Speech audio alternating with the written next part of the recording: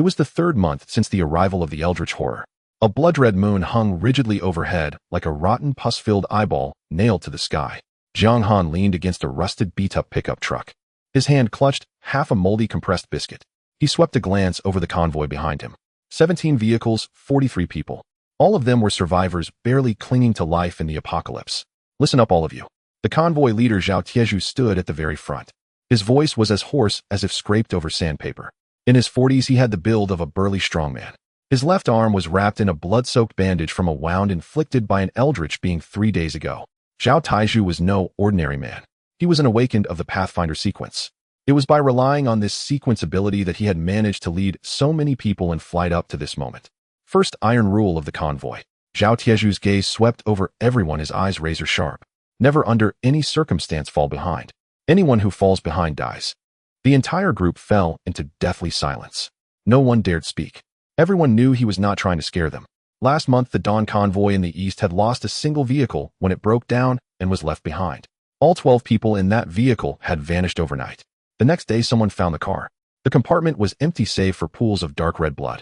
There were also a few strands of long black hair that did not belong to any human. The eldritch horrors would never let a straggler go. Second iron rule. Zhao Tieju continued. Do not raise your head to look directly at the blood moon. Whoever looks at the moon dies. Jiang Han kept his head bowed, staring at his worn frayed sneakers. He was still just an ordinary man, his sequence yet to awaken. All he could do was tread carefully in the convoy's shadow to survive. He could feel the red light of the blood moon, like sticky blood pouring over him. Cold and clammy, it carried a nauseating, sweet metallic stench. Third iron rule. Zhao Tieju lowered his voice. Only those whose sequences have awakened can confront the eldritch horrors. Ordinary people who encounter an eldritch being have only one option: run. Jiang Han raised his head and looked at the modified off-road vehicle in the middle of the convoy. On its roof stood a young woman in her early 20s, clad in a black trench coat, idly toying with a pitch-black dagger in her hand. Her name was Lin Qingyan. She was the convoy's other awakened of the assassin sequence. It was said she had awakened her sequence on the very day the horrors descended. Her dagger could cut into an eldritch body, unable to kill, but enough to force it back. It was thanks to her and Zhao Tieju that the convoy had escaped the fallen city and managed to scrape by on the highway till now. One led the way, the other slew the horrors their paths did not cross. Jiang Han was just an inconspicuous, ordinary survivor in the crowd. Lin Qingyan had never so much as spared him a second glance. Jiang Han withdrew his gaze and lowered his head, taking a bite of the compressed biscuit. His mouth filled with the stench of mold, yet his expression did not change as he chewed and swallowed. Stay alive. That was the only thought left in his mind. Move out. With Zhao Tieju's roar, the 17 vehicles' engines thundered to life, forming a long dragon as they rolled out along the desolate highway. Jiang Han's battered pickup was third from the end. He started the engine. The rusted chassis screeched sharply as it rattled, barely managing to keep up with the convoy. On both sides of the highway lay abandoned fields. Dead crops stood crooked in the wind like rows of desiccated corpses. In the distance, the city skyline loomed faintly beneath the blood moon. It was the place they had fled only 3 days ago. Now it held nothing but eldritch horrors and death. Jiang Han, do you have any water in your truck? A girl's voice came from beside him. It was Zhou Xiaoxiao, once a university dance major. Now the youthful glow had long since vanished from her face, leaving only numbness and fear. No, Jiang Han replied indifferently. I only have half a bottle left. Please. I haven't had water in 2 days. I said no. Jiang Han ignored Zhou Xiaoxiao after that. In the apocalypse, kindness was a death sentence. Giving someone a mouthful of water was betting your own life on theirs. He stepped on the accelerator, clinging stubbornly to the van ahead of him. He must not fall behind. He absolutely must not fall behind. Night soon fell completely. The blood moon's crimson glow deepened, about to stain the entire sky a murky red. The convoy switched on their headlights. Pale beams pierced the darkness, casting wavering shadows across the road. Attention, everyone, we are entering night driving. Zhao Tieju's voice crackled from the intercom. Maintain distance. No overtaking. No falling behind. Night is when the eldritch horrors are most active. Everyone on full alert. Jiang Han tightened his grip on the steering wheel until his knuckles turned white. He could feel it clearly. Out in the darkness, something was watching them. It was not human. It was a pure inhuman hunger, like a starving beast fixated on a herd of moving prey. Static suddenly hissed from the intercom. Then came Zhou Xiaoxiao's terrified scream behind us. Something's chasing us from behind. Jiang Han snapped his gaze to the rearview mirror. His pupils shrank at once. In the darkness behind the highway, a blurry black mass was racing toward them. The thing had no fixed form, like a mass of writhing black mist. Within the mist, countless scarlet eyes blinked incessantly. It was an eldritch horror, one that was hunting down the convoy. Accelerate. Everyone accelerate. Zhao Taiju roared through the intercom. Do not fall behind. The convoy surged forward, engines howling. Jiang Han slammed the accelerator to the floor. His broken pickup bolted ahead like a dying beast in a final frenzy. The truck shook violently, the dashboard needles jittering wildly, ready to fly apart at any moment. Yet the horror was even faster. The black mist flowed along the highway like a tide surging after them. Jiang Han saw countless hands extend from the mist, pale and emaciated with long black razor-sharp nails, reaching straight for the last vehicle in the convoy. That was Zhou Xiaoxiao's car. Help me. Somebody help me. Her shrill screams exploded over the intercom, sharp enough to pierce eardrums. No one answered. Anyone who stopped would die. Captain Zhao. Lin Xinyan. I'm begging you. Her scream cut off abruptly. Through the rearview mirror, Jiang Han saw the black mist swallow the sedan whole in an instant. A heartbeat later, the sedan burst back out of the fog. Its interior was empty save for pools of dark red blood and a few strands of black hair. Zhou Xiaoxiao was gone as if she had never existed. The convoy continued to race forward. No one spoke. No one cried. In the apocalypse, death had become too commonplace, so common that it numbed the soul. Jiang Han stared blankly at the road ahead, his palms slick with cold sweat. He knew all too well. If he had been the one to fall behind, just now his fate would have been identical. The weak are prey to the strong. That was the only rule left in the end of the world. The convoy came to a halt in the dead of night. Everyone set up a temporary camp at an abandoned gas station by the highway. Several modified off-road vehicles were parked in a rough circle. A bonfire was lit in the center. The flames swayed gently in the darkness like a lone skiff tossed about in a storm. Jiang Han leaned against the door of a pickup truck. He slowly gnawed on the last piece of compressed biscuit, his gaze sweeping over the entire camp. Only 42 people remained, one fewer than yesterday. Every face was etched with exhaustion and terror, yet no one dared to truly sink into deep sleep. To fall soundly asleep in the wilderness meant that a single slumber might be one from which they would never awaken. Jiang Han. A voice suddenly sounded behind him. Jiang Han turned and saw Lu Hai walking toward him. Before the apocalypse, this man had been a gang leader on the streets. On his chest was tattooed a pattern of 9 dragons dragging a coffin, his head shaved to a gleaming baldness. A knife scar ran from his left cheek all the way up to his eyebrow, giving him a vicious and terrifying appearance. What is it? Jiang Han's tone was flat, devoid of emotion. Lu Hai came to stand before him, looking down at him from above. His eyes shone with an unnatural brightness like the pupils of some nocturnal beast. When Zhou Xiaoxiao died, just now, Lu Hai said faintly, you were very calm. No screaming, no trembling, you didn't even blink. So what? Jiang Han lifted his eyes to meet his gaze. So I'm wondering, Lu Hai's lips curved into an ambiguous smile, whether you've long since grown accustomed to death. Jiang Han did not reply. He truly had gone numb long ago. It had been 3 months since the advent of the anomalies. He had witnessed too many deaths with his own eyes. His parents, his friends, his neighbors, almost everyone familiar to him had fallen to the uncanny horrors. By now he felt almost nothing toward life and death. Interesting, Lu Hai murmured, having gleaned his answer from Jiang Han's silence, then turned to leave. I hope you survive the next anomalous attack, he called back. I find you rather intriguing. Jiang Han watched his receding back, his brows knitting slightly. This man named Lu Hai gave him an overwhelming sense of danger. Not the inhuman oppression of the anomalies, but the ruthless probing malice that arose between humans, laced with testing and calculation.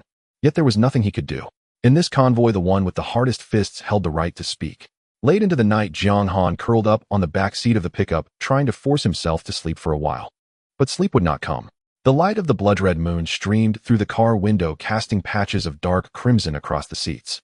Even with his eyes closed, that nauseatingly sweet metallic scent still coiled around his nostrils. It was like an invisible curse. Ding! A clear, cold mechanical chime suddenly detonated in his mind. Jiang Han's eyes flew open at once. The sound did not come from the outside world, but rang directly in the depths of his consciousness. Vital signs of host detected as stable. Slaughter system initializing. Initialization complete. Welcome to the binding of the slaughter system, host Jiang Han. Jiang Han's pupils contracted sharply. He quickly scanned the interior of the vehicle. There was no one there. Outside, the camp lay quiet and still, yet that voice had been crystal clear. It was no hallucination. What are you? He asked silently in his heart. The slaughter system has bound itself to the host consciousness. Core functions: obtain slaughter points through killing, consume points to upgrade items, unlock sequences, and enhance the host. Current slaughter points 0. Current status: sequence not awakened, ordinary human.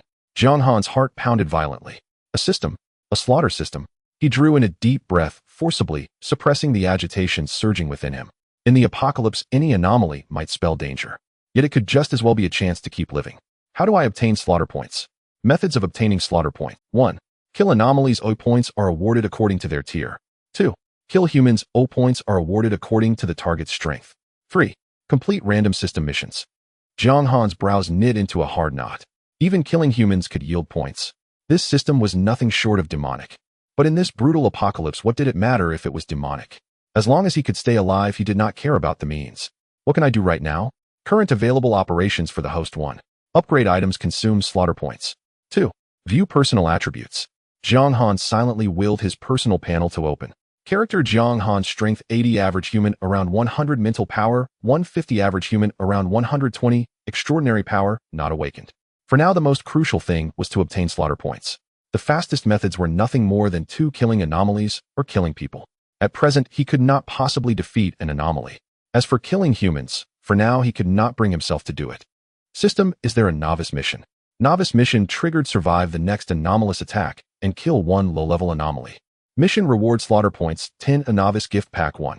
Zhang Han fell silent at once. Surviving was one thing, killing an anomaly. Right now he was merely an ordinary man with no awakened sequence. With what was he supposed to kill it? The system offered no further explanation. The cold prompts faded. No matter how he called it, did not respond again. Zhang Han leaned back against the seat, staring up at the car roof. He did not sleep for the rest of the night. The next morning, the convoy set off once again. The blood moon's radiance had faded somewhat during the day, yet it still hung high in the sky like an everlasting curse. The roadside grew increasingly desolate. Abandoned vehicles were scattered along the way alongside the remnants of humanity. There is a small town 10 kilometers ahead. Zhao Tai's voice came through the intercom. We must go in to replenish supplies and stop for an hour. Everyone pay attention. The small town likely harbors anomalies. No one is allowed to act alone. No one is allowed to enter buildings deeply, gather supplies, and return immediately. The convoy slowed down and entered the small town. This was an ordinary northern town. The streets were lined with low houses and dilapidated shops. Before the apocalypse, it had housed thousands of residents. Now the streets were empty. Only the wind swept through, carrying debris and dead leaves swirling everywhere. Zhang Han parked the pickup truck. He picked up a watermelon knife he had scavenged before the end, pushed the door open, and got out. He urgently needed supplies. More urgently, he needed points for killing. If there were low-level anomalies hidden in the town, perhaps he could give it a try. Zhang Han, where are you going? A voice suddenly came from behind. He turned to see Lu Hai leaning against an off-road vehicle, watching him with a half-smile. Looking for supplies, Zhang Han replied flatly. By yourself? Lu Hai raised an eyebrow. Aren't you afraid of dying? Afraid, Zhang Han replied expressionlessly. But I'm even more afraid of starving to death. Lu Hai chuckled softly, though the mirth did not reach his eyes. Interesting. Go ahead. If you really encounter an anomaly, just shout. I might come to save you. Might? That's what I said. Lu Hai turned his black coat, billowing in the wind.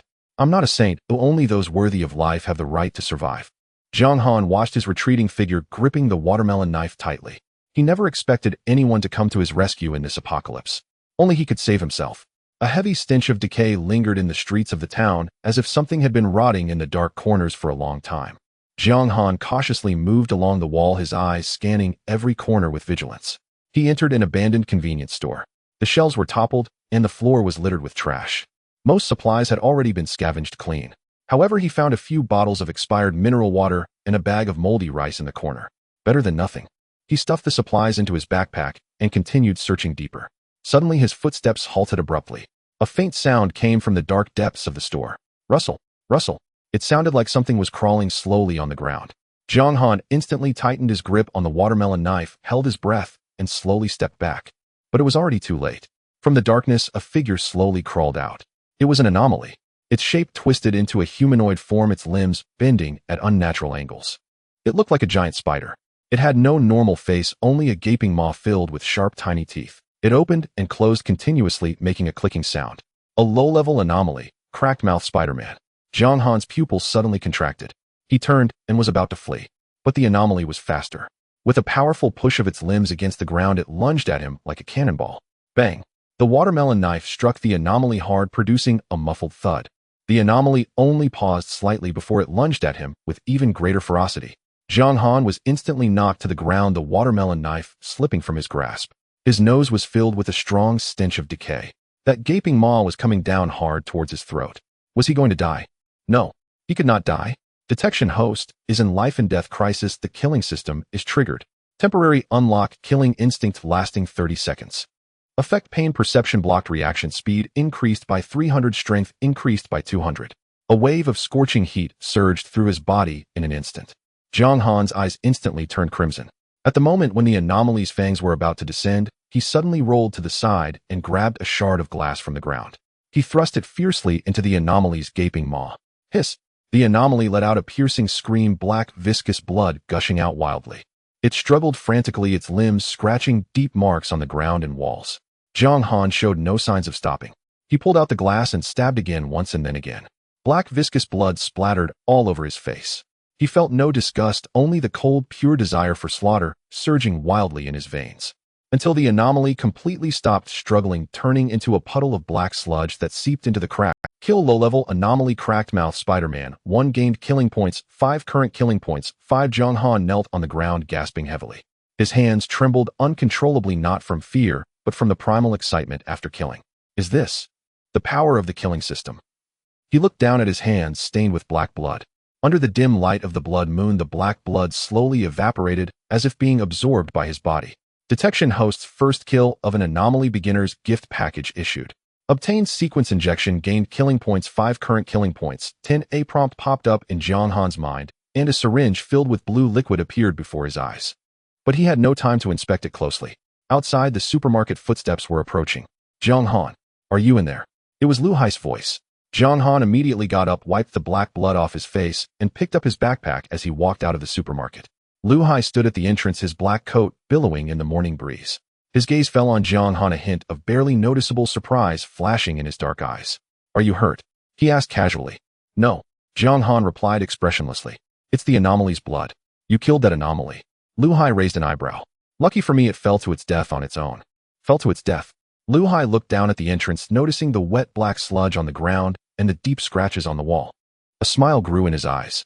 This is getting more interesting, he murmured to himself, quickening his pace to follow. Jiang Han sharply sensed Lu Hai closely tailing behind him. This person had repeatedly probed into his secrets, testing him at every turn. To Jiang Han, this was already a path to death. He slightly slowed his pace. Having just killed an anomaly, he had already tasted the sweetness of slaughter. Jiang Han suddenly pulled out the watermelon knife and turned sharply. He slashed directly towards Lu Hai's neck. A line of crimson blood instantly appeared. Lu Hai didn't even have time to scream before he fell dead on the spot. Killed a normal human, gained killing points 5. Jiang Han sat inside the pickup truck, replaying the scene of the recent battle in his mind. The bloodthirsty pleasure brought by the instinct of slaughter made him feel a hint of unease deep within, yet more so was an uncontrollable desire. In the midst of the apocalypse, the ultimate temptation of controlling life and death, breaking free from the feeling of helplessness, made him unable to resist indulging in it. He took out a sequence serum and slowly injected it into his arm. The cold liquid coursed through his veins, and after a moment of perception, his body showed no unusual signs. There was no explosive surge of strength, nor any discomfort from pain or numbness, as if he had merely injected a bottle of ordinary liquid. He knew in his heart that even if the sequence serum did not succeed in awakening, it would not endanger his life. At most, it would be a wasted precious serum. However, if he succeeded in awakening, it would give him an additional means of survival in the apocalypse. Previously, he had heard from the captain that some people naturally awaken their sequences, unlocking their potential through the pressure of life and death. Others forcibly activated theirs with serums. However, the success of awakening through serums does not yield immediate results and requires a period of observation. This hunt was peculiar, and the system rewarded him with a total of 20 points of slaughter value. After a comprehensive resupply in the small town, the food, drinking water, and basic medicines for everyone were sufficient to last for a while. Jiang Han took out a bottle of mineral water and a pack of compressed biscuits, taking small bites to replenish his strength. Once he was full, he lay down in the back of the pickup truck and fell into a deep sleep. The next morning, as dawn broke, Jiang Han suddenly sensed that everything within a 10-meter radius was clearly reflected in his awareness. The sounds of rolling gravel, the chirping of insects, and faint, distant noises were all captured by him. A stream of information surged into his mind master sequence. He could rely on his mental strength to control weapons to fight enemies, and as the sequence level increased, he could control more weapons at a greater range, even interfering with the enemy's mind. Currently, with his newly awakened abilities, he could only control weapons to attack targets within 10 meters. Along with the awakening of the sequence, his physical body also underwent a transformation. The physique of Sequence 1 exceeded that of ordinary people by more than twice in strength, endurance, and reaction speed, and his wound healing speed had also significantly improved. Jiang Han silently willed the system to open. Character Jiang Han. Strength 160. Mental power 299,300. Extraordinary power 85,100. The 300 behind mental power is the maximum value achievable for sequence 1 in the mental category. The 100 behind extraordinary power is the highest value achievable for sequence 1, which will increase exponentially as the sequence level rises. Jiang Han tried to activate his mental power, and a sharp watermelon knife immediately began to spin in midair in front of him, the blade slicing through the air with a faint humming sound. This scene was unexpectedly witnessed by Lin Qingyan, who was up early to tidy up supplies. "You awakened your sequence?" she asked with a smile, a hint of surprise in her eyes. "Mind Master sequence," Jiang Han replied calmly. He understood that hiding his identity in the apocalypse would only hinder him. Only by revealing his identity as an awakener could he acquire more supplies and information, and there was no need to deliberately conceal it. Lin Qingyan led him to a tent where Zhao Taizhu was meticulously counting and organizing the remaining supplies alone, his expression serious. "Captain, we have a new awakener." Zhao Taizhu's expression brightened upon learning that someone in the convoy had awakened to sequence, the tension in his brow finally easing a little. In the apocalypse, awakeners were the backbone for the convoy's survival. "I am the guide sequence 1. Zhao Taizhu introduced himself, exuding a calm aura. "Assassin sequence 1. Lin Qingyan followed her slender form, concealing a deadly edge. "Mind Master sequence 1. Jiang Han declared his own sequence. "Mind Masters are an extremely rare combat sequence," Zhao Taizhu said solemnly, his tone full of importance. "Mental categories have high growth potential and significant later-stage applications. From today, our convoy has 3 awakeners. Moving forward, supplies can be exchanged freely. I am responsible for leading the way and scouting for dangers ahead. You and Qingyan will gather supplies and respond to unexpected threats, sharing the resources equally among the 3 of us. Since we are already an awakener convoy, we might as well choose a name. What do you think we should call ourselves?" "Fairness Convoy," Lin Qingyan proposed first, hoping to reduce internal strife. "Escaping Convoy," Jiang Han said casually, as the essence of the apocalypse was a never-ending escape. In the end, Zhao Taizhu made the final decision. "We'll call ourselves the Pioneer Convoy. We not only need to survive, but we also need to carve out a path for ourselves." Jiang Han was indifferent to this. A name was just a name. Surviving was the only truth. Zhao Taizhu distributed a beetle nut to each of the 2, and the 3 of them chewed on the spicy beetle nut while discussing the future development route and division of labor for the convoy.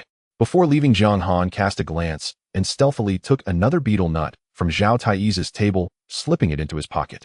Leaving the tent, Jiang Han returned to the driver's seat of the pickup and checked his slaughter value. He rubbed the watermelon knife in his hand, his fingertip gliding over the cold blade, silently murmuring, "Upgrade the watermelon knife.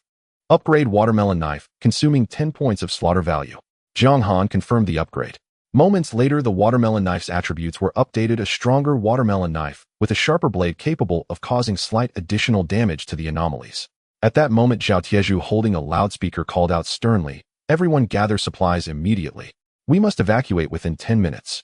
A large number of anomalies were approaching. Do not delay." The survivors dared not hesitate, hurriedly organizing their belongings and quickly loading food and water onto the vehicles. They all understood that anomalies were about to chase them, and only by closely following the guide could they have a glimmer of hope. Any hesitation would lead to death. 10 minutes passed in the blink of an eye, and Zhao Taizhu drove the Hummer out first, with Lin Qingyan's off-road vehicle closely following. 17 vehicles sped down the dilapidated road at nearly 100 miles per hour, raising clouds of dust. Zhao Taizhu's expression was extremely serious as he kept a constant watch on the road ahead. Jiang Han drove the old pickup truck, following the convoy at a leisurely pace, using his mental sense to perceive the movements around him. Behind the convoy, the eerie sounds of howling echoed, chilling and terrifying, as if they wanted to tear everyone apart. Along the way, an Audi A6 ran out of fuel and fell completely behind, forced to stop by the roadside. 2 middle-aged men got out of the car in a panic, desperately waving their hands for help from passing vehicles, crying out in hopes that someone would take them in. However, all passing vehicles sped by without stopping. In the apocalypse, a compassionate heart equated to death. Bringing one more person was one more burden, and falling behind would only lead to becoming food for the anomalies. Jiang Han's expression was indifferent, with no trace of pity as he drove past the 2. In the rearview mirror, he watched helplessly as a robust anomaly resembling a pig's head suddenly pounced on the 2 men, its sharp fangs sinking into flesh. Then came a heart-wrenching scream, which soon faded into silence, leaving only the sound of the anomaly chewing. Witnessing this scene, Jiang Han's heart shook violently, his back breaking out in a cold sweat. He slammed down on the accelerator. The pickup's speed surged once more, desperate to flee this dangerous place. The vehicle sped for a day and night, and everyone was physically and mentally exhausted. Jiang Han understood that they needed to find a gas station to refuel quickly, otherwise if they ran out of fuel their end would be no different from those two men. After shaking off the pursuing anomalies behind them, Zhao Taizhu ordered through the loudspeaker, "Rest for a day. Repair the vehicles and resupply." Jiang Han stopped the pickup truck, and at this point the convoy's original 17 vehicles had reduced to 16, with the Audi A6 that fell behind missing. Many survivors got out of their vehicles, exchanging idle supplies with each other. No one wanted to end up devoured by anomalies. Every piece of supply was a hope for survival. Jiang Han took out a bag of 15 pounds of rice and exchanged it with Zhao Taizhu for a sufficient amount of gasoline, ensuring the pickup's continued range. In the convoy, one person had become quite popular. Jiang Li, a former auto repair shop owner before the apocalypse, was skilled in vehicle repairs and was checking every vehicle for hidden hazards. After carefully checking Jiang Han's pickup's engine and tires, Jiang Han handed him a pack of instant noodles as payment. "Thank you, Mr. Jiang." Jiang Li expressed his heartfelt gratitude, as a pack of instant noodles was already a precious commodity in the apocalypse. After Jiang Li left, Jiang Han sat in the car and called forth the system in his heart. To upgrade the ordinary pickup to a more defensively strong and faster doomsday pickup required 100 points of slaughter value, but he currently only had 10 points, which was far from sufficient. In this moment, he deeply understood the preciousness of slaughter value. Upgrading weapons, enhancing oneself, and modifying vehicles all required it, and now he felt utterly constrained. During the rest period, survivors were constantly trading a pack of instant noodles for a bottle of mineral water, a thick coat for several packs of compressed biscuits, and some traded medicines for survival supplies, creating an atmosphere that was both oppressive and realistic. Jiang Han noticed a young man named Wang Ergu, whose car was piled high with alcohol and tobacco hoarded before the apocalypse, which were now extremely scarce. "How do you trade these supplies?" Jiang Han approached to inquire. Wang Ergu replied with a smile, 3 packs of instant noodles for a cigarette, 3 packs of instant noodles for a bottle of liquor, fair and square." Having refrained from alcohol and tobacco for a long time in the apocalypse, Jiang Han's tense nerves made him feel mentally suppressed. At that moment, looking at the alcohol and tobacco, he couldn't help but feel a yearning, wanting to numb himself temporarily with them. Without a second thought, he took 6 packs of instant noodles from the vehicle, trading for a cigarette and a bottle of liquor, stuffing them into the pickup storage compartment. The next day, the convoy stopped at a larger rural town. Before the apocalypse, this town was home to tens of thousands of people, with intersecting streets and numerous shops, once bustling with prosperity. But now the entire town was engulfed in a dead silence, the streets empty and desolate, with only the fierce winds swirling scraps of paper and dry leaves. Scattered human remains lay at the roadside corners and beside abandoned storefronts, most devoured beyond recognition, leaving only stark white bones that stood out under the barren dark red sky, the air thick with a faint stench of decay. "Attention, everyone!" Zhao Taizhu's voice came clearly through the intercom, his tone serious and deep. "We will stop here for 2 hours, and everyone will be divided into 3 groups to gather supplies. One group is responsible for food and water sources, the second for fuel and vehicle parts, and the third for searching for medicine and tools. Solo actions are strictly prohibited, and do not venture deep into buildings. Retreat immediately if encountering anomalies. Do not force confrontations, and prioritize your own safety." Jiang Han raised his eyes towards the clock tower in the center of the town. This was the tallest building in the town, its sharp spire piercing the high-hanging blood moon, appearing like a sinister giant bone spur under the reflection of the dark red aura, exuding a sense of oppressive dread. As an awakened individual, Jiang Han possessed extraordinary self-preservation abilities. He did not team up with others, but entered the town alone to search for supplies. At the entrance of the town stood a gas station, where he parked his old pickup truck in a relatively safe spot. Other survivors were lined up in a long queue, filling their tanks amidst the chaotic and frantic crowd, fearing that they might miss out on fuel. Awakened individuals had exclusive fuel pumps, eliminating the need to compete with ordinary people. Jiang Han picked up the fuel nozzle and filled his pickup truck to the brim. Beside the gas station was a large, already broken-down freight truck covered in dust with deflated tires. Jiang Han pushed the door open and rummaged through the truck's cabin, finding a complete set of intact repair tools, including wrenches, pliers, and screwdrivers. He skillfully detached the fuel tank from the freight truck and carried the heavy tank to the fuel pump, filling it up as well. With this spare tank of fuel along with the amount already in the pickup, he wouldn't have to worry about fuel shortages for quite some time, enough to support a long escape. Having resolved the critical fuel situation, Jiang Han did not dare to delay and immediately set off deeper into the town to search for supplies. Jiang Han shifted his gaze and focused on a nondescript grain and oil shop by the street. The The shop was tightly locked with a heavy rolling shutter seemingly unnoticed by others before. Utter disarray with little to take. Jiang Han shifted his gaze and focused on a nondescript grain and oil shop by the street. The shop was tightly locked with a heavy rolling shutter seemingly unnoticed by others before. He drew out a sharp watermelon knife and swiftly cut through the lock, lifting the rusty rolling shutter and stepping inside the shop. The shelves inside were relatively intact with most of the supplies still remaining. He drove his pickup truck to the shop's entrance and loaded a set of simple kitchen utensils, a gas canister, and a gas stove into the truck bed. These items were crucial for survival in the wild. He then began to quickly gather rice flour, cooking oil, as well as salt, soy sauce, and various seasonings. Many survivors who had returned empty-handed were drawn in by the sight and rushed into the shop to grab supplies. Rice flour, oil, salt, and soy sauce are all essential supplies for survival in the apocalypse. The more one stocks up, the greater the hope of survival. Just as everyone was busy snatching supplies, a heart-wrenching scream suddenly pierced the town's silence. Jiang Han turned in the direction of the sound and saw a young man with yellow hair being bitten on the arm by a childlike anomaly. The bizarre figure was short with skin pale as paper, eyes devoid of pupils, only hollow eye sockets remaining, its mouth wide open revealing dense sharp teeth, emitting an eerie screech that sounded unhuman. Jiang Han, still holding a 50-pound bag of rice, felt a tightness in his chest and slowly stepped back, refraining from rushing forward to save him. The other survivors witnessing this horrifying scene were terrified and scattered in panic. Jiang Han exited the grain and oil shop, quickly placed the rice into the truck bed, jumped into the pickup, flooring the accelerator as he sped towards the outskirts of the town. On the road, a large number of childlike anomalies suddenly surged out, blocking the way, moving swiftly as they pounced towards the vehicle. Jiang Han summoned his divine sense, controlling the watermelon knife to slash at the incoming anomalies. System notifications rang in his mind one after another. You inflicted damage on the anomaly, 10 kill points. You inflicted damage on the anomaly, 5 kill points. You inflicted damage on the anomaly, 15 kill points.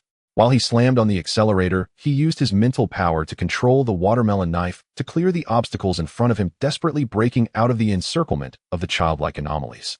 The vehicle sped along, but Jiang Han increasingly felt something was wrong. Despite having driven out of the town for quite a while, the large supermarket appeared in his line of sight. Once more, the surrounding scenes repeating, he was trapped in a bizarre loop. At that moment, an off-road vehicle slowly approached. Lin Xingyan rolled down the window, her expression grave as she looked at him, her voice trembling slightly. We are stuck in a ghost wall. Jiang Han looked quickly. Jiang Han followed her finger and looked up, his heart set. At some point, a gigantic baby-like anomaly stood atop the supermarket roof. It towered several meters high, its skin pale and bloated eyes grayish-white with no pupils, its mouth stretched to the ears, filled with sharp fangs, continuously emitting a piercingly sharp, eerie laughter. The wave of its voice swept through, causing ordinary survivors to clutch their heads and collapse in agony on the ground. Jiang Han felt sharp pain in his ears, his head buzzing, his spirit slightly shaken. Cover your ears, don't listen to its calls. It's a sound wave attack. Lin Xingyan immediately shouted a warning. Jiang Han hurriedly rummaged through the passenger seat for transparent tape, tightly wrapping it around his ears to block part of the sound waves. At the same time, he activated his divine sense, controlling the watermelon knife to strike fiercely at the giant baby anomaly. You inflicted damage on the anomaly, 20 kill points.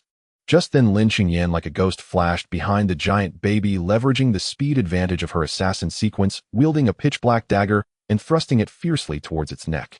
The giant baby let out a shrill scream, and the power of its sound waves surged. Jiang Han seized the opportunity, controlling the watermelon knife to stab fiercely at its grayish-white eyeball. You inflicted a fatal injury on the anomaly, 30 kill points. The anomaly's roar became increasingly frenzied. Even with the tape on, Jiang Han's ears throbbed unbearably, and his head spun. Run. We can't handle this thing. Lin Xingyan's face turned pale as she quickly jumped back into the off-road vehicle, driving away towards the town's exit. Jiang Han followed closely behind, and other survivors hurriedly followed in their vehicles. This anomaly was too terrifying. Everyone dared not linger for a moment, only focused on fleeing desperately. Everyone pressed the accelerator to the floor, their faces as pale as paper, not daring to breathe. Through the rearview mirror, Jiang Han saw the giant baby anomaly extending its huge hand, grabbing a small car at the end of the convoy. It tore open the seams of the car's body with its bare hands and pulled out a young man from inside. Before the giant baby, the young man was as small as a roast chicken, utterly powerless to resist. In the next moment, the young man was shoved directly into its mouth, accompanied by several distinct crunching sounds. He completely disappeared. The bloody scene sent shivers down everyone's spine. Only when the vehicles had exhausted all their strength to break out of the town's boundaries did Zhao Taizhu and the other timid survivors finally see them returning in a disheveled state. Zhao Taizhu immediately climbed onto the roof of the Hummer, holding a loudspeaker and shouting urgently and panicked. Evacuate immediately. Leave this place at full speed. Do not stay for a moment. As soon as he finished speaking, he was the first to drive the Hummer away at full speed. All the survivor vehicles followed closely behind, not daring to look back, hastily fleeing this perilous town. Jiang Han clearly understood that this was Zhao Taizhu's special ability as the leader of the guiding sequence, as Captain Zhao led all the Jiang Han clearly understood that this was Zhao Taizhu's special ability as the leader of the guiding sequence, as Captain Zhao led all the survivors in a constant detour to evade the Eerie pursuit. Once Zhao Taizhu sensed that there was no strange pursuit behind him, he stopped his Hummer, and the other survivors' vehicles gradually came to a halt. Zhao Taizhu picked up the loudspeaker on the vehicle and shouted, "Take a break here." Just then a bus slowly approached from the distant road. As the convoy leader, Zhao Taizhu was the first to go forward to check the situation, and a burly man as sturdy as an iron tower stepped down from the bus. "Hello, my name is Jing'ang from the Jinggang Sequence 1. The man introduced his extraordinary sequence to Zhao Taizhu briefly. "The guiding sequence 1 Zhao Taizhu is also the captain of this convoy. I want to join your convoy. My previous convoy has been completely wiped out, leaving only me and the people on the vehicle as the sole survivors. Of course you can join." Zhao Taizhu's face revealed a gentle smile as he extended his hand to shake firmly with the burly man. In this apocalyptic world with survivors becoming increasingly scarce, absorbing an extraordinary individual into the convoy would further enhance their overall strength. Lin Qingyan and Jiang Han also stepped forward, shaking hands with Jinggang and introducing their respective sequences. The simple-minded man shyly scratched the back of his head, appearing a bit foolish. Others say that those from the Jinggang sequence are a bit simple-minded. It seems to be true.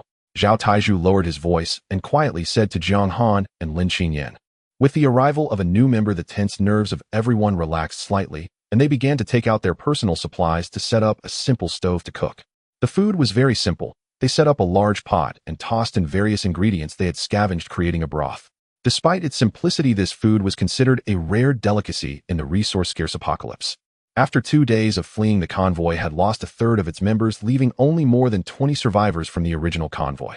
Now the survivors from Jinggang's bus had merged with the original members of the pioneer convoy, bringing the total back. The survivors were well aware that only by closely aligning themselves with extraordinary individuals could they hope to survive.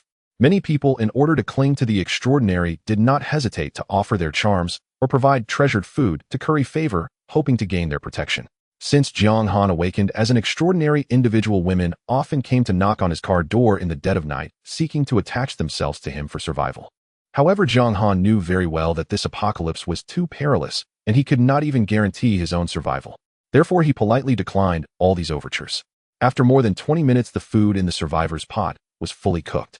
A man named Xiao Li, an old member of the convoy, was responsible for managing everyone's food. All the survivors lined up with bowls, and Xiao Li served the food to everyone with a ladle. The so-called meal was merely thin rice porridge accompanied by some vegetables and a small amount of minced meat they had found. Those who had received their meals squatted under a tree eating while quietly chatting. Jiang Han did not eat the communal stew with everyone. Instead, he took out the gas stove he had collected and steamed a pot of rice for himself, placing a few sausages on top. Once the rice was cooked, he was too lazy to take a bowl and directly held the pot, scooping and eating with a ladle. Jiang Han noticed that there was another person like him eating directly from a pot. It was Jing'ang, who had just joined the convoy. Jinggang held a pot much larger than Jiang Han's and had an astonishing appetite, quickly finishing the entire pot of food. After satisfying his hunger, Jinggang still felt unsated and soon fell into a deep sleep inside the bus. The bus driver was known to everyone as Old Wang, and no one knew his real name. During this period of rest, Zhao Taizhu took a liking to the steady Xiao Li and directly hired him as his driver. After finishing his rice, Jiang Han went to the nearby creek to carefully wash his pot, then lay down in the driver's seat of the pickup truck. He silently called for the system in his mind, and the system panel immediately popped up, showing that he currently had 500 points of kill value.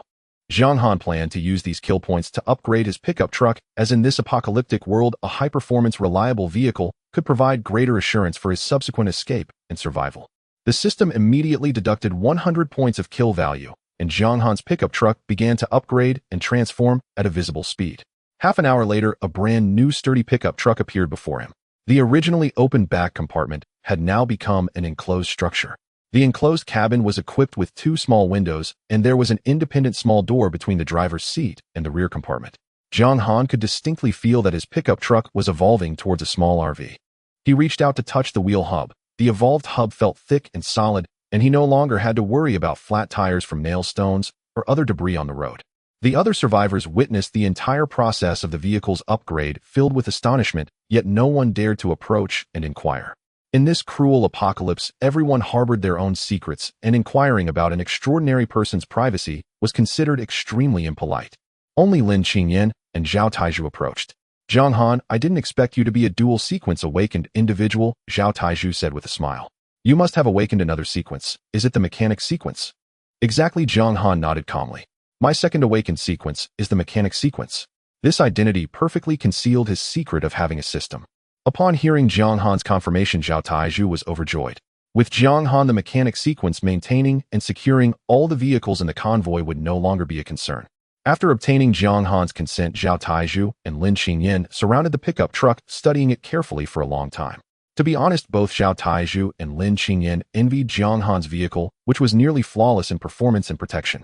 In this perilous apocalyptic world, possessing such a vehicle meant they no longer had to fear being easily wounded by bizarre creatures during their escape. The two of them gazed at it enviously for a long time before reluctantly returning to their own vehicles. After Zhao Taizhu and Lin Qingyan left, Jiang Han happily caressed his beloved pickup truck and then sat down in the driver's seat. He once again called for the system, took out the watermelon knife that had accompanied him for a long time, and planned to upgrade the weapon once more. Jiang Han silently recited the command to start the upgrade of the watermelon knife. The system prompted that upgrading this watermelon knife required 100 points of kill value. Jiang Han did not hesitate at all and directly confirmed the enhancement. After the enhancement, the weapon information was updated to exquisite watermelon knife. Exquisite watermelon knife, capable of dealing slight damage to the bizarre. Jiang Han looked down at the upgraded watermelon knife in his hand. The blade was much more refined and sharper than before, exuding a chilling aura.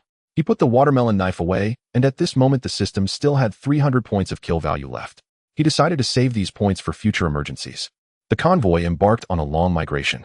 A month later, everyone finally settled temporarily in a relatively safe village. Zhao Taizhu informed everyone that it would be relatively safe here for the next week. The vehicles were neatly parked at the entrance of the village, and the survivors who had endured a long escape joyfully selected houses to settle in. Zhao Taizhu, Lin Qingyan, Jingong, and Jiang Han moved into the village chief's house. This village had long become a desolate place after the bizarre events, with not a single living soul remaining.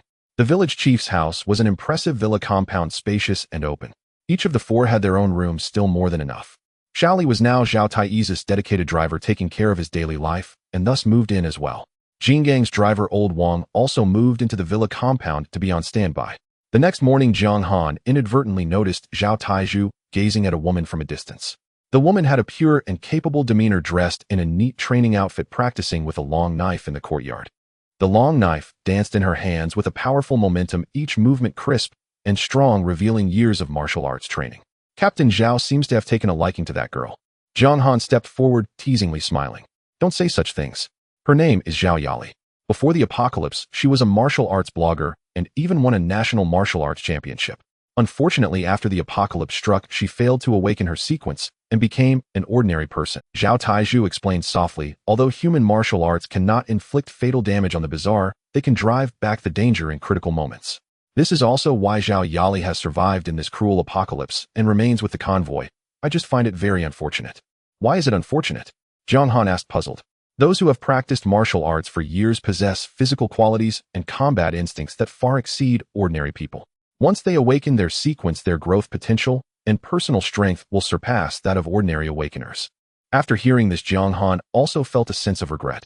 Yet fate is often unpredictable. Without the system's support, he too would merely be an ordinary survivor, swept along by the tide.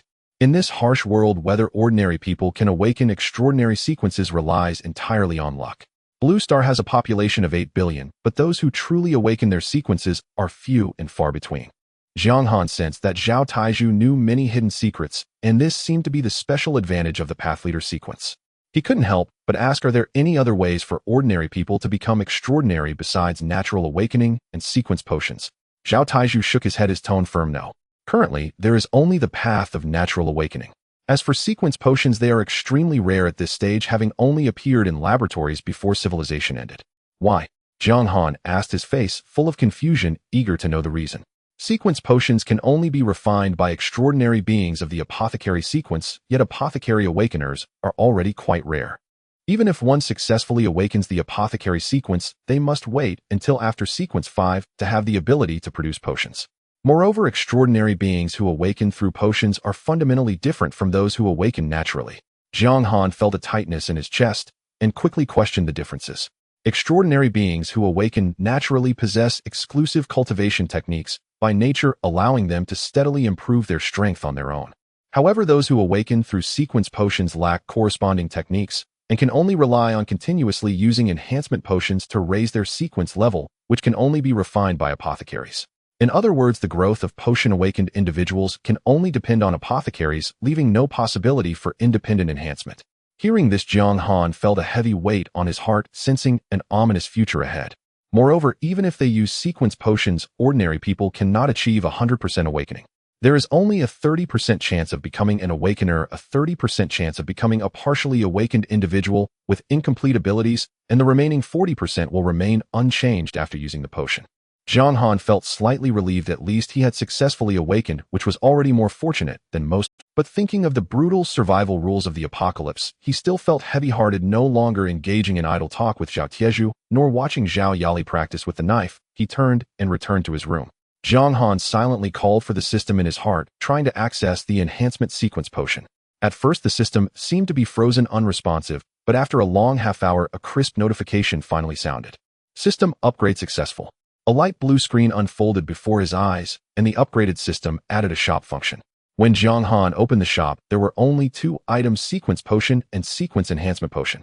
Exchanging for a sequence injection required 3,000 points of kill value, while the sequence enhancement injection required 6,000 points of kill value.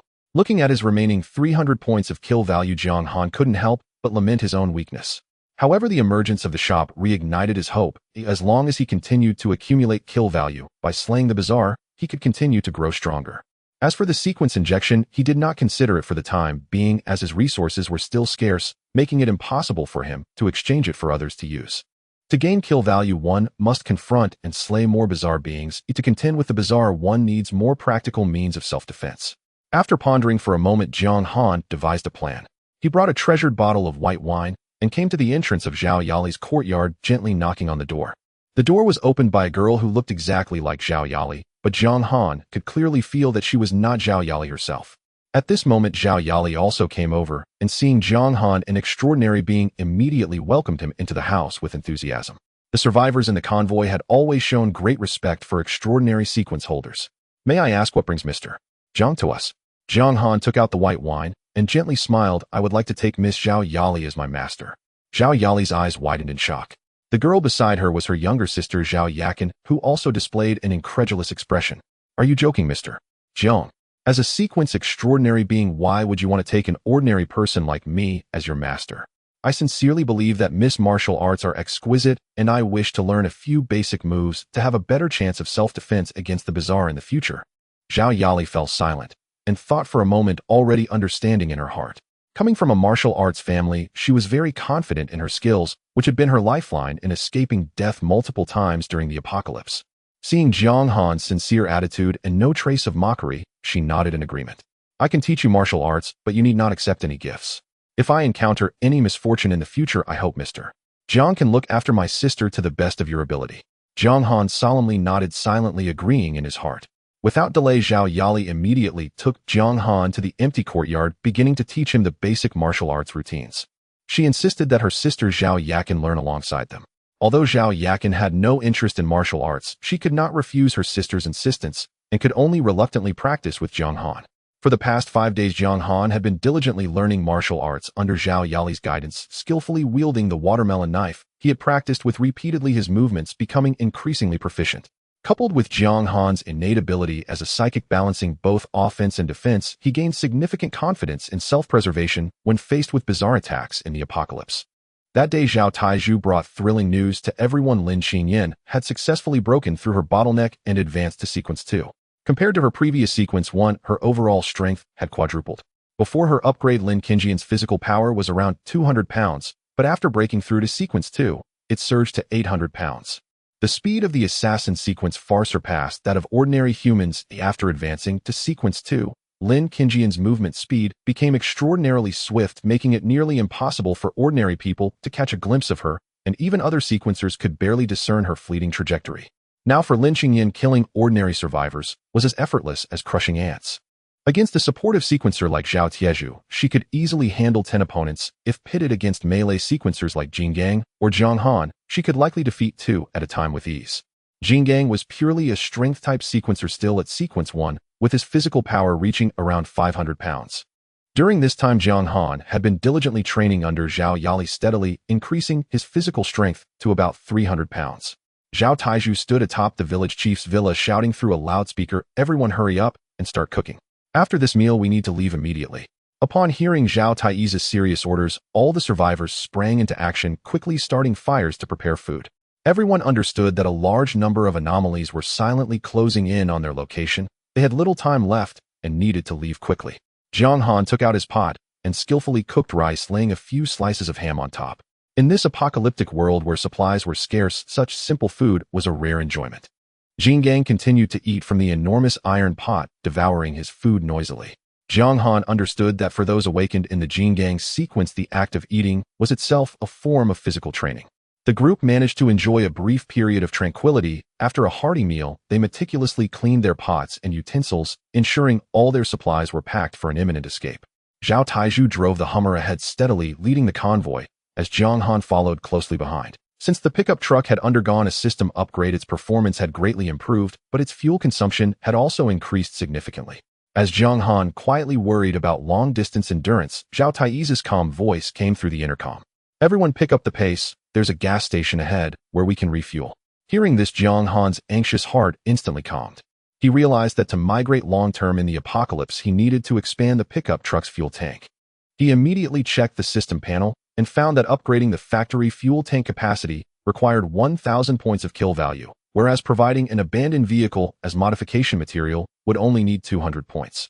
Jiang Han spotted a broken-down car by the roadside and used his psychic power to securely tie it with ropes, towing it behind his pickup truck. After the convoy had traveled smoothly for about 100 kilometers, they reached an abandoned service area with a gas station. Jiang Han did not rush to refuel, while the other survivors lined up, orderly planning to search for usable supplies in the service area. While stop at the service area for 2 hours, make sure to rest and resupply quickly, Zhao Taiju reminded everyone again through the loudspeaker. Jiang Han transformed the small car he had towed into a spare fuel tank for the vehicle. After consuming 200 points of kill value, a large square fuel tank was formed. The original small car was completely integrated into the tank structure with an overall volume of 1.5 cubic meters, enough to keep his pickup truck running for a long time when filled. In this world where constant migration and escape were necessary, having an oversized fuel tank eliminated countless worries. After filling the tank, Jiang Han leaned against a large tree, lighting a cigarette and quietly puffing. He did not plan to enter the service area to search for supplies, as the reserves on the truck could last a while, and the supermarket in the service area had already been thoroughly scavenged. Just as he finished his cigarette, Zhao Tai's anxious voice suddenly rang out. He raised the loudspeaker and shouted urgently, "Everyone evacuate immediately. Quickly catch up with the convoy and don't fall behind." With that, Zhao Taiju started the Hummer and sped away. Seeing the captain so anxious, everyone understood that a great danger had arrived and rushed to start their vehicles, following closely behind. Jiang Han quickly tossed aside his cigarette, and started his pickup truck, tailing the convoy. Through the rearview mirror, Jiang Han saw a large number of bizarre creatures frantically pursuing them, the terrifying sense of oppression pressing down on all the survivors. One of the anomalies had jumped onto the last survivor's vehicle, wreaking havoc. A massive giant anomaly resembling a mountain slowly followed behind the convoy. With every step it took, the distance to the convoy decreased by about 100 meters. Though it appeared to move slowly, the gap was rapidly closing. In the next moment, it lifted its foot and brutally crushed the last small car, as if squashing an ant. The survivors inside the vehicle did not even have time to scream before they perished in an instant. Dark red blood oozed out from the crevices of the crushed car. The giant seemed unfazed by the incident, continuing to chase the convoy with a blank expression. Shortly thereafter, it crushed a second small car underfoot. A swarm of anomalies surged forth, including the swift hellhounds, the fiercely aggressive Jin Gang wolves, and the terrifyingly grotesque corpses of humanoid anomalies. A mutated dog leaped onto Jiang Han's vehicle, and he immediately used his psychic power to control the watermelon knife, stabbing it through the mutated dog's skull. Killed an ant-level anomaly, kill value 20. In an instant, 5 Jingang wolves leaped onto Jiang Han's vehicle. He replicated the action, swinging the watermelon knife and piercing through the skulls of the 5 Jingang wolves. Killed an ant-level anomaly, kill value 20. Killed an ant-level anomaly, kill value 20. System notifications rang continuously in Jiang Han's mind, but he had no time to pay attention to the kill value. The giant anomaly was rapidly closing and cold sweat trickling down his temples. Jiang Han gripped the watermelon knife tightly and swung it forcefully at the giant's foot. Dealt damage to a stronger anomaly, kill value 100. Jiang Han did not stop and struck again at the giant anomaly's thick thigh. Dealt damage to a stronger anomaly, kill value 200. Thus, while anxiously fleeing alongside the convoy, Jiang Han seized the opportunity to attack the giant anomaly, continuously harvesting kill value. After several waves of attacks, Jiang Han realized that his strikes had not inflicted any substantial damage on the giant aberration. He soon discovered that hunting the smaller accompanying aberrations around the giant was far more cost-effective. Jiang Han manipulated the watermelon knife, with his thoughts weaving in and out of the mutated dog pack. With each swing of his blade, a dozen mutated dogs fell lifeless to the ground. Yet the densely packed mutated dogs continued to surge from all directions, sending chills down Jiang Han's spine. Everyone step on the gas. We must shake off these aberrations, or else everyone will perish here today. Zhao Taiyi's frantic roar echoed through the intercom. Jiang Han, Jingang, and Lin Xingyan, the 3 sequencers, stayed behind to intercept the aberrations, while the remaining survivors floored the gas pedal, exerting all their strength to escape. Jingang's body surged to 3 meters tall, able to crush over 10 mutated dogs with a single punch. Lin Xingyan's black dagger sliced through the crowd of aberrations, leaving only a trail of illusory afterimages. Thousands of small aberrations fell one after another under the combined efforts of the 3 extraordinary beings. However, an endless stream of aberrations continued to charge towards the convoy. Soak the clothes in gasoline and burn them. A voice shouted out. The ordinary survivors immediately reacted, pulling out discarded clothing, soaking them in gasoline, lighting them on fire, and hurling them towards the charging small aberrations. The flames inflicted some damage on these aberrations. Seeing this, the survivors quickly poured the remaining gasoline over the aberrations and set them ablaze. Aberrations inherently feared fire, and the moment they were ignited, their advance noticeably slowed. Observing this, everyone hesitated no more and doused the remaining gasoline onto the aberrations. A group of small aberrations crackled and hissed as they burned, wailing in agony. Meanwhile, Jiang Han, Jingang, and Lin Xingyan focused all their strength on dealing with the colossal aberration that resembled a mountain. As a rank 2 assassin, Lin Xingyan's figure was as elusive as a ghost. With her dagger in hand, she inflicted countless tiny wounds on the giant aberration. Jiang Han closely followed, controlling the watermelon knife to strike fiercely at the wounds Lin Xingyan had opened. He nearly exhausted all his mental energy, finally creating a massive hole in the giant aberration. The 3 immediately surrounded the wound and continued their relentless assault. The stench of rotten flesh and black blood flowed from the opening, creating a repulsive sight. The wound on the giant aberration grew larger, yet it still did not affect its movements. The 3 exchanged glances, knowing full well that continuing like this was not a solution. The only way forward was to restrict its movement, preventing it from catching up to the fleeing convoy. We need to cut off its legs. As long as we incapacitate one leg, it won't be able to pursue. Lin Xingyan shouted in a deep voice. Jiang Han looked at the giant aberration's robust legs. This aberration was so massive that even a single leg had a diameter exceeding 20 meters. Jingang grew more courageous as the battle raged on, directly pouncing onto the giant aberration's thigh, wildly swinging his fists and even biting it. His eyes were bloodshot, resembling a madman. Jiang Han immediately summoned his mental power to control the watermelon knife, striking the wounds on the leg. Although Lin Xingyan's dagger was shorter, her speed was remarkable, allowing her to launch dozens of attacks in a single second. Although the giant aberration was enormous, its reactions were surprisingly sluggish. Just moments ago, the 3 had opened a 10-meter diameter hole in its body, yet it showed no significant signs of pain. As the 3 worked together to carve out a 10-meter radius wound on the giant aberration's thigh, it finally became thoroughly enraged. It emitted a deafening roar and suddenly reached out to grab Jingang. Even though Jingang was over 3 meters tall in front of the giant aberration, he appeared as insignificant as a toothpick. The giant aberration opened its bloody maw and directly swallowed Jingang whole. Jiang Han's eyes widened in horror at this sight. Although Jingang had not been with the convoy for long, his honest and straightforward demeanor had already left a deep impression on Jiang Han. Such a kind-hearted person willing to stand up for others had met a tragic end in the jaws of the aberration. Tears streamed down Lin Qingjian's cheeks, which quickly transformed into a torrent of fury, intensifying her assault. Jiang Han also poured all his strength into controlling the watermelon knife, frantically chopping at the giant aberration's thigh. Under the two's reckless onslaught, one of the giant aberration's legs finally broke with a resounding snap. With its support gone, the giant aberration could only remain in place, unable to continue the pursuit. Lin Qingyan and Jiang Han gasped for breath, finally managing to temporarily restrain this formidable foe. At that moment, Jin Gang's head rolled out from the previously open massive wound covered in putrid corrosive. Jiang Han quickly grabbed Jin Gang's head and turned to dash back towards the convoy. The small aberrations behind were no longer a threat. He wielded the watermelon knife with his thoughts to eliminate the pursuers while steadily retreating. Holding Jin Gang's remaining head in his arms, Jiang Han silently resolved that once the convoy stopped to rest, he would find a stable place to give him a proper burial. In this cruel apocalyptic world, sacrifice had become the norm. Today it was Jin Gang who fell. Next time it could be himself, Lin Qingyan, or Captain Zhao. Jiang Han, physically and mentally exhausted, drove the apocalypse pickup truck, slowly catching up with the convoy ahead. After a deadly battle, both Lin Qingyan and Jiang Han were utterly drained. Jiang Han drove dully, unaware of how long he had been driving. Rest in place. Zhao Tai's voice came through the loudspeaker, and the convoy's vehicles began to come to a stop. Shall we take a head count? Zhao Taiju instructed his driver. Moments later, Shao Li returned with a heavy report. Captain, there are only 20 people left in the convoy. The despair of this apocalypse was overwhelming. Do humans still have hope of returning to the city? Zhao Taiju silently lamented within. Jiang Han called over Lao Wang, took out Jin Gang's remaining head, and said in a somber tone, "This is Jin Gang, who find a suitable place to bury him." Lao Wang looked at Jin Gang, who had only a head left, and tears involuntarily fell from the corners of his aged eyes. Let's not rush, let's wait a couple more days. I've heard that rank 2 has strong recovery abilities. Let's observe for a few more days, and if there's truly no hope, we can bury him later. Hearing Zhao Tai's words, a flicker of faint hope ignited in Lao Wang's eyes.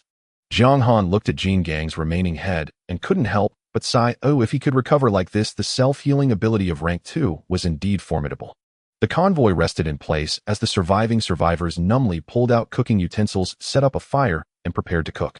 Only Lao Wang carefully placed Jin Gang's head on the bed where he had rested before gently wiping off the corrosive slime. This battle had taken a heavy toll on the convoy. Jiang Han stopped overthinking and began to start a fire, preparing for a much-needed rest and meal. After this brutal life-and-death battle, everyone was exhausted in body and spirit, temporarily stopping to rest by a clear little river. Jiang Han's life continued to maintain its usual simple and regular rhythm, with dinner still being the unchanging steamed rice paired with ham sausage. After finishing his meal, Jiang Han leaned against the car, pulled out a pack of cigarettes from his pocket, lit one, and quietly gazed at the shimmering river, watching the small fish swim freely beneath the surface, momentarily forgetting the cruelty of the apocalypse. There are fish. Jiang Han focused his mind, and the watermelon knife swiftly pierced the water's surface. In just a second, the knife returned to his hand, still firmly embedded in a large fish over half a meter long. Seeing Jiang Han easily catch a big fish from the river, all the survivors instantly became excited, taking off their shoes and jumping into the water to catch fish. Since the apocalypse, resources had been extremely scarce, and everyone could only scavenge small amounts of meat from abandoned supermarkets, today they could finally enjoy fresh wild meat. Zhao Yali also nimbly dove into the lake, and in less than a quarter of an hour she emerged with a plump fish. Beside her, Zhao Yakin couldn't help but praise her sister's impressive skills. In this fish-catching endeavor, the ordinary survivors showcased their abilities, each catching 1 or 2 large fish. Having just finished dinner did not deter them from enjoying another fresh meal.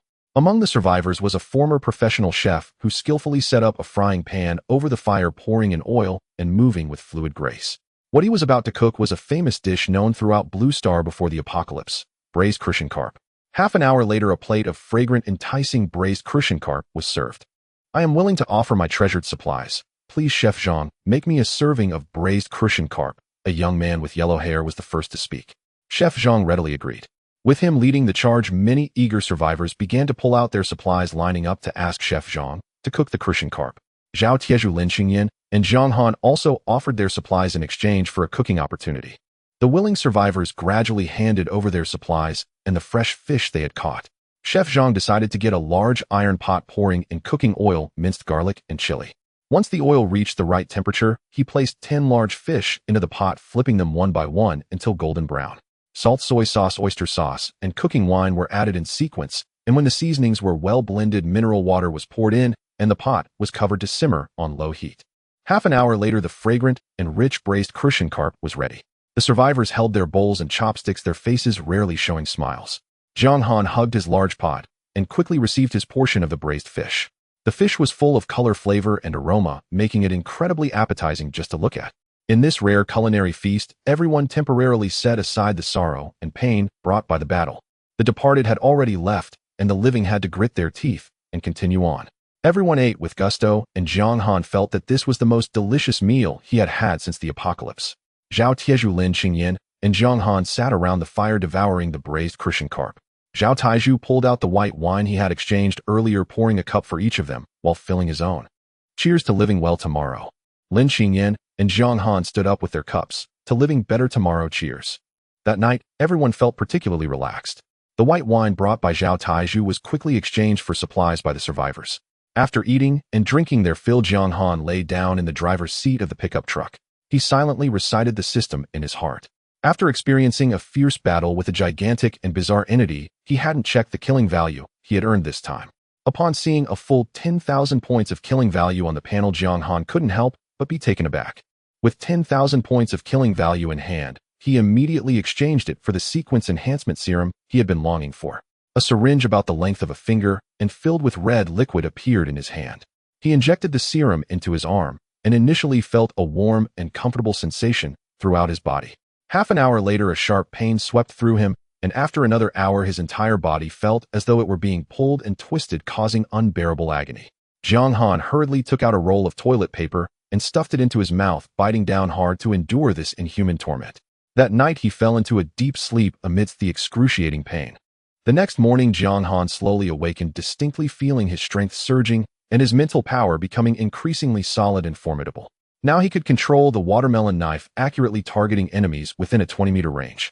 Feeling the new power surging within him, Jiang Han was only one step away from Sequence 2, needing just one more sequence enhancement serum. He looked at the system panel, noticing that his remaining killing value was just over 4,000 points, still 2,000 points short of being able to exchange for the next enhancement serum. Compared to other awakened ones, his upgrading speed was already remarkably fast. Having awakened for only about a month, Lin Qingyan had awakened for half a year, and even Zhao Tieju, who had been awakened for a year, had yet to touch the threshold of Sequence 2. Jiang Han went to the bus of the King Kong, wanting to check the changes in King Kong's head. After careful observation, he discovered that some new flesh had actually grown on King Kong's head. If one were not an awakened one, they would not be able to detect it at all. It seemed that King Kong truly had a chance of revival.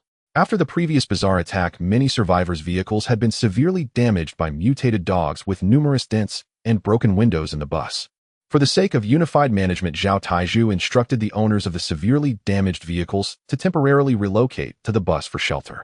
The bus was managed by Old Wang, overseeing the collection, distribution, and meals of supplies. As a result, 5 small cars were left idle.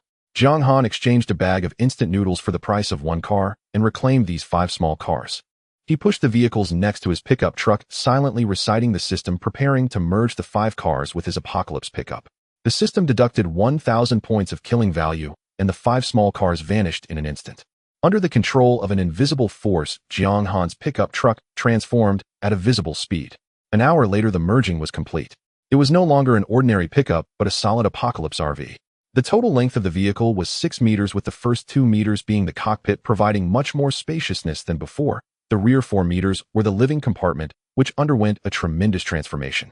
A bed and a single sofa were added to the back of the RV, and the system also thoughtfully generated an exquisite coffee table. Jiang Han stepped out to inspect the entire vehicle, glinting with a cold metallic sheen, sturdy and durable, with all the windows upgraded to high-strength tempered glass. Jiang Han lay on the bed of his motorhome, sleeping soundly. The next morning, he was awakened by the discussions of survivors outside. A crowd gathered nearby, their eyes fixed on his brand-new motorhome, their faces filled with disbelief. This motorhome is so beautiful and sturdy. The survivors pointed at the motorhome, their expressions filled with envy. Jiang Han then realized it was his modified motorhome that had attracted everyone's attention. Truly worthy of the mechanic rank to have modified such an exquisite and solid motorhome, Zhao Taiju exclaimed sincerely. Jiang Han, you are incredible. When will you help me modify my off-road vehicle? We'll talk about it later. Modifying the motorhome will consume a lot of my spiritual energy, and I need at least a month before I can do it again. Jiang Han politely declined. All right then, Lin Qingyan said, helplessly raising her hands. By the way, I discovered yesterday that Jin Gang shows signs of revival. Let's check on his progress today. The three of them walked towards the bus. Mechanic Zhang Li was repairing the vehicle assisted by two young men who appeared to be his nephews. After the apocalypse struck, Zhang Li had teamed up with his two nephews. The bus window glass couldn't be repaired for the time being, so Zhang Li could only address the vehicle's core faults to ensure it wouldn't break down midway, waiting to replace it with a usable bus later. Jiang Han and the others entered the bus looking at Jin Gang lying on the bed, their faces instantly filled. Jin Gang's body had actually begun to regrow, with only his arms and legs not fully formed, his chest rising and falling evenly, clearly still in slumber. My goodness, the vitality of the Jin Gang rank is astounding. Even with just a head left, he can still revive. Lin Qingyan exclaimed. Zhao Taizhu and Jiang Han were equally stunned by the scene before them. That day, the survivors continued their routine fishing in the river and asking Chef Zhang to prepare delicious braised crucian carp. The dish was so delicious that everyone couldn't stop thinking about it. When it came to fishing, Jiang Han was the fastest. He wielded a watermelon knife and plunged into the water, instantly skewering 5 large crucian carp and flying them back to his hand. Given the special season and the lack of refrigerators, fresh fish would spoil after just a day, requiring them to be caught, processed, and consumed on the same day. Zhao Taizhu informed everyone that they would have to set off again the next day, urging everyone to catch more fish and pickle them for later consumption. For 2 consecutive days, the convoy relied on the braised crucian carp prepared by Chef Zhang to fill their bellies. From then on, the convoy's meals were entirely under Chef Zhang's responsibility. Chef Zhang specially selected 2 young men as assistants to manage the convoy's food and living arrangements. On the 3rd day of the convoy's stay by the small lake, Jiang Han went to visit Jin Gang early in the morning. As soon as he stepped into the bus, he saw Jin Gang standing alive on the ground, and Jiang Han was filled with wonder. The Jin Gang rank truly has the strongest regenerative abilities. At this moment, Zhao Taizhu and Lin Qingyan also entered the bus. Haha, the Jin Gang rank is indeed the strongest recovery rank and a top-notch meat shield type awakened one, Zhao Taizhu said with a smile.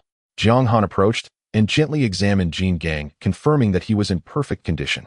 Jin Gang, how do you feel now? I feel great.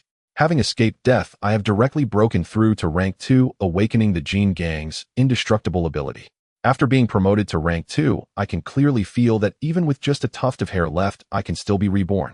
Lin Qingyan and Jiang Han were shocked, their mouths forming an O shape, but they quickly regained their composure. Last time Jin Gang managed to revive with only a head left. Now, having been promoted to rank 2, his strength and recovery capabilities have significantly increased, making it reasonable for him to be reborn with just a tuft of hair. Jin Gang jumped down from the bus, feeling the power surging within him. In his untransformed state, he could punch with a force of 1,200 pounds. Then he transformed into a 6-meter-tall giant, delivering a heavy punch to the ground that caused a slight tremor, doubling his strength to 2,400 pounds. Jiang Han, we need to hurry and get stronger. Among our convoy, 4 of us are awakened, and now 2 of them have already been promoted to rank 2, Zhao Taizhu said with a smile. Jiang Han helplessly raised his hands. His upgrades depended solely on the system and kill value. From Zhao Taizhu, he learned that the promotion of the leader rank is tied to the number of survivors he leads. The more people survive under him, the faster his promotion will be. Looking at the fewer than 20 people left in the convoy, Jiang Han couldn't help but feel that Zhao Taizhu's promotion might be a long way off. The 3 rankers were chatting and laughing when Zhao Taizhu's expression suddenly changed.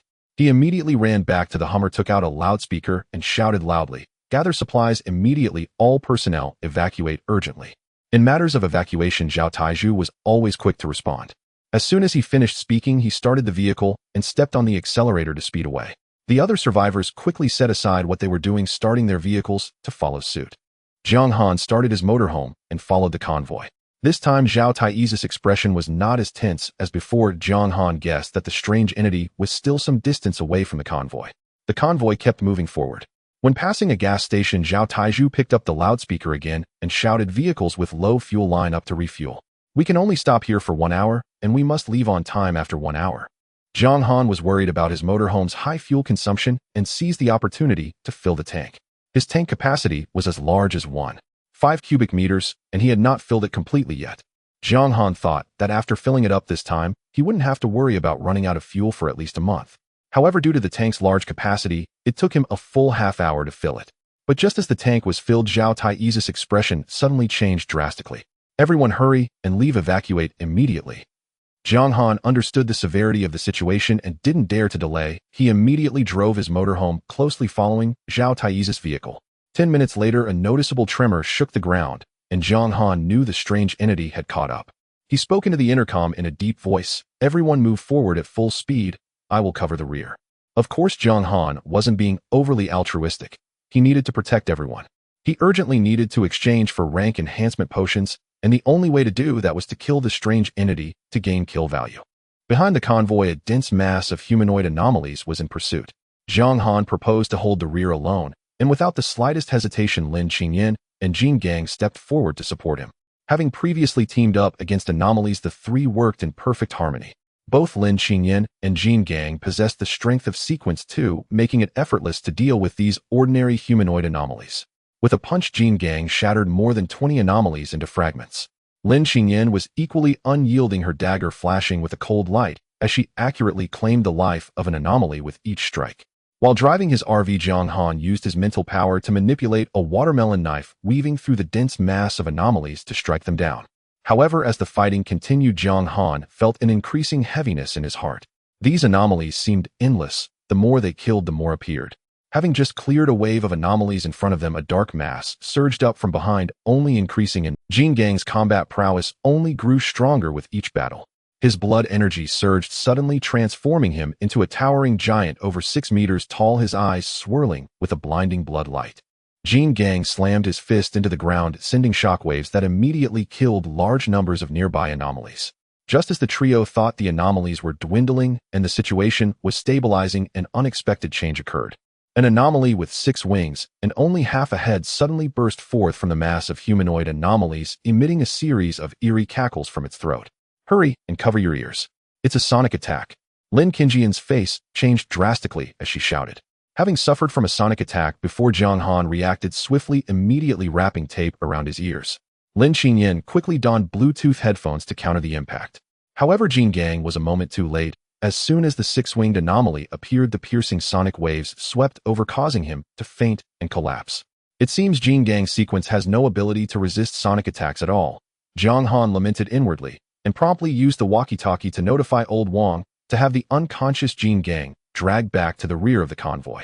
Immediately afterward, the 6-winged humanoid anomaly pointed a finger at Lin Qingyan from a distance. A terrifying force suddenly erupted, and Lin Qingyan's body was instantly sent flying like a fallen meteor, becoming a tiny speck of light in the sky, her fate uncertain. Witnessing this scene, Zhang Han's heart shook violently, filled with horror.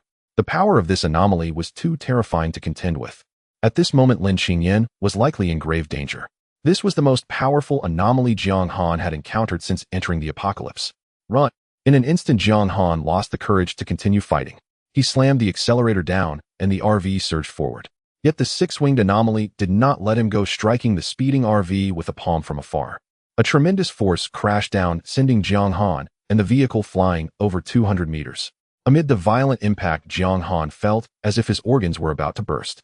His RV was battered and mangled with deformation on multiple parts of the body. Fortunately, the RV was made of durable materials. Even after enduring such a terrifying blow, it had not been completely destroyed.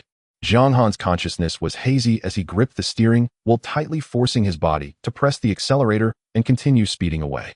In his perception, the 6-winged anomaly seemed bound by some rule, ultimately unable to pursue him. Yet the terror brought by this battle deeply etched itself into Zhang Han's heart, leaving a heavy shadow. He did not know how much time passed before he slowly opened his eyes. He found himself lying in a tent. As he struggled to sit up, he broke into a violent cough. That last blow had nearly incapacitated him. "You're awake."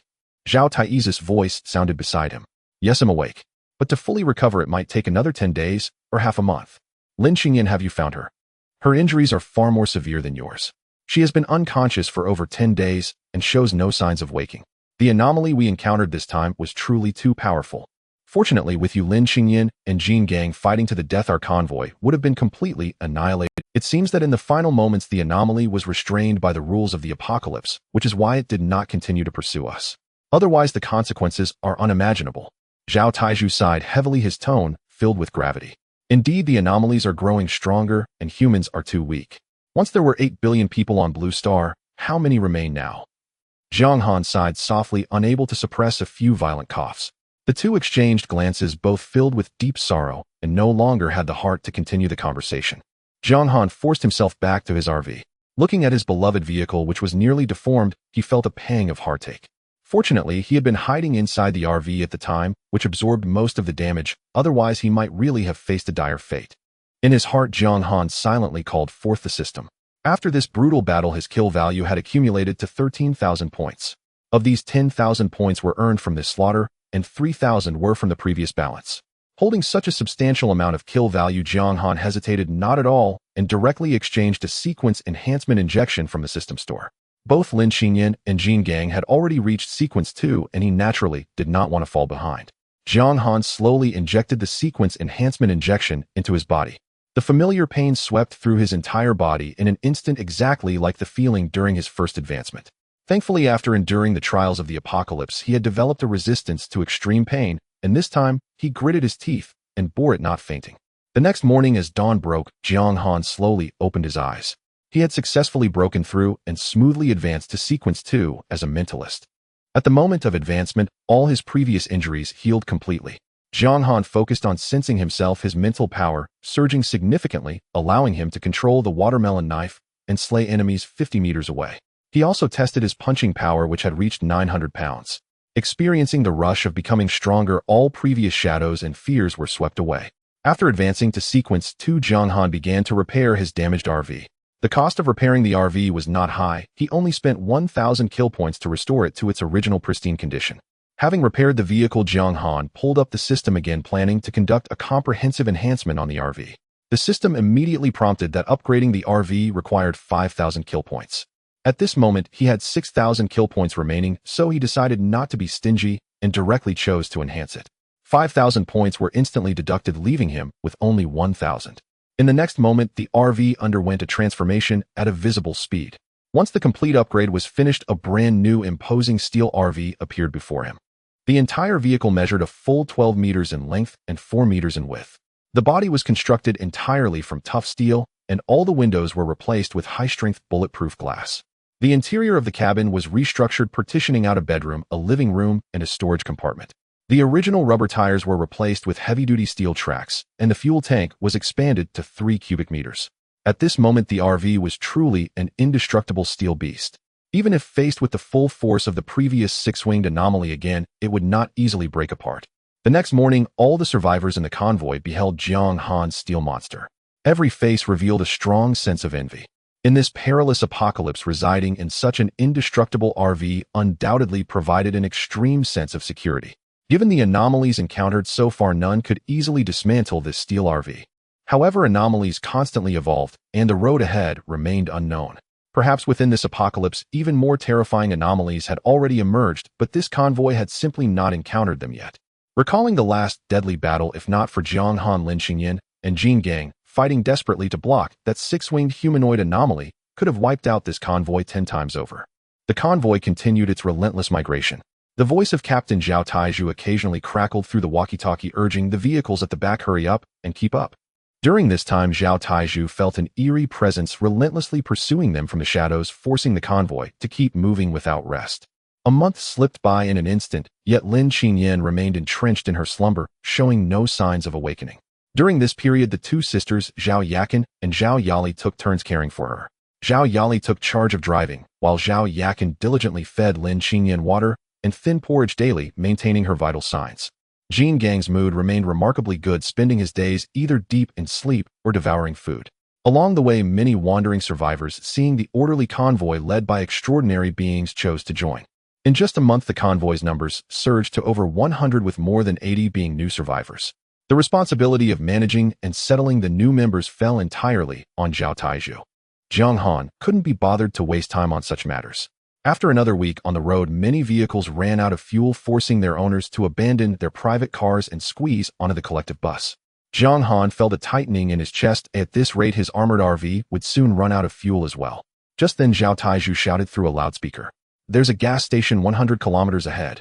We will refuel for half an hour upon arrival and must leave immediately." Jiang Han could distinctly sense the increasing number of eerie entities lurking nearby.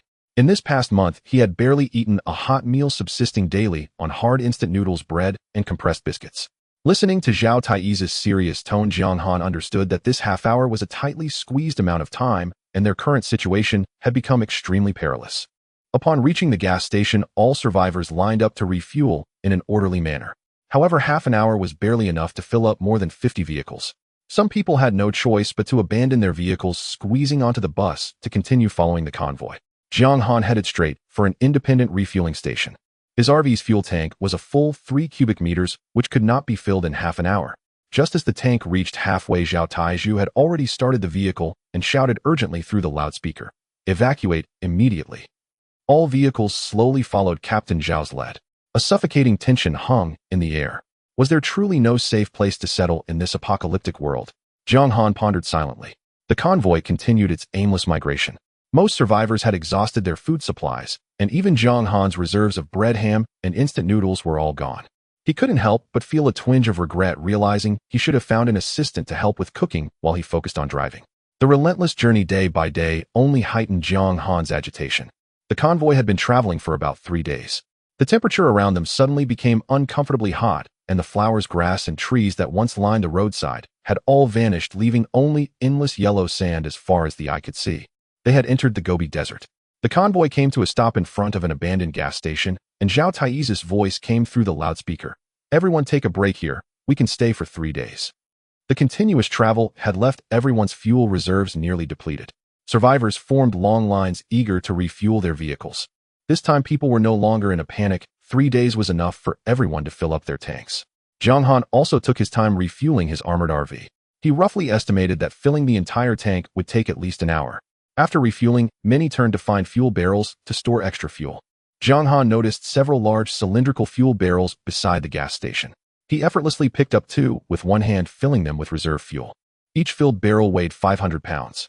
For an ordinary person, even moving them would be incredibly difficult, yet for Jiang Han, a sequence-awakened individual, it was a trivial task. He securely placed the 2 large barrels of reserve fuel into the storage compartment of his RV. After everyone finished refueling, they began to prepare meals over a fire. Ever since he had tasted Chef Zhang's cooking, Jiang Han found it hard to swallow his own food. But now, with all resources scarce and ingredients running low, even Chef Zhang could only boil a simple porridge. Jiang Han took out the gas stove and gas canister from his RV, cooked a pot of porridge, and sliced a few pieces of ham to make a meal. Just as he leaned down to eat, a striking figure approached slowly. The woman was a third-tier star before the apocalypse named Zhang Kaiwei. "Mr. Zhang, this is a cigarette that I have cherished for a long time and have never touched."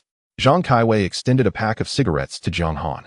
He did not reach out to take it, merely raising his gaze to ask, "What do you want? Just say it." I would like to ask Mr. Zhang to shelter me when you are able in the future." Zhang Kaiwei spoke timidly, her eyes filled with unease. Jiang Han studied her quietly for a moment before speaking slowly. "Sure. From now on you will live in my RV and be responsible for cooking for me." Recently, he had been worried about needing an assistant, not expecting her to approach him voluntarily, and she was quite pleasing to the eye and demeanor, which was also to his liking. "Really? Thank you, Mr. Jiang. I am so grateful." Zhang Kaiwei was instantly overjoyed, repeatedly expressing her thanks. "All right. If you haven't eaten yet, there are plenty of ingredients in the RV. Help yourself first. After you finish, please clean up the RV. I will take a rest first." After giving her instructions, Jiang Han lay down on the bed in the RV's bedroom and fell into a deep sleep, unconcerned that an ordinary woman could pose a threat to him. In the presence of sequence-awakened individuals, ordinary people were as weak as ants. Upon waking from his deep slumber, he found the RV spotless. Zhang Kaiwei was curled up on the single sofa nearby, already fast asleep from exhaustion. Jiang Han stepped out of the RV and saw that most survivors were in deep sleep. The days of relentless travel had worn everyone out. After this incident, the convoy established a new rule: each vehicle must have at least 3 people to take turns driving, preventing fatigue while on the road. Although there were currently no Eerie entities pursuing them, all the food supplies had been exhausted, and they urgently needed a large resupply of resources. Coupled with the extreme heat of the Gobi, their water resources were depleting rapidly. Jiang Han glanced at the remaining box of mineral water in his RV, casually took out a bottle, twisted off the cap, and gulped it down. Then he walked directly into Zhao Taizhu's temporary tent. "Captain Zhao, are there any supply points nearby? Everyone's food is basically exhausted, and more critically, we have entered the Gobi. Without sufficient water sources, we cannot possibly cross this desert. I am also troubled by this matter." Zhao Taizhu sighed heavily, his face filled with worry. "I have not found any supply points nearby. Although there is still a little food left, the drinkable fresh water is near," Zhao Taizhu said in a deep voice. "Then we cannot stay here any longer. Tomorrow, we must set off immediately to search for enough supplies and water sources." Jiang Han said solemnly. "All right, I think the same." Zhao Taizhu nodded heavily. Jiang Han turned and walked out of the tent, and as soon as he stepped outside, he saw two survivors fiercely arguing over a bottle of mineral water. "You young man, how can you show no respect for your elders? What's wrong with giving me a bottle of mineral water?" Jiang Han looked up and saw an old woman reaching out and viciously scratching a young college student's cheek. The gold-rimmed glasses on his nose fell to the ground and shattered. "This is my last bottle of water. Please give it back to me." The college student's eyes turned red as he pleaded softly. "Young people nowadays really don't understand. What's wrong with me taking a bottle of your water?" The old woman clutched the seized mineral water, spitting as she spoke, extremely unreasonable. The surrounding survivors watched, but dared not speak up. No one stepped forward to intervene. Although the old woman's actions were despicable, Jiang Han had no intention of intervening. He merely stood by and observed coldly. He wanted to see how Captain Zhao would handle such trivial matters. It was well known to Jiang Han that managing a large group was difficult and various human natures would be exposed. Inside the tent, Zhao Taizhu heard the commotion outside and immediately stepped out. After listening to Xiao Li's report, he walked straight up to the old woman. "Elder, please return the mineral water to this young man. Why is it that you as the captain are so unreasonable? As captain, you should respect your elders and share the water with me. At my age, I still have to suffer this." As soon as these words were spoken, Zhao Taizhu's brows furrowed into a frown. He directly reached out and snatched the mineral water from the old woman's hands, returning it to the college student. The old woman, infuriated, immediately threw herself to the ground, rolling and crying out in distress. Seeing no one paying her any attention, she suddenly dashed into Zhao Taizhu's tent, grabbed the last remaining case of mineral water, and ran out while shouting, "Heartless captain, hiding so much water for yourself, yet not sharing with us." At that moment, even Zhao Taizhu's patience was completely ignited. He stepped forward in a swift motion, gripping the old woman's neck tightly. Even though Zhao Taizhu was merely a support type, awakened, his strength was not something ordinary people could match. He exerted force in his arm, violently throwing the old woman towards the distant rocks. The old woman coughed up blood and fell lifelessly to the ground. The survivors present were so frightened that they didn't dare to breathe. This was the consequence of provoking an awakened. It was purely self-destructive. Anyone who dares to steal food and drinking water from others will meet the same fate. Zhao Taizhu swept his gaze across the crowd, warning them sternly. After this incident, the survivors became much more subdued. However, there were still some in the convoy, secretly making small moves. Zhao Taizhu usually did not bother with the petty misdeeds in the shadows, but this old woman had gone too far, crossing his bottom line. Jiang Han had actually noticed long ago that a few burly men had lured a young man away to kill him and steal his supplies. Such matters had long become commonplace in the apocalypse. Jiang Han was too lazy to intervene, and Zhao Taizhu had no time to manage them one by one. As long as they did not cause a scene in the camp, no one would care. Now that supplies are scarce, we were supposed to rest for 3 days, but we must set off early to the next supply point to find a water source. Everyone gather your supplies and set off immediately. After Zhao Taizhu finished speaking, he was the first to drive the Humvee away at high speed. The other survivors quickly followed, and the convoy set off once again. Jiang Han assigned Zhang Kaiwei to drive and followed behind the convoy. Having someone else drive for him felt especially comfortable. During the journey, Jiang Han could lie down on the bed in the RV and sleep peacefully. At mealtime, Jiang Han took over the driving, while Zhang Kaiwei prepared food for him in the vehicle. As the convoy pressed on, the weather became increasingly unbearable. Many survivors took off their jackets and wore short sleeves, with some even driving shirtless. The entire convoy was now completely out of water. Zhang Kaiwei's lips were cracked and blood was seeping from the corners of her mouth. Jiang Han was equally uncomfortable. His throat felt dry and hot, as if it were on fire. He turned the RV's air conditioning to maximum. In the extreme heat, everyone was gritting their teeth and holding on. Everyone hang in there a little longer. 500 kilometers ahead, a fresh water source has been detected. Zhao Taizhu's voice came through the loudspeaker. Upon hearing there was a water source, everyone instantly perked up. At the current speed, it would take about a day to reach the water source 500 kilometers away. Zhao Taizhu knew clearly that everyone couldn't hold on much longer. Everyone floored the gas pedal and head straight for the water source. The Humvee in front instantly accelerated to 120 kilometers per hour, and the vehicles behind followed suit, pushing the gas pedal to the limit. At this speed, they would reach the freshwater area in 5 hours. Even though the water source was in sight, there were still a few survivors who couldn't hold out, dying of thirst in the vast Gobi. In the apocalypse, death had long become a norm. The other survivors didn't stop to pause, gritting their teeth and pushing the gas pedal, following the Humvee ahead. Jiang Han and Zhang Kaiwei took turns driving. 5 hours later, a small lake suddenly appeared amidst the yellow sand. The survivors were greatly energized, and the vehicle speed once again increased. Upon reaching the lakeside, everyone jumped out of the vehicle and rushed to the shore to drink deeply. After quenching their thirst, they all took out containers to store water. Jiang Han and Zhang Kaiwei also took out mineral water bottles and kept filling them. Many people who usually collected empty drink bottles found them handy at this moment, as the stored fresh water would last for a while. After filling their containers, the survivors could no longer restrain themselves and jumped into the lake to bathe and cool off. The lakeside was much cooler than in the desert, with a pleasant breeze blowing from time to time. During the day, the surface temperature of the desert reached as high as 50 degrees Celsius, while the temperature by the lake was only about 30 degrees, completely within the human tolerance range. Zhao Taizhu immediately ordered everyone to rest here. They could safely relax for a week. The survivors had not completely relaxed like this for a long time. As usual, the convoy set up camp, and everyone began to start a fire to cook.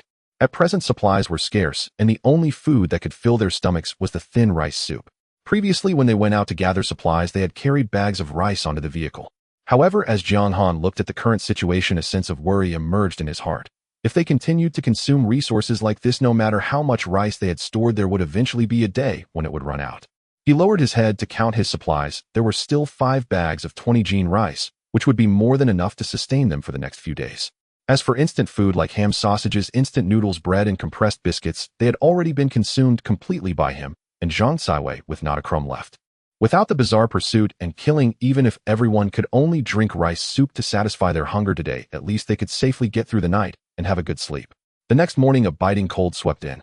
The desert climate was always so extreme, with temperatures plummeting to -20 degrees at night, only to suddenly rise above 40 degrees by noon. Jiang Han wrapped his cotton coat tightly around him to fend off the morning chill. Lin Qingyan, who had been asleep for a long time, finally woke up that morning. Just awakening, she was extremely weak and could not even stand, relying on the Zhao sisters Zhao Yali and Zhao Yakin to help her on either side as she moved slowly. From Lin Qingyan, Jiang Han learned that her injuries were severe and she would need at least another half-month to. In the following days, the Zhao sisters focused on taking care of Lin Qingyan, and Jiang Han also temporarily set aside his plan to learn martial arts from Zhao Yali. Around noon, the group of survivors had just finished a simple lunch when a piercing scream suddenly erupted from afar. Jiang Han immediately looked towards the direction of the scream, his pupils narrowing sharply. He saw a bizarre monster resembling a giant python suddenly leap out, swallowing a survivor who had not managed to dodge in time, then twisting its body and instantly burrowing into the scorching sand, disappearing from sight. "Quick! Everyone get into the vehicle. This thing is attacking from underground," Zhao Taizhu shouted sternly. The ordinary survivors turned pale with fear and scrambled towards their vehicles in a panic. "What is that thing?" Jiang Han looked at Zhao Taizhu and asked in a deep voice. "If I'm not mistaken, what just appeared is a bizarre sandworm," Zhao Taizhu explained with a serious expression. These kinds of bizarre creatures often haunt desert areas, excelling at lurking beneath the sand and ambushing humans when the opportunity arises, making them difficult to guard against. As he finished speaking, Jiang Han drew the watermelon knife from his back.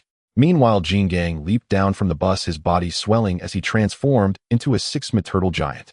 With Lin Qingyan heavily injured and unable to fight, the only ones who could confront this sandworm were Jiang Han and Jin Gang. To be honest, Jiang Han assessed in his heart that the strength of this bizarre sandworm was not top tier. What was truly troublesome was its strange attack method, always springing out from the sand without warning, leaving one utterly defenseless. "Jingong, watch your feet." Just as Jiang Han's words fell, the sandworm suddenly erupted from the ground, its massive mouth biting down hard towards Jin Gang. Caught off guard, Jin Gang was bitten by the sandworm, but he was far from a soft target. Jin Gang was seen holding the sandworm's upper jaw with one hand, while his other hand formed a fist the size of a pot, repeatedly smashing down onto the sandworm's oral cavity. The intense pain caused the sandworm to emit a series of shrill howls. Seizing this fleeting opportunity, Jiang Han focused his thoughts and used his mind to control the watermelon knife, sending it straight into the sandworm's mouth. The sharp blade rampaged within the sandworm's wide abdomen, cutting it mercilessly. Inside the sandworm, the watermelon knife created a bloody mess, while Jin Gang's heavy fists continued to pound its mouth. Jin Gang suddenly let out a thunderous roar, gathering his strength into a punch that directly smashed the sandworm's mouth. The tremendous force caused Jin Gang to roll out from the broken mouth of the sandworm. Jiang Han controlled the watermelon knife, accurately locating the sandworm's heart, and with a fierce thrust severed it. A heart-wrenching scream erupted from the sandworm's mouth, but Jiang Han showed no hesitation, wielding the watermelon knife and chopping fiercely. After several fierce attacks, the sandworm was brutally cut into 5 segments, completely lifeless. After the sandworm's demise, a glimmering fong fell to the ground. Curious, Jiang Han walked forward, bent down to pick it up, and examined it closely. Just then, a cold system prompt echoed in his mind. Killed a normal bizarre creature, gained 2,000 kill points. Killed a normal bizarre creature, gained bizarre drop, sandworm's tooth. I didn't expect this bizarre creature to drop a bizarre item. Zhao Tai's voice rang in Jiang Han's ears. What is a bizarre item? Jiang Han raised his head and asked. A bizarre item, simply put, is a special item that drops after killing a bizarre creature, Zhao Taiju patiently explained. Then what use does this item have? Jiang Han grew increasingly curious. Bizarre drops when in the hands of an awakened forger can be forged into more powerful odd items. But our team does not have a forger, so this item is essentially of no use to us, Zhao Taiju sighed helpless. Yet Jiang Han had a faint feeling that this sandworm tooth would greatly benefit him, and he immediately expressed his desire to keep this drop. You two killed this sandworm together, you can divide it among yourselves. Zhao Taiju waved his hand and said. Upon learning that this item was of no use to him, Jingang generously gave it directly to Jiang Han, stating that he didn't need it. Knowing Jingang's large appetite, Jiang Han took out a bag of rice from his reserves and gave it to him. This was not an intentional gift, he simply did not want to take advantage of Jingang. Holding the sandworm's tooth, Jiang Han returned to his driver's seat in the RV. He silently invoked the system in his heart, wanting to attempt to fuse the watermelon knife with the sandworm's tooth. The system immediately popped up a prompt: this fusion requires 1,000 kill points. Without hesitation, Jiang Han issued the command to begin the fusion of the two items. For some time now, he had felt that the power of this watermelon knife was too ordinary, providing very limited enhancement to his combat capability. Moments later, the system prompt sounded again. Fusion complete, gain mountain chicken version watermelon knife. Jiang Han was taken aback. The fused watermelon knife had actually been named the mountain chicken version watermelon knife. The system also noted that this item was now an odd item, ranked 10,000th among all odd items. Jiang Han was unfamiliar with odd items, but seeing its ranking of 10,000, he instinctively felt that the power of this knife was rather unsatisfactory. To understand the mystery of odd items, he immediately sought out Zhao Taiju and asked, Captain Zhao, do you know what odd items are? So that's what you're asking about, Zhao Taiju said with a knowing smile, slowly explaining. Odd items are the products created by forgers who fuse bizarre materials with ordinary objects. Once an item becomes an odd item, it gains sentience, and its power undergoes a qualitative leap, greatly enhancing its lethality against bizarre creatures. As he spoke, Zhao Taiju took out a mobile phone. Look, this is my odd item. This phone can receive a lot of useful information from the outside world. Jiang Han looked at the odd item phone. Its appearance was no different from an ordinary phone, except that messages kept popping up on the screen. Magic Knife Sequence: Zhang Ziang killed an ultimate bizarre creature. Fortune Teller Sequence: Li Chongxing predicted that Magic Knife Sequence Zhang Ziang will encounter bloodshed in the future. A series of messages similar to gossip kept popping up. Zhao Taiju smiled slightly, introducing. This is an odd item, the Magic Sound Phone, ranked 2024th. He paused for a moment and continued. The dagger that Lin Xingyan has is also an odd item, probably ranked around 5,000th. The higher the ranking of an odd item, the stronger its power. Can ordinary people use odd items? Jiang Han continued to ask. Of course they can, Zhao Taiju explained with a smile. However, ordinary people using odd items must pay a corresponding price. Some odd items may cause the user to lose their hearing, some may strip them of their emotions, and some may even make them lose an arm, a leg, or other bodily costs. After a week of recuperation, Lin Qingyan's injuries had healed significantly, and she was now able to walk. During this time, Lin Qingyan had been living with the Zhao sisters, and she felt immense gratitude for their attentive care over the past few days. On this day, Zhao Taiju picked up a loudspeaker and shouted, "Everyone gather your personal supplies. We are preparing to depart." He got into the Hummer and waited for about 10 minutes before starting the vehicle and driving down the distant road. Seeing this, the other survivors also drove their vehicles to follow, and the convoy slowly made its way through the vast desert. At this moment, the weather was unbearably hot, with temperatures soaring close to 50 degrees Celsius. Everyone was parched, grabbing water to gulp down. Jiang Han drove his RV leisurely, trailing behind Zhao Tai's Hummer. From Zhao Tai's tense expression, Jiang Han had already guessed the reason. This time it was not a mysterious ambush, but rather the convoy had completely run out of supplies, and they needed to find the next supply point as soon as possible. He looked down at the last remaining bag of rice in the vehicle and sighed inwardly. Even he, as an extraordinary person, had only one bag of rice left. The other ordinary survivors must have run out of supplies long ago. The convoy continued until dusk, when Zhao Tai's Hummer came to a slow stop. "Everyone park and rest here, the supply point is just ahead," Zhao Taiju shouted through the loudspeaker. Jiang Han steadied his RV and looked toward the nearby village. Entering the village at night to search for supplies would be too risky, so they could only wait until the next morning to take action. He asked Zhang Kaiwei to stay in the RV to cook porridge while he got out to find Zhao Taiju. "Have you checked? Is there any danger in this village?" Jiang Han inquired. "I sensed it. There is not much danger here, Zhao Taizhu replied. Jiang Han understood in his heart. Not much danger, as Zhao Taizhu put it, meant that there were likely many small anomalies lurking within the village. After all, the scout's sensing ability was not 100% accurate. He had a faint premonition that this search for supplies might cost them half of the survivors. But there was no choice. Ordinary survivors had almost no means to resist against the anomalies. Everyone yearned to become extraordinary beings. Zhao Yali practiced martial arts daily, likely in hopes of awakening her extraordinary abilities soon. Only by becoming extraordinary could one have the means to fight against the anomalies. Jiang Han left Zhao Taiyi's temporary tent and saw Zhao Yali and Zhao Yakin cooking over a fire while Lin Qingyan lay weakly in a nearby tent resting. He returned to his RV, where Zhang Kaiwei had served him a bowl of porridge, leaving the rest of the pot for Jiang Han. Zhang Kaiwei sat on a single sofa sipping from her small bowl, while Jiang Han devoured porridge from a large pot. After dinner, Jiang Han lit a cigarette. Nearly half of the survivors in the convoy had not eaten a grain of rice for several days. They could only lie in their vehicles and try to sleep to minimize energy consumption. After finishing his smoke, Jiang Han lay down on the bed of the RV and fell into a deep sleep, while Zhang Kaiwei continued to sleep on the single sofa. After a night passed, the morning arrived as expected. Zhao Taizhu once again picked up the loudspeaker and announced, in the center of Lulan village there is a supermarket with a large amount of supplies, and the village chief's house also has a small amount of supplies. Those searching for supplies should enter the village quickly. The search will last for 2 hours, and we must evacuate immediately after 2 hours. After finishing his announcement, he sat back in the Hummer. This supply search involved nearly everyone, leaving only the elderly and children to guard the base. A group of vehicles slowly entered Lulan village, and everyone headed unavoidably toward the supermarket in the village center. However, Jiang Han took a different route, driving his RV directly to the village chief's house. The supermarket was too crowded, and there would certainly not be enough supplies to compete for. Seeing Jiang Han head to the village chief's house, Zhao Yali immediately followed. This time, she came alone to search for supplies, while Zhao Yakin stayed behind to take care of Lin Qingyan. It seemed that the previous sudden anomaly attack had caught everyone off guard. The door of the village chief's house was wide open, and several already decaying corpses lay scattered in the yard. Jiang Han guessed that these were the village chief's family. He paid little mind to the corpses and rushed inside to search for supplies. The village chief's house was indeed a wealthy household in the area, with the kitchen piled high with rice, though various vegetables had long since rotted, while several bags of potatoes were neatly stacked. Jiang Han loaded the rice and potatoes onto his RV one by one, while Zhao Yali simultaneously transported supplies to her off-road vehicle.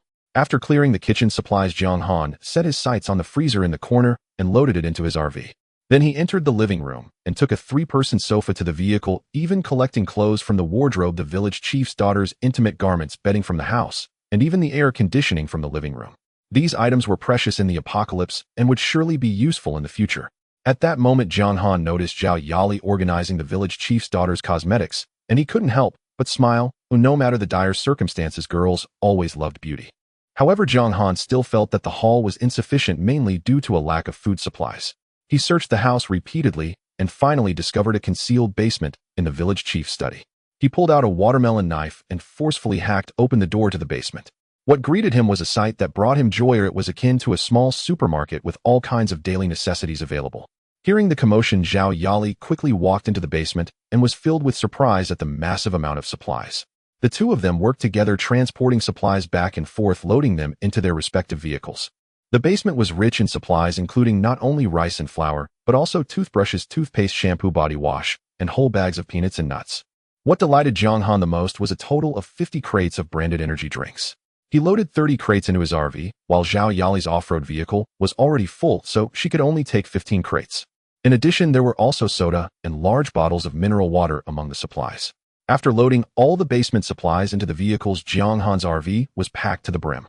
Zhang Kaiwei carefully organized the supplies in the vehicle, and looking at the haul in front of him, Jiang Han felt a sense of peace. With these supplies, he wouldn't have to risk going out to search for materials for a long time. After Jiang Han finished scavenging for supplies, he got into his RV and drove towards the outskirts of the village. As he reached the center of Lulan village, he noticed many survivors had already completed their searches and were driving various vehicles out of the village. At that moment, a heart-wrenching scream suddenly rang out. A bizarre creature with the head of a dog and the body of a human was frantically chasing a survivor. The dog-headed creature swung a staff down hard towards the survivor's head. The middle-aged survivor couldn't dodge in time and was smashed into a pulp, blood gushing out and staining the ground. Seeing this, the mighty figure let out a furious roar and charged straight at the dog-headed creature, engaging in a fierce battle. The two fought fiercely for 30 rounds, yet neither could gain the upper hand. Jiang Han observed coldly, assessing that the dog-headed creature's strength was comparable to the sandworm he had encountered earlier. Without hesitation, he wielded his enhanced watermelon knife and leaped into the fray. This watermelon knife had been enhanced 3 times, measuring 1 meter in length, with a sharp edge. Jiang Han dashed forward and swung the knife directly at the strange creature's neck. This was the first real combat for the watermelon knife after its upgrade. The sharp blade cut deep into the inflicting damage on a regular creature. He gained 200 points of kill value. The severely injured dog-headed creature was utterly enraged, yet let out a deafening roar, and its body suddenly expanded into a giant monster 10 meters tall. The giant dog-headed creature's lips moved as it murmured an incomprehensible incantation. As the spell was completed, the ground trembled and countless mummies clawed their way out of the earth, attacking the surrounding survivors with frenzy. In just half a minute, over 10 survivors were bitten to death by the mummies, collapsing into pools of blood. Jiang Han and the mighty figure exchanged glances, both knowing they had to eliminate the dog-headed creature first.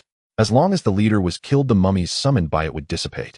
The mighty figure clenched his fist the size of a pot and pounded it repeatedly against the dog-headed creature's chest, each punch filled with power. Jiang Han manipulated the watermelon knife with his mind, repeatedly piercing the strange creature's body and leaving a myriad of wounds. He was quite interested in decapitating this bizarre creature, occasionally delivering a slash to its neck. After several rounds of combat, the dog-headed creature's neck was nearly severed, swaying precariously. The watermelon knife returned to Jiang Han's hand like a boomerang. He infused more mental power into the knife, causing the blade to emanate a dazzling white light. Jiang Han controlled the glowing watermelon knife with his mind, gathering strength before delivering a vicious slash at the creature's neck. The strike was like the Milky Way cascading down. A blinding flash of white light swept through, and with a thunderous crash, the dog-headed creature's head rolled away, its massive body crashing to the ground completely still. Having slain a regular creature, he gained 3,000 points of kill value. After the dog-headed creature died, Jiang Han stepped forward and picked up the staff it had dropped. "Kong, I want this staff. When we leave here, I'll give you a bag of rice. How does that sound?" Jiang Han smiled at the mighty figure beside him. "Sure thing, no problem, Han, go." The mighty figure scratched his head, responding with a simple-hearted grin. Jiang Han inwardly sighed, realizing that among the entire convoy, the mighty figure was the easiest to persuade. He stored away the dropped items and climbed back into the RV, heading towards the village outskirts. This time, over 20 survivors had died at the hands of the creatures during the supply search. In the apocalypse, casualties were hard to avoid. Such losses were still within the range of acceptance for everyone. Survivors from other convoys privately mentioned that during their previous outings to gather supplies, they often faced total annihilation. In contrast, today's outcome was considered fortunate. The supply convoy slowly made its way back to the temporary base. Some returned safely, greeted by the joyful embraces of their loved ones. Others waited in vain for family members, silently shedding tears, and some female survivors who had lost their husbands wept loudly on the ground in despair. Seeing the survivors return from their search, Zhao Taizhu drove his Humvee ahead towards the distance. The others had to gather their sorrow and start their vehicles, following Zhao Tieju's Humvee slowly. The convoy traveled for a day and night before Zhao Taizhu's Humvee finally stopped. "This place is temporarily safe. Oh, everyone rest here for 2 days." Zhao Taizhu shouted loudly, holding a loudspeaker. The convoy gradually stopped to rest, and Jiang Han found Lin Qingyan, the mighty figure, and Zhao Taizhu. According to the usual rules, the supplies scavenged by the extraordinary individuals needed to be evenly distributed. Jiang Han and the mighty figure brought out all the supplies they had gathered and handed them to Zhao Taizhu for allocation. After Zhao Taizhu finished counting, he divided the supplies into 4 equal portions. Jiang Han took his share and moved it all into his RV. This supply point had an abundant stock. Even after giving some away, his RV's storage compartment was still stuffed. For a while, Jiang Han's daily meals consisted of rice, paired with ham sausages, along with a serving of stir-fried potatoes. Fresh meat spoils easily. Whether searching in supermarkets or at the village chief's home, no one could find fresh meat, only vacuum-packed pig trotters, chicken legs, and other items scavenged from the supermarket. These types of food have a long shelf life, enough to sustain them for a while. During lunch, Jiang Han and Zhang Kaiwai's meal consisted of steamed rice, stir-fried potatoes, a sausage each, and a pig trotter. Over the past few days, every meal reminded Jiang Han of the delicious braised crucian carp made by Chef Zhang, the taste lingering in his mind. Having drifted in the apocalypse for so long, he had not eaten fresh meat again. After lunch, Jiang Han silently recited the system in his heart, merging the 3-person sofa and air conditioning taken from the village chief's home with his RV. The weather in the Gobi Desert was unbearably hot. No one wanted to be exposed to the scorching sun, so everyone hid inside their vehicles. But even inside the cars, it was still stifling, as if they were in a steamer. The survivors could only start their vehicles and turn on the air conditioning to cool down. Jiang Han also activated his RV and turned on the air conditioning to dissipate the heat. During the day, all the survivors stayed inside their vehicles to avoid the heat, only stepping out in the evening to get some fresh air. As the sun set and night approached, Jiang Han sat on the sandy ground with a cigarette in his mouth. He felt lost, not knowing when he would cross this desolate Gobi Desert. The climate here was too harsh. Even as a sequence extraordinary individual, he found it hard to endure such extreme weather. Since the convoy entered the desert, supply replenishments had been timely. If supplies ran low, who knew how many survivors would starve or perish from the heat in this sea of yellow sand? The more he thought about it, the more restless Jiang Han became.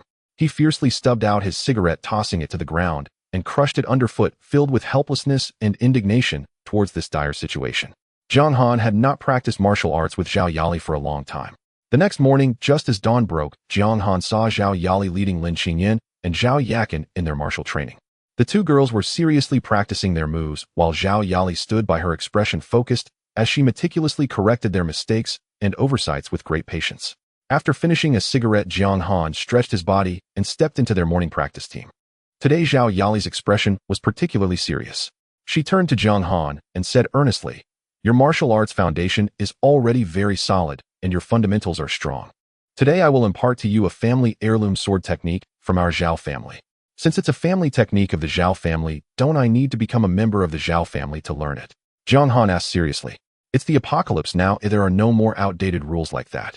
Zhao Yali's cheeks flushed slightly as she spoke softly. As her words fell, she swiftly drew her long knife, dancing it in her palm, creating a fierce wind with the blade.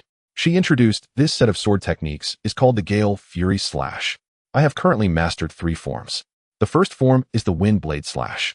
Zhao Yali moved gracefully, completing the initial stance with ease, then swiftly executed a fierce slash that cut through the air with a sound. The second form is the Flame Slash.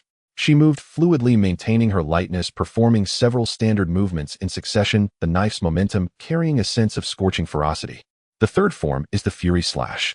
Zhao Yali executed a neat aerial flip, filled with an indomitable rage, and struck down with great force.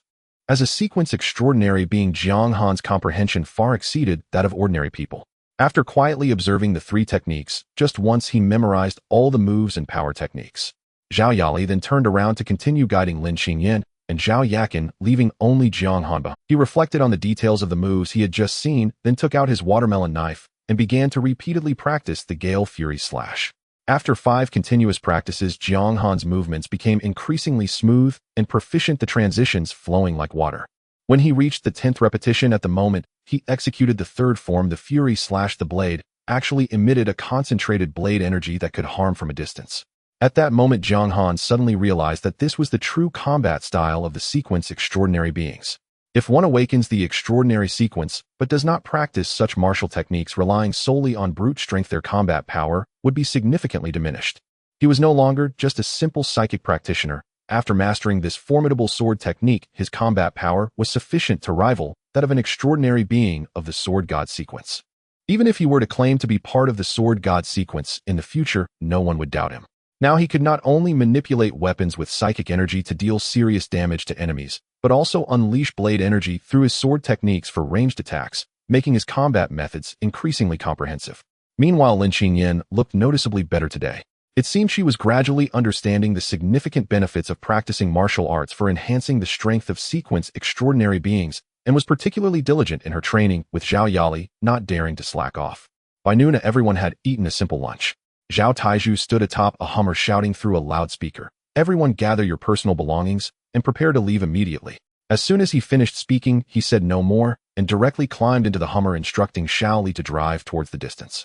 The other survivors, seeing this, stopped their tasks and started their vehicles, slowly following Zhao Taizhu's convoy.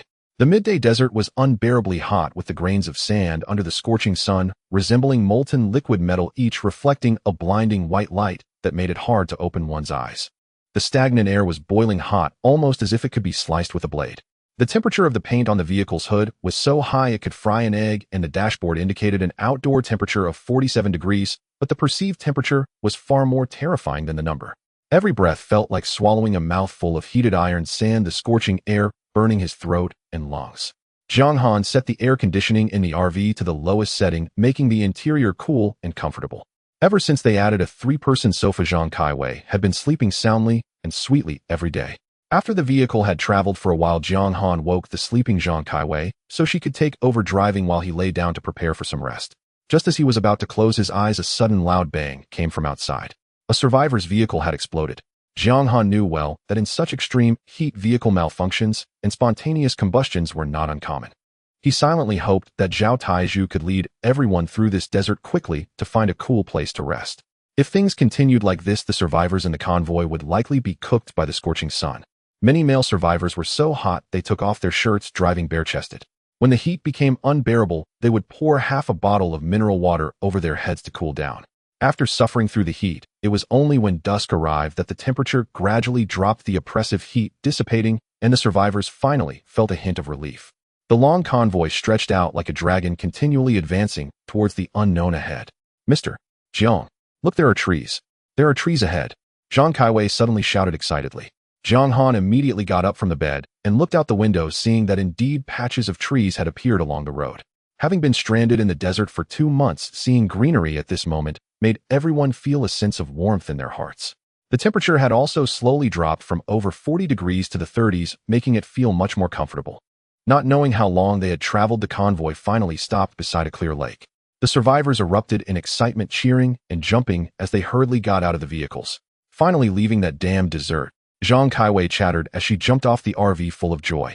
Jiang Han looked at her lively demeanor, unable to help but feel a face full of black lines. When they first met, Zhang Kaiwei had been shy and steady, but now she had become like a chattering sparrow. The first thing everyone did upon reaching the lake was to bend down and check if there were any fish. It was evident that many in the convoy were still reminiscing about the braised crucian carp that Chef Zhang had previously made. Jiang Han couldn't help but secretly speculate whether Zhao Taizhu had specifically sought out this lake just to indulge in a feast. He got off the RV and approached the lake, only to see the water was crystal clear, and indeed a large number of crucian carp, silver carp, as well as carp and black fish were swimming about, lively and vibrant. Gazing at the fish swimming freely in the water, Jiang Han felt his spirits lift. He continued to use his usual method to manipulate the watermelon knife with his psychic energy, thrusting it suddenly into the lake. In less than a second, the blade was filled with plump fresh fish, and the watermelon knife returned to his hand like a boomerang. Other survivors gradually caught 1 or 2 fish as well. Some eager individuals quickly invited Chef Zhang out of the vehicle. Chef Zhang was kind-hearted and enthusiastic, and this time he offered to cook braised crucian carp, braised fish heads, sauerkraut fish, and delicious potato fish soup for everyone without charge. More than 80 survivors sat in a circle, each holding a simple bowl, eagerly waiting for Chef Zhang to prepare. Chef Zhang prioritized cooking for Jiang Han, Lin, Qingyan, Zhao Tieju, and King Kong, the 4 extraordinary beings. Inside Zhao Taiz's tent, a large dining table was set up, and Lao Wang and Xiao Li were busy running back and forth, bringing steaming hot dishes to the table.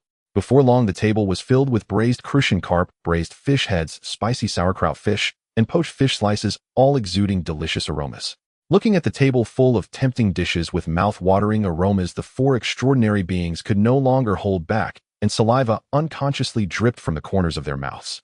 A table laden with delicacies was served, and Jiang Han was unceremonious as he picked up his chopsticks and took a large piece of tender fish meat to his mouth.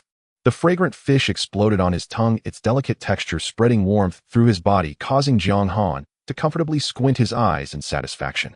Zhao Taizhu had evidently led the convoy to this lake specifically to enjoy fresh fish, making him the second person to pick up his chopsticks.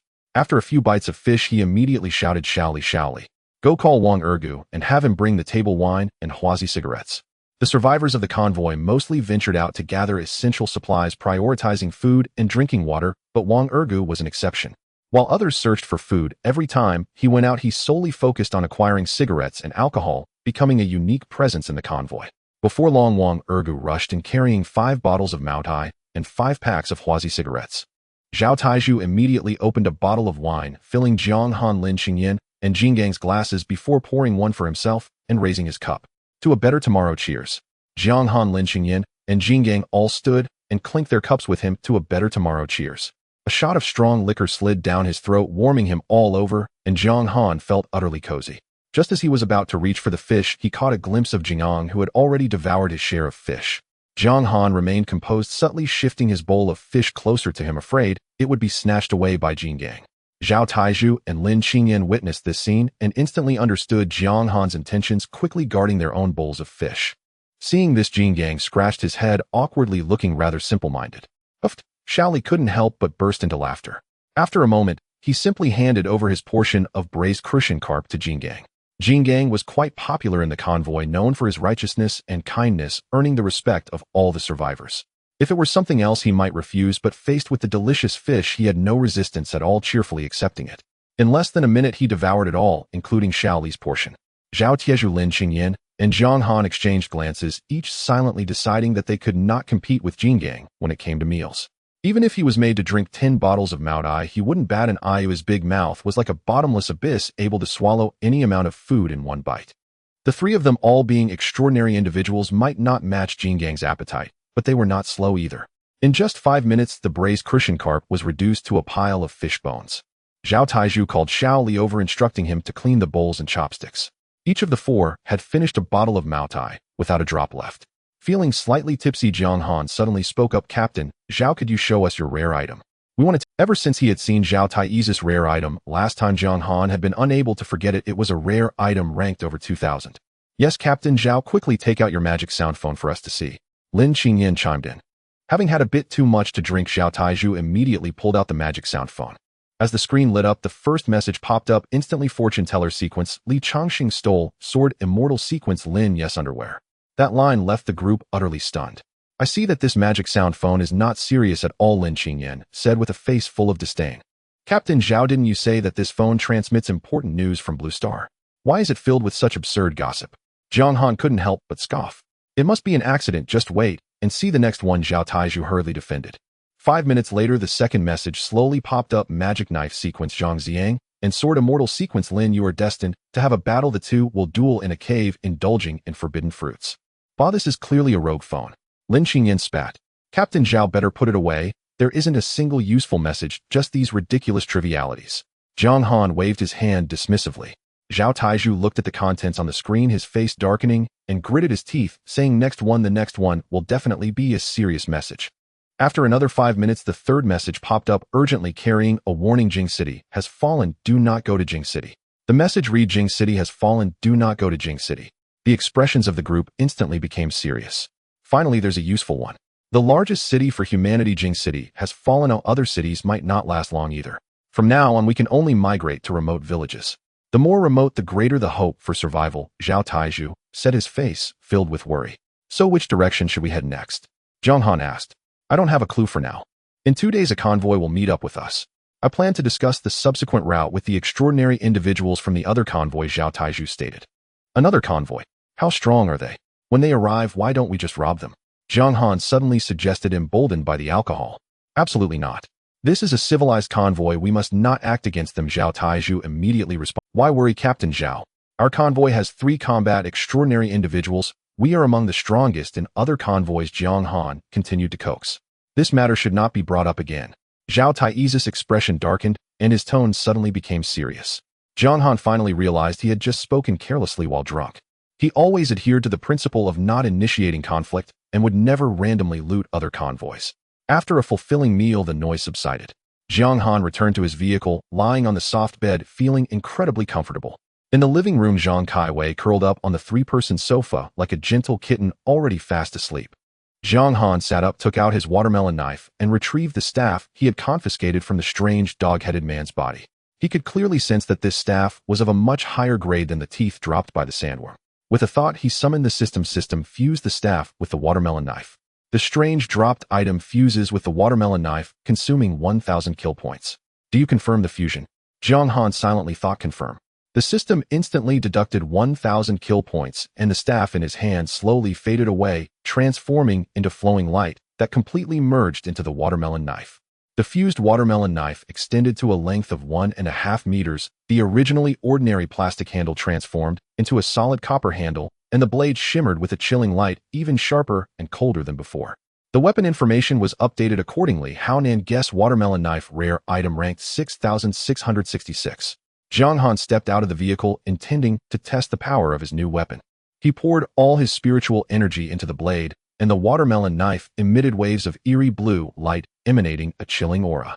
Jiang Han raised his hand and slashed through the air, unleashing a fierce blade aura that directly struck a thick tree with a diameter of 1 meter. The next morning, Jiang Han woke up and found that Zhang Kaiwei had already gone out. He strapped on his beloved watermelon knife and walked down from the camper. As soon as he stepped out of the door, Jiang Han saw Zhao Taiju standing at a distance, gazing towards the horizon as if he was looking for something. "Good morning, Captain Zhao. Are you waiting here for the convoy we discussed yesterday?" Jiang Han approached and asked. "That's right within my sensing range. They are only 100 kilometers away from here." Zhao Taiju replied in a deep voice. Seeing Zhao Taizu's anxious expression, Jiang Han understood that he was eager to exchange information with the incoming convoy. Since joining the pioneer convoy, he hadn't encountered other survivor groups for a long time, and he felt a flicker of anticipation for the unfamiliar people who were about to arrive. Over 100 kilometers is still far. It will take at least another hour to arrive. Why not have some breakfast to fill our stomachs first? Jiang Han suggested. Without waiting for Zhao Taizu's response, he walked directly to where Lin Qingyan and Zhao Yali were resting. Lin Qingyan's injuries had mostly healed, and with a couple more days of rest, she would be completely recovered. At this moment, Zhao Yali was patiently guiding her in practicing martial arts, demonstrating each move with seriousness and precision. Jiang Han walked over with a cigarette in his mouth. He had already mastered the Gale Fury Slash, and as a spiritual sense master, his moves were even more standard and agile than Lin Qingyan's. He had nothing more to learn here. His main purpose for coming here was to check on his comrade's recovery. Upon learning that Lin Qingyan would fully recover in a few days, Jiang Han felt relieved. At that moment, a clear roar of vehicles came from the northwest. 2 large buses were driving towards them. Jiang Han thought to himself that traveling by bus was much more reliable than scattered cars, as supplies could be managed uniformly, and there would be no worries about running out of fuel or vehicle breakdowns. The 2 buses slowly came to a stop, and 3 people got off. The leader was a greasy-looking old man, followed by a young man and woman. The young man carried a heavy sword on his back, while the woman had a long sword slung at her waist with a contained aura of sword energy. Jiang Han immediately recognized that these 3 were the extraordinary members of this convoy. Zhao Taiju immediately stepped forward and enthusiastically shook hands with the old man, then invited the 3 extraordinary members of the civilized convoy into his tent. Seeing this, Jiang Han also followed Lin Qingyan and Jin Gang into the tent, wanting to gather some crucial information about the apocalypse from them. Inside the tent, both sides introduced themselves in turn. The greasy old man spoke first, leader of the civilized convoy Seer, Sequence, Li Changxing. Next, the stern-faced young man spoke in a low voice, Blade Demon Sequence, Zhang Ziang. The neatly dressed young woman spoke softly, Sword Immortal Sequence, Lin Yu. Hearing these 3 names, Jiang Han and Lin Qingyan widened their eyes simultaneously, their mouths agape in disbelief. Just yesterday, they had seen gossip about these 3 on Zhao Taizu's magical phone, and now meeting them in person was truly a remarkable coincidence. Seeing the 2 in such a state, the 3 extraordinary members assumed they were just ordinary survivors who had never seen the world and were intimidated by their aura of blade and sword energy, showing a hint of smugness. Then Zhao Taiju introduced himself, captain of the pioneer convoy Pathfinder Sequence, Zhao Taiju. Jin Gang Sequence, Jin Gang. Assassin Sequence, Lin Qingyan. Spiritual Sense Master Sequence, Jiang Han. When Jiang Han mentioned the Spiritual Sense Master Sequence, the expressions of the 3 on the opposite side suddenly changed, their faces filled with shock. The Spiritual Sense Master is recognized as one of the strongest sequences capable of manipulating objects from a distance and killing enemies from miles away. They are the most troublesome among all extraordinary members, and no one dares to provoke them lightly. After the pleasantries, everyone took their seats inside the tent. "May I ask where your convoy plans to head next?" Zhao Taiju was the first to ask, as this was his primary concern. "I plan to lead the convoy to Jiang City," Li Changxing said slowly. "Returning to the city. Aren't you afraid of the dangers?" Zhao Taiju said in surprise. "There are numerous dangers lurking in the city. It's like this, we encountered another convoy before, and they informed us that there is a Sequence 5 powerhouse stationed in Jiang City who forcibly took control of the entire city. Moreover, there is also a Sequence apothecary in the city. If we can obtain Sequence potions, we can cultivate more awakened ones," Li Changxing explained. Jiang Han had no interest in Sequence potions, but Zhao Taizu's eyes lit up, and Lin Qingyan was also very intrigued, as she was eager to secure a Sequence potion for Zhao Yali. Seeing their reactions, Jiang Han knew that heading to Jiang City had become a foregone conclusion. He couldn't help but wonder, his convoy only had a maximum of Sequence 2, but the other party had a Sequence 5 powerhouse. Did these people awaken their Sequence abilities even before the apocalypse arrived? After roughly determining the route, both sides discussed conducting a resource exchange the next day to share their belongings. Zhang Han was filled with anticipation, especially hoping that the other party could provide some strange dropped items, as his watermelon knife was eager to advance once more. Early the next morning, the survivors of the civilized convoy and the 3 extraordinary members took out their collected resources to set up stalls for trading, while the members of the pioneer convoy also brought out their supplies for exchange. Zhang Han immediately spotted a strange dropped item at the stall of Blade Demon Zhang Ziang. He walked over casually and asked, "What will you trade for this dropped item?" Zhang Ziang held up 5 fingers, 5 packs of instant noodles. Zhang Han instantly understood that without a forger in their convoy, strange dropped items were useless, and thus they were priced so cheaply. He did not haggle and completed the exchange directly with 5 packs of instant noodles.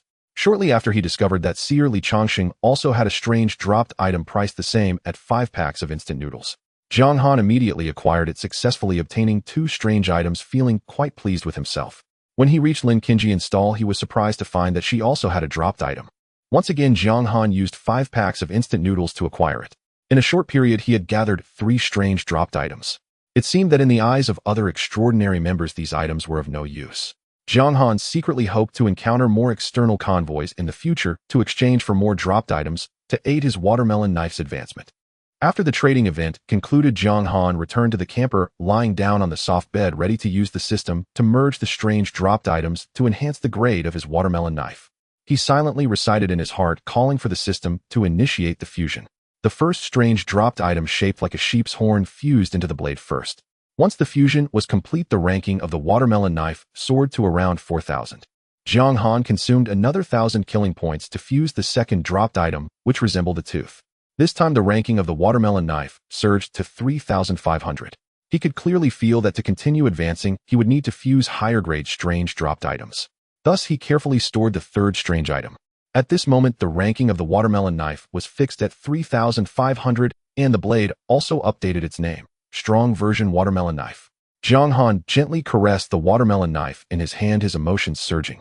Since the apocalypse descended, he began with an ordinary household watermelon knife, continuously enhancing and merging bizarre drops, forcefully elevating it to the rank of 3,500. The bright silver blade radiated a chilling light, sharp and imposing. Zhang Han stepped down from the RV, heading towards the nearby woods, planning to practice the Gale Fury / taught by Zhao Yali in a clearing. After a long period of honing and comprehension, Zhang Han had long surpassed merely copying the techniques. Through repeated practice, he combined his abilities as a divine sense master to create his unique fighting technique. He mobilized his mental power to control the watermelon knife, the blade moving nimbly around him as if an extension of his own body. In the next instant, his mental energy erupted violently, and the watermelon knife shot through the air, accurately slicing into a large tree 50 meters away. Accompanied by a deafening crash, the tree collapsed, and the watermelon knife traced an arc, returning to Zhang Han's hand like a boomerang. Zhang Han cherished the cool blade.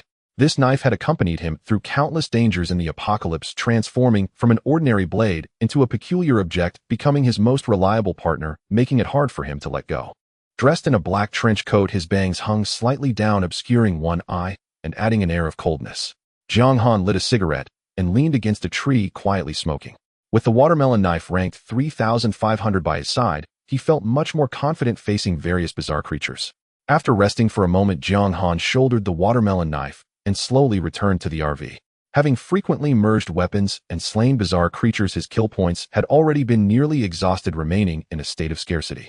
Upon returning to the vehicle, Zhang Kaiwei still lay curled up on the 3-person sofa, sleeping soundly like a lazy kitten.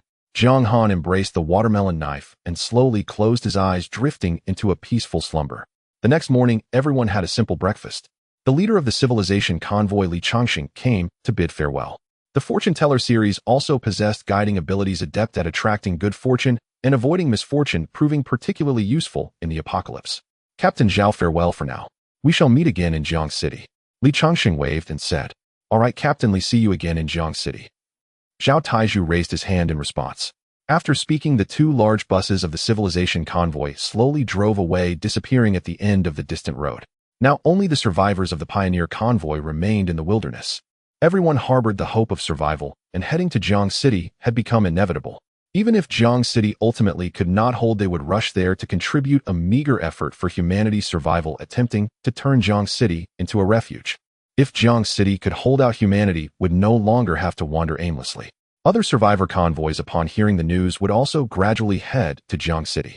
Jiang Han did not hold out much hope for Jiang City to withstand in the long term, but with a rank 5 powerhouse stationed there, stabilizing their position in the short term should not be a problem. All right, we should set off now, Zhao Taizhu said in a deep voice. Captain Zhao, how far are we from Jiang City? Jiang Han inquired. About 2,500 kilometers. There are numerous bizarre creatures along the way, and we will have to keep taking detours to avoid danger. The actual distance will only be greater. Jiang Han understood in his heart that at this speed, it would take at least half a year to reach Jiang City. Upon hearing the news of the impending departure, the survivors hurriedly packed their pots, pans, and personal belongings onto the vehicles. The new round of long migration officially began. Zhao Taizhu took the lead in driving the Hummer towards the distance, with the other vehicles following closely behind, forming a long convoy. Zhang Kaiwei was still responsible for driving the RV, while Jiang Han sat inside observing the surroundings. He distinctly noticed that the number of bizarre creatures appearing recently had increased significantly, with their strength growing stronger and their activity level skyrocketing. In the past, when the convoy was traveling, there were rarely any bizarre creatures lurking by the roadside, but now during the journey, bizarre creatures would often suddenly leap out, clawing at the vehicle desperately, trying to reach those inside. Several small bizarre creatures pounced on the side of Jiang Han's RV. Jiang Han's gaze sharpened as he mobilized his mental power to control the watermelon knife. The blade instantly flew out from the window, piercing through the head of a small bizarre creature with a whoosh before violently twisting within its brain, smashing its cerebral matter. After completing this, the watermelon knife flew back into Jiang Han's hand. Killed a small bizarre creature, gaining 50 kill points. The increase in kill points made Jiang Han's heart sink. In the past, killing such small bizarre creatures would only yield 20 kill points. Now the reward had doubled, indicating they were rapidly evolving towards the level of ordinary bizarre creatures. Where do bizarre creatures truly come from? This question lingered in everyone's minds, with no one knowing the answer. Jiang Han could not comprehend the reasons behind it, and chose not to delve further. He longed for the previously stable and peaceful civilized era. The fall of the capital served as a constant reminder to him that the power of the bizarre was unfathomable. That city, which had gathered the strongest army and top weapons, representing the pinnacle of human civilization's combat power, ultimately still fell. If even such formidable strength could not withstand the bizarre, Jiang Han couldn't help but feel a wave of confusion. The convoy moved forward, but it soon came to an abrupt halt. Ahead lay a long-distance bus station, and everyone shared the same thought. Following the example of the civilization convoy, they would all switch to large buses. Using large buses for travel with resources concentrated in one place, only requiring fuel supply, was far more reliable than scattered small cars. Although these buses lacked keys, they posed no challenge for the convoy's mechanic, Jiang Li. He skillfully operated alongside his two nephews, and soon started 3 brand-new long-distance buses. The survivors rushed over to help, discarding the old cars that had been gnawed and battered by bizarre creatures, orderly boarding the new buses.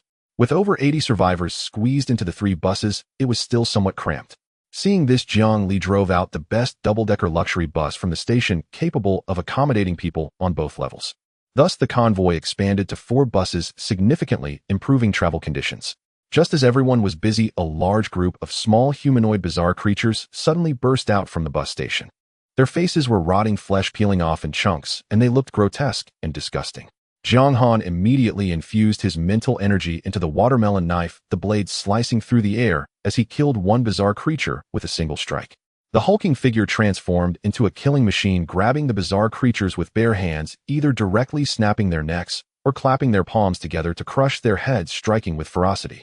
Lin Xingyan moved deftly, silently circling behind a bizarre creature, her black dagger accurately piercing into the top of its head.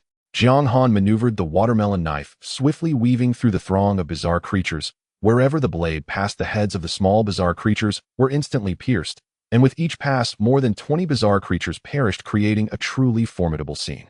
Jiang Han felt as if the convoy had stirred a bizarre hornet's nest, with monsters pouring out of the long-distance bus station hall in a frenzy, rushing towards everyone in relentless waves. He gripped the watermelon knife, tightly gathering his strength and unleashing the first form of the Gale Fury Slash, Wind Blade Slash. With a sudden flick of his wrist, the blade swept out, clearing a vast area of small bizarre creatures in an instant. The system notification sounded repeatedly in Jiang Han's ears like a delightful symphony. Kill small bizarre creatures, slaughter value 50. Kill small bizarre creatures, slaughter value 40. Kill small bizarre creatures, slaughter value 50. Kill small bizarre creatures, slaughter value 30. More small bizarre creatures surged out from the service hall, Jiang Han no longer held back his strength, continuously performing the Gale Fury slash with such speed that it left layers of afterimages. Dealing with these low-level bizarre creatures had become as effortless as slicing through vegetables for him. Jiang Han, Lin Qingyan, and King Kong coordinated seamlessly, maintaining an orderly offense and defense. In just a moment, the small bizarre creatures that had flooded the hall were slaughtered almost entirely by the three sequence members. At that moment, a heavy rumbling sound echoed from deep within the hall. Accompanied by a strange roar, a fat bizarre creature weighing nearly 300 pounds slowly emerged. This monster looked particularly grotesque and repulsive, its flesh on the face rotting and distorted, no longer resembling a human form. Its enormous belly was ragged and oozing a foul-smelling liquid. It opened its mouth and spat out a dark green corrosive slime. A drop landed on King Kong's arm, instantly corroding the flesh and revealing stark white bones. King Kong, fall back to the convoy first. Leave these corrosive bizarre creatures to me and Lin Qingyan. Jiang Han shouted sternly. King Kong, with his burly and heavy physique, found it difficult to evade attacks. This corrosive slime was comparable to strong acid. Once it touched him, he would be severely injured in an instant. Fortunately, this fat bizarre creature moved slowly, and its only threat was the corrosive slime it spat. Jiang Han and Lin Qingyan exchanged quick glances, cooperating closely while carefully observing the creature's attack rhythm, striving to avoid the deadly slime. After several trials, the two finally discerned a pattern. This corrosive creature spat out slime every 3 seconds. Understanding this rhythm made dealing with it much simpler. As long as they swiftly dodged at the moment it spat, they could perfectly evade harm. Jiang Han no longer hesitated, channeling his mental energy to control the watermelon knife and gathering power to strike fiercely at the fat bizarre creature's neck. A flash of cold light, and the massive head fell to the ground with a thud, its enormous body crashing down. Kill ordinary bizarre creature, slaughter value 3,000 points. After the ordinary bizarre creature was killed, it dropped loot. A round stomach sack fell to the ground, the item dropped by this corrosive creature. After a brief discussion among Jiang Han, Lin Qingyan, and King Kong, the stomach sack was assigned to Jiang Han, who then took out 2 packs of instant noodles and distributed them to King Kong and Lin Qingyan as compensation. Jiang Han couldn't help but feel a sense of irony in this apocalypse. Instant noodles had surprisingly become a hard currency. He secretly vowed that the next time he went out on a supply run, he would stockpile more instant noodles for future exchanges with other survivors. After dealing with the troublesome fat bizarre creature, everyone entered the service hall of the long-distance bus station. The hall was empty, but the front desk caught their attention as they discovered an unexpected gain: 5 walkie-talkies. The convoy originally had 3 walkie-talkies, and with these 5 they now had a total of 8. Zhao Taizhu was overjoyed and immediately gathered all the walkie-talkies.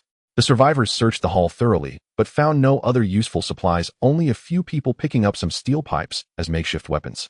Seeing that there were no more gains, Zhao Taizhu returned to the Humvee and ordered the convoy to set off.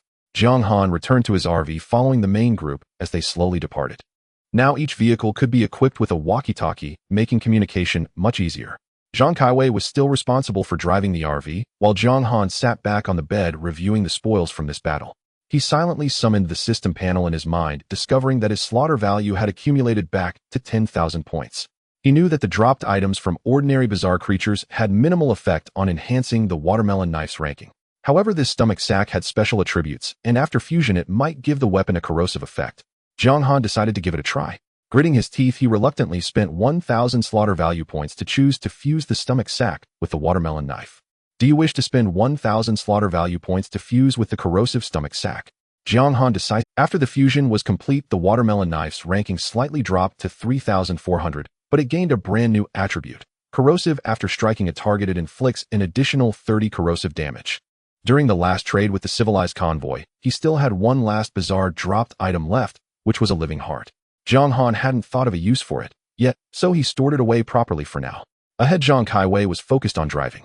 At that moment, Jiang Han suddenly remembered that he had unknowingly gained a nickname within the convoy: Blackheart Boss. He found it somewhat amusing and perplexing, as he had never skimped on Zhang Kaiwei's food and had always treated her well. He truly couldn't understand why he had received such an evaluation. Upon reflection, he realized that Zhang Kaiwei was just an ordinary person. Driving alone for an extended period was indeed exhausting, and it was time to recruit another helper. Saiwei, please keep an eye out for a suitable person in the convoy. Oh, I plan to hire another employee to help out, Jiang Han said with a smile. Sure, boss, Zhang Kaiwei replied obediently, but secretly thought to herself that another person would soon be exploited by this Blackheart Boss. However, just the thought of having someone to share the workload made Zhang Kaiwei feel overjoyed. Her cousin was in this convoy, and she was young and beautiful. A few days ago, several idle tough guys in the convoy had been harassing her cousin, trying to force her into sleeping with them. They only backed off when they learned she was related to Zhang Kaiwei and feared Jiang Han. Everyone in the convoy was well aware that Zhang Kaiwei was a favored person by Jiang Han, and no one dared to provoke her easily. Zhang Kaiwei was determined to recommend her cousin to Jiang Han at the next rest stop. In her eyes, Jiang Han was entirely different from the other sequence members. He was very generous. Jiang Han himself agreed with this. In this apocalypse, as a transcendent being with ample resources, he naturally didn't lack food. Only ordinary survivors would worry about having enough to eat. Now his RV's storage compartment was already filled with supplies. As long as he scavenged a few more waves of resources and upgraded the RV, there would be more than enough food to last, and hiring one more person would be completely unproblematic. Jiang Han's core goal now is to continuously enhance his own strength. In this apocalyptic world, as long as one is strong enough, any conspiracy or scheme is insignificant in the face of absolute power. If anyone dares to play tricks or harbor ill intentions towards him, he can simply cut them down with a single strike. The convoy continues its migration, and during a break in the journey, Jiang Han focused his thoughts and opened the system shop. Accumulating killing points is just idleness. It is better to use them to become stronger. Without hesitation, he exchanged for a sequence enhancement injection in the system shop. The bright red injection was slowly infused into his body. Jiang Han clearly remembered the excruciating pain from his last injection, but he could feel that he was gradually adapting to and becoming immune to this suffering.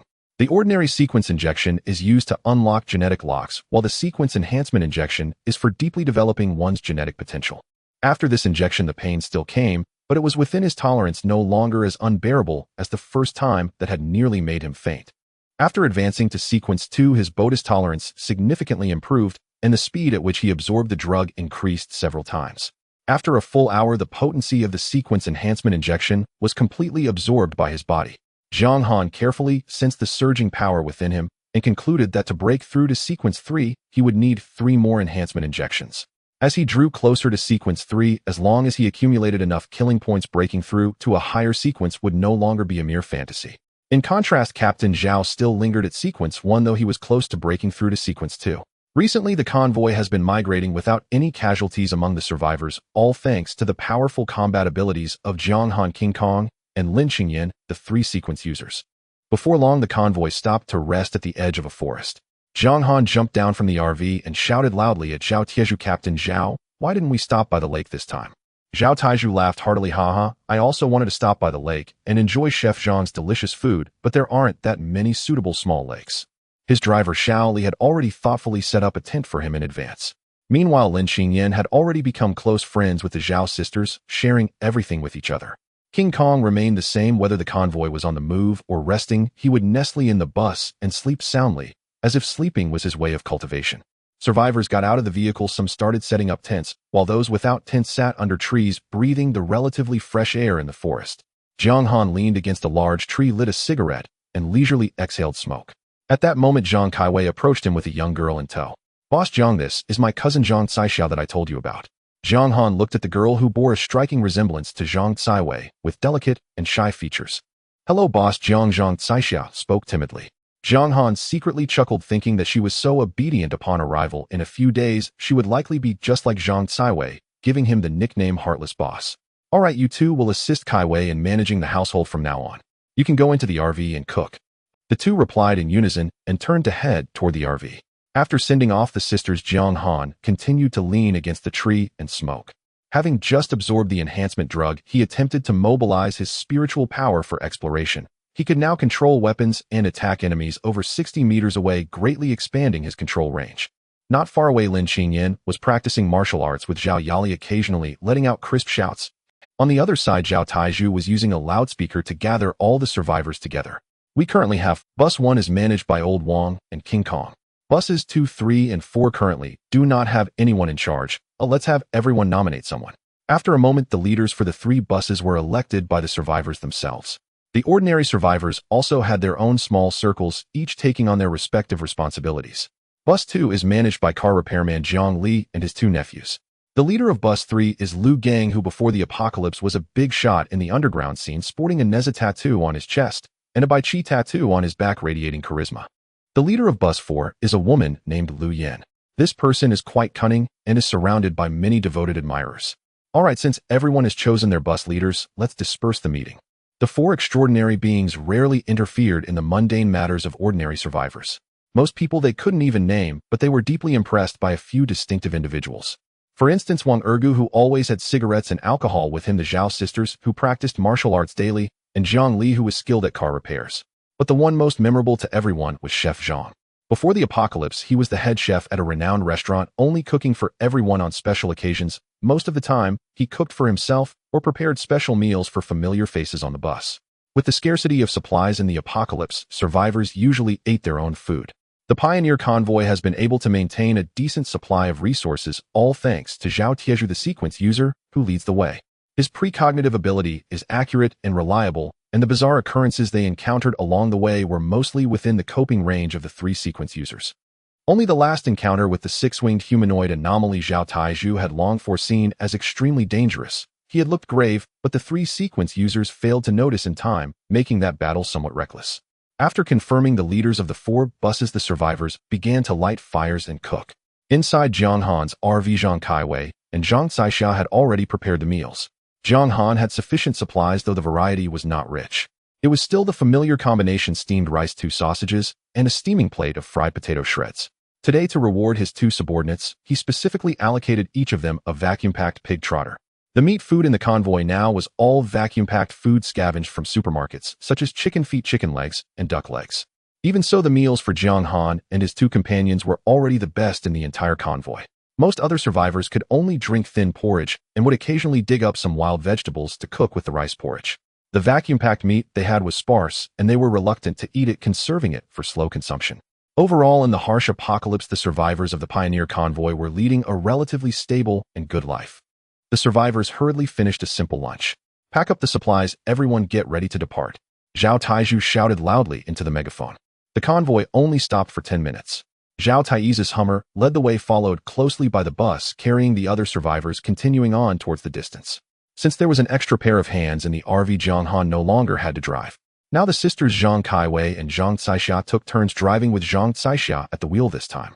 Zhang Kaiwei sprawled comfortably on the 3-person sofa, having found some nail polish from who knows were completely focused on painting her nails.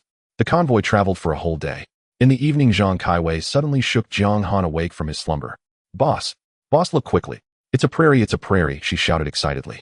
Jiang Han looked out of the window, and indeed saw an endless stretch of lush green prairie. Before the apocalypse, Jiang Han had never set foot on a prairie. This was the first time he witnessed such a vast scene with his own eyes. As soon as they entered the prairie, his mind instinctively thought of plump little lambs. Just as he was thinking, a flock of sheep appeared in his sight. There were 10 in total, looking particularly lucky. Perhaps they had escaped the bizarre searches, or maybe they had narrowly evaded a gruesome battlefield. But no matter how they had managed to escape today, they would ultimately face misfortune, because they had encountered the pioneer convoy that had long been deprived of meat. Sure enough, the convoy slowly came to a halt. Jiang Han knew that Captain Zhao would seize the opportunity to take these little lambs into his possession. He immediately pushed open the car door and jumped out. With his extraordinary speed, he quickly caught 2 little lambs, 1 in each hand. Jiang Han placed the lambs into the RV and immediately returned to catch 2 more, swiftly securing 4 lambs in total. The other survivors, seeing this, rushed forward to surround the sheep. Jiang Han knew that with so many eyes around, he couldn't be too greedy. He left the remaining 6 lambs for the others to handle. The survivors successfully captured all 6 remaining lambs and loaded them onto the vehicles. With strange things still pursuing them from behind, there was no time to linger. Zhao Tieju immediately started the car, leading the convoy to continue on their journey. The brief moment spent catching the sheep was precious time that Captain Zhao had fought for. Inside the RV, Jiang Han gently stroked the 4 docile little lambs. A smile spread across his face. Zhang Kaiwei instantly lost interest in painting her nails and came over to happily play with the lambs. Jiang Han took out his watermelon knife and lightly traced it along the side of a lamb's neck. "Boss, what are you doing? Such cute little lambs, are you going to cruelly kill them?" Zhang Kaiwei asked angrily. "If we don't kill them, how will we have meat to eat? Don't you want to eat delicious lamb meat with bread?" Jiang Han replied playfully. Upon hearing lamb meat with bread, Zhang Kaiwei's mouth watered instantly. "But the little lambs are really cute. Do we really have to kill them?" Zhang Kaiwei fell into a dilemma. On one side were the soft and adorable little lambs, while on the other was the lamb meat she had been craving, caught in a conflict. Jiang Han had no time to indulge her dilemma. He grabbed one of the lambs, extended its neck out of the window, and with a swift motion of the knife, he ended the lamb's life. Then together with Zhang Caiwei, they began to process the lamb meat inside the RV. After the slaughter, Jiang Han skillfully skinned the lamb, which could serve as a blanket for the winter. He carefully cut the lamb meat into pieces, while Zhang Caiwei placed the cut meat into the refrigerator for storage. This refrigerator had been brought back from the village chief's home in Lulan village. His RV was spacious and had ample power. The only drawback was that the power supply depended entirely on the RV's engine. Jiang Han secretly planned that next time they searched for supplies, he would definitely dismantle a car engine to specifically power the RV. That way, even if the vehicle stopped, they could still use electricity. The lamb was processed thoroughly, and the offal and stomach were all neatly packed away. Once they reached the next stop, they could directly make lamb meat with bread. This one lamb, if consumed sparingly, would be enough for him to eat well for several days. The remaining 3 lambs Jiang Han planned to raise. The task of raising them was entrusted entirely to Zhang Caiwei. As long as the convoy took a break, the sisters could feed the lambs some wild grass. They were easy to raise. Not long after the convoy arrived at a new stop, and all vehicles gradually came to a halt. Everyone was particularly excited today, as they could finally eat fresh lamb. After discussing, they decided to slaughter all 6 lambs they had caught. The 4 lambs Jiang Han had caught would be handled by him. For the survivors, slaughtering lambs was already second nature. Among the 80 or so people, there were quite a few experienced hands who had worked as butchers before the apocalypse. The 6 lambs were quickly processed. Jingang Zhao Tieju and Lin Qingyan each received 1 lamb. Normally 1 lamb would be enough for 3 people, but Jin Gang was an exception as his appetite far surpassed that of an average person. Today it was finally Chef Zhang's turn to showcase his skills. He brought 2 assistants and began preparing lamb dishes for everyone. He prepared a large pot of lamb hot pot for the 3 sequential members, along with a bowl of lamb meat with bread for each. The remaining 80 or so survivors were divided into 5 large pots. Each pot simmered 1 lamb, all made into lamb hot pot. Various ordinary ingredients collected before could also be added to the pots to enhance the meal. Once Chef Zhang finished cooking for everyone, Jiang Han invited him into his RV, where he specially prepared lamb hot pot and lamb meat with bread for himself, Zhang Caiwei, and Zhang Caixia. Jiang Han highly appreciated Chef Zhang's skills and directly rewarded him with 5 packs of instant noodles as compensation. Zhang Caiwei and Zhang Caixia showed no restraint as girls, and they ate with their mouths smeared with oil. Jiang Han fished out a huge lamb leg from the hot pot and began to tear into it with big bites. The 3 of them praised the deliciousness of the lamb while eating. So delicious. Zhang Caiwei mumbled. Yeah, really delicious. Zhang Caixia nodded repeatedly. Before long, the 2 huge lamb legs were reduced to mere bones by Jiang Han. After finishing the lamb legs, he ate the lamb meat with bread dipped in the hot pot broth. After a steaming hot lamb hot pot meal, everyone felt their bellies bulging. Jiang Han and the 2 girls even drank the broth at the bottom of the pot clean, and the lamb meat was eaten to the last scrap. After finishing a steaming hot lamb feast, Jiang Han fetched 2 sturdy nylon bags and pulled out 2 sharp kitchen knives, handing them to Zhang Caiwei and Zhang Caixia. Boss Jiang, what are you doing? Are you going to kill us? Zhang Caiwei asked nervously, instinctively taking a step back, her eyes filled with confusion. What else could I do? You've eaten your fill. Hurry up and go cut grass for those 3 sheep, or they'll starve. Jiang Han said, impatiently, unable to help but scoff at how clueless these 2 girls were, lacking even the most basic knowledge of life. Oh, so we need to cut grass for the sheep. Sheep eat grass, right? Do they eat the wild grass outside? Zhang Caixia blinked innocently and asked. Yes, they do. Hurry up, don't dawdle. Jiang Han said, impatiently, shooing the 2 of them away to cut. Seeing their clueless expressions, it was clear that the sisters had never lived in the countryside. They didn't even know what sheep eat or how to feed them, leaving Jiang Han both helpless and amused. He had already made long-term plans in his mind of, for now, he would not kill these 3 young sheep. He wanted to become a sheep farmer in this harsh apocalypse, achieving freedom with lamb meat. He walked to the roadside and laboriously dragged over an abandoned bus, tying it securely to the back of the RV with a thick rope. After a simple tidy-up, a spacious and makeshift sheep pen was ready. The space of a bus was more than enough to accommodate 3 sheep, providing shelter from wind and rain. Then Jiang Han took out the repair tools he carried with him and dismantled the engine from an abandoned Hummer on the roadside. Carrying the heavy engine back to the RV, he certainly wouldn't install it himself, but called for the system directly in his mind. Spending 100 points of kill value, the system immediately generated a detailed installation manual. After carefully reviewing the manual, Jiang Han realized that in addition to the engine, he also needed compatible parts like a fuel tank and wiring. He went out again and dismantled the Hummer's fuel tank and wiring components as well. Following the blueprint, he connected the electrical wiring inside the RV step by step, and once everything was hooked up, he filled the engine with gasoline. With a low rumble, a makeshift gasoline generator officially started up, allowing the RV to finally operate independently of the vehicle engine.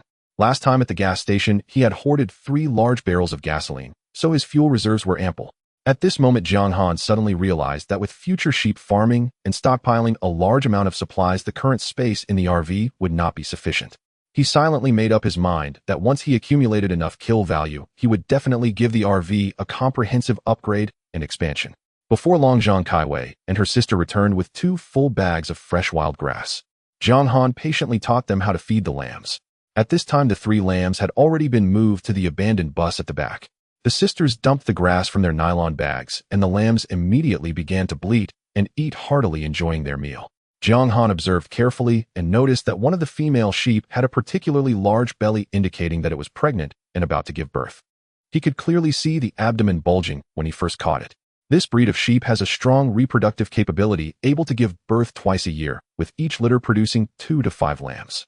Thinking about the endless supply of fresh lamb meat and sheep pelts in the future, Jiang Han couldn't help but swallow hard. He knew in his heart that this bizarre apocalypse would not end anytime soon. Many survivors still clung to naive fantasies, believing that the disaster would soon pass and civilization would eventually be restored. But Jiang Han saw through it all. The bizarre phenomena were constantly evolving and becoming stronger. The human official system was utterly paralyzed, and the military and technology struggled to contend with the monsters. Returning to the stable era of civilization was nearly impossible. The outcome of this disaster would either be the complete extermination of the bizarre phenomena or the annihilation of humanity. Either way, it would be a long and brutal war of attrition. Now, the bizarre phenomena were evolving wildly, and human awakeners were also continuously upgrading and growing stronger. Once the top-tier powers of Jiang City stabilized the situation, the serum would gradually circulate to various regions, and the number of awakened extraordinary beings would only increase.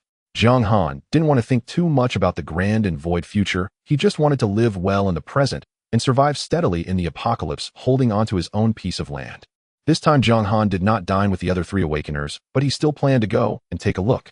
He walked into Zhao Tai's tent and immediately noticed that Zhao Taizhu had already advanced to the 2nd tier of the guide sequence. "Captain Zhao, you've advanced to the 2nd tier. When did you level up?" Jiang Han asked in surprise. To tell you the truth, I just broke through after finishing the lamb meal," Zhao Taizhu replied with a mouthful of lamb leg, laughing. Nearby, Lin Qingyan was carefully using a sharp dagger to carve meat from the sheep's head. Jiang Han knew that while some people favored the soft and tender taste of sheep's head, others looked at it with fear and dared not take a bite. After chatting casually with the 2, sharing some travel experiences, Jiang Han returned to his RV. Inside the RV, Zhang Kaiwei and Zhang Caixia were snuggled tightly together, fast asleep on the 3-person sofa. The 2 of them crammed onto one sofa, making it look particularly crowded, but neither wanted to sleep on the cold ground. The soft sofa was too comfortable, and the sisters looked similar. Even their curled-up sleeping positions were identical. Jiang Han lay back on his bed and gradually entered dreamland, resting his weary body. The next morning, as dawn broke, the convoy set out on time. "We have arrived at a medium-sized town ahead. Those in need of supplies can go and scavenge. The convoy will wait here for 2 hours. After 2 hours, regardless of whether you return or not, we will depart on time." Hearing this, Jiang Han, Lin Qingyan, and King Kong stepped forward. In the apocalypse, resources are always in high demand. The supplies in towns are far richer than in villages, and no one wants to miss this opportunity. Survivors eager to replenish supplies drove into the town. To their surprise, there was a relatively large supermarket in this medium-sized town. Jiang Han entered the supermarket with Zhang Kaiwei and Zhang Caixia. Everyone rushed in, frantically sweeping the shelves for supplies. Whole boxes of drinks, cases of beer, and instant food were continuously brought into the RV.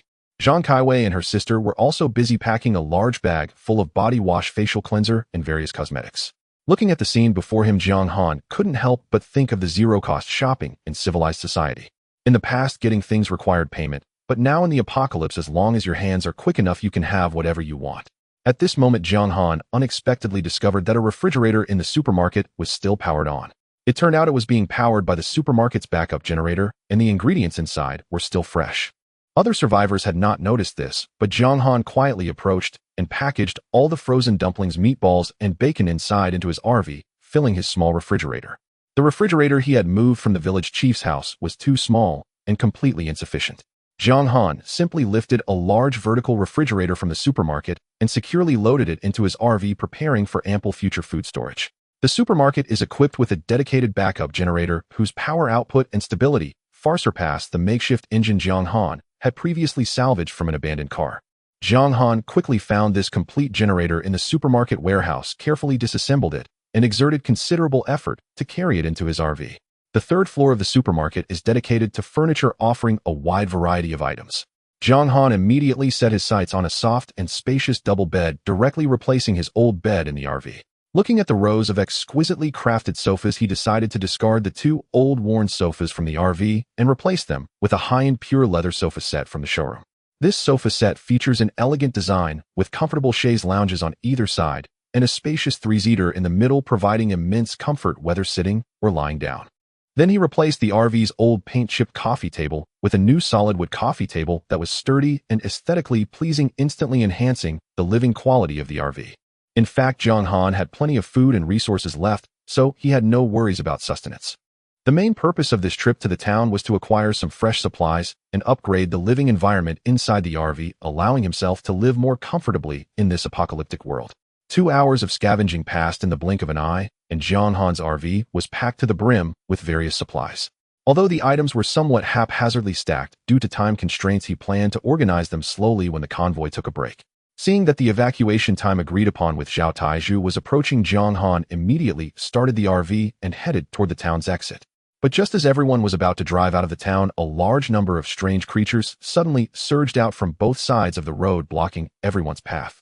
Jiang Han quickly scanned the area, noticing that the front was densely packed with a multitude of small strange creatures, among which were 3 stronger ordinary level ones.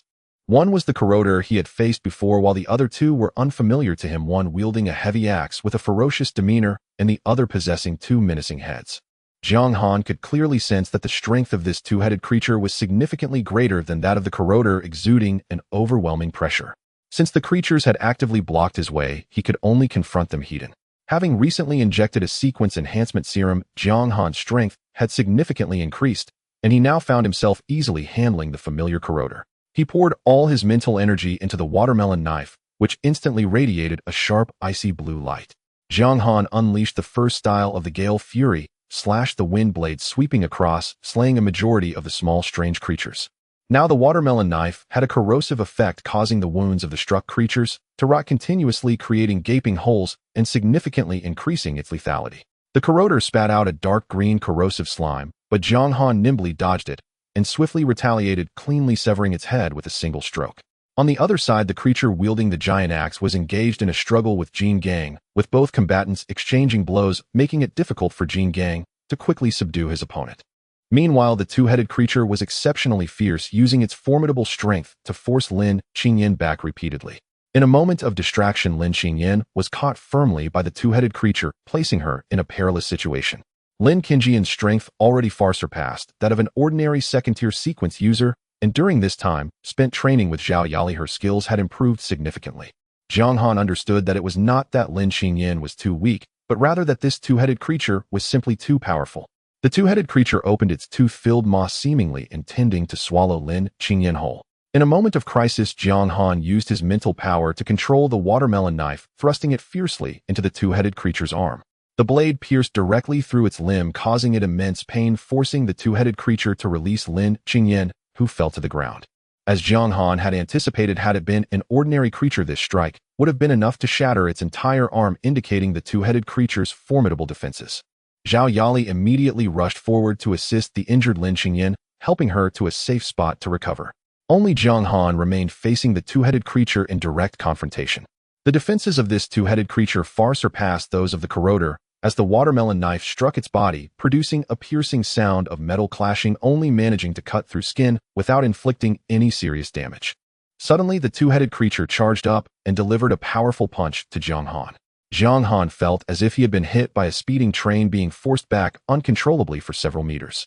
He quickly deduced that this was a power-type creature with astonishing brute strength. Jiang Han constantly dodged left and right, using his strong mental power to precisely track the creature's attack trajectory, focusing on its neck to launch continuous sneak attacks. The first strike landed, creating a long gash on its neck. He attacked while retreating, each blow accurately hitting its previous wounds, with the second strike penetrating 2 fingers deep. The third, fourth, fifth strikes. Each ferocious pounce of the 2-headed creature was skillfully evaded by Jiang Han, leaving it to take the hits passively. until the 10th strike landed. One of the two heads of the two-headed creature fell to the ground with a thud. With its head severed, the creature became even more frenzied, its rage surging, wanting nothing more than to devour Jiang Han alive. Yet the more furious it became, the more chaotic its attacks were, failing to touch Jiang Han at all. Jiang Han continued to seize the opportunity to attack, and with the 13th strike the other head also fell off completely. Yet the more furious it became, the more chaotic its attacks were, failing to touch Jiang Han at all. Jiang Han continued to seize the opportunity to attack, and with the 13th, Jiang Han casually collected it, then turned to support Jin Gang in dealing with the axe-wielding creature. This axe-wielding creature was on par with the corroder in strength, and with a single stroke, Jiang Han easily severed its head. Thus the battle against the creatures blocking the road came to a complete end. Jiang Han generously shared the 2 drops from the ordinary creatures with Jin Gang and Lin Xinyan. It was not that he was inherently generous, but rather that the materials from ordinary creatures had no use for him now, while the recently obtained bone-like material was a drop from a stronger creature, thus of higher value. After dealing with the 3 leader-level creatures, Jiang Han, Lin Xinyan, and Jin Gang joined forces to eliminate the remaining small creatures that were trying to escape.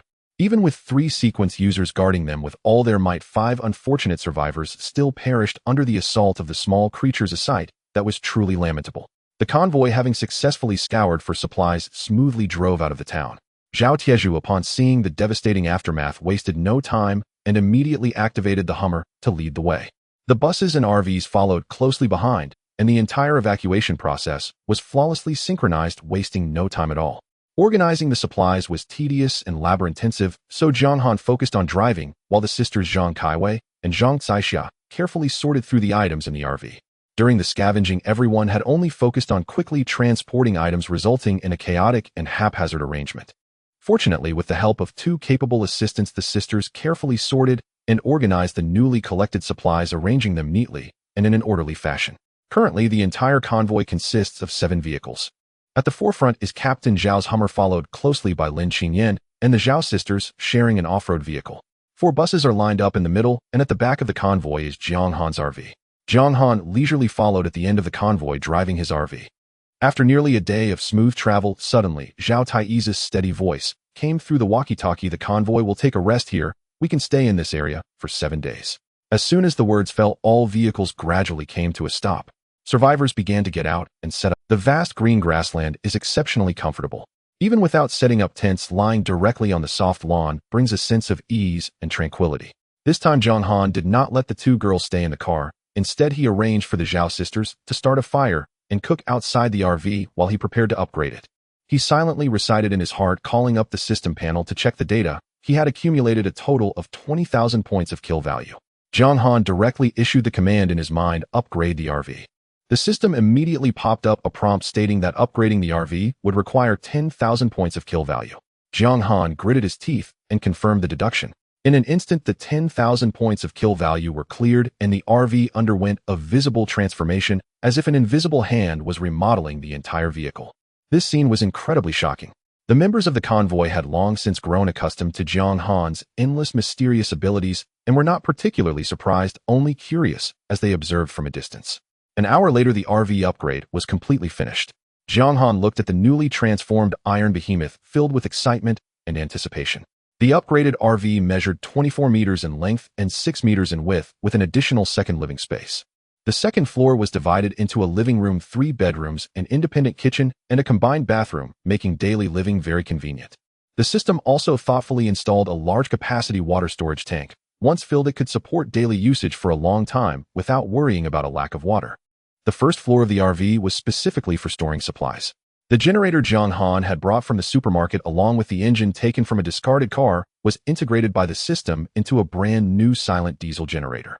The RV was equipped with 2 refrigerators. A small one was placed in the kitchen, while a large one was stored in the warehouse. The warehouse was 10 meters long, providing ample storage space. This silent diesel generator had a power output of 200 kilowatts, providing strong power capabilities. Inside the second floor, the system had automatically arranged the large bed and leather sofa that Jiang Han had collected earlier. Previously, supplies would fill the old RV to the brim, but now stepping into the new vehicle felt spacious and airy. Jiang Han stepped out of the car, and the surrounding survivors immediately gathered around. This completely new iron behemoth had a strong visual impact, with its exterior shell made of titanium alloy, making it incredibly sturdy. The fuel tank was upgraded to a 3 cubic meter main tank, plus a 2 cubic meter auxiliary tank with diesel as the new fuel. For the moment, they would use gasoline as a temporary measure, and once they reached the next gas station, they would switch entirely to diesel. The vehicle's tires were upgraded to a 3-segment track made from titanium alloy, allowing for a free switch between tire and track modes. Jiang Han sat in the driver's seat, easily switching modes, and the solid tires and tracks instantly changed. With this feature, the RV's mobility was greatly enhanced. Previously, the speed of using tracks was too slow, reaching a maximum of only 80 kilometers per hour, which was why he always lagged behind the convoy. Now with the switch to solid tires, the driving speed could match that of other vehicles, and he would no longer fall behind. The system had also added a heavy ram at the front of the vehicle, allowing it to directly crash through obstacles on the road, enhancing its passage capability. Looking at this luxurious and sturdy new vehicle, Zhang Kaiwei and Zhang Caixia couldn't care less about eating and excitedly ran up to the RV to explore. Jiang Han, on the other hand, busied himself with a large bowl of food, eating heartily. Just then Lin Qingyan suddenly walked up quickly and shouted at Jiang Han, "Good for you, Jiang Han. I remember you said you would help me upgrade my vehicle." Jiang Han scratched his head, feeling a bit embarrassed. He opened the system to check. Upgrading Lin Qingyan's off-road vehicle only required 200 points of kill value. Reluctantly, he had to agree. After finishing his meal, Jiang Han handed the bowl to Zhang Caixia and directly spent 200 points of kill value to help Lin Qingyan upgrade her off-road vehicle. The upgraded off-road vehicle's body was extended to 4 meters, and the tires were replaced with solid puncture-proof tires, with no significant changes otherwise. Lin Qingyan looked at her ordinary new vehicle and couldn't help but asked Jiang Han, "Why is my car's upgrade not as impressive as your RV?" Jiang Han casually lied as a way to brush her off. "This one is my destined RV. Only the mechanic sequence has a special destined vehicle. To upgrade yours like this has already consumed a lot of my mental energy." At this moment, Zhao Taizhu also approached, just about to ask for help. Jiang Han directly raised his hand to interrupt. "Stop, that's not possible." Zhao Taizhu awkwardly scratched the back of his head and had to give up. He understood that Jiang Han could not help everyone upgrade their vehicles for free. During the rest period, it was time for the distribution of supplies. Jiang Han suddenly proposed, "From now on, I will only hand over 20% of food as a reward for Captain Zhao's guidance." Lin Qingyan also felt that this distribution method was much more reasonable than before. After some discussion, they finally agreed on a rule: all supplies collected by sequencers would be uniformly submitted, with 20% going to Zhao Taizhu. Jiang Han readily submitted his share.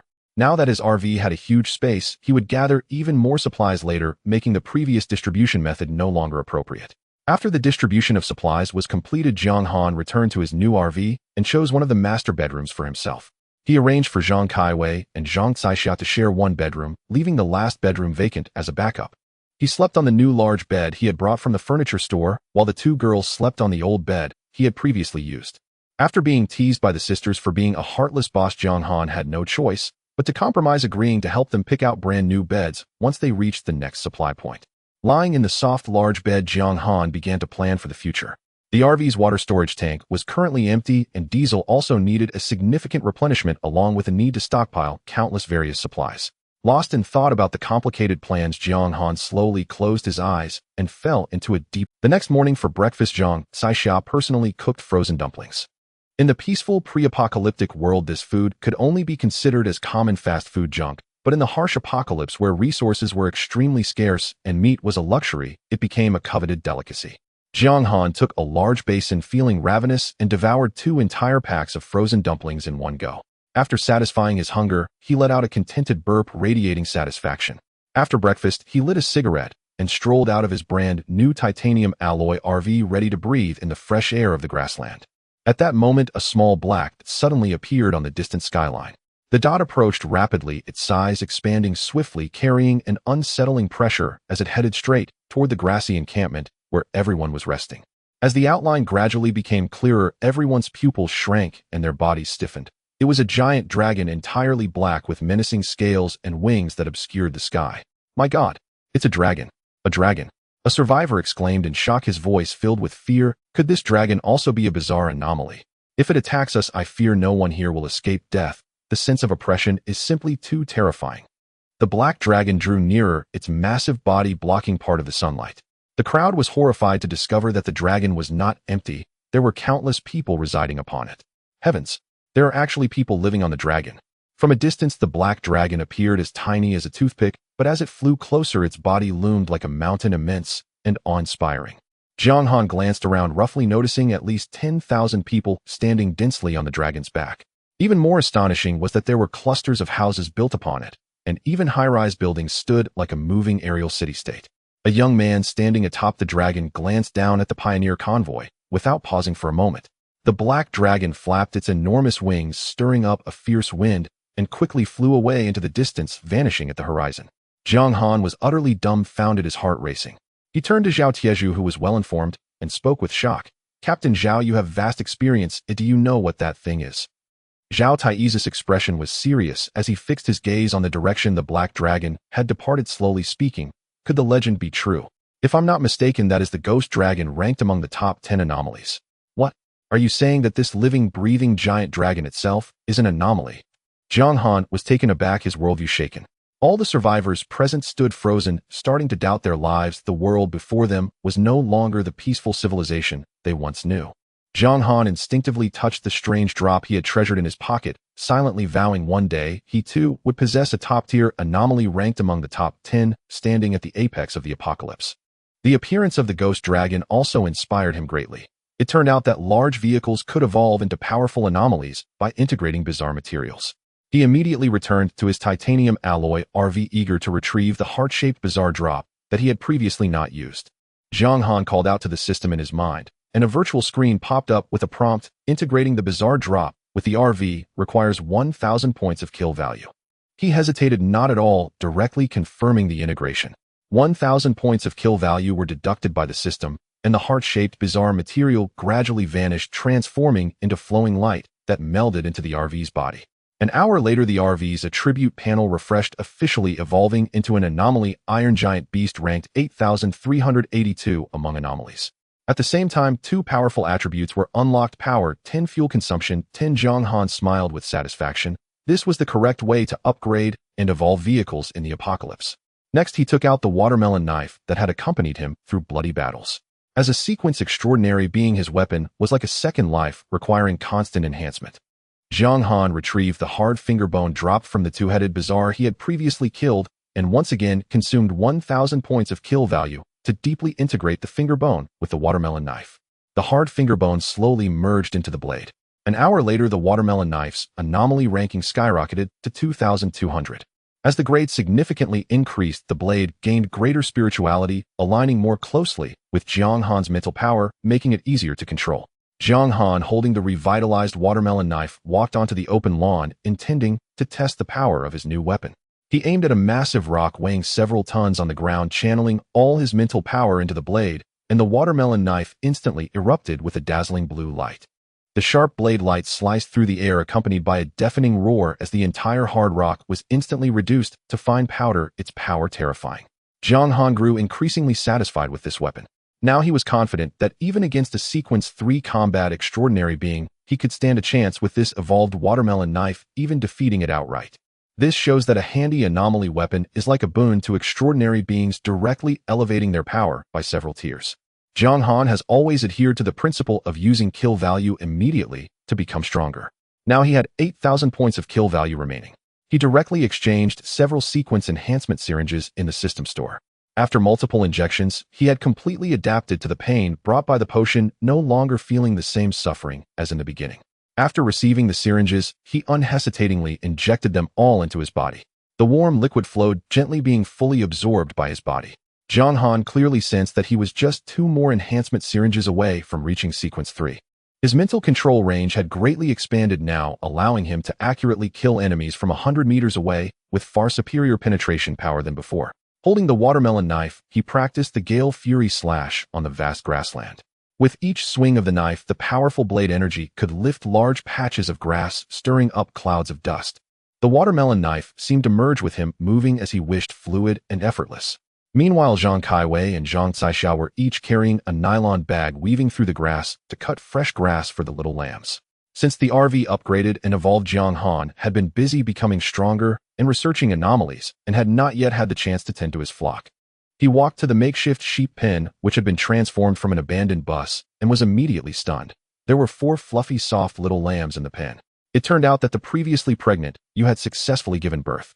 Jiang Han, then remembered that this type of sheep was the small-tailed Han sheep from before the apocalypse, known for their strong reproduction abilities capable of giving birth to 2 litters a year, each with multiple offspring. Now there were already 7 sheep in the pen. The newborn lambs could only drink their mother's milk, and once they grew up and started eating grass, the amount cut by the sisters would likely not be enough to sustain them. With nothing to do, Jiang Han also picked up 2 nylon bags and bent down to help cut grass alongside the sisters. The 3 worked together diligently in the grassland for a while, filling 4 bags with fresh grass. Just as Zhang Kaiwei was about to pour the grass into the sheep pen to feed the lambs, Jiang Han stopped her. "Boss Jiang, aren't we feeding the lambs grass today?" Zhang Kaiwei asked, blinking her eyes in confusion. "You silly girl, why don't you think flexibly?" Jiang Han smiled patiently and explained, "Since the convoy is resting steadily here, we can simply let the lambs out to graze freely on the grassland. The grass we cut can be used to feed them later when the convoy is on the move." During the days of rest, Jiang Han often took Zhang Kaiwei to cut grass on the prairie, while Zhang Caixiao was responsible for watching over the sheep and herding them. According to Zhao Tieju, the convoy would stay on this prairie for a full 7 days, providing ample time. Jiang Han learned from the lessons of the last migration and planned to stock up on fodder during these days. Previously, the convoy had rushed for 2 months, facing a shortage of supplies along the way. If there wasn't enough fodder, the lambs were likely to starve to death. The prairie was covered with lush green grass, but using a vegetable knife to cut grass was ultimately not enough. For a full 7 days, Jiang Han and Zhang Kaiwei were busy day in and day out, either bending down to cut grass or having simple meals and resting. They managed to gather 20 bags of fodder, all stored properly for feeding the sheep during the long migration. The 7 days of rest passed by in the blink of an eye, and Jiang Han knew that the convoy was about to embark on another long journey. On the afternoon of the 7th day, after everyone finished their lunch, Zhao Taiju picked up a loudspeaker and shouted to the entire convoy, "We are now preparing to depart." Everyone gathered their personal belongings and made sure not to fall behind. After saying this, he directly hopped into his Hummer. 10 minutes later, the Hummer started first, and the pioneer convoy set off once again on the long migration road. The long journey was particularly tedious. Suddenly, Zhao Taizu's voice came through the intercom. "Does anyone know any stories? Just tell one to lighten the mood." "Oh, I have plenty of stories here," a delicate, flirtatious voice rang out, belonging to Lu Yin, the head of Bus No. Jiang Han, who was originally dozing off, was instantly awakened by this voice. Zhang Kaiwei also leaned over to him, curiously listening to the sounds from the intercom. "Then let me tell a story. This story happened a long, long time ago. There was a mountain, and on that mountain lived an old monk who smiled at a nun and told her a story." Stop, stop, stop. Please don't continue." Zhao Tieju, feeling overwhelmed, couldn't help but interrupt. "No, I still have many stories I want to share with everyone," Lu Yin insisted, continuing to speak. "This next one is definitely interesting, so everyone listen carefully. It's a true university horror story. That year I had just entered college and moved into dormitory 414. Did you know? This dormitory 414 is haunted. One night while I was sleeping soundly, I heard a loud knocking on the door. At that moment, I immediately thought of the rumors about the haunted girls' dormitory 414. I was so scared that I trembled all over. Then with a loud bang, the dormitory door was pushed open and a ghost in red walked in, slowly approaching my bed, smiling at me. "Dear student, let me tell you a story that happened in a university." Upon hearing this, many people switched to a different intercom channel. "Boss Jiang, this Lu Yin is too boring. I was waiting to hear a fun story." Zhang Kaiwei pouted, her face full of disdain. At that moment, Lu Gang, the head of Bus No. 3 and a former social leader, picked up the conversation. "That story was too dull. I have a true story that happened to me. Let me share it with everyone." "Great. Lu, go hurry up and tell." Zhang Kaiwei snatched the intercom from Jiang Han's hand and shouted excitedly. "Everyone knows that before the apocalypse, I was involved in the underground world. One day, I went to a watermelon stand to buy a melon. The vendor had a fierce-looking face, even more intimidating than mine. I approached him and asked, 'How much is this melon per pound?' He said 2 yuan per pound. I was immediately displeased and retorted, 'Is the skin of this melon made of gold or the seeds?' The vendor replied, 'It's all greenhouse melons. If you think it's expensive, I think it's expensive too.' I then said, 'Pick one for me.' After he picked the melon and slapped it twice, I asked again, 'Is this melon guaranteed to be ripe?' He said, 'I'm running a fruit stand. Do you think I would sell you an unripe melon?' I repeated him, asking if this melon is guaranteed to be ripe. He instantly glared at me. 'Are you looking for trouble?' I smiled and said, 'If it's ripe, I'll take it. If not, you can swallow the melon.' After weighing it, he said 100 pounds, 200 yuan. When I looked, there was no way that it could weigh that much. I directly lifted the scale plate and found a big magnet hidden underneath. I confronted him and swiftly sliced the watermelon in half. The vendor roared in anger, 'You cut my melon, huh?' He rushed up and engaged me in a scuffle, and I stabbed a knife into his belly. The bystanders shouted, 'Murder! Murder!' I hopped on my electric scooter, turned back with a slight smile, and left gracefully. After Liu Gang finished his story, there was a silence over the intercom. What the hell? This isn't a true story at all. It's clearly a scene from a TV show. Do you think we haven't seen it? Zhao Taizhu shouted angrily. Yeah, I thought it would be exciting, but it turned out to be a direct copy from a TV show. It's completely uninteresting. Zhang Kaiwei also complained into the intercom. I thought everyone hadn't seen it. The journey is too boring, just trying to amuse you all. After 2 consecutive dull stories, everyone was increasingly annoyed and simply turned off the intercom to rest with their eyes closed. Just as everyone was dozing off, Zhao Taiyi's voice came through the intercom again. Attention, everyone. A large gas station has been spotted ahead. Vehicles needing fuel should queue up for refueling. Hearing this, Jiang Han instantly perked up as his upgraded RV was in urgent need of fuel. After driving for a while longer, a complete large gas station came into view. Captain Zhao, how long can we stop here? Jiang Han asked. We can stop for 3 hours, which is enough for everyone to fill up their tanks without rushing. Please refuel in an orderly manner. The survivors, having not encountered a gas station for a long time, became excited, and vehicles lined up in long queues to refuel. Most of the buses mainly filled up with diesel, while only Zhao Taiyi's Hummer and Lin Qingjian's SUV required gasoline. Jiang Han found a refueling spot, opened the RV's main fuel tank, and inserted the fuel nozzle. His RV's main tank was a full 3 cubic meters and took a whole hour to fill completely. Then he switched the fuel nozzle and began refueling the 2 cubic meter backup fuel tank. Jiang Han completely filled the spare fuel tank of the RV, then proceeded to refuel the diesel generator on the vehicle, spending an entire hour in the process. At this point, the main fuel tank of the RV and both spare tanks were filled to the brim, greatly enhancing its endurance. Fuel is the most precious necessity in the apocalyptic world, and Jiang Han naturally would not miss the opportunity to stockpile it. He went around to the back of the gas station, found 2 large thick fuel barrels, filled them with diesel, and carefully moved them into the storage compartment of the RV for safe keeping in case of future long-distance migrations. Just as he finished refueling, Zhao Taiyi's voice echoed through the loudspeaker across the entire convoy. Keep up with the convoy, do not fall behind, let's depart. As soon as his words fell, the engine of Zhao Taiyi's Hummer roared to life, racing ahead. The other survivors quickly started their vehicles, closely following the convoy. The convoy traveled across the vast grassland where vibrant green grass stretched endlessly. Inside the RV, it was still Zhang Kaiwei who was in charge of driving. During the journey, the soft bleating of lambs filled the air, and Jiang Han immediately knew that the sheep were hungry. He walked to the back where a bus had been converted into a sheep pen and added a bag of pressed feed for the lambs. Just as everyone was traveling steadily, Zhao Taiyi's urgent warning suddenly came through the intercom. Attention, everyone. Attention, everyone. Something strange is chasing us. As soon as Zhao Taizhu finished speaking, Jiang Han looked through the window and clearly saw a figure in white lightly floating behind the convoy, rapidly closing in. Jiang Han's heart raced instantly, a chill washing over him. Whoa! The mournful and eerie cries gradually penetrated the ears of every survivor. Inside bus number 4, a middle-aged man suddenly let out a heart-wrenching scream as his body began to visibly swell and bulge.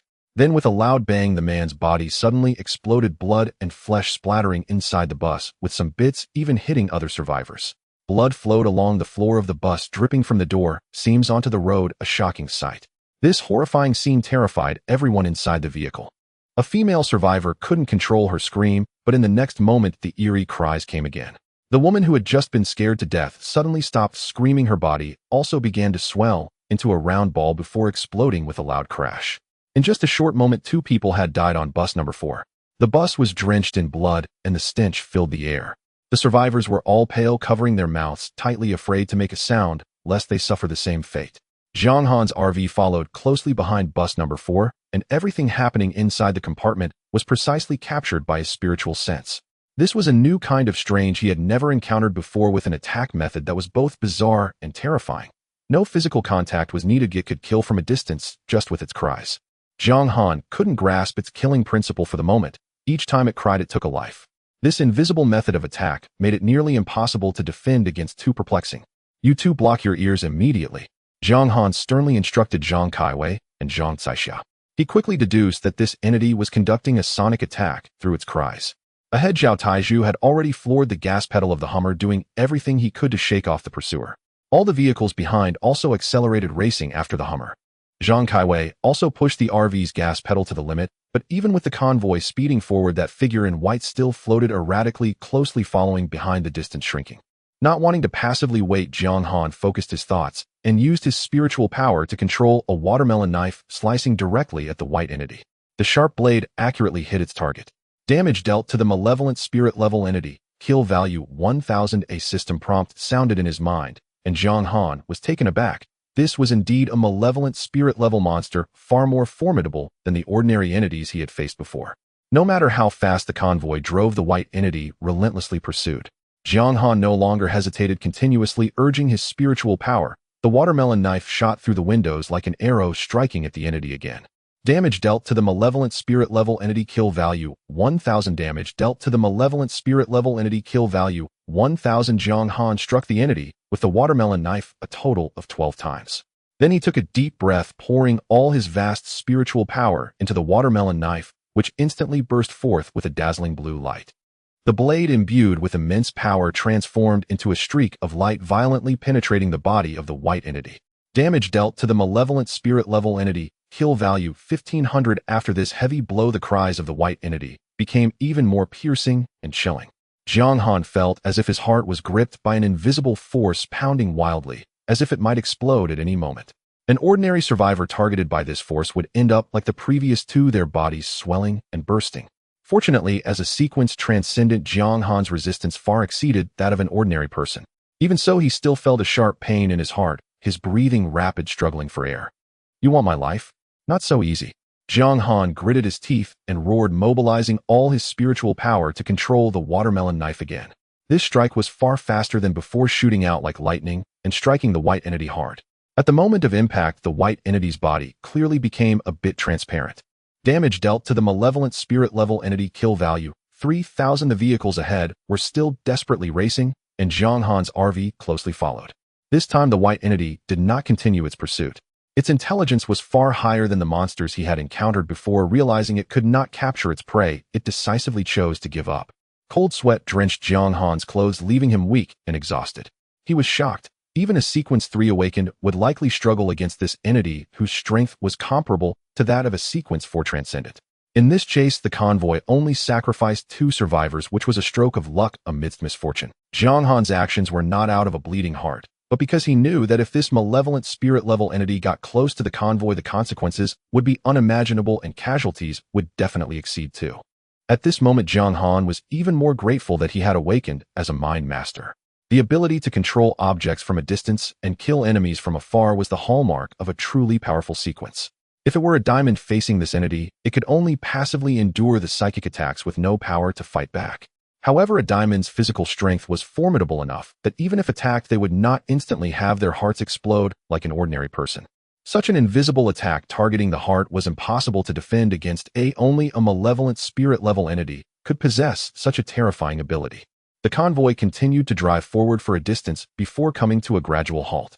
In fact, there had long been a suitable clearing ahead for rest, but the white-clad malevolent spirit pursuing them dared not recklessly stop. At this moment, Zhang Han truly realized how important a powerful guide was for a convoy.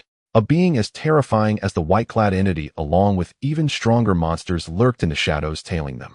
Zhang Han dared not think too deeply. Had it not been for Zhao Tai's early warnings and danger avoidance, if they were caught by the top-tier malevolence, the entire convoy would meet with total annihilation. Long periods of fleeing had allowed Zhang Han to summarize a cruel rule. The pursuing malevolence is often stronger. The ones lurking in remote villages are relatively weaker. The ones appearing in towns are somewhat stronger. As for the malevolence in major cities, he did not dare to probe easily. Now all major cities had long been completely occupied by malevolence, and those that resided there were surely the most formidable monsters in the entire apocalypse. Of course, this was merely his conjecture. There are no absolutes in the apocalypse. Malevolence is unpredictable. If you think you understand it well enough, then you are not far from death. This is an unspoken rule acknowledged by all members of the pioneer convoy. Even in remote villages, powerful, mutated malevolence could arise, and one must never let their guard down. But one thing is beyond doubt. The malevolence in cities is the strongest. Because of this, Zhang Han increasingly admired the series of individuals in Zhang City. They could actually cleanse the entire city of malevolence. Such strength is unfathomable. In an instant, heading to Zhang City to settle down seemed like a good choice. This time, Zhao Taizhu directly led the convoy to rest by a clear lake. Zhang Han immediately understood that this place was definitely chosen deliberately by him. Without further thought, Captain Zhao must have craved fish again. The vehicles parked neatly by the lakeside, and all the survivors hurriedly got out. Lu Yan, the person in charge of bus now, Fro was directing two survivors to carefully clean the lingering blood stains inside the bus. One person held a basin filled with clean water while another used a cloth to wipe the bus inside and out. Having experienced countless life and death situations and seen too many companions perish, the survivors had long grown accustomed to corpses and blood. Death was everywhere but had already become a norm in the apocalypse. The woman who had screamed in terror at the sight of a corpse last time ultimately could not adapt to the brutal environment and would eventually be eliminated by the apocalypse. Jiang Han strapped on his watermelon knife and jumped down from his titanium alloy RV. Zhang Kaiwei and Zhang Caixia, two young girls, also chirped as they jumped down. The air by the lake was fresh and humid. Jiang Han took a deep breath, finally relaxing his tense nerves after days of strain. Captain Zhao, I see you must have picked this spot specifically to fish because you're craving it, right? Jiang Han teased. Zhao Taizhu scratched his head a bit awkwardly. No, it's because this place is indeed the safest that I brought everyone to stop by the lake. Now Zhao Taizhu was just over 40, yet he looked haggard from days of travel with a beard that hadn't been shaved for a long time, making him appear like a weathered elder in his 60s. On the other side, Lin Qingyan lightly jumped down from the off-road vehicle. Her injuries had long since healed completely. Jiang Han could sense from the aura around her that she was just a step away from being at sequence 3. Jingang still looked as silly and naive as ever with a pure gaze. Jing'an, today is your lucky day. Captain Zhao is treating us to fish. Jiang Han patted his shoulder and said with a smile, "Fish, he. The moment he heard about food, Jingang immediately broke into a silly grin. Wow, finally fish to eat. It's been so long since I've had braised crucian carp." Lin Qingyan also cheered. In the perilous apocalypse, no one could be certain if they would still be alive tomorrow. Being able to have a fresh fish meal was a tremendous happiness. The survivors cheered and rushed to the lakeside, eager to catch fish. Jiang Han first took out a water pump to fill the large reservoir of the RV with water. "Everyone, don't jump into the lake just yet, wait for me to fill up the RV," Jiang Han shouted to the crowd. The survivors respected the strong Jiang Han greatly and immediately stopped their actions, waiting quietly. Among the crowd were many individuals with strong skills. Several people sharpened branches into points and stood by the shore to spear fish quickly, catching a few plump crucian carp. The survivors from Jingang's vehicle were even more astonishing, directly pulling out a fishing net. The fishing net proved highly efficient. With 4 people working together, they filled the net with various fish and shrimp in just 10 minutes. Only then did Jiang Han realize that although Jingang appeared simple and honest, he was quite clever. This fishing net was clearly prepared in advance. The survivors quickly lit a bonfire and set up several large pots. Next, it would be Chef Zhang's stage. He brought his 5 apprentices who quickly took their places, and several apprentices had learned a bit of cooking skills, expertly heating up oil. The group from Bus No. 1 acted swiftly and efficiently. Over 20 large carp had already been killed, scaled, gutted, and cleaned with clear divisions of labor in a well-coordinated process. Jiang Han secretly guessed that this group from Bus No. 1 must have been studying gourmet food daily, having long prepared to catch fish for a taste. Indeed, foodies think about food wherever they go. The RV's reservoir was quickly filled with fresh water. Zhang Kaiwei and Zhang Caixia grabbed Jiang Han's arms, clamoring for him to help catch fish. Recently, the 3 of them had been eating frozen dumplings and meatballs every meal, and they were already tired of it. Among the entire convoy, those in Jiang Han's RV were considered the happiest. Jiang Han felt that the watermelon knife was too sharp and could shred the fish flesh with a single stroke, so he used the blade to carve out several sharp, long branches. He then used his spiritual power to control the branches to stab into the lake. In less than a quarter of an hour, the branches were filled with numerous fat fish. Jiang Han used his power to pull the branches back to the shore. The division of labor began immediately. Jiang Han was responsible for fishing, Zhang Kaiwei for killing fish, and Zhang Caixia for scaling and gutting. However, Zhang Kaiwei was clumsy. Holding a stick with her eyes closed, she smashed the fish into a pulp, rendering them completely inedible. The 2 had no choice but to switch roles. Zhang Caixia took over the killing of the fish, while Zhang Kaiwei handled the scaling and gutting. Zhang Caixia was quick and decisive, expertly processing all the carp in no time. This lake was rich in resources, with fat carp, crucian carp, blackfish, and silver carp everywhere, along with a large number of live river shrimp. Some even fished out a large turtle. Turtle meat is delicious and highly nutritious, even more precious than crucian carp. Having already caught a large pile of fish, Jiang Han decided to stop fishing and specifically search for turtles. A large turtle was slowly crawling towards the grass by the shore. Jiang Han casually grabbed it. Turtles, being slow-moving, were the easiest prey to catch. He searched around the lake and managed to catch 10 large turtles. The bonfire blazed brightly with piles of fish, shrimp, and turtles forming small mountains. Laughter and joy filled the lakeside. In the oppressive and despairing apocalypse, this brief fishing feast became a rare comfort for everyone. The survivors have caught enough fish. Finally, everyone decided to hold a grand bonfire party tonight. Chef Zhang, accompanied by 5 apprentices, seemed to be a bit short-handed. He chose 10 survivors who usually cook to come and help. 10 large iron pots were arranged in a circle. Wang Ergu thoughtfully placed the tables and grills he had scavenged on the lawn. Seeing the enthusiasm of the survivors, Jiang Han didn't want to dampen their spirits. He brought out 10 boxes of drinks and 5 boxes of beer from his RV storage. Captain Zhao contributed 10 packs of betel nuts. Lin Qingyan contributed 2 bags of rice. In terms of supplies, Jiang Han was still the richest. Jiang Han took out 10 bags of frozen meatballs from the freezer and 10 bags of skewers specifically for barbecuing. These skewers were pre-skewered and included chicken strips, chicken gizzards, duck gizzards, pork belly, lamb skewers, beef skewers, and more. Upon seeing Jiang Han take out so many skewers, a former barbecue restaurant owner from before the apocalypse stepped forward to grill the skewers for everyone. What to do without a barbecue grill? The survivors were always resourceful. They piled earth to create a barbecue pit and fashioned a grill from iron wire. Then several survivors went to chop wood to burn into charcoal. The charcoal was placed in the barbecue pit and lit, allowing them to start grilling. More than 70 survivors each contributed a small portion of their supplies. Everyone was busy preparing for the bonfire party tonight. Jiang Han had a huazi in his mouth and a bottle of cola in hand. He pulled the tab on the cola can and took a satisfying gulp. The food was prepared by Chef Zhang and his 15 subordinates. Each survivor received a bowl of braised carp and a bowl of braised Christian carp. 7 pots of spicy crayfish and steaming rice were served. The skewers were also ready and divided into 10 plates. A pot of frozen meatballs and fish slices was also brought to the survivors. Each survivor received a bottle of beer, a bottle of drink, a huazi, and a pack of cigarettes. All the food was laid out on the lawn. Captain Zhao raised his beer and stood up. To living better tomorrow, cheers. The survivors also stood up, raising their beers. To living better tomorrow, cheers. The survivors downed their beers before starting to eat. Chef Zhang's culinary skills were exceptional. The fish dishes he prepared were full of color and flavor. Jiang Han picked up a piece of delicious fish with his chopsticks, his eyes narrowing in enjoyment. How wonderful it would be if they could eat such delicacies every day, Jiang Han thought. The survivors hadn't tasted such flavors in a long time. No one was chatting at that moment. Everyone was focused on savoring the delicious food. While eating, they also after finishing the beer, they switched to drinks. The 2 bowls of fish were gone. The survivors each scooped a bowl of meatball fish soup. They also started devouring the skewers. While enjoying the skewers, they savored the deliciousness of each bite. At this moment, the show was about to begin. The first performer was Zhao Yali. She performed a sword dance. Zhao Yali's movements were graceful. Each flourish of the sword was elegant. After her martial arts performance, 2 talented survivors performed a comedic skit for everyone. These 2 performers had impressive comedic skills, possibly having been stand-up comedians before the apocalypse. They could accurately hit the survivors' funny bone, causing everyone to burst into laughter. The watching survivor. After the comedic performance, a survivor sang a traditional opera piece. Jiang Han couldn't understand this type of opera. All he could hear was loud shouting. Jiang Han didn't like traditional opera.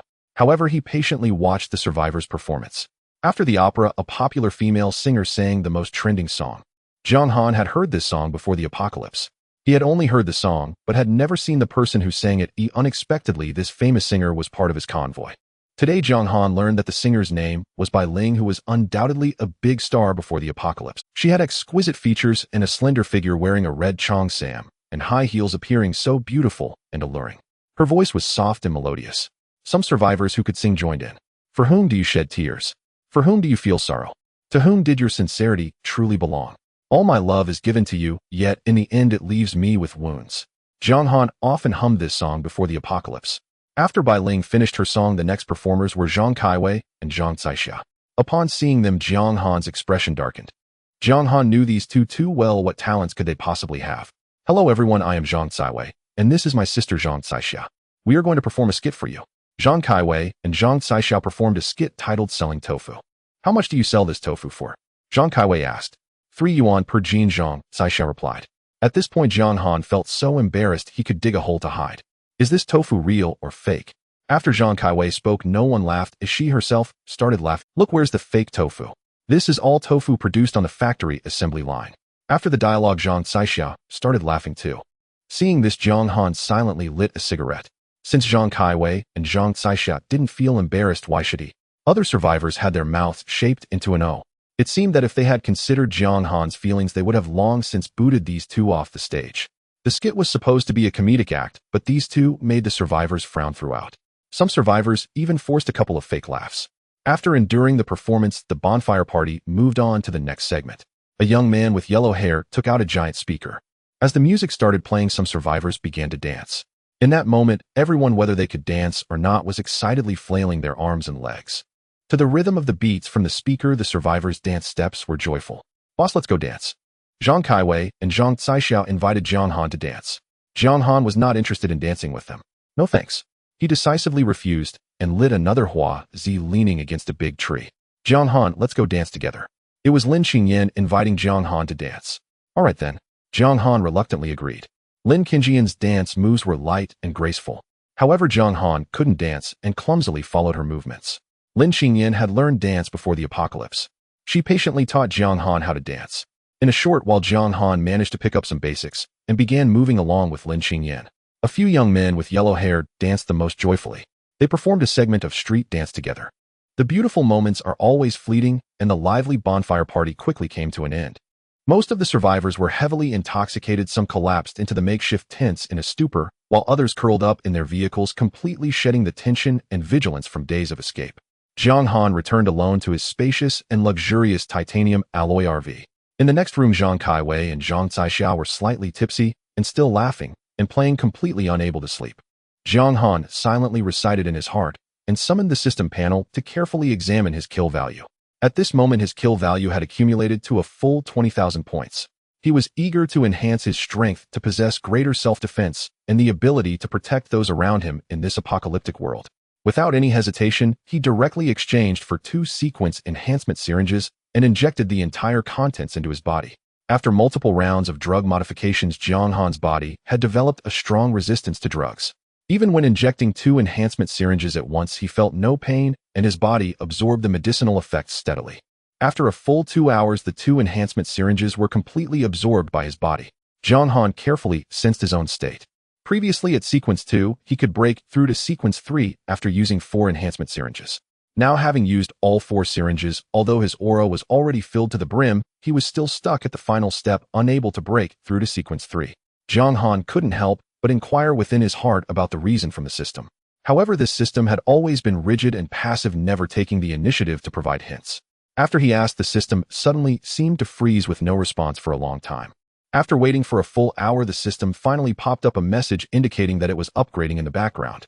Jiang Han anxiously waited silently, and after a full 3 hours, the system finally completed its upgrade. However, the upgraded system interface showed no changes except for one new high-level item in the shop, the sequence enhancement syringe, which required 20,000 kill points to exchange.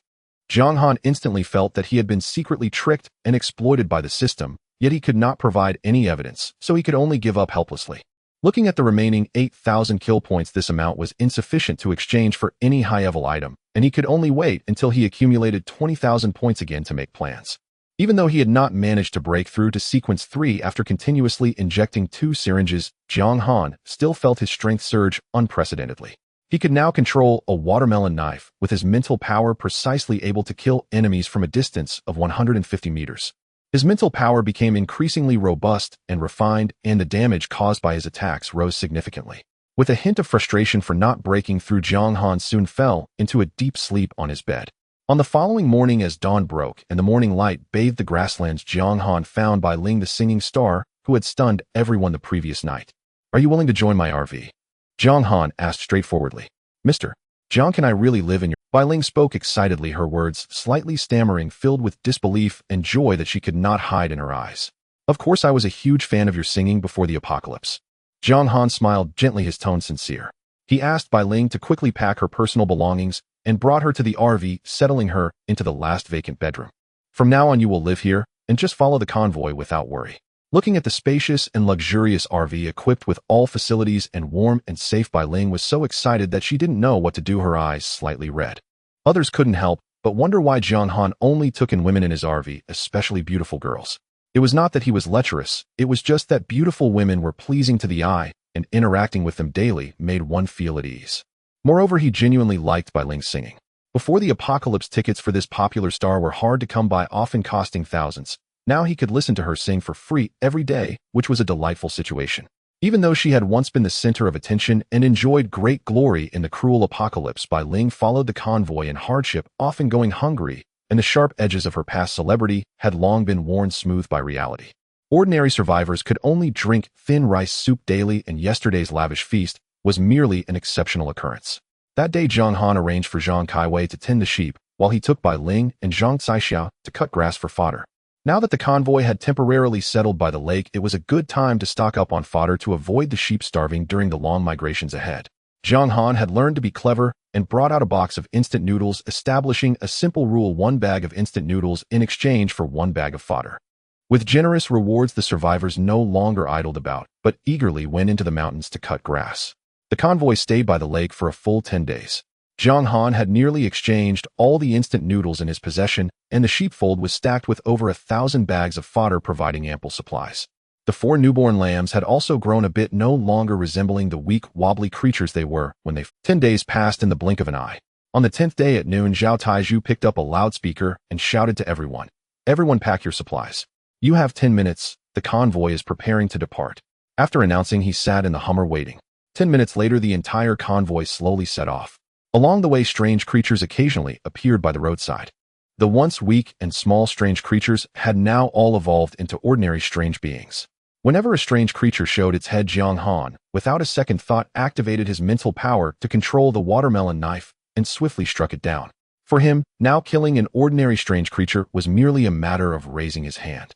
In contrast, when dealing with such level strange beings, Jin Gang would have to fight for a long time to subdue them.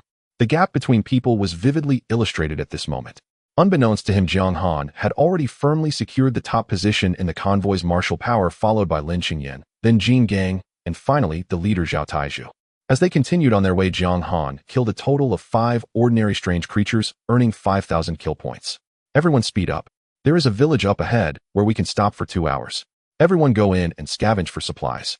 After driving for a while, a large billboard came into view ahead reading Hope Town. In such towns, there is usually a large supermarket. Zhao Taizhu's Hummer was the first to stop, and vehicles needing supplies entered the town one after another. In the center of the town there indeed was a large supermarket with vehicles parked neatly at the entrance, and survivors rushed in. Zhang Han rushed to the vegetable section at the first opportunity, checking if there were any usable supplies in the refrigerator. Unfortunately, the supermarket had long been without power, and all the food in the refrigerator had gone moldy and spoiled. The vegetables on the ground were wilted and rotten, with only a few potatoes still barely usable. Seeing this scene, Zhang Han instantly lost interest. He asked Zhang Caiwei, Zhang Caixia, and Bai Ling to search for supplies. With Zhang Han providing protection, the 3 girls searched without hesitation, happily scavenging various snacks and food. 2 hours were enough for them to stockpile a large amount of supplies. Zhang Caiwei, Zhang Caixia, and Bai Ling remained on the first floor to search for food, while Zhang Han unreservedly headed straight to the furniture section on the second floor of the supermarket, eagerly scavenging usable supplies. In the apocalypse, a comfortable living environment is exceptionally precious. He selected 5 beds, 5 single sofas, 5 three-person sofas, 6 solid wood wardrobes, 2 dining tables, and 15 chairs, all carefully packed, and moved into the RV. After moving the furniture, he quickly made his way to the 3rd floor of the mall, heading to the home appliance section. The home appliance selection here was comprehensive. Zhang Han carefully chose 2 exquisite TV stands, 3 42-inch ultra-thin LCD televisions, 2 fully automatic washing machines, and 5 brand new refrigerators, all of which he collected. Then he returned to the supermarket area on the 1st floor and took away 3 large commercial freezers. The various clothing, thick bedding, and various toiletries piled up in the mall were all moved into the spacious storage of the RV, fully stocking up supplies. As the evacuation time agreed upon with Zhao Taizhu approached, Zhang Han stopped indulging in gathering more supplies. At that moment, a piercing scream suddenly cut through the air. A survivor out searching was brutally bitten on the neck by a strange child that suddenly lunged at him, dying on the spot.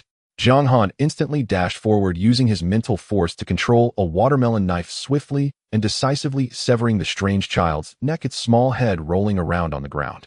This was merely an ordinary type of strange being, posing little threat. However, just then a childlike entity with an exceptionally large head charged out. Zhang Han quickly assessed that this was a stronger variant of strange being. He saw the large-headed strange being lift a survivor who hadn't managed to escape and shove him into its mouth, chewing madly, the survivor's heart-wrenching screams echoing, making one's scalp tingle. Now Zhang Han was just a step away from breaking through to sequence 3, and his strength had grown immensely. Faced with a stronger strange being, he was confident he could deal with it effortlessly. He activated his mental power to control the watermelon knife and a chilling light swiftly cut through the air, directly severing the large-headed strange being's neck, its massive head falling to the ground. Killing the stronger strange being granted him 5,000 kill points. The drop from this strange being was its own head, which Jiang Han casually collected. The process of searching for supplies was perilous, with the convoy only suffering 3 casualties among the survivors, which was already fortunate. With the supply collection completed, Zhao Tai's Hummer was the first to start up, heading toward the safe zone, with the other vehicles following in an orderly fashion. At this moment, Bai Ling was in charge of driving the RV, while Jiang Han, Zhang Caiwei, and Zhang Caixia diligently organized the large amounts of supplies they had just scavenged. Jiang Han planned meticulously, placing a refrigerator in each of the 3 bedrooms, each equipped with a 3-person sofa, a single sofa, and a wardrobe. 2 washing machines were set up in the bathroom. The living room was furnished with a TV stand, and the 42-inch ultra-thin LCD television was properly positioned. Zhang Caiwei and Zhang Caxia's bedrooms were fitted with brand new double beds, while Bai Ling's bedroom was also equipped with a soft large bed, upgrading the living environment once again. Once everything was arranged, Jiang Han instructed the 2 girls to continue organizing the remaining supplies while he sat in the living room fiddling with the television.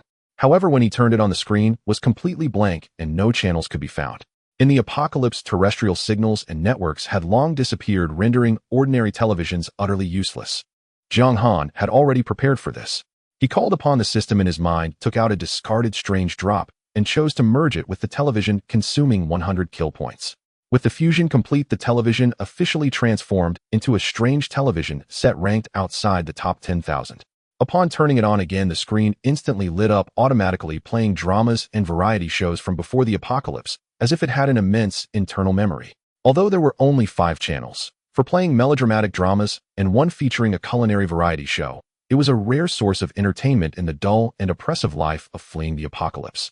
Jiang Han picked up the remote control and randomly clicked on a melodramatic romance, lazily leaning back on the sofa to watch. When Zhang Caiwei and Zhang Caixia finished organizing the supplies and entered the living room, they became immediately interested upon seeing the television that could play shows, eagerly lying down to watch together. After watching for a while, Jiang Han instructed Zhang Caiwei to go fetch some feed for the lamb, but she lazily passed the task to Zhang Caixia, who reluctantly got up to tend to it. The once thoughtless melodramatic plot now seemed particularly interesting in the dull life of escape. This villain is too wicked. How can he bully the female lead like this? Zhang Caiwei watched indignantly. Not long after, Zhang Caixia returned from her chores, hurriedly asking, "Sister, what part are we at? The villain is bullying the female lead, and the male lead is still delivering takeout. It's so infuriating." The 2 girls were very engrossed, and soon the plot reached the climax of the Dragon King's return. The male lead, Yi Chun, smiled slightly as the 4 great families of the capital knelt before him. He declared with great authority, "I, Yi Chun, have returned, and today you will pay for your blood debts." Subsequently, the villain imprisoned the female lead and bullied her night after night, while Yi Chun returned with great force, suppressing the villain and rescuing the female lead, ultimately staying with her for life. As the drama ended, the scene of Yi Chun holding the female lead appeared, causing Zhang Caiwei and Zhang Caixia to tear up with excitement. The male and female leads are finally together. "Zhang boss, this drama is so good. Have you seen it before?" "No," Jiang Han replied blandly. After the drama ended, the 3 of them began watching the culinary variety show together. The program meticulously explained the preparation of various dishes, and Jiang Han took the opportunity to remind, "You 2 should learn well, as our meals will depend on you in the future." Okay, Jiang boss," the 2 girls replied in unison. After a long time, without driving, Jiang Han walked to the driver's seat to switch places with Bai Ling, allowing him to focus on driving, while Bai Ling accompanied the 2 girls to continue watching the drama and relax. The convoy drove steadily, and after reaching the safe zone, Zhao Tai's Hummer slowly came to a stop, with the other vehicles halting in sequence. The survivors hurriedly opened their doors to get out and rest. According to the convoy's rules, Jiang Han handed over 20% of the food he had scavenged to Zhao Tieju, while Lin Xingyan and Jinggang also submitted their shares. "This is the last stop on the grassland. I estimate that by tomorrow morning we will completely leave the grassland," Zhao Taiju said solemnly. Hearing that they were about to leave the grassland, Jiang Han unexpectedly felt a tinge of reluctance. The grassland was rich in water and grass, with a relatively mild environment, making it easier to acquire supplies. Compared to the harsh and resource-scarce desert, it was indeed much more comfortable. Thinking about having to return to the desert region next, the days ahead were bound to be more difficult. Thinking about leaving the grassland area for good, Jiang Han's first task was to ensure ample fodder for the sheep, as the journey ahead was uncertain and he couldn't let the lambs go hungry. That day he directly took out 2 boxes of instant noodles and shouted to all the survivors, "The old rule applies: 1 pack of instant noodles in exchange for 1 bag of fodder. Those who want to trade for instant noodles, hurry up and cut grass." The survivors, usually timid and reluctant to forage for supplies, became remarkably industrious at that moment. They all grabbed kitchen knives and nylon bags, rushing to the nearby grassland to cut grass, busying themselves with great fervor. Today Zhang Caixiao was in charge of herding the sheep, while Zhang Kaiwei and Bai Ling stayed behind to exchange fodder with the other survivors. Zhang Han even relaxed the conditions. Of those who didn't want instant noodles could exchange a bottle of mineral water for a bag of fodder, thus motivating everyone. Just as everyone was busy, a series of piercing screams suddenly rang out. "Ouch, it hurts. It hurts." Everyone turned to see that the one screaming was Lu Gang, the person in charge of Bus No. 3. Zhang Han quickly approached where several survivors who had been doctors before the apocalypse were gathered around, inspecting his wound. In the center of Lu Gang's chest was a tiny red the size of a grain of rice, and the intense pain was emanating from this spot. The doctors exchanged glances, and after careful examination none could discern what illness this was. Lu Gang, drenched in sweat and screaming, was in agonizing pain. At that moment Lin Qingyan and Zhao Taizhu also rushed over. Zhang Han keenly noticed that Zhao Tai's expression was unusually grave and his demeanor was particularly serious. "Captain Zhao, have you figured something out?" Zhang Han asked, curious about what this peculiar red dot could be. "So the legend is true," Zhao Taizhu murmured softly. Zhang Han felt puzzled and wanted to ask where this legend came from, but he understood that everyone had their secrets, so he refrained from pressing further, simply continuing to inquire, "What legend is it?" "If I'm not mistaken, this red is an anomalous mark," Zhao Taizhu replied slowly. "An anomalous? What is an anomalous mark?" Zhang Han asked, bewildered. "This is a curse-like imprint left by a high-level anomaly. The marked person is effectively designated as a target for the anomaly's sustenance. The anomaly marks its prey in advance, and one day it will come following the mark to take its quarry," Zhao Taizhu explained solemnly. "What kind of anomaly could mark a human from afar?" Zhang Han questioned, quite puzzled. "Only a vengeful spirit-level anomaly can leave such a mark." Hearing this, Zhang Han immediately understood that Lu Gang was doomed. Fortunately, this anomaly had only targeted Lu Gang and had not involved anyone else, making it temporarily irrelevant to him. As a sequence bearer, Zhang Han was well aware of how terrifying vengeful spirit-level anomalies could be. The white-robed anomaly that had pursued the convoy before was already quite troublesome, but that was merely a malevolent spirit level. Above malevolent spirits are fierce spirits, and above fierce spirits are vengeful spirits. Lu Gang was just an ordinary person, and even if he were targeted by a fierce spirit-level anomaly, he would undoubtedly perish, let alone a stronger vengeful spirit. Having gathered the information he wanted, Zhang Han did not wish to intervene further. The troubles within the convoy were best handled by Zhao Taizhu. Zhao Taizhu did not conceal anything and informed all the survivors about the anomalous mark. In an instant, the entire convoy was thrown into a state of panic, with everyone feeling uneasy. Before leaving, he subtly signaled to the driver, Xiao Li, who understood instantly. Before long, news spread through the convoy: Lu Gang had been targeted by a super terrifying anomaly. Ordinary people had no concept of anomaly levels and could only describe it in blunt terms. This anomaly is extremely terrifying. It could easily wipe out everyone in a city. As night fell, Zhang Han and Zhang Caixiao and Bai Ling finished their dinner and lazily leaned on the sofa to binge-watch a series. The previous show, The Return of the Urban Dragon King, had just concluded, and the television was now playing a new melodramatic series, reborn as a celestial lord falling in love with a woman divorced 5 times. As the series began, the first episode depicted the celestial lord Yi Fan, also known as Yi Wuji, being betrayed and attacked to death by a group of friends. At the moment of his death, he looked to the sky and roared, "One day, I, Yi Wuji, will return, and I will make you pay for your blood debts."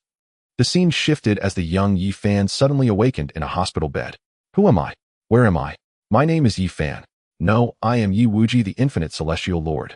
I was betrayed and killed by my friends, and I unexpectedly traversed into the body of this nameless youth. The spiritual energy here is so thin." Just as he finished speaking, a nurse entered the ward preparing to give him an injection. Yi Wuji thought she was an enemy sent to harm him and instantly subdued the nurse, demanding sharply, "Tell me, who sent you? Is it the Emperor Haoyan or the Holy Mother of the Yaoqi?" Just as the nurse was about to be choked unconscious, the memories of the original youth flooded into his mind. Yi Wuji hurriedly released the nurse and fled the hospital in a panic. Afterward, using the superb medical skills he inherited from the Celestial Lord, he cured the chronic illness of an army elder. The elder's granddaughter fell in love with him at first sight, but he remained indifferent. He also cured the stomach ailment of the city's richest man, but even his daughter was enamored with him, yet he remained unmoved. One day, while foraging for herbs on the mountain, Yi Fan aimlessly walked to the entrance of the Civil Affairs Bureau, where he happened to encounter a woman in her 40s who had been divorced 5 times, just coming out. Just one glance, and Yi Fan was deeply captivated, thus beginning a long pursuit of love. However, the woman always treated him indifferently. She did not know Yi Fan's true identity, and only felt that he was dressed in a faded short-sleeved shirt and cheap shoes, looking quite shabby. Her previous 5 husbands were all big bosses, and in her eyes Yi Fan was simply unworthy of her. The woman's attitude fluctuated, and the flowers Yi Fan sent her were thrown into the trash can.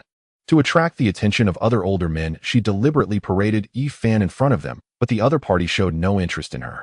One day the woman cried and questioned Yi Fan, "Do you love me? What do you love about me? Do you have money? Do you have power? Do you own a car or a house?" Yi Fan replied without hesitation, "I have it all, I can give you everything you want." But the woman dismissed him as a toad dreaming of eating swan meat, and did not believe him. The entire series was over 20 episodes long, filled with melodramatic plots of Yi Fan relentlessly pursuing a middle-aged woman. Upon reaching this point, Zhang Kaiwei couldn't help but yell at the television, "Yi Fan, don't like that old woman. She's just using you. Come pursue me. I will definitely say yes right away." Jiang Han watched with a face full of black lines, shaking his head helplessly. He had long been accustomed to Zhang Kaiwei's occasional antics and craziness.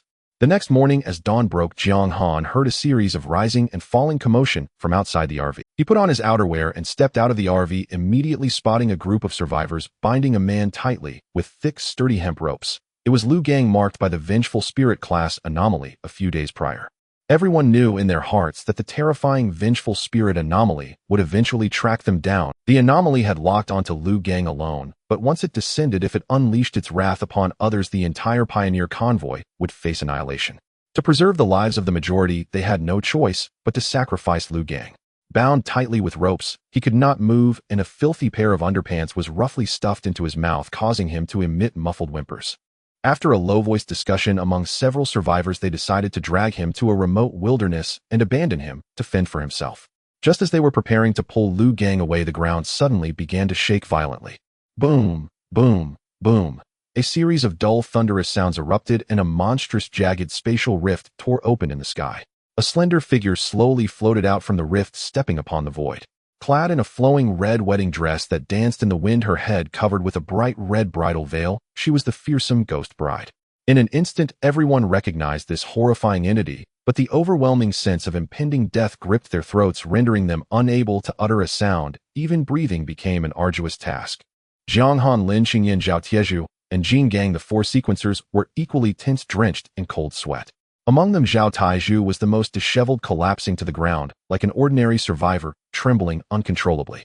Jiang Han was horrified to discover that in the presence of this red-clothed anomaly, his once proud, powerful mental strength was nearly uncontrollable, making him no different from a defenseless ordinary person.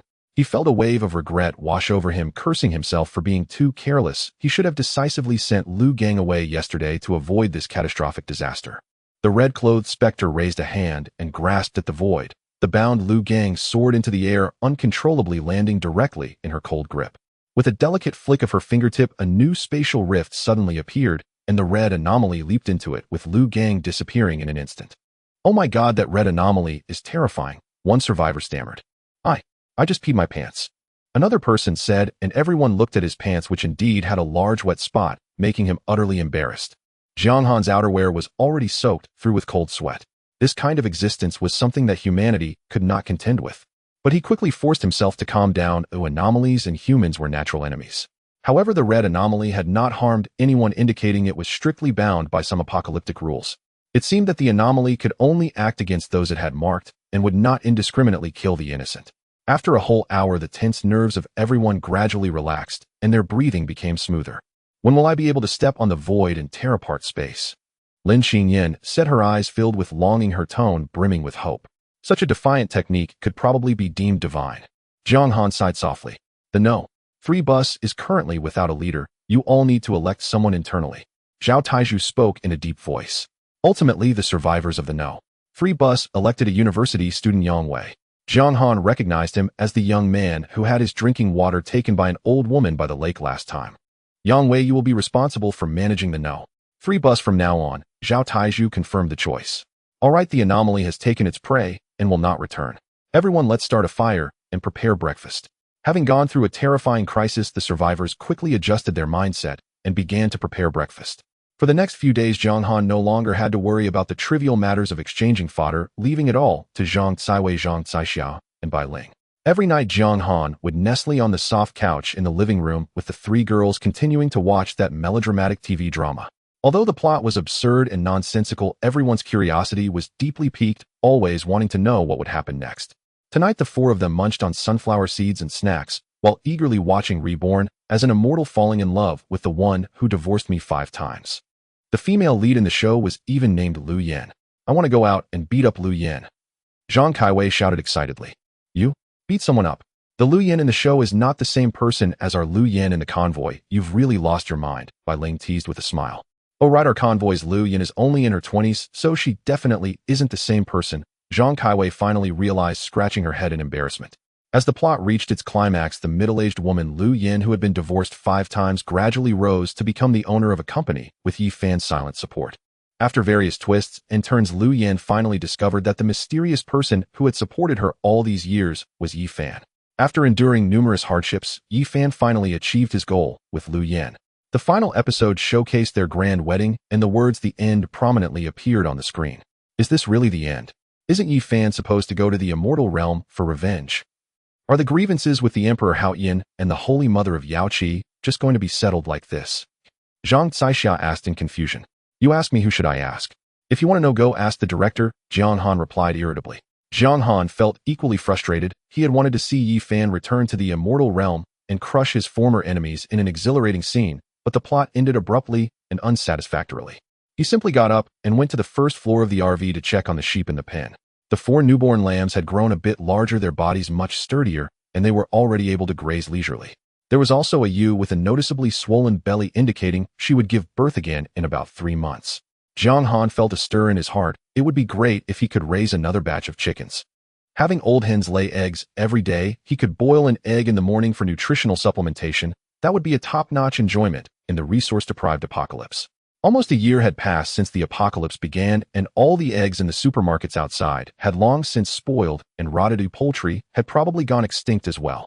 He even suspected that the 7 sheep he had carefully raised might be the only ones left in the world. After providing ample fodder for the sheep, Zhang Han returned to his bedroom to rest. In the living room, the 3 girls were still enthusiastically discussing the plot, chattering nonstop. Zhang Han silently called upon the system to check his kill points, which had now accumulated to 15000 points.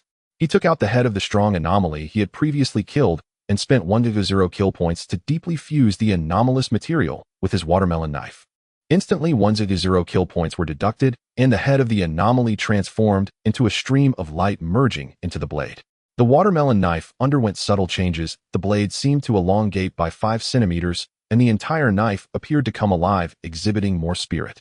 The panel updated Zhang Han's watermelon knife, ranked 1800 among strange objects. Zhang Han pondered in silence, realizing that further fusing it with ordinary strong anomaly materials would likely not improve its ranking among strange objects. He would need to hunt higher-level anomalies to acquire materials. During the few days of rest for the convoy, Zhang Han exchanged 1,000 bags of fodder from the survivors, using instant noodles and bottled water as payment, completely filling the sheep pen and resolving the issue of food for the sheep during the long migration. Today marks the last day of the convoy's stay here. After a simple breakfast, the pioneer convoy set off again on the long journey. Zhao Tai's Hummer led the way, followed closely by 6 other vehicles, slowly leaving the vast grassland and formally entering the open and boundless plain. Not long after the convoy departed from the grassland, another sizable survivor convoy suddenly appeared. Leading the group was an imposing Land Rover, followed by ordinary off-road vehicles. Behind the off-road vehicles stood a tall and heavy battle mech, and behind the mech was a bus filled with muscular men wielding AKs. The last 2 buses had their windows tightly shut, and inside were entirely naked female survivors. Zhang Han could tell at a glance through the window that this convoy was definitely not composed of good people. They were clearly ruthless plunderers who had committed countless atrocities. After the pioneer convoy found a safe place to stop, the opposing convoy followed closely behind and parked right beside them, clearly harboring ill intentions. As the convoy leader, Zhao Taizhu took the initiative to negotiate with the leader of the opposing group. After discussing terms, the extraordinary individuals from both sides stepped forward to confront each other. I am Chun Zhanghe, the leader of the strongman convoy from the Pathfinder sequence. A middle-aged man, bald and pot-bellied, introduced himself with a hearty laugh, though his eyes concealed malice. Ancient martial sequence, Sun Sheng. A muscular man with a bare upper body and bulging muscles spoke in a deep voice, casting a fierce smile at the survivors of the pioneer convoy, exuding intimidation. Mechanic sequence, Yao Yang. A tall and thin young man spoke. He was the operator of the heavy mech. Pathfinder sequence, Zhao Taizhu. Giant sequence, King Kong. Assassin sequence, Lin Qingyan. When it was Jiang Han's turn, he spoke calmly. Mind Master sequence, Jiang Han. May I ask where Brother Zhao intends to go? Chen Jianghe asked with a smile that lacked sincerity. We plan to head to Jiang City, or may I ask where you all are going? What a coincidence, we are also heading to Jiang City. After a brief conversation and mutual probing, each side returned to their respective positions, silently planting the seeds of a brewing crisis.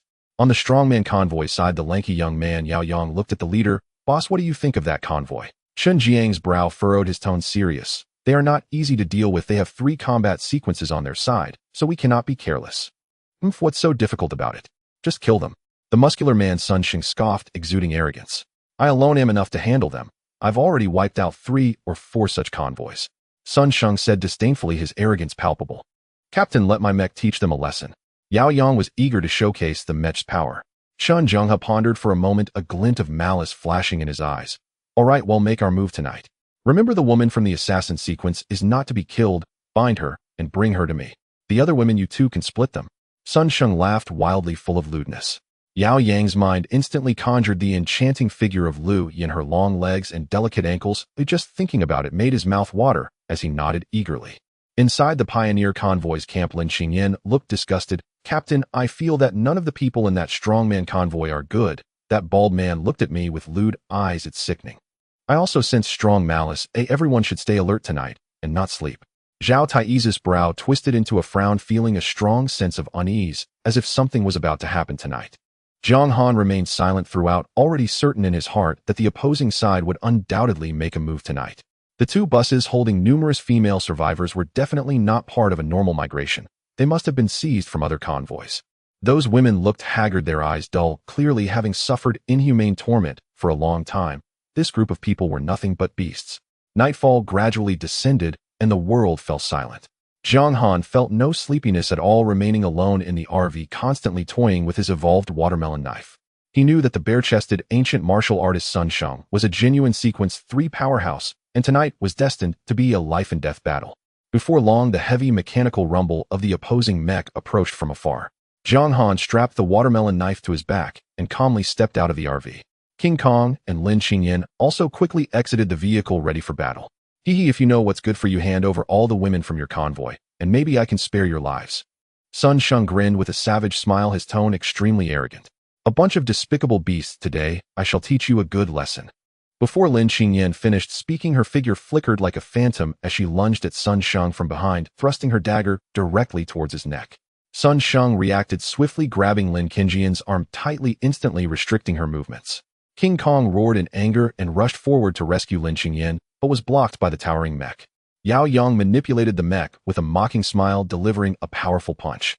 King Kong grit his teeth and took it head-on with a loud bang. The tremendous impact forced him to stagger back 5 steps. In a fit of rage, King Kong grew to 6 meters tall, transforming into a giant, and engaged in a fierce battle with the mech, every punch landing with a loud thud, raising clouds of dust. Meanwhile, Jiang Han made his move, channeling his mental energy to control the watermelon knife, slicing towards Sun Sheng's arm that was grabbing Lin Qingyan like lightning. Sun Sheng sensed the deadly threat and quickly retracted his arm, narrowly avoiding the strike. The power gap between Sequence 3 and Sequence 2 was overwhelming. A single Sequence 3 was enough to contend with 10 Sequence 2s. This was also the confidence that the strongman convoy had to provoke others. But they never expected to encounter Jiang Han today, destined to hit a brick wall. Jiang Han willed the watermelon knife back to his hand. Sun Sheng had just clearly sensed that the strike could sever his arm instantly, discarding any underestimation, his expression turning serious as he donned a pair of strange, gleaming gauntlets. Sun Sheng punched out from a distance, the fierce wind of his punch carrying terrifying power straight for Jiang Han's face. Jiang Han infused all his mental energy into the watermelon knife and slashed fiercely from afar. The wind from the punch collided with the blade's aura, resulting in a loud explosion, shaking the ground and sending dust flying. The overwhelming impact left Jiang Han's hands numb, while Sun Sheng shook his arms, equally shocked and astonished. Being publicly mocked as trash by Jiang Han instantly enraged Sun Sheng, who despised being looked down upon and humiliated. Sun Sheng let out a thunderous roar, his figure suddenly soaring into the air, demonstrating the unique short-term flying ability of a third-tier powerhouse. However, this kind of flight would consume one's spiritual energy at an alarming rate, and ordinary third-tier powerhouses would rarely use it, mostly for show, with little practical combat value. Even so, Zhang Han dared not show any signs of relaxation. A chilling sense of crisis engulfed him, and he immediately dodged to the side. In the next moment, Sun Sheng's gauntlets suddenly expanded, becoming as enormous as boulders, crashing down violently onto the spot where Zhang Han had just stood. The heavy force struck the ground, causing two towering trees behind Zhang Han to collapse, with a thunderous crash, splintering wood flying everywhere. Now do you understand my power? This is the insurmountable gap between a third tier and a second tier. Sun Sheng laughed maniacally while hovering in midair. Immediately after, giant gauntlets rained down upon Zhang Han like a barrage, forcing him to dodge left and right, covered in dust and looking quite disheveled. He continuously summoned his mental power to shield himself, bracing against the terrifying aftershocks of the punches, avoiding being injured. Despite Sun Sheng's ferocity, he was unable to land a hit on the agile Zhang Han. The prolonged high-intensity output took a heavy toll on Sun Sheng's stamina. Frustrated by his inability to defeat his opponent quickly, he bellowed furiously at the hidden gunman on the ground. Fire! Shoot! Sun Sheng yelled. The extraordinary reaction speed of the enhanced individuals far surpassed that of ordinary humans, allowing Zhang Han to swiftly dodge behind a massive boulder as Sun Sheng shouted. These gunmen were merely ordinary survivors, unable to keep up with Zhang Han's speed. Sun Sheng cursed angrily. Are you all pigs? He's hiding behind the rock. The group of survivors armed with AKs finally reacted and began to spray bullets wildly at the boulder. The rapid gunfire erupted incessantly, bullets striking the stone surface and creating showers of sparks, causing the entire boulder to tremble slightly. Yet Zhang Han remained unfazed. The boulder was enormous and solid. Not even ordinary AK bullets, let alone a Barrett sniper rifle, could penetrate it. In his eyes, these mortal gunmen were as insignificant as ants. With a thought, Zhang Han summoned his mental force to control the watermelon knife. The blade shot forth like an arrow, surpassing the speed of bullets, piercing through the bodies of more than 20 gunmen in an instant, then returning to his hand like a boomerang. At that moment, Sun Sheng's deadly attack struck again. Zhang Han executed a swift roll to narrowly evade, only to hear a resounding crash as the previously indomitable boulder was smashed to dust by the giant gauntlet, a cloud of debris rising into the air. This battle was particularly frustrating for Zhang Han. Sun Sheng was already a legitimate third-tier ancient martial artist, and with these high-grade gauntlets, his combined strength was not inferior to the evolved watermelon knife. After several strikes failed to connect, Sun Sheng had exhausted most of his stamina. Zhang Han keenly seized the moment, knowing the time for counterattack had finally arrived. He poured a massive amount of mental energy into the watermelon knife, causing the blade to erupt with a brilliant blue light, extending a sharp blade aura over 40 meters long. With both hands gripping the hilt tightly, Zhang Han swung down fiercely at Sun Sheng, who was still in midair. With a thunderous roar, the earth trembled violently, leaving a deep and long gash in the ground. As the dust settled, Sun Sheng struggled to crawl out of the gash, his clothes entirely shredded into tatters, and he coughed up several pieces of internal organs. Zhang Han understood that even if he allowed Sun Sheng to escape, he would undoubtedly die with his internal organs shattered. Sun Sheng struggled to move a few steps before collapsing heavily to the ground, completely lifeless. Killed a third-tier super powerhouse, gained 8,000 kill points. A cold system prompt echoed in Zhang Han's mind, and a satisfied smile crept across his lips. Though this battle was perilous, the generous reward of kill points made all the effort worthwhile. He looked up to see that the Steel Titan was still locked in a fierce battle, with the heavy mech exchanging blows in an intense back-and-forth struggle. Titan, fall back immediately, Zhang Han shouted. The Titan quickly understood and rapidly withdrew from the combat zone. Zhang Han once again summoned all his mental energy, and the blue light of the watermelon knife surged, reforming the terrifying blade aura over 40 meters long. After gathering his strength, he swung down forcefully. Another thunderous boom sounded, and the massive mech instantly ceased all operations. Zhang Han approached and pulled out the already dead Yaoyang from the narrow cockpit. While the mech possessed formidable defensive power, its pilot was simply too weak. Zhang Han casually discarded Yaoyang's corpse like trash. Then Zhang Han dashed into the stronghold of the powerful team, locating Chun Jiang's tent and cleaving it open with a single strike. A leader who only knew how to flee was no different from an ordinary mortal in Zhang Han's eyes. Before he could beg for mercy, Zhang Han swiftly ended his life by slitting his throat, tossing the fat body out of the tent like a torn sack. Zhang Han rummaged through the stronghold, carefully searching for spoils. Chun Jianghe and Yayang's vehicles were empty, holding no value. It wasn't until he opened Sun Sheng's off-road vehicle that he found what he desired, a powerful and strange fallen arm, which was the only valuable treasure in the entire raiding convoy. After securing the peculiar material, Jiang Han returned to the pioneer team's base. Lin Xingyan and the Titan had already organized the spoils with a pair of strange gauntlets and a heavy mech quietly set aside. He checked the information on the gauntlets, which were ranked 1,500 among strange objects. Indeed powerful, but as he was accustomed to using long knives, the gauntlets held little use for him. He attempted to call upon the system to reclaim the strange objects, but the system remained unresponsive, lacking that feature. Trusting and reliable Jiang Han decided to gift the gauntlets to the Titan. As for the imposing mech, Jiang Han was quite fond of it and directly carried it into his spacious RV. With Jiang Han's permission, Zhao Taizhu immediately ordered all surviving team members to rush forward and divide all the resources left behind by the powerful team. The survivors of the pioneer team, upon receiving the command from Captain Zhao Taizhu, ignited with excitement and immediately rushed towards the stronghold of the powerful team, ready to divide the resources left behind by their adversaries. In the chaotic camp, a teenager with dyed yellow hair was shamelessly reaching out and molesting a female survivor from the powerful team. The woman trembled uncontrollably, her eyes filled with fear. Under the threat of the assailant, she could only bite her lip tightly, not daring to move, allowing him to take advantage of her. "Hey, you there, stop!" Zhao Taizhu, witnessing the scene, was instantly filled with anger and shouted sternly, "I ordered you to scavenge for resources, not to bully women." The young man with yellow hair was startled by the roar, trembling all over, and immediately came to his senses, kneeling on the ground with a pale face, hurriedly knocking his head in apology, repeatedly saying he was sorry. "This is the last warning." Zhao Taizhu, his expression stern, sent the young man away, unwilling to dwell further on the matter. He then walked with Lin Xingyan, Jingong, and Jiang Han through the dilapidated stronghold of the powerful team. Lin Xingyan approached a bus that was holding many female survivors and opened the door. Looking at the group of women inside who were tortured and had vacant expressions, she spoke softly yet with authority, "From now on you will join our pioneer team." As her words fell, Zhao Yali and Zhao Yakin, the two sisters, immediately stepped forward, holding a large pile of clean clothes, distributing them one by one to the mostly naked and disheveled female survivors. The women accepted the clothes, hurriedly dressing themselves, their eyes filled with gratitude as they repeatedly bowed and thanked Lin Xingyan and the others. Zhao Yali then took out food stored by the team and distributed it to the pitiful women who had suffered greatly, giving each one a piece of bread and a bottle of mineral water.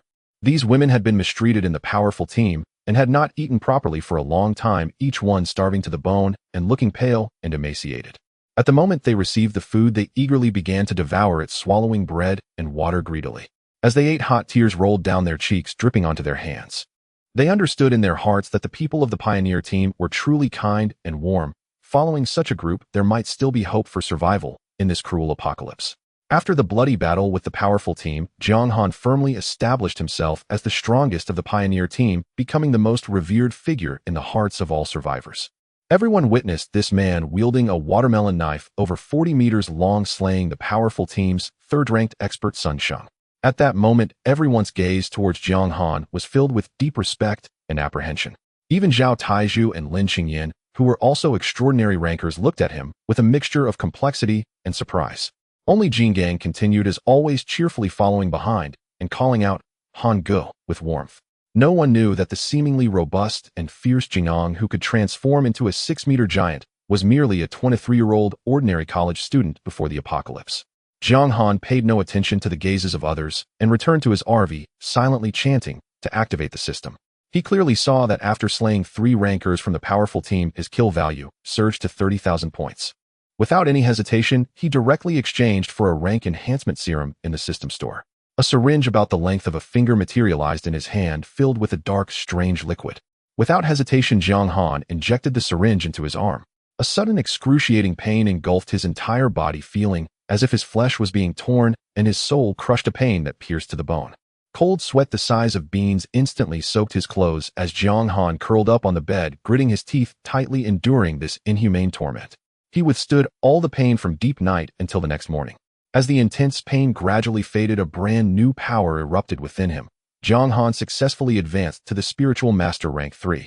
His spiritual power spread freely, clearly perceiving every blade of grass and tree, every movement in the entire camp. With a thought, Jiang Han attempted to control the watermelon knife with his spiritual power, and was startled to find that he could now manipulate the long blade, accurately attacking enemies 300 meters away. An unprecedented wave of confidence surged within him as Jiang Han stepped out of the RV feeling refreshed. Coming towards him was Lin Qingyan, her eyes sparkling with a smile. Jiang Han instantly sensed that she had just advanced to Assassin Rank 3. Lin Qingyan originally wanted to show off her skills before Jiang Han, but upon realizing he had also entered Rank 3, she couldn't help but inwardly scold what a freak. Unable to suppress her competitive spirit, she suggested a spar with Jiang Han. The two found an open area, Lin Qingyan gripping her dagger tightly, her body tense, and her expression focused to the extreme, a killing aura coalescing around her. Jiang Han held the watermelon knife in one hand, his expression calm, as if the wind was light and the clouds were thin. In the next instant, Lin Qingyan suddenly vanished, using the ultimate speed of an assassin to quietly circle behind Jiang Han, her dagger aimed at his vital point. But before she could strike, the cold, sharp watermelon knife was already firmly pressed against her neck. The outcome, Lin Qingyan dropped her hand, dejectedly sheathing her dagger, her eyes filled with disappointment as she said, "I originally thought that after advancing to Rank 3, I could have a good fight with you, but I didn't expect that I couldn't even withstand one of your moves. What's there to be disappointed about? Many people can't withstand even one of my moves," Jiang Han replied, lightly, his tone casual. Upon hearing this, Lin Qingyan instantly became angry, her pretty face flushing as she stubbornly said, "I'm not talking to you anymore." With that, she turned around and left without looking back. Watching her stubborn figure depart, Jiang Han couldn't help but chuckle softly. What a strong-willed woman. Back in the RV, the three women in the living room were fixated on the romantic plot on the television, watching it with great interest. The coffee table was filled with snacks as they ate, while watching the drama, creating a relaxed atmosphere. Not wanting to disturb them, Jiang Han walked straight to the bedroom and called forth the system again. He took out an arm, a powerful and strange drop item found from Sun Shang's off-road vehicle. He had originally thought that obtaining such a rare item would take a long time, but unexpectedly, by chance, it had fallen into his hands early. Jiang Han planned to fuse this arm with his watermelon knife. However, the system indicated that this fusion would require a hefty 10,000 kill points, and he only had this last 10,000 left. Kill points were meant to enhance one's own strength. It was only right to use them boldly. That was the path to survival in the apocalypse. Without further hesitation, Jiang Han commanded the system in a deep voice, "Fuse." Instantly, the 10,000 kill points were completely consumed, and the strange arm disappeared. The originally bright silver blade of the watermelon knife gradually absorbed a layer of dark color. A system prompt appeared. Jiang Han's watermelon knife ranked 1022 among rare items, just one step away from the top 1,000. With the kill points entirely exhausted, Jiang Han was unconcerned. After calming his mood, he opened the bedroom door and walked out.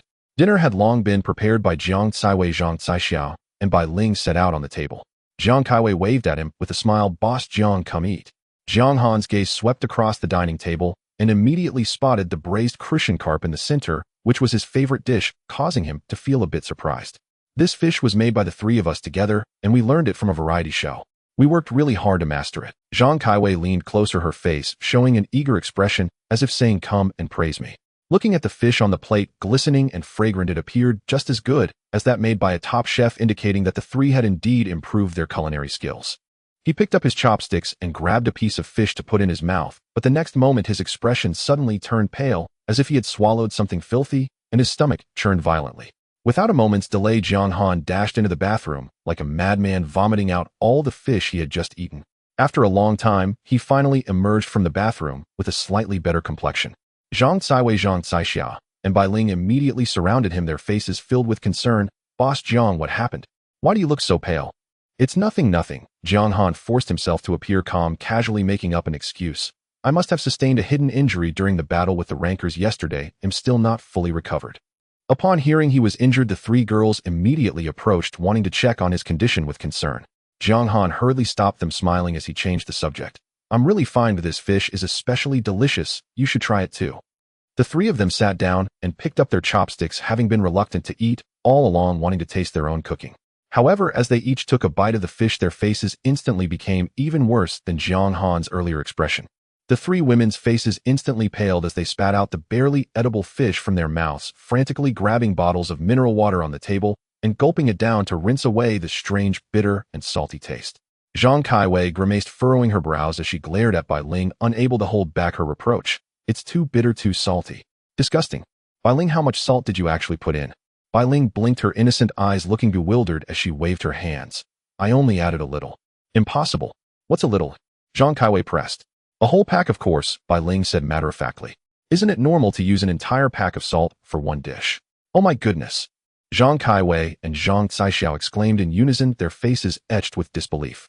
Zhang Kaiwei looked at her with a mix of laughter and exasperation. You've never cooked before. Zhang Caishiao nodded in agreement, her eyes filled with helplessness. Bai Ling shook her head gently, her tone flat. I really haven't. Back home the cook always prepared the meals. I thought cooking was supposed to be easy. Jiang Han watched from the sidelines, fully aware that Zhang Kaiwei actually knew a bit of home cooking. But last night's mindless romantic drama had hooked her so completely that she had simply pawned off the cooking duties to Zhang Caishiao, and Bai Ling leading to this farce. Seeing the three girls frantically rinsing their mouths with utterly defeated expressions, Jiang Han couldn't contain himself and let out a quiet, suppressed laugh. Boss Jiang, I saw you smile. Zhang Kaiwei's sharp eyes caught his subtle movement. Jiang Han immediately stiffened his face, straightening his back with feigned seriousness. No, impossible. I'm a sequence transcendent, always composed and professional in any situation. How could I laugh casually? No, Boss Jiang, I saw it too. Bai Ling chimed in to expose him. Impossible. You must have been mistaken. Jiang Han stubbornly persisted, defending himself with earnestness. Zhang Caishiao frowned, looking at him with confusion. Then if this fish was so awful, why did you make us eat it earlier? Jiang Han pointed at the disastrous plate of braised Crucian carp on the table and declared with righteous confidence, as a punishment. After this lesson, you'll take cooking seriously from now on. He then put on a stern face and ordered, all right, why aren't you three heading back to the kitchen to redo the meal? If you can't even cook, how can you work for me? Yes, Boss Jiang. The three women dared not argue, quickly clearing the dishes and rushing back into the kitchen to busy themselves. Jiang Han in turn lounged on the sofa, picked up the remote, and continued watching the melodramatic romance drama Zhang Kaiwei hadn't finished. On the TV, a heavily pregnant woman, her eyes brimming with tears, cried out to the slick-haired man before her. Young Master Zhang, you said you'd love me forever. Why have you changed? You're such a jerk. The man, irritated by her outburst, pointed at her nose and snapped. Why? You have the nerve to ask. You're carrying another man's child. Why should I take responsibility? The woman sobbed, uncontrollably choking out. I've told you the child is yours. Why won't you believe me? Get lost. I'm a graduate student. Do you take me for a fool? I've never even held your hand. How could the child possibly be mine? The man was beside himself with rage, feeling his intelligence insulted. The woman wailed heart-wrenchingly. Have you forgotten everything? Last time we ate together, I accidentally used your chopsticks. That's how I got pregnant. At her words, the man suddenly wore a look of dawning realization and quickly apologized with guilt. I'm sorry, Ruer. I was wrong. So the child in your womb is truly mine. Jiang Han, mid-sip of his cola, sprayed it out upon witnessing this absurd plot. He was utterly dumbfounded, thinking how ridiculous it was. Even the most melodramatic pre-apocalypse TV shows wouldn't stoop to such nonsense. He figured it must be a bizarre side effect from upgrading the TV into a relic. Thinking back, every show on that set was outrageously strange, yet the three girls watched with rapt fascination. Unable to bear it any longer, Jiang Han grabbed the remote and turned off the TV. Just then, the three women brought the newly cooked meal to the table. A plate of stir-fried shredded potatoes, a bowl of boiled fish fillets, and a dish of sliced ham sausage. Jiang Han eyed the three dishes, still wary, hesitating to pick up his chopsticks. Only after seeing Bai Ling take a bite with no sign of discomfort did he tentatively begin to eat. The meal was passable. Not particularly delicious, but edible, far from the inedible Crucian carp from. After a simple dinner, Jiang Han retired to his room to rest while the three girls turned the TV back on to continue their binge of the bizarre show. The next morning, just as dawn broke, Jiang Han got up to feed the lambs. The four newborn lambs had grown another size, already able to nibble on grass on their own, looking adorable and well-behaved. After breakfast, Jiang Han stepped out of the RV. Ever since being thoroughly defeated by Jiang Han in their sparring session, Lin Qingyan had been dragging Zhao Yali to practice every day in the open space. The empty camp echoed with the rhythmic shouts of "Hey ha, hey ha." Lin Qingyan's strength had surged dramatically. If she faced Sun Sheng, whom Jiang Han had previously killed, she would surely win with ease. As an assassin sequence, her speed was pushed to its limits. Her dagger left trails of afterimages, with each strike fierce and deadly. If Sun Sheng were to confront Lin Qingyan, now given his habit of excessive chatter, he wouldn't even have a chance to strike before she closed in and slit his throat in an instant. Jiang Han watched quietly from the side, noticing that Lin Qingyan deliberately suppressed her power to sequence one, yet still managed to push Zhao Yali back step by step. Zhao Yali and Zhao Yakin, seeing Jiang Han, immediately stopped their movements and greeted him politely. Good morning, Mr. Jiang. Good morning, Master Zhao Yakin. Jiang Han replied with a smile. Lin Qingyan glanced at him, let out a cold snort, and turned away, unwilling to acknowledge him. Jiang Han sighed inwardly. Why is it so hard for people these days to admit their own weakness? He didn't linger and walked straight into Zhao Taiyi's tent. Zhao Taiju was leisurely sipping hot tea. Seeing him enter, he immediately waved, "Jiang Han, come and have a seat." Xiao Li, ever attentive, quickly brought a cup for Jiang Han and poured warm tea. After sitting down, Jiang Han asked directly, "Captain Zhao, are we starting the migration today?" "That's right. After lunch at noon, the entire team will set off," Zhao Taiju said slowly, taking a sip of tea. "How much farther is it to our destination, Jiangqing?" Zhao Taiju paused to sense for a moment, then replied, "About 1,500 kilometers." Jiang Han calculated in his mind that given the pioneer convoy's current speed, 1,500 kilometers would take at least another 20 days. Learning that they would be moving at noon, Jiang Han immediately returned to the RV to inform the three girls, telling them to pack up in advance and prepare for departure. Upon returning to the RV, Jiang Han's attention fell upon the mech seized from the powerful convoy. The mech was crafted from thick alloys radiating a cold metallic sheen, exuding a formidable sense of oppression. Jiang Han lifted the hatch, bent down, and entered the cockpit, skillfully activating the control system as he drove the mech out of the RV. This mech operated on gasoline, boasting tremendous power, with its primary attack method relying on its heavy metal fists. No wonder it had been able to hold its ground against the 6-meter giant during the previous battle, exhibiting immense power in close combat. Jiang Han attempted to maneuver the mech forward. The controls felt solid and weighty, somewhat reminiscent of commanding the giant. He aimed at a massive rock ahead and swung a fist with force, accompanied by a resounding crash as the hard stone shattered. The mech moved at a decent speed comparable to that of an ordinary sedan. Although it appeared cumbersome, its potential was immense. Jiang Han thought to take out the peculiar anomaly he had, intending to upgrade the mech into a wondrous object to further enhance its combat power. He silently chanted in his mind, calling forth the system panel, preparing to fuse a regular anomaly with the mech. However, in the next moment, he froze in place. His kill value was shockingly displayed as 0. Jiang Han suddenly remembered that he had exhausted all his kill value after fusing Sun Sheng's arm and exchanging for the sequence enhancement serum. With no surplus kill value to modify the mech, he could only reluctantly maneuver it back into the RV, and he resolved in his heart that once he amassed enough kill value in the future, he would definitely upgrade this mech into a wondrous object, which would surely become a significant force for him. After lunch, Zhao Taiju promptly issued the command to depart. The group of survivors quickly packed their supplies, and the entire convoy prepared to set off. Zhao Taiyi's Hummer led the way, followed closely by Lin Qingjian's off-road vehicle, followed in order by bus No. 1 No. 2 No. 3 and No. 4, with Jiang Han's RV bringing up the rear. The long convoy wound along the highway like a dragon, steadily heading towards their destination, Jiang City. The female survivors rescued from the powerful convoy were redistributed by Zhao Taiju and settled into the 4 buses. As a result, the previously male-dominated pioneer convoy had completely reversed, becoming female-dominated. On the road, Zhao Taiju specifically issued a new regulation: survivors could freely fall in love, but absolutely could not force others. If intimate relations occurred, protective measures must be taken. In the perilous environment of the apocalypse, if a female became pregnant, her movements would become slow and cumbersome. If not careful, she could be devoured by the anomalies lurking about due to her sluggish actions. Moreover, Jiang Han was acutely aware of another key reason. Zhao Taiju had a particular aversion to children. He had witnessed the whole incident unfold. Earlier that noon, some mischievous child, after finishing their iced red tea, had the audacity to urinate into the empty bottle and stealthily placed it into Zhao Taiyi's tent while no one was looking. At that time, Zhao Taiju was out on patrol. Upon returning parched, he saw the bottle of iced red tea and, without thinking much, twisted off the cap and gulped it down. It wasn't until he had downed most of it that he sensed something was off, his face turning an extreme shade of pale. Jiang Han was right next to the tent at that moment, witnessing the entire process, stifling laughter to the point of discomfort, yet he dared not show it. Zhao Taiju quickly narrowed down the range of suspects, as clear little footprints at the tent's entrance indicated it was the work of a child. There were 6 little boys in the convoy, all of whom were mischievous, and he could not pinpoint the true culprit.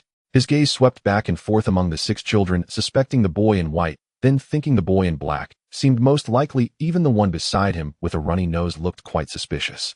For the entire afternoon, Zhao Taiju kept a close watch on the 6 mischievous kids, observing and questioning them one by one, but in the end he still failed to uncover who the real culprit was.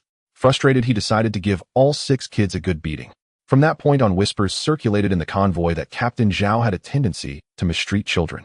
Yet Jiang Han knew full well who the true culprit was. His divine sense could easily cover the entire convoy, and such childish tricks could not escape his notice. The one who had urinated in the iced red tea was none other than that snotty-nosed Wang kid. Since it didn't affect him, Jiang Han naturally kept quiet about it to Zhao Taizhu. He merely thought to himself that in the apocalypse nobody would indulge mischievous children. That kid would sooner or later cause a major disaster and end up on the wrong side of things. As long as they didn't provoke him, everything would be fine, but if they dared to bother him, Jiang Han wouldn't mind directly throwing the little brat to his death. Just as he was pondering, the intercom suddenly crackled with a soft, sweet female voice. "Captain Zhao, do you want to hear me tell you a story?" The speaker was Lu Yin. Zhao Taizhu, already seething with anger, felt his irritation spike at the delicate, pretentious voice and coldly replied, "Stop it. If you keep telling those ridiculous stories, once the convoy stops, I will make sure you regret it." Lin Qingjian's voice followed, laced with a hint of mockery. "Captain Zhao, are you in such a bad mood? Want me to bring you a bottle of some herbal tea to cool you down?" Zhao Taizhu was unwilling to disclose the embarrassing incident of mistakenly drinking urine, instead vaguely stating, "Forget it, I don't know which mischievous child messed around in my tent while I was away. Which little brat would be so bold? Did they steal your supplies?" Lin Qingyan asked curiously. "Not exactly. Just keep an eye on those kids later on," Zhao Taizhu said in a deep voice, his eyes full of sternness. "If they dare to make another mistake, I'll deal with them. Rest assured, Captain Zhao, today's children are incredibly unruly at such a young age. In the apocalypse, nobody indulges them." Lin Qingyan replied, standing on the same ground as Zhao Taizhu as fellow sequencers. The entire convoy relied on them, these extraordinary sequencers, for protection. Without them, everyone would have long since become fodder for the anomalies. This group of children not only failed to show gratitude, but also caused chaos, which they absolutely could not tolerate. At this moment, Jiang Han's voice came through the intercom. "Serious, Captain Zhao is right. For now, we will give them. If they dare to cause trouble again, we will deal with them directly." He said this verbally, while internally, he harbored the same intention. The intercom was on speaker. All survivors could hear just the right opportunity to warn that mischievous child to temper their behavior. "Exactly, Jiang Han, you should also keep an eye on them. I'm afraid this group of kids will do something even worse," Zhao Taizhu said. "Understood, rest assured, Captain Zhao," Jiang Han replied in a deep voice. "Thank you all so much." Zhao Taizhu expressed his heartfelt gratitude. Beside him, the Wang family boy listened to the conversation among the several extraordinary beings, his small eyes darting about, not knowing what mischief was brewing in his mind. The pioneer convoy continued to drive forward for a while, when suddenly Zhao Taizhu's serious voice came through the vehicle's intercom.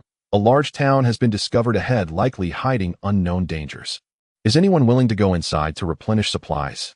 Hearing the words large town, Jiang Han felt a wave of indecision in his heart. A town is of an entirely different level than an ordinary village, mostly located in urban suburbs with a far greater number of anomalies and exponentially increased danger. He glanced down at the system panel, where his kill value still registered as 0, a hint of ruthlessness flashing in his eyes. Fortune favors the bold. To grow stronger, one cannot always be timid. "I plan to go inside to replenish supplies. Lin Qingyan, Jingong, do you both want to come along?" Jiang Han. Lin Qingyan hesitated for a moment, but upon hearing Jiang Han's words, her competitive spirit was instantly ignited, and she blurted out, "Let's go, who's afraid? I'll go too. My appetite has been growing, and the supplies I brought are nearly gone," Jingang said in a deep voice. The three extraordinary beings quickly reached a consensus to enter the town together. As for the other ordinary survivors, their decision would not significantly affect the situation.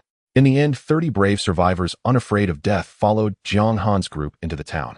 Jiang Han did not let Zhang Caiwei, Zhang Caixia, and Bai Ling take the risk, arranging for them to wait at the outskirts of the convoy. Jiang Han drove his RV recklessly through the town streets, and soon a large shopping mall appeared ahead. As expected of a large town, before they could approach the mall, an anomaly had already appeared to block their way. A 15-meter-tall, powerful anomaly emerged directly, forcing Jiang Han's RV to a halt. With a thought, Jiang Han activated his telekinesis to control a watermelon knife, which flew out with a whoosh, accurately piercing the giant anomaly's head before swiftly returning to his hand. Green viscous liquid continuously oozed from the anomaly's brow. Jiang Han's figure flickered as he leaped out of the car window, pouring all his mental energy into the watermelon knife, its blade's radiance surging to 100 meters in length. He leaped forward and delivered a powerful slash. With a thunderous roar, the giant anomaly's head crashed heavily to the ground, its massive body also collapsing on the street. A system prompt echoed in Jiang Han's mind. "Kill the super anomaly, kill value 8,000. Jiang Han sheathed the watermelon knife back behind him as this anomaly dropped a huge palm. He casually collected this anomaly drop. Afterwards, he drove the RV to the entrance of the large mall, where the only obstruction was the earlier super anomaly.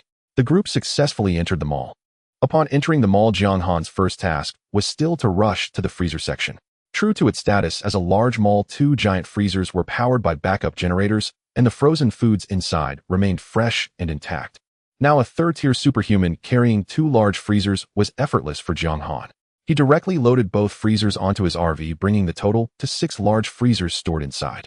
Jiang Han, who loved drinking beverages, immediately began hauling entire cases of drinks into the RV, filling it with 100 cases of various drinks and an additional 50 cases of beer. The thrill of this zero-cost shopping in the apocalypse made him exclaim with excitement. This mall was vast with supplies of all kinds available.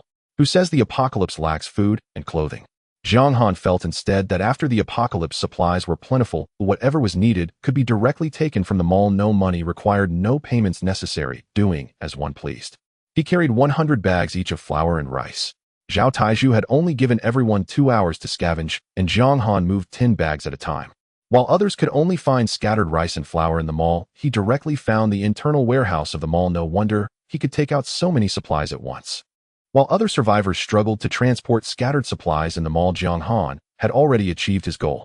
Before leaving, he casually grabbed 100 boxes of instant noodles. Just as Jiang Han was feeling satisfied and preparing to leave with the supplies, a chilling cry suddenly echoed.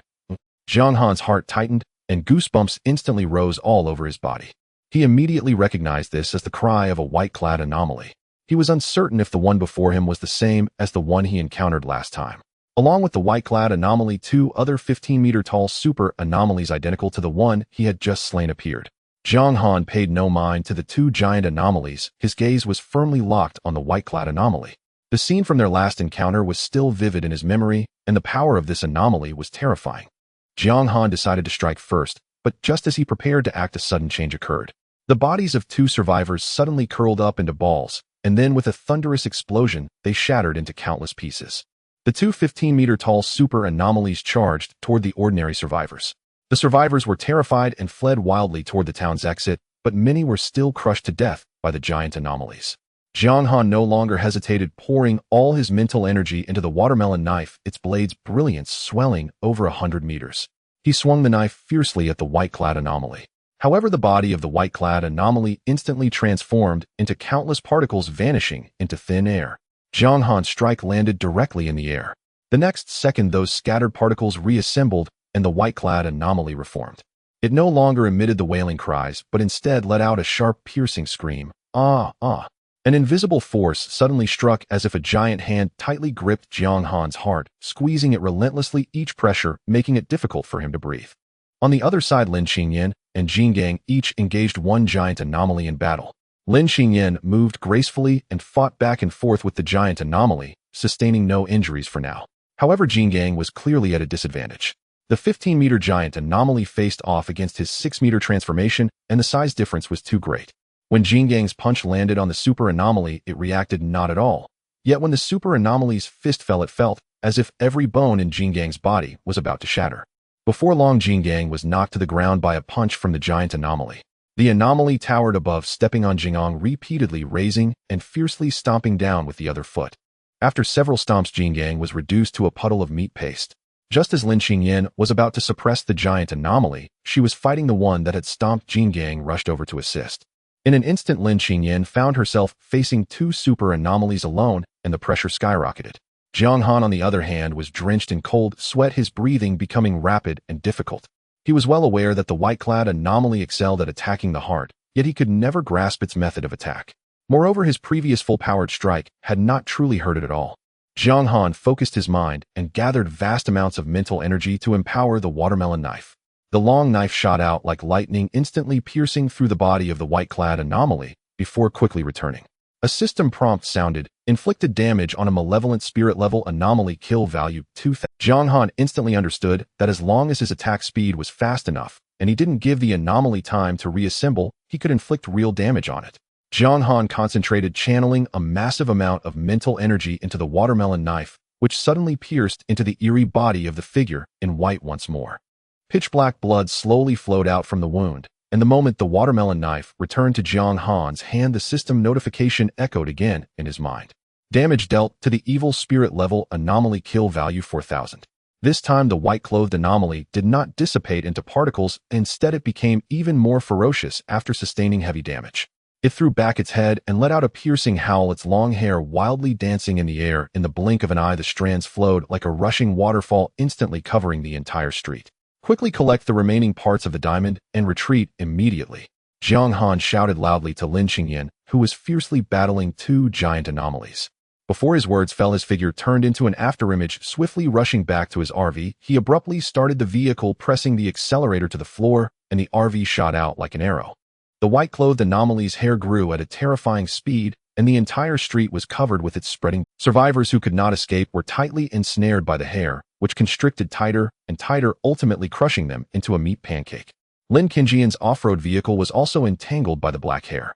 Jiang Han immediately controlled the watermelon knife, slicing through the hair that wrapped around the vehicle. Lin Qingyan, stay behind my RV. Oi, I will clear the way. Jiang Han poured all his mental energy into the watermelon knife, which erupted with a blinding blue light, the sharp blade, extending 100 meters, instantly fiercely cleaving down towards the overwhelming, anomalous hair ahead. As the blade fell, both the white-clothed anomaly's hair and the towering buildings along the way were severed in one strike, forcibly creating a wide escape route. The system notifications rang continuously. Kill value 100. Kill value 100. Kill value. From the scattered kill values, it was evident that such an attack still could not heavily injure the white-clothed anomaly. Jiang Han pressed the accelerator to the floor, speeding away in the RV, with Lin Qingyan's off-road vehicle closely following. 10 minutes later, the two vehicles finally burst out of the perilous town. Just after escaping, Jiang Han felt a wave of fatigue wash over him, utterly exhausted. Ahead, Zhao Taizhu was anxiously waiting outside. Upon seeing Jiang Han and Lin Qingyan return safely, he wasted no time and immediately drove the Hummer forward, with the other survivors hastily following. Everyone understood that this resource search had suffered heavy losses, and seeing Captain Zhao so urgent led them to guess that the anomaly might pursue. At any moment, none dared to ask further. After the convoy had traveled for some time, Zhao Taizhu's voice finally came through the intercom. Jiang Han, what exactly happened during the resource search this time?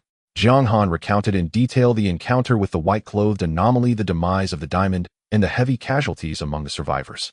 Lin Qingyan's voice was full of disappointment. This time was truly perilous. Even the sequencer diamond was left with only one arm.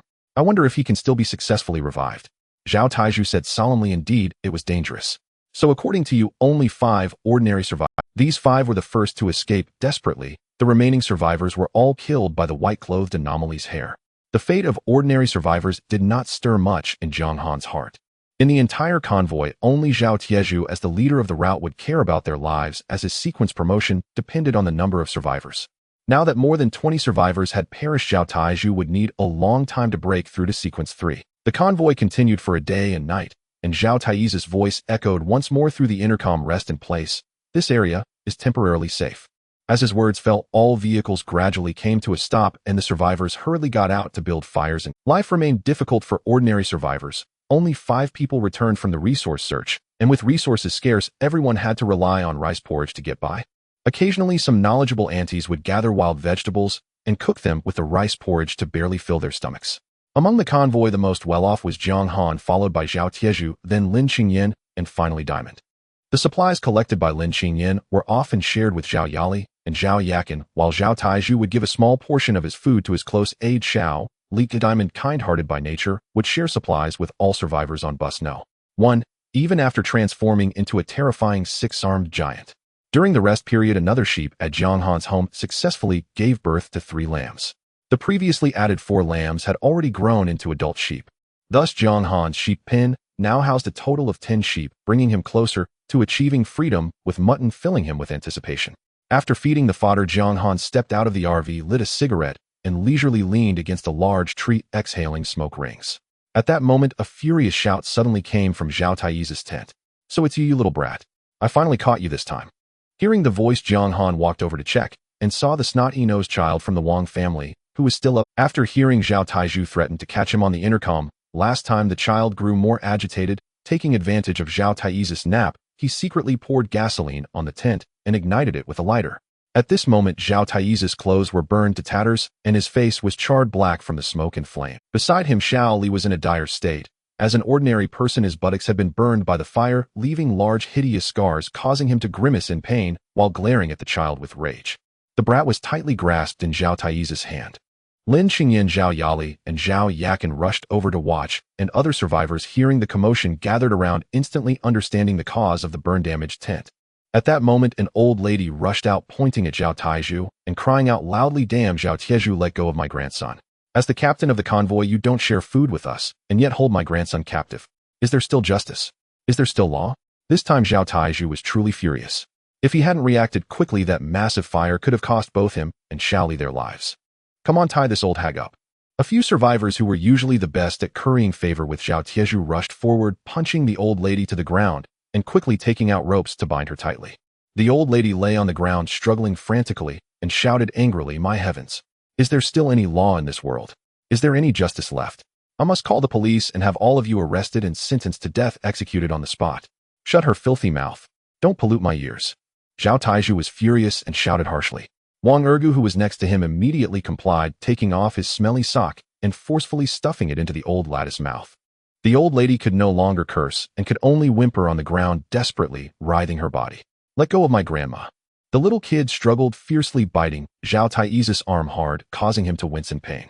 Zhao Taizhu immediately ordered a few people to grab the little kid as well and tie him up with his grandmother. Looking at the gathered crowd, he spoke with a tone filled with grief and indignation. "I'm truly angry about this matter today. I have treated everyone in the convoy while protecting everyone at every turn, yet there are always those who plot against me." He scanned the crowd and said solemnly, "All right, let's discuss how these two should die." Lin Xingyan was the first to speak, her eyes filled with anger. "Such ungrateful creatures should be mercilessly whipped so they know who has been protecting them all along. If it weren't for the few sequence holders risking their lives to fend off the anomalies, this convoy would have been completely annihilated, yet these people are oblivious and cause chaos." Lu Yin wore an innocent and weak expression, yet spoke the most brutal words. "Isn't using a whip too cruel? How about we stuff them in a sack and drown them instead?" No, drowning is too slow. "How about everyone takes one knife and slowly chops them into meat paste? That would be more satisfying." Jiang Han, with a blank expression, spoke lightly. "Your methods are too troublesome. Just lift them up and smash them to death on the ground." The timid college student Yang Wei, who had been shrinking back, mustered the courage to speak. "How about we repay their evil with their own evil and burn them directly?" He was naturally timid, but after the old lady had taken away the last of his drinking water, he had developed a deep-seated aversion to such beings. Although that old lady was killed by Captain Zhao, he still loathed the unreasonable grandmother and grandson duo. The bound grandmother and grandson listened to the various cruel methods proposed by the crowd, each one worse than the last, and were instantly terrified, their pants soaked with urine. They understood in their hearts that this time Zhao Taizhu was determined to kill them with no chance for mercy. "Those in favor of whipping them to death, raise your hands." Zhao Taizhu asked first. Only 5 people in the entire crowd slowly raised their hands. "Those in favor of drowning them, raise your hands." Lu Yan's group all raised their hands, totaling 15. "Those in favor of each taking a knife to kill them, raise your hands." This time more than 50 people raised their hands, almost simultaneously covering more than half of the survivors present. Everyone knew the truth. This grandmother and grandson duo had always behaved poorly. In the apocalypse, resources were scarce and life was hard, yet the old lady indulged the little kid in robbing food from other survivors. At first, everyone didn't want to hold a grudge against him due to his young age, but as the little kid grew more and more unscrupulous, constantly causing trouble, everyone had long detested this pair of grandparents and grandchildren, wishing they could personally end their lives. With only the options of smashing or burning left, Zhao Taizhu didn't want to ask again, yet still went through the motions. It was obvious that compared to a swift death, everyone preferred the satisfaction of taking a knife themselves to vent their long-held grievances. The grandmother and grandson were so scared they lost control of themselves and collapsed on the ground, but no one felt any sympathy for them. The execution began, and Zhao Taizhu took the first strike. The remaining survivors approached in order according to their depth of resentment, each taking turns to strike. The wails of anguish echoed continuously. With over 80 survivors in the convoy, over 80 knives, they ultimately chopped the evil grandmother and grandson to death. Jiang Han and a few people in the RV did not intervene at all, partly because the grandmother and grandson had never provoked Jiang Han, and partly because the crowd somewhat feared him. Most of those who struck were survivors who had been oppressed and robbed of resources by them. Zhao Taizhu arranged for people to clean up the bodies and tidy the scene, and by this time night had completely fallen. After dinner, Jiang Han, feeling idle, summoned the system panel to check. The kill value was fixed at 18,000. He did not plan to use this point for the time being. Its only purpose was to fuse the acquired mechas into extraordinary items, but even upgrading the mechas would have very limited benefits to his own combat strength. Jiang Han chose to save it for later use instead. In the RV's hall, Zhang Caiwei, Zhang Caixiao, and Bai Ling were engrossed in watching something. Jiang Han, too lazy to disturb them, lay back down on the bed and fell into a deep sleep. The next morning after breakfast, Jiang Han felt bored and simply went to herd sheep, experiencing a leisurely day as a shepherd boy. Normally the flock was taken care of in turns by the three girls, but today it was rare for him to personally oversee them. In the following days, life was particularly calm, with no bizarre ambushes or other convoys coming to disturb them. Jiang Han would take the time each day to check on the King Kong. New flesh was constantly growing from the severed arm of King Kong, and now it had already grown a head and half a body. Just as Jiang Han had anticipated, King Kong possessed an immortal body. Old Wang took care of King Kong, meticulously attending to it in every detail. Zhao Taizhu had changed to a new tent, but most of the supplies had been burned by the little kid's fire, and recently, he could only eat instant noodles for every meal. What pained him the most was that his cherished beetle nut was completely gone. Lin Qingjian's relationship with the Zhao sisters had grown increasingly harmonious, often training together.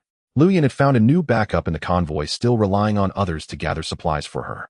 College student Yang Wei had also started a romance. His partner was also a college student from before the apocalypse, named Monica, whose name sounded like someone returned from abroad. Many young people in the apocalypse liked to adopt foreign names. That day, while Jiang Han was herding sheep, he suddenly heard Monica's loud voice coming from the woods. The two were being intimate. The sounds came in waves, making Jiang Han feel restless, so he simply hurried the flock back to the pen. Returning to the RV at night, the three girls had already prepared dinner. Tonight, they had a steaming hot pot, with frozen meatballs, potato slices, and various side dishes rolling and boiling in rich broth. The few of them picked up their chopsticks, dipping and eating, feeling very satisfied and content. At noon that day, after the convoy had finished lunch, Zhao Taizhu gathered all the sequence bearers in his tent for a meeting. 2 more convoys will be arriving shortly to join us. One of them is our old acquaintance, the civilization convoy. The other, I've heard, is a convoy formed by some youngsters. Zhao Taizhu addressed them earnestly. When will they get here? Jiang Han asked. Soon, they should be here within half an hour. There's a highly perilous stretch of road ahead that requires all of us sequence bearers to unite and overcome, Zhao Taizhu said. How dangerous is it? Lin Qingyan inquired. As you know, I'm a pathfinder. The road ahead is marked with a huge red exclamation point. I'm not sure how dangerous it is, but to reach Jiang City, this section is unavoidable. Just as the pioneer convoy's meeting concluded, the roar of engines sounded from outside. The first to arrive was the civilization convoy, and everyone was already acquainted with its 3 sequence bearers. Then came the rumble of motorcycles. Leading the way were 2 spirited young men and a spirited young woman on bikes, followed by a bus carrying the survivors of their convoy. Once the sequence bearers of the 3 convoys had gathered, Zhao Taizhu led them into the tent. Ahead lies a stretch haunted by aberrations. Now that our 3 convoys are united, we must stand together against these aberrations. So let's not hide our sequence levels. Introduce yourselves one by one. Alright, I'll start. Zhao Taizhu, Pathfinder Sequence Level 2, he announced. Next came Lin Qingyan. Lin Qingyan, Assassin Sequence Level 3. Jiang Han, Psychic Sequence Level 3. Jiang Han. Li Chongxing, Fortune Teller Sequence Level 2. Li Chongxing finished his introduction. Zhang Xiang, Demon Blade Sequence Level 2. Zhang Xiang introduced himself. Lin Yu, Sword Immortal Sequence Level 3. Lin Yu followed. A young man with dyed yellow hair, wearing a black leather jacket and a thick chain around his neck, then introduced himself. Pansy, Strategist Sequence Level 1. This yellow-haired youth was the leader of his convoy. Perhaps because he was a master of ideas before the apocalypse, often giving advice to other spirited youths and delinquents, he had awakened the Strategist Sequence. After the yellow-haired youth finished, a young man with green hair stepped forward. Ahau, Gangster Sequence Level 2. Ahau wore a red vest revealing a dragon tattoo sprawling across his shoulder. Before the apocalypse, Ahau frequently engaged in street brawls, thus awakening the gangster sequence. Then a young punk girl with multicolored hair and a nose ring stepped out. Amei, Flying Kicks Sequence Level 2, she introduced herself. Amei was the quintessential delinquent girl. Before the end times, she and Ahau often fought together. After Ahau finished his brawls, she would deliver a flying kick to the fallen, thus awakening the flying kick sequence. After tallying the sequence bearers, each convoy had exactly 2 combat-type individuals. With the 3 convoys combined, there were 6 combat sequences in total. 3 of them were Level 3, Jiang Han, Lin Qingyan, and Lin Yu. The other 3 were Level 2 Transcendence. After the sequence bearers discussed their battle strategy, the 3 convoys set off. The Pioneer convoy took the lead, the Civilization convoy was in the middle, and the Spirit squad brought up the rear. All survivors tuned their walkie-talkies to the same channel. Attention, everyone. Aberrant energy fluctuations detected ahead. Zhao Taizhu's voice crackled over the walkie-talkie. Hearing this, all survivors snapped to attention. After the convoy traveled for a while, a colossal aberration 15 meters tall appeared ahead. Seeing it, Lin Qingyan was filled with indignation. It was this kind of aberration that had previously teamed up with another to defeat her so miserably. Now that one stood before her, she was determined to exact revenge. However, this aberration was entirely different from the one she had encountered before. Lin Qingyan didn't care. Gripping her black dagger, she darted out of the vehicle window like a gust of wind, appearing behind the colossal creature. Her black dagger slashed towards the aberration's neck with lightning speed. Lin Qingyan moved so fast, she became a blur. The black dagger sliced through the creature's neck, spilling a vile green fluid that was utterly disgusting. Lin Qingyan declared she needed no help, vowing to fight this aberration alone. She dodged and weaved her black dagger, carving wound after wound into the creature's neck. The aberration swiped wildly, grasping only air. After the time it takes half an incense stick to burn, Lin Qingyan severed its head. The aberration's fall was a spectacular sight, like a mountain of flesh collapsing. Lin Qingyan collected its drop, a single tooth. With the aberration vanquished, the convoy resumed its journey. Ahead, 2 more of these colossal aberrations. That was 8,000 kills worth of value. Zhang Han wouldn't yield this time. He had let Lin Qingyan practice on the previous one. Zhang Han had already killed one of these in a town before and obtained its drop. He was about to draw his watermelon knife when Lin Yu leaped out even faster. Seeing this, Zhang Han eagerly rushed out of the RV, determined to finish the fight quickly. He held his watermelon knife while Lin Yu wielded a longsword. They attacked the aberrations simultaneously. Zhang Han engaged the one on the right, while Lin Yu took on Zhang Han infused his watermelon knife with psychic energy. As the blade traced an arc across the aberration's neck, the creature collapsed with a single strike. It didn't drop any loot. Zhang Han realized that drops weren't guaranteed. With its death, Zhang Han smoothly earned 8,000 kill points. Delighted, he was about to go after the other aberration. But at that moment he saw Lin Yu had already slain the other one, its head flying high into the air, severed by a single sword stroke. Lin Yu collected a drop shaped like a palm. Zhang Han mused that he shouldn't underestimate other sequence transcendents. There were always 1 or 2 with extraordinary combat prowess. The Sword Immortal sequence was formidable. The 2 colossal aberrations were dispatched one after another by Lin Yu and Zhang Han. After clearing the battlefield, the convoy moved on. The walkie-talkies occasionally broadcast the punk girls sing, "Dudu-wei dudu-dudu-wei dudu. Su-wei su-wei su-wei. Dudu-wei dudu, ah dudu-wei dudu." The convoy continued to advance. On the motorcycle of the spirited girl, a portable speaker blared the heavy bass, reverberating through the intercom with a rhythmic thump. Those who favored tranquility could hardly endure such noisy stimulation. Not long after, 4 exceptionally powerful humanoid anomalies suddenly appeared on the road ahead. Their faces were largely decayed, chunks of rotting flesh continuously falling away, with repulsive green slime flowing down their cheeks, soaking their entire bodies. Only a single lonely eye remained on their grotesque faces, which looked terrifying. All the sequencers immediately jumped out of their vehicles, intending to resolve the situation quickly and decisively against the 4 anomalies. According to their prior arrangements, Lin Qingyan faced one alone, while Lin Yu from the Sword Immortal sequence also confronted another. The spirited girl Ame, the spirited guy Ahao, and Zhang Zhang teamed up to deal with the remaining one. The spirited guy Ahao unleashed a flurry of chaotic punches, and the spirited girl Ame followed up with a flying kick, leaving a clear footprint deeply imprinted on the face of the powerful anomaly. The damage wasn't lethal, but the humiliation was palpable. For Zhang Han, slaying anomalies of this level was already a trivial matter. He leaped high into the air, the glint of his watermelon knife flashing as he cleanly split the powerful anomaly in front of him in half. Bending down to pick up the anomaly's dropped item, he found it to be a cold eyeball. Previously, Zhang Han had specifically asked Zhao Taizhu and learned that the drop rate for anomaly items was only 50%. Now, counting his spoils, he had a large pile of ordinary anomaly drops, 2 stronger anomaly drops, and 2 powerful anomaly drops. After slaying this anomaly, he secured 8,000 points of kill value. Zhang Han happily stowed the eyeball away. Just then, that chilling wailing sound echoed again. At the moment the cry sounded, 2 unfortunate survivors' bodies suddenly expanded into gigantic spheres, growing larger and larger until they burst with a loud bang, scattering flesh everywhere.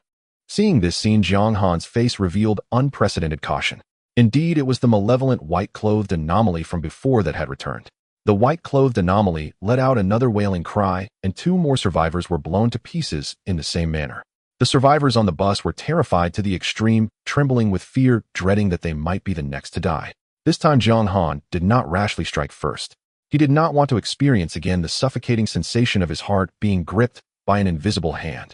Lin Yu from the Sword Immortal sequence chanted incantations, and her three-footed azure blade suddenly burst forth with brilliant light. She shouted, "Three-footed azure blade, descend." The fierce sword energy locked onto the white-clothed anomaly, leaving it nowhere to hide. The azure blade slashed down fiercely, precisely striking the white-clothed anomaly, black blood oozing from the wound. The white-clothed anomaly instantly fell into a frenzy, emitting a sharp, ear-piercing shriek. In the next moment, Lin Yu convulsed and collapsed to the ground as if struck by lightning. Jiang Han understood that she was enduring the same pain he had experienced before, being mercilessly attacked at the heart by the white-clothed anomaly's invisible force. Taking advantage of the white-clothed anomaly's focus on Lin Yu, Jiang Han pushed his mental power to the limit, launching the watermelon knife like an arrow directly piercing through the white-clothed anomaly's body, then returning circling around him before transforming into a bolt of lightning piercing through the opponent's body for the second time. With two consecutive attacks, landing system notifications chimed in succession. Dealt damage to a malevolent level anomaly, kill value 2000. Dealt damage to a malevolent level anomaly, kill value 2000. After taking continuous hits along with Lin Yu's sword energy, severely wounding it, the form of the white-clothed anomaly gradually became transparent. This time it was utterly enraged, its long hair spread wildly like last time, instantly occupying the entire road. Jiang Han inwardly cursed. The strands of hair from the white-clothed anomaly swiftly wrapped around the vehicles occupied by the survivors, shattering the hard bus windows in an instant, followed by piercing screams from within the bus. The survivors, strangled by the hair, had blood flowing slowly from the doors, staining the entire road red. The buses of the Pioneer Team, Civilization Team, and Spirit Team were all attacked without exception.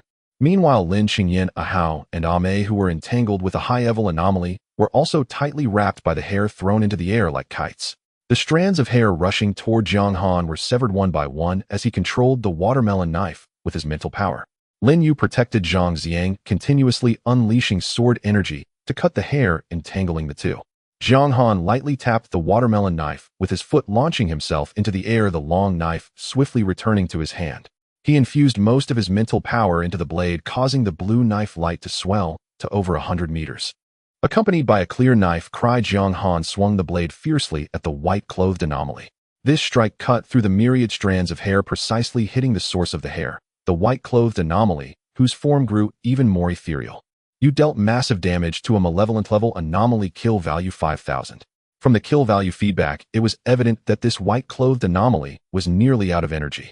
Jiang Han no longer hesitated, pouring all his remaining mental power into the watermelon knife, delivering another unmatched strike, kicking up dust on the road. The system notification chimed again, killed a malevolent level anomaly, kill value 3000. This malevolent level white-clothed anomaly had granted him a total of 12,000 points of kill value. Jiang Han immediately searched through the shattered remnants, unexpectedly finding that the drop from the malevolent level anomaly was a tuft of pure white hair. While the other sequencers were distracted, Jiang Han discreetly pocketed the tuft of hair. This was a tangible drop from a malevolent level anomaly. Jiang Han instantly realized that the immense danger Zhao Taizhu sensed originated from this white cloth. He speculated that those truly powerful top-tier anomalies were likely bound by some rules preventing them from indiscriminately slaughtering survivors. Just like the bride of the forbidden ghost they encountered earlier, if unrestrained, no one present would have had a chance to survive. Anomalies of that tier were simply too high-level. As Jiang Han pondered, the remaining two powerful anomalies had already been easily slain by Lin Yu, each with a single strike. Lin Yu smiled, picking up a drop that resembled an ear from one of the powerful anomalies. Thus, this thrilling battle came to a complete end. Ahao, who had been thrown from a height, broke his arm, while Ame suffered a broken leg and limped away, looking quite comical. After a fierce battle, the ordinary survivors suffered heavy losses. The Pioneer convoy originally had over 80 survivors, but now only more than 40 remained. Most of the deceased survivors were strangled to death by the bizarre white-haired entities. Fortunately, Jiang Han's RV was made of solid materials and had strong defenses, so the bizarre strands of white hair could not pierce through the vehicle's exterior, allowing all three of Jiang Han's female employees to be safe and sound. The lucky survivors included Chef Zhang Lu Yin Yangwei along with his girlfriend and mechanic Zhang Li. They all narrowly escaped disaster. The survivors from the civilization convoy and the mental squad also suffered heavy casualties. Everyone carried a heavy heart, many having lost loved ones collapsing on the ground in tears. Yet in this cruel apocalypse, life and death had become the norm. Everyone suppressed their grief and collectively piled up the bodies of the victims to dig a pit for burial. After handling the aftermath, the convoy set out again. The long line of vehicles resembled a winding dragon continuing towards Jiang City. Upon reaching a fork in the road, Li Chongsheng from the civilization convoy bid farewell to Zhao Taizhu. The reason for not continuing together was that the number of survivors a level 2 guide could protect was limited. If a low-level guide leads too many survivors to escape, it could easily attract the attention of higher-level entities, bringing about disaster. The mental squad chose to remain. Their numbers were already low, and after the bizarre battle, only a dozen ordinary survivors remained, with both combatants Ah Hao and Ah Mei severely injured, leaving the convoy's safety unguaranteed, so they could only continue alongside the pioneer convoy. After the members of the civilization convoy departed, the pioneer convoy slowly started their vehicles. As they approached Jiang City, the ordinary survivors held on to hope in their hearts, all yearning to obtain the precious sequence serum to become stronger and survive in this apocalypse. The closer they got to their destination, the more anxious Zhao Yali became. Her desire for the sequence serum had reached its peak. It was something she had longed for. Lin Qingyan noticed her anxiety and gently patted Zhao Yali's shoulder. "Yali, please don't worry. I will do everything I can to help you obtain a sequence serum." "Thank you, Sister Qingyan." Lin Qingyan was a year older than Zhao Yali, so Zhao Yali always called her sister. Zhao Yakin on the side remained carefree, with an elder sister to protect her, and now having the support of the powerful sequence user Lin Qingyan, she felt incredibly secure. Zhang Han returned to the RV bedroom alone, mentally summoning the system. When he saw the panel, his eyes lit up. His killing points had successfully accumulated to 40,000. This was the most abundant killing point he had ever had. Zhang Han immediately opened the storage space, pulling out the mech that had been sealed for a long time, obtained from the strong user convoy, intending to completely refine it into a powerful artifact. With so many killing points as support, this mech would soon possess complete combat power, becoming a significant asset in future battles. He first took out a common bazaar, drop a piece of scalp from an ordinary entity. He had accumulated a large pile of such low-level drops. Zhang Han consumed 100 killing points to fuse the scalp with the mech. The scalp slowly dissipated, merging into the mech, and the panel updated Apocalypse Mech Artifact, ranking 11300. The mech only underwent a texture improvement with no other changes for now. Next, he took out a stronger bazaar, drop a piece of arm-like debris, consuming 1,000 killing points for fusion. This time, the mech's appearance underwent a significant change. The left arm's fist transformed directly into a Gatling gun barrel, and the artifact ranking jumped to 9999. Then Zhang Han took out a drop obtained from killing a 15-meter super entity, consuming 10,000 killing points for fusion. After a full hour, the debris perfectly merged with the mech, and the Apocalypse Mech's artifact ranking skyrocketed to 3333. The mech was no longer heavy, becoming light and agile, shining silver all over, with the right arm retaining the heavy fist form. Zhang Han gritted his teeth and continued to invest 10,000 killing points to merge the drop of the super entity's eyeball into the mech. After another hour, the mech's overall shape remained unchanged, but a rocket launch bay was added to its back, and the artifact ranking soared to 998. The upgraded mech no longer relied on ordinary fuel for power. It was fully powered by extraordinary energy and could even communicate mentally with Zhang Han. With a thought, the mech instantly fitted around him. He activated the mech and stepped out of the RV, no longer making the previous chugging heavy sounds. The more Zhang Han looked, the more satisfied he became. With a thought, the mech's feet shot out orange flame thrusters. Driving the mech relied entirely on extraordinary power. Once the energy was depleted, the mech would become a pile of scrap metal. With another thought, the mech shot straight up into the sky at 10,000 meters. He arrived in front of a massive rock, activated the left arm Gatling, and began to fire crazily at the stone. The rapid gunfire shattered the solid rock into fragments. He found another giant boulder and activated the rocket bay on his back, launching a rocket. With a loud bang, the boulder was blown to smithereens, and the ground was blasted into a deep pit.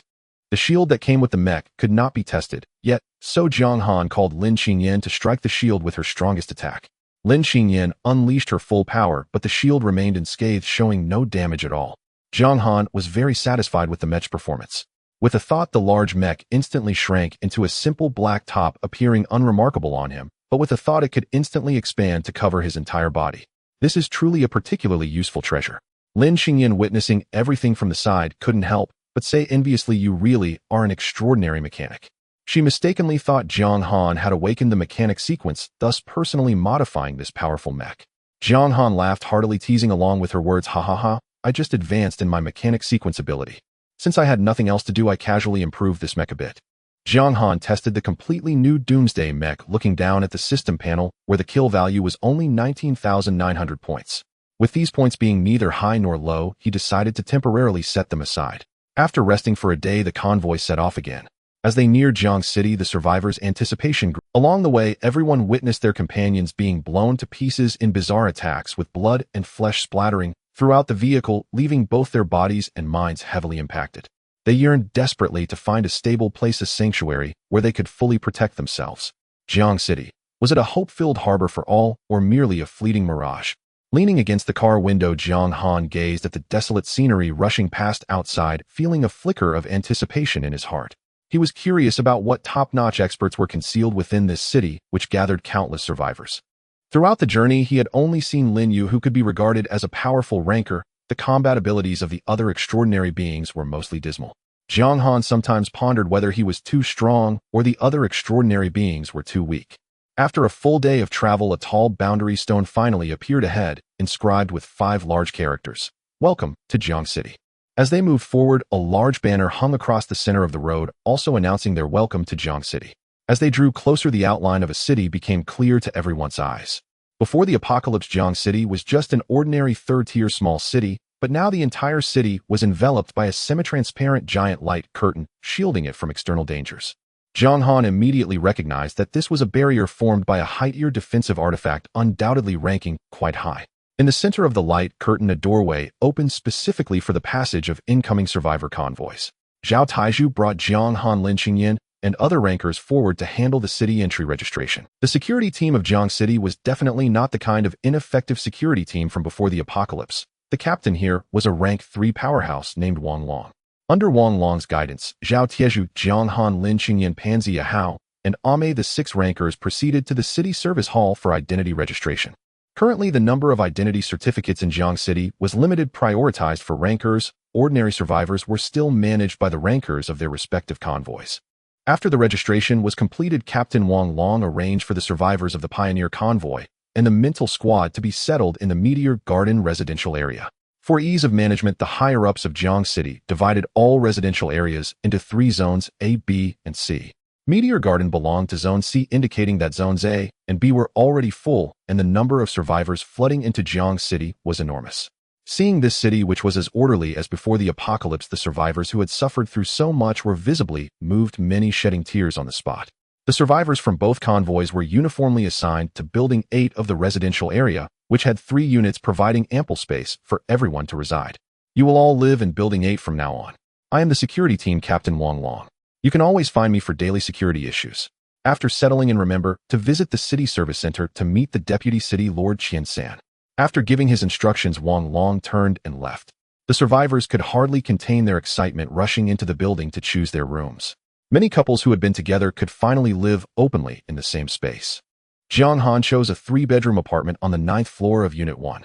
The apartment had already been cleaned spotless by previous survivors, and all the furniture left by the former owner was intact. Aside from the lack of food supplies, all other living necessities were fully prepared.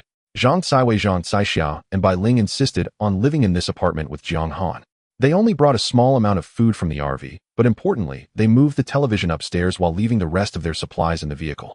This was specifically instructed by Jiang Han in case the defenses of Jiang City fell. The supplies in the RV would remain intact, preventing any panic during evacuation. The apartment was in excellent condition, practically ready for immediate occupancy. Now nearly 20,000 survivors had poured into Jiang City. Meanwhile, Jin Gang had been in a deep sleep for half a month since his last serious injury and had still not awakened. The survivors from Bus No. 1 worked together to carry Jin Gang into the residential building for settlement. After settling everyone, Zhao Tiezhu, Jiang Han, Lin Qingyan, Panzi, and the other 6 rankers went together to meet Deputy City Lord Qian San. The group arrived at the city service hall and quickly found the Deputy City Lord's office. The door prominently labeled Deputy City Lord Qian San's office. Knock, knock, knock. A knock sounded, and a steady middle-aged voice came from within. Please enter. Zhao Taizhu led Lin Qingyan, Jiang Han, Panzi, Ahao, and Ame into the room one by one. Qian San stood up and shook hands with everyone, introducing himself. My name is Qian San, Deputy City Lord of Jiang City, rank 4 in the Ancient Martial Series. Jiang Han felt a wave of frustration in his heart. He initially thought that the rank levels of Jiang City's higher-ups were extremely high, and it was rumored that the Deputy City Lord was at least rank 5. To find out he was only rank 4 left him puzzled. As the self-introduction session began, starting from Zhao Taizhu to the mental sister Ame, the 6 rankers reported their ranks and levels in turn. Once everyone had finished introducing themselves, Qian San spoke. If you have any questions in your minds, feel free to ask. I will answer them one by one. Seeing that Zhao Taizhu did not speak first, Jiang Han stepped forward and asked, May I ask how many extraordinary beings there are in Jiang City? What is the highest rank level? Deputy City Lord Qian Sen lightly coughed twice and said calmly, I know this is your primary concern. I will speak frankly. The highest rank in Jiang City is held by the City Lord Long Laoda, who is a rank 5 pharmacist. There are over 200 rank extraordinary beings within the city. The most formidable in terms of combat power are the Sword God of the Sword series Shimin Chui Shui and the Sword Immortal of the Sword Immortal series Yi Gu Cheng. Both are at the peak of rank 4, just a step away from entering rank 5. After hearing this, Jiang Han understood it was indeed as he had guessed. Jiang City did not have an abundance of rank 5 powerhouses, and rank 4 was not commonly seen. The only rank 5 was the City Lord, who was not a combat rank, but rather a supportive pharmacist. Jiang Han also had a bold guess in his heart. What the survivors yearned for, the rank serum, was likely completely out of stock, not a single one remaining. As expected, Qian San immediately said, I know that many survivors have traveled far to Jiang City, however, only the City Lord Long Laoda can refine it. A rank serum requires a full 2 months for a rank 5 pharmacist to produce. Moreover, the vast majority of pharmacists would not choose to produce rank serum. They would rather refine serums that are more beneficial to themselves, such as rank enhancement serums and rank strengthening serums, to boost their own strength. Jiang Han sighed inwardly as expected. Since pharmacists can already refine serums themselves, if producing ordinary rank serums takes a long time with limited benefits, they would naturally prioritize refining serums that enhance themselves, striving for higher rank levels. This is the real reason why the City Lord could reach rank 5. Upon hearing Qian San's words, Lin Qingjian's complexion suddenly paled and her heart sank heavily. She was all too aware of Zhao Yali's obsession. The latter was striving to become stronger just to obtain a sequence serum. If she knew there wasn't a single one in Jiang City, she would likely fall into utter despair. Still holding on to a glimmer of hope, she asked, Is there really not a single sequence serum in Jiang City? Qian San raised his gaze, his tone unwaveringly stern. No. The City Lord occasionally produces finished products, but they are only given to trusted subordinates. Don't harbor any fantasies about the sequence serums, they are top-tier resources. Jiang Han was not surprised by this, it was all within his expectations. He stepped forward and directly addressed the crucial question, Deputy City Lord Qian, can Jiang City's defenses withstand a large-scale attack from the outside? Qian San slowly nodded, acknowledging. You have touched upon the most critical point. When you entered the city, you should have seen the protective shield above. That is the concealment array, ranked 20th on the list of wondrous items. Its greatest utility is not in withstanding attacks, but in masking the presence of humans throughout the city, preventing high-level anomalies from locking onto the survivors here. All sequence practitioners present held their breath, intently listening to Jiang City's hidden card. Next, I have good news and bad news. Qian San's tone shifted, becoming graver. The good news is that the City Lord has received top-secret information ahead of time. 15 days from now, a large-scale secret realm will open within Jiang City. Inside the secret realm, there will be the sequence serums, enhancement serums, and even more rare resources you desire. The space for human survival is continuously being squeezed by anomalies. We have no way out but to gamble our lives to become stronger.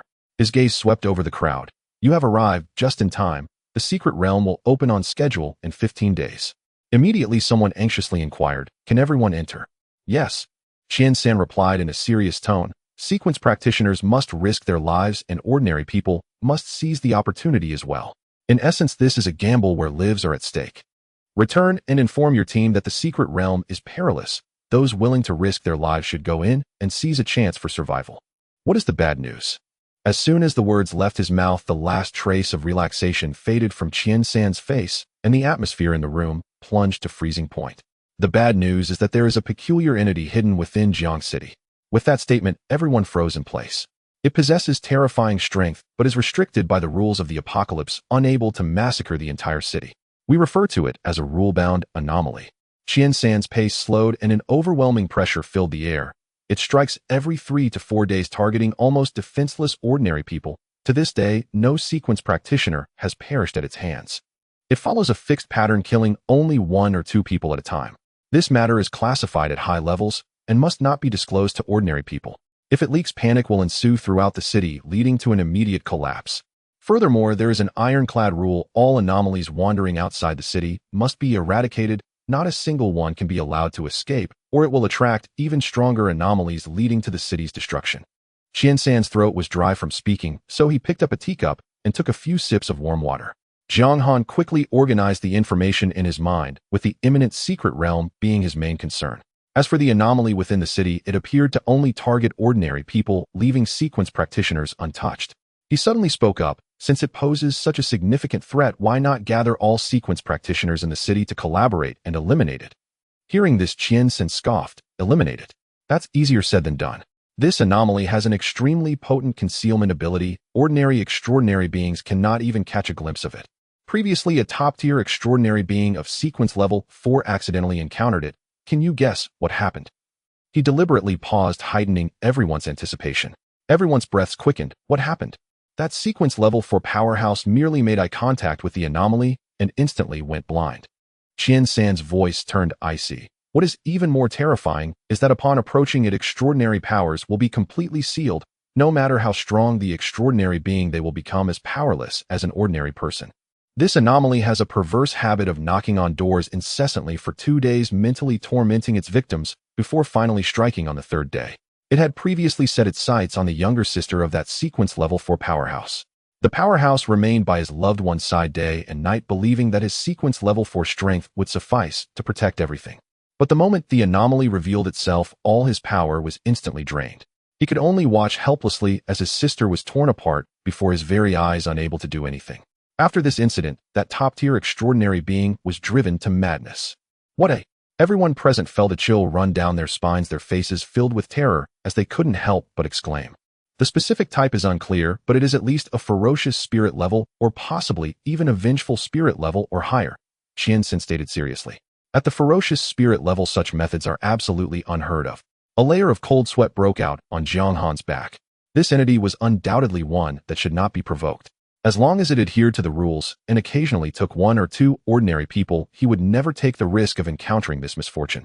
After asking all questions, the crowd gradually rose to bid farewell, leaving the city service hall to return to their residences and review the information. Upon returning, Lin Qingyan immediately sought out Zhao Yali to relay the news that there were no sequence serums in Jiang City. She had initially thought that the latter would crumble into despair, but Zhao Yali remained strangely calm, as if she had anticipated this. It wasn't until Lin Qingyan mentioned the secret realm opening in 15 days where serums were hidden that Zhao Yali's eyes sparkled with excitement, dispelling the gloom from her face. Jiang Han silently pondered nearby. The serums crafted by the alchemist sequence would naturally be prioritized for themselves. Even if it's an auxiliary sequence, the level 5 rank indicates that its true combat power likely approaches that of a sequence 4 combat type extraordinary being. Yet what unsettled him the most remained the anomaly within the city. It concealed too many unknowns, too many variables. Jiang Han's fingers tightened slightly. When Jiang Han returned to his residence, Zhang, Saiwei Zhang Caixiao, and Bai Ling had already prepared lunch. The 4 of them sat together, quietly finishing their meal. With nothing else to do, they nestled on the living room sofa, watching a melodramatic TV series to pass the time. After a short rest, Jiang Han gazed out at the bustling street and turned to the 3 girls, smiling as he proposed. Would you 3 like to accompany me for a stroll around Jiangqing Street? I haven't had a proper outing since coming to Jiangqing. Sure, boss Jiang. Staying cooped up indoors every day is too dull. We've long wanted to go out for a walk. As soon as the 3 girls heard this, they immediately agreed in unison. Thus, Jiang Han led the 3 girls out of the community, making their way to the most prosperous shopping street in Jiangqing, Central Street. The liveliness here was almost on par with that before the apocalypse. Street vendors were everywhere and shops lined up side by side, with the sounds of bustling sales and haggling filling the air, brimming with the long-lost atmosphere of everyday life. After much discussion among various sequences, Jiangcheng decided to use bizarre dropped items as the circulating currency. With very clear exchange rules, 20 ordinary bizarre dropped items could be exchanged for 1 stronger bizarre dropped item. 20 stronger bizarre dropped items could be exchanged for 1 super strong bizarre dropped item. 20 super strong bizarre dropped items could be exchanged for 1 evil spirit level bizarre dropped item. Though the exchange ratio for the evil spirit level bizarre dropped items was the same, in reality, no one would trade precious evil spirit level dropped items for exchanges. After all, evil spirit level items were top-tier rare materials, and the fierce spirit level items were priceless and extremely rare. In the vast Jiangqing, only a handful of top-tier sequence experts might possess one. The shop doing the most booming business on the entire street was one named Zus Forge. Inside, a middle-aged man in his 40s was busily wielding a heavy hammer, sweating profusely as he continuously fused various bizarre dropped items with ordinary objects. Every item crafted by him was a true marvel. This person was the renowned Sequence 4 forging master of Jiangqing, surnamed Su, and everyone respectfully referred to him as Master Su. Master Su was straightforward and helped people forge marvelous items, charging only one bizarre dropped item as payment each time. Many ordinary survivors came to seek him out, mostly bringing their personal clothing, to have Master Su fuse them with 2 ordinary bizarre dropped items to create defensive marvelous items. After the ordinary clothing was upgraded to marvelous items, their defensive power would increase significantly, ensuring that they wouldn't instantly perish upon encountering the bizarre. However, the fusion of marvelous items inevitably came at a cost.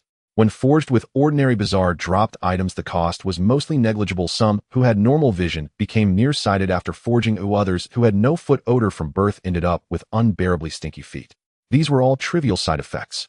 Of course, some particularly bold survivors dared to use stronger bizarre dropped items to forge marvelous items, incurring even greater costs and gaining even more power. The cost relied entirely on luck. Some ended up bald, some lost hearing in one ear, some went blind in one eye, and some even lost a leg entirely. There were even more reckless individuals. One ordinary survivor at any cost forged a marvelous item using a super strong bizarre dropped item, sacrificing one of his kidneys in the process. Yet he remained unsatisfied, continuing to take risks, and forged a second super strong marvelous item, this time paying the price of completely losing his male characteristics. Now he spoke in a soft voice, and his demeanor resembled that of a woman even more obsessed with women's clothing than ordinary women. While other women took an hour to dress up in the morning, he could meticulously groom himself for 3 hours. But the enormous cost brought about terrifying strength. With just 2 super strong marvelous items, this ordinary person's combat power was already on par with Sequence 3 extraordinary beings, gaining considerable fame in Jiangqing, where everyone referred to him as Lin someone. Zhang Han watched Master Su, intently, feeling quite moved. However, to have Master Su enhance his watermelon knife, he would need to offer an evil spirit-level bizarre dropped item as payment, which he couldn't provide at the moment. He turned to the 3 girls beside him and asked seriously, "Do you 3 want to forge a marvelous item as well? You just heard that fusion with marvelous items comes at a corresponding cost. Boss Zhang is so nice, willing to give each of us a marvelous item." The 3 of them nodded in unison. Once Master Su finished his current forging task, Zhang Han stepped forward respectfully and said, "Master Su, I would like to ask you to help me forge a few marvelous items." Master Su immediately recognized that Zhang Han was a Sequence 3 combat type extraordinary being, and a friendly smile appeared on his face. "No problem, just bring out the items you want to forge, and I can start right away." Zhang Han uniquely used the 3 girls' jackets as the carriers for the marvelous items, forging 3 defensive marvelous items. He then handed the marvelous items to the 3 girls, who thanked him repeatedly as they received them. Zhang Han also wanted to forge the RV he had been using. This RV had long been upgraded to an ordinary marvelous item, but he had previously lacked the required kill value to continue enhancing it. Being on a busy street filled with people, he certainly couldn't drive the massive RV directly over. After hearing Zhang Han's request, Master Su, having nothing to do, simply closed the shop's door and followed Zhang Han to the RV parking spot, preparing to forge a fusion marvelous item for the RV. Upon seeing this solidly built and massive RV, the well-informed Master Su also showed a shocked expression. Zhang Han directly took out 2 stronger bizarre dropped items and 2 super strong bizarre dropped items as payment, planning to transform the RV into a super strong marvelous item.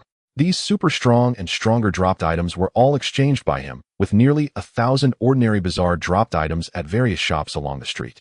Having fought alongside a convoy outside before, he had killed countless ordinary bizarre beings. Many dropped items he couldn't even be bothered to pick up. It was only today that he truly understood that in the apocalypse, bizarre dropped items equated to the currency of the pre-apocalypse world. Master Su immediately began the forging process, taking a full 3 hours to completely transform the. After being upgraded to a super strong marvelous item, the RV awakened 3 incredible attributes: 50 space folding, 50 reduced fuel consumption, and 50 increased kinetic energy. What Zhang Han was most satisfied with was the effect of space folding. Previously, the RV was large and cumbersome, making it easy to bump into things while driving. Now the internal space of the RV remained unchanged at 24 meters by 6 meters, yet the external size was directly compressed to 12 meters by 3 meters, making it overall more agile and compact and easier to drive. Zhang Kaiwei and the 3 girls, with expressions of astonishment, circled around the upgraded RV, occasionally stepping inside to inspect the interior space, and then stepping outside to gaze at its diminished exterior, their eyes brimming with novelty and excitement. Just as Zhang Han and the 3 girls were eagerly examining the changes in the RV, 2 glaring streaks of light suddenly cut across the sky, flashing by overhead. To ordinary people this was merely a fleeting shadow, but in Jiang Han's perception of divine, since it was clear that two sequence practitioners were flying through the air at an extraordinary speed. Jiang Han's gaze sharpened as he watched the two figures land atop an ancient structure ahead. It was a bell and drum tower, an ancient construction commissioned by emperors before the apocalypse, exuding a grandiose aura. Driven by curiosity, Jiang Han quickly led the three girls towards the bell and drum tower, while Master Su beside them stroked his sparse beard with interest and followed eagerly. At this moment, the area beneath the bell and drum tower was already packed with survivors, a sea of people bustling with excitement, all gazing up towards the top of the tower. At the pinnacle stood two remarkably poised young men. One was clad in a white ancient outfit, his expression stern, and an icy aura radiated from him. The other wore a black robe, his demeanor resolute, and his presence sharp. Jiang Han couldn't help but be puzzled, wondering where these two had emerged from. Their ancient garb seemed out of place. Could they be wearing costumes salvaged from some abandoned film set? Given their demeanor, were they perhaps about to perform a period drama in this post-apocalyptic world? With a mindset of mere spectatorship, he quietly observed the two, eager to understand their intentions. Shimin Shui, everyone says you are the #1 master in Jiangqing, but I Yi Gucheng am the first. Today I shall duel you at the peak of the purple forbidden city, to let everyone in the city see who is stronger, my sword immortal sequence, or your sword god sequence. The black-robed young man Yi Gucheng declared arrogantly, his tone imbued with a commanding presence. Shimin Shui maintained a cool demeanor, his voice icy. In my youth, I wielded my sword, brilliance laid bare, breaking myriad laws, with a single stroke, never encountering a rival in the martial world. Among my peers no one can withstand 3 of my strikes. Yi Gucheng showed no fear on his face. Instead, his fighting spirit intensified as he declared, I have honed a single sword over half my life, a sword that defines the mountains and rivers. Across the vastness of the world in swordsmanship and cultivation, no one can battle me. Jiang Han watched in silence, internally exclaiming that he was dumbfounded. These two young men were each more pretentious than the other. If he were to score their pretentiousness, the black-clad Yi Gucheng would earn an 8, while the white-clad Shimin Shui would score a perfect 10. Jiang Han secretly speculated that names like Shimin Shui and Yi Gucheng were likely self-given flamboyant titles. Even in a post-apocalyptic world, adopting a domineering name is not unusual. He just wondered if their real names were something down to earth, like Ergo Zi Erju Zi or Erlong Zi. However, one thing was undeniable: both the Sword God sequence and the Sword Immortal sequence were top-tier existences among sword categories. After the apocalypse, the awakened sequences of humanity were diverse.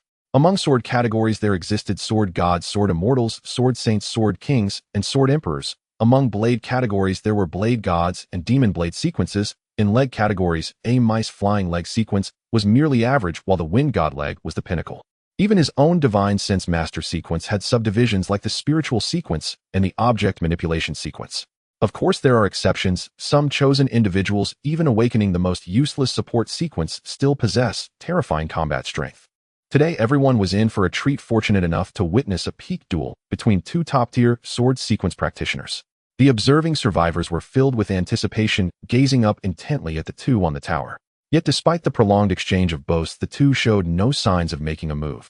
The black-robed youth, Yi Gucheng, finally drew his long sword from his back. This sword is named Abyss, forged from an evil spirit-level anomalous drop, ranking 642 among extraordinary items with boundless power. He rambled on with an extensive introduction. Following this, the white-clad youth Shimin Shui also drew his long sword, slowly introducing it. This sword is named Heartless, ranking 442 among extraordinary items, and is extraordinarily sharp. The surrounding crowd held their breath, thinking that after the weapon introductions the two would finally engage in battle, but unexpectedly they resheathed their swords and continued their mutual flattery and idle chatter. A chorus of complaints suddenly arose from the crowd. I can't believe these two aren't here to sell swords, are they? Impossible. I saw them fly over like streaks of light. They are definitely top-tier sequence practitioners. Can't sequence practitioners sell swords? Their swords are top-tier extraordinary items. Who can afford them? I think they're just overly talkative, but they are indeed powerful. At this moment, an old survivor familiar with the situation in Jiangqing jumped out, looking helpless. You must be new here, not even knowing Yi Gucheng and Shimin Shui. The one in white is Shimin Shui, unanimously recognized as the strongest in Jiangqing. The one in black is Yi Gucheng, the second strongest. Both are peak sequence 4, just one step away from entering sequence 5. They come here every half a month, and each time they talk for ages. As the waiting time stretched on, the survivors below could no longer contain themselves and shouted in unison, hurry up and fight. Get on with it. We've been waiting for ages.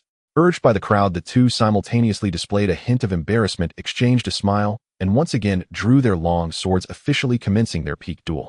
The abyss sword in Yi Gucheng's hand erupted with dazzling blue light, launching the first offensive. The heartless sword in Shimin Shue's grasp shimmered with a silver cold light, showing no carelessness in the face of an opponent of equal strength. The two figures instantly intersected, a deafening clash of metal rang out, and the powerful sword energy collided, generating a violent shockwave that knocked the front row survivors to the ground. In their first clash, the two were evenly matched with no clear victor. The two figures collided again, and a tremendous explosion erupted, scattering the tiles of the bell and drum tower, nearly tearing the rooftop off. In the second exchange, the outcome was still too close to call, and both remained calm and composed. By the time the third intense clash concluded, the rooftop of the bell and drum tower was entirely torn apart by the sword energy, and shattered tiles flew in all directions toward the central street. Many unfortunate survivors were struck by tiles bleeding from their heads, yet even so everyone remained exhilarated, disregarding their injuries as they continued to look up and watch the battle. The bell and drum tower stands 4 stories high. The two sequence practitioners have completely torn off the roof of the 4th floor. This destruction was wrought by the residual force of their sword chi. At this moment, Yi Gucheng shouted aloud, "Heavenly immortal from beyond the sky." Yi Gucheng's figure vanished from the spot, his ethereal form floating into the air. Countless projections of Yi Gucheng appeared in the sky. This was the afterimage created by Yi Gucheng's speed pushed to its limit. Ordinary survivors only saw Yi Gucheng strike at Shimin Shui with a single sword. However, as a sequence transcendent, Jiang Han clearly observed that in that 1 second Yi Gucheng delivered a full 33 sword strikes against Shimin Shui. Each strike was effortlessly blocked by Shimin Shui. Seeing that his heavenly immortal from beyond the sky had failed to inflict any harm on Shimin Shui, Yi Gucheng returned to his original position. At this moment, Shimin Shui made his move. He too shouted, "A sword comes from the west, 10,000 plumb sword technique." This time it was Shimin Shui. His technique was identical to Yi Gucheng's from before. One could say it was exactly the same. His figure also transformed into streaks of afterimages. The afterimages appeared in the sky. This time Jiang Han saw Shimin Shui deliver 34 sword strikes against Yi Gucheng, all of which were also blocked by Yi Gucheng in the same effortless manner. Clang, clang, clang. Yi Gucheng, having blocked the sword strikes, flicked his hair back at a 45-degree angle with force similar to Pan Zhou. In that moment, Jiang Han suddenly understood. What heavenly immortal from beyond the sky and a sword comes from the west actually represented were merely grandiose names the two sequence practitioners used to show off. Their techniques were almost identical. It was essentially a back-and-forth exchange, one sword from you, then one sword from me, repeatedly. There is no doubt about the formidable power of a high-level sequence 4. The sword chi from the two of them shattered the 4th floor of the bell and drum tower completely into dust. Now where they stood was actually on the 3rd floor of the tower. Dust scattered across the street. Broken tiles and irregular concrete fragments littered the ground. They infused their swords with all their transcendent power. A blue light and a silver light collided with a thunderous roar. Boom! The earth trembled as the bell and drum tower collapsed under the strain. A cloud of dust rose into the air. My goodness, it turned out to be a demolition team. After the two sequence practitioners finished demolishing the bell and drum tower, these two high-level sequence 4 sword masters exchanged a bow while sheathing their swords. As expected of the sword immortal sequence, we can barely match each other in strength. However, I still have one absolutely powerful sword technique left. This sword, once unleashed, even I fear its power. This move is extremely powerful, and I worry I might inadvertently shred Yi Xiong into pieces. Shimin Shui said calmly, "Then use it. If you are afraid, then I am not Yi Gucheng. I still refuse to acknowledge you as the best under heaven. Let us have another battle on the 15th of this month." Yi Gucheng scoffed. After they finished speaking, they transformed into 2 streaks of shooting stars and vanished. Leaving behind the ruins of the bell and drum tower, Jiang Han had a question in his mind. He casually grabbed a survivor and asked, "Are you an old resident here?" The survivor looked at Jiang Han in confusion and replied, "Yes." "Then where did Yi Gucheng and Shimin Shui fight last time?" "On the bell and drum tower, of course." The survivor thought Jiang Han was a newcomer and thus answered, "After their last battle, the bell and drum tower was still intact. But this time, just like before, the bell and drum tower was reduced to ruins." The survivor looked at Jiang Han as if he were foolish. "So what happened to the intact bell and drum tower before their battle this time?" Jiang Han asked, increasing TCH. Of course, it was rebuilt by the master of the builder's sequence. Upon hearing this, Jiang Han had no further questions. At this moment, 2 sequence practitioners appeared. One held a shovel and the other a trowel. 2 practitioners from the builder's sequence were reconstructing the bell and drum tower, and several survivors were helping. It seemed that the price of this peak duel was the bell and drum tower. With builders from the builder sequence at work, it was estimated that tomorrow this tower would stand tall again, waiting for the next arrival of Yi Guqing and Shimin Shui. After witnessing this ultimate showdown, Jiang Han and the three women returned to their home. Originally, they had intended to purchase some items. However, they found the entire street in ruins. It was likely that those items destroyed on the street would require compensation from Yi Guqing and Shimin Shui. Additionally, those injured by the residual effects of their sword qi would also need compensation from the two of them. These two show-offs, for the sake of their grandstanding, bore a significant cost.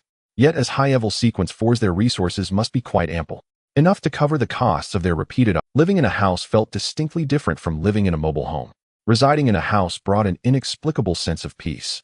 After returning home, Jiang Han and the three women turned on the television and began enjoying their regular hot pot. After dinner, Jiang Han went to bed early. The next morning, he walked down the central street, which had become bustling. The bell and drum tower had been rebuilt to look exactly the same as before. The debris of tiles, stones, and dust scattered on the street from the battle between Shimin Shui and Yi Guqing had all been cleaned up by the street cleaners. It was as if the great battle had never occurred. Jiang Han walked along the stalls on the central street, observing each one. The stalls were filled with food. Jiang Han also spotted Li Changsheng. Li Changsheng had set up a stall on the central street with a table in front. A sign read, "Fortune-telling without asking for help." At that moment, he was pulling on the arm of a plump woman. Li Changsheng was fortune-telling for this plump woman. "If I am not mistaken, your husband has died." He stroked his beard, looking profound. The plump woman's husband had been mysteriously killed a long time ago. Thus, Li Changsheng was correct this time. The woman looked at him with admiration. Li Changsheng continued to hold her delicate hand, caressing it. "If I am correct, madam, you will face a bloody disaster in the future." Upon hearing this, the woman's face, What should I do?" "Do not be afraid, madam. Since I have foreseen it, I will surely have a way to deal with it." Li Changsheng closed his eyes and stroked his beard. "It's quite simple. I am the walking representative sent to the mortal realm by Taishang Laojun. I can summon Taishang Laojun to descend upon me." The plump woman's cheeks instantly flushed crimson, her eyes shy as she quietly asked, "Is this really possible?" Li Changsheng grinned with satisfaction, promptly putting away his fortune-telling stall, wrapping his arm around the woman's slender waist, and leisurely walking towards his residence, his hand mischievously squeezing her hip. Many survivors along the street set up stalls selling supplies, mostly long-lasting foods, such as instant noodles, packaged chicken, and duck legs left behind by supermarkets, and dried sunflower seeds and peanuts. Now, very few ordinary survivors owned refrigerators. Jiang Han strolled around, but saw no frozen meats. He stopped in front of a stall. The stall owner had somehow caught 2 rabbits and was selling them in a metal cage. The rabbits were lively and adorable, instantly attracting a large crowd, with many drooling at the sight. Someone immediately called out, "1 ordinary strange drop for those 2 rabbits." Another person quickly raised the bid. "What are you thinking? I'll offer 3. After several rounds of bidding, the price of the 2 rabbits was raised to 5 ordinary strange drops. Jiang Han checked his pockets and found he didn't have a single strange drop. Without hesitation, he shouted, "I'll offer 10 ordinary strange drops." The young stall owner's face lit up with joy, responding loudly, "Deal." Jiang Han picked up the cage containing the rabbits and turned to leave. The stall owner hurriedly shouted, "Boss, you haven't given me the strange drops yet." Jiang Han didn't look back, casually uttering 2 words, "I owe you." He then swaggered away, leaving the young stall owner stunned, completely petrified. Back at his residence, Jiang Han immediately placed the 2 rabbits in the sheep pen to keep them with the lambs. The 2 rabbits were a male and a female, and they could breed, ensuring a steady supply of rabbit meat. After adding fodder for the sheep and rabbits, the sky gradually darkened. In the evening, Jiang Han had dinner with 3 women, wishing they could have some fresh vegetables. While shopping during the day, he had seen a little girl selling wild vegetables. However, he had no strange drops on him at the time, and taking them directly would be too much for a child, so he planned to trade his frozen dumplings next time. After dinner, Jiang Han fell asleep immediately. As night deepened, this was Building 4 in Area B of Jiang City. On the 7th floor lived a couple, the man named Li Jun and the woman named Zhou Yan. Both originally had families, but during the apocalypse, Li Jun's wife and Zhou Yan's husband tragically perished at the hands of the strange beings. Zhou Yan cried sorrowfully after losing her husband, while Li Jun was also engulfed in grief, remaining in despair. Later, the two gradually got to know each other in a convoy, learning about each other's experiences, comforting one another, and ultimately forming a new family. That night, after a tender moment, Li Jun lay on the bed feeling completely drained and entering a state of weary contemplation. At this moment, he especially craved a cigarette to relieve his boredom, but during the apocalypse, it was as difficult as climbing to the heavens for ordinary survivors to smoke. Li Jun stared blankly at the ceiling when suddenly a clear sound of footsteps echoed in the silent hallway. Tap, tap, tap, tap, tap, tap. It was already 1 in the morning, making it impossible for any survivors to be wandering in the hallway. Moreover, the footsteps were heavy and powerful, each sound hitting Li Jun's heart like a hammer. The footsteps grew closer, followed by a sudden frantic knocking at the door. Bang, bang, bang, bang, bang, bang. The force was immense, as if someone had come specifically to cause trouble. Zhou Yin trembled in fear, clinging tightly to Li Jun. He too felt his hair stand on end, terrified, and didn't dare to get up to see what was outside the door. The piercing knocking persisted for a full hour before the footsteps gradually faded, becoming lighter and eventually vanishing completely. Li Jun held Zhou Yin tightly, their heartbeats racing like drums, nearly bursting from their throats. After this scare, neither of them could muster any desire to sleep. Once the knocking ceased entirely, Li Jun let out a long sigh of relief, his mind racing as he quickly thought of someone. It was Zhao Laosi, who was in the same convoy as them. After Zhou Yin lost her husband, her beauty caught the eye of Zhao Laosi, who had been a near-dowel even before During a convoy stop, Zhao Laosi forcibly dragged Zhou Yin into a small grove with ill intentions. Zhou Yin struggled desperately, but could not overcome the strength of the robust Zhao Laosi. Just as Zhao Laosi was about to succeed, Li Jun passing by intervened, and Zhao Laosi, furious and humiliated, beat him to a pulp. It was this act of rescue that made Zhou Yin feel gratitude towards Li Jun. Though an ordinary survivor, Li Jun was not Zhao Laosi's match. However, he was a dedicated driver for a sequence holder named Chen Gang. With Chen Gang's intervention, Li Jun and Zhou Yin ended up together, and Chen Gang sternly warned Zhao Laosi, preventing him from bothering the couple again. But Zhao Laosi harbored resentment all along. Thinking of this, Li Jun's fear dissipated. Convinced that Zhao Laosi had come to retaliate and cause trouble at night, he shared his suspicion with Zhou Yin. Zhou Yin suddenly realized her anger flaring up from the fear she felt earlier. The next morning, Li Jun told his benefactor, sequence holder Chen Gang, about last night's strange occurrence. He had been driving for Chen Gang for a long time, and they were very close. Li Jun, what are you saying? Someone knocked on your door last night. Chen Gang asked seriously, his tone uncertain. Yes, the knocking was particularly loud. It must be Zhao Laosi causing trouble.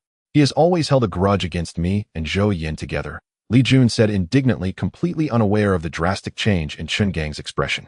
Chen Gang let out a heavy sigh, speaking with a complicated tone. Forget it, Li Jun. Eat whatever you want in the next few days. I have plenty of supplies here. You two can use them freely. Brother Chen, you've already helped me too much. How can I still take your things? Li Jun felt somewhat embarrassed to decline. Don't say more if you recognize me as your big brother. Just listen to me, Chen Gang said, followed by another heavy sigh. Li Jun remained oblivious to the strangeness, thinking it was merely Zhao Laosi's prank, unaware that a terrifying misfortune had quietly descended upon him. Li Jun listened to Chen Gang's words, feeling utterly perplexed. However, since the other party was actively offering supplies, refusing would seem overly distant. His wife, Zhou Yin, had been weak lately, so it was just right to bring back some good things to nourish her. Li Jun arrived at the carriage where Chen Gang stored the supplies, selected some long-lasting food items, filling a bag with pig trotters, chicken feed, ham, and canned fish, before hurriedly returning home. Wife, look what I've brought for you. Li Jun placed the items on the table. It's pig trotters. Zhou Yan's eyes lit up as she joyfully began to eat. Seeing his wife relax, Li Jun felt a bit more at ease. Night soon fell, and familiar footsteps echoed in the corridor on time. This time the sound was heavier than last night, wrapped in a chilling coldness. Li Jun was still convinced that Zhao Laosi was deliberately retaliating, his heart burning with anger. He walked into the kitchen, pulled out a sharp kitchen knife, and suddenly pushed open the door, looking towards the empty corridor. The corridor was deserted, with not a single shadow in sight. Zhao Laosi, stop hiding.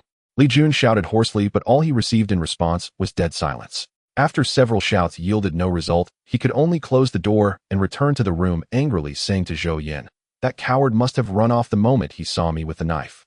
You're right. You need to be a bit tougher from now on, Zhou Yin quickly comforted him. Just as they finished speaking, footsteps echoed in the corridor once again. Li Jun immediately leaned towards the peephole to observe. The corridor was still empty, but the footsteps grew closer, distinctly pressing against the door, as if an unseen entity was steadily approaching their home. Suddenly, a series of urgent and fierce knocks erupted. Bang, bang, bang, bang, bang, bang, bang, bang, bang. The door trembled. The sound was alarmingly close, yet through the peephole, not a trace of a figure was visible. Who was knocking? Li Jun's body trembled. A dreadful thought surged in his mind. Could it be something supernatural? Wasn't it said that all the supernatural beings in Jiangsheng had been eradicated? The supernatural beings he had seen before had all been tangible, but this one was formless and traceless, terrifying enough to make one's scalp numb. Fear instantly gripped Li Jun's heart. He staggered back into the bedroom, his face pale. Outside, It might be something supernatural it's targeting us. Zhou Yin said, her legs going weak, trembling uncontrollably. That night the knocking sound reverberated repeatedly. The two huddled in the bedroom, enveloped by boundless fear, unable to sleep. The next morning, sporting heavy dark circles under his eyes on the brink of collapse, Li Jun dashed out of the house, like a madman heading straight to Chen Gang's residence. At this point, only the sequence user Chen Gang could save them. "Brother Chen, please help us. Something supernatural is targeting us," Li Jun pleaded tearfully. Chen Gang sighed deeply, his tone filled with helplessness and heaviness. "Actually, I sensed something yesterday. Just wait for death and peace. Ooh, I can't save you." "That's impossible. You're a sequence user," Li Jun responded incredulously. "Sequence users aren't omnipotent either." Chen Gang shook his head. "What has targeted you is the mysterious rule supernatural being from Jiangqing. Your death has long been predetermined. Even if it were me, I would be powerless to resist."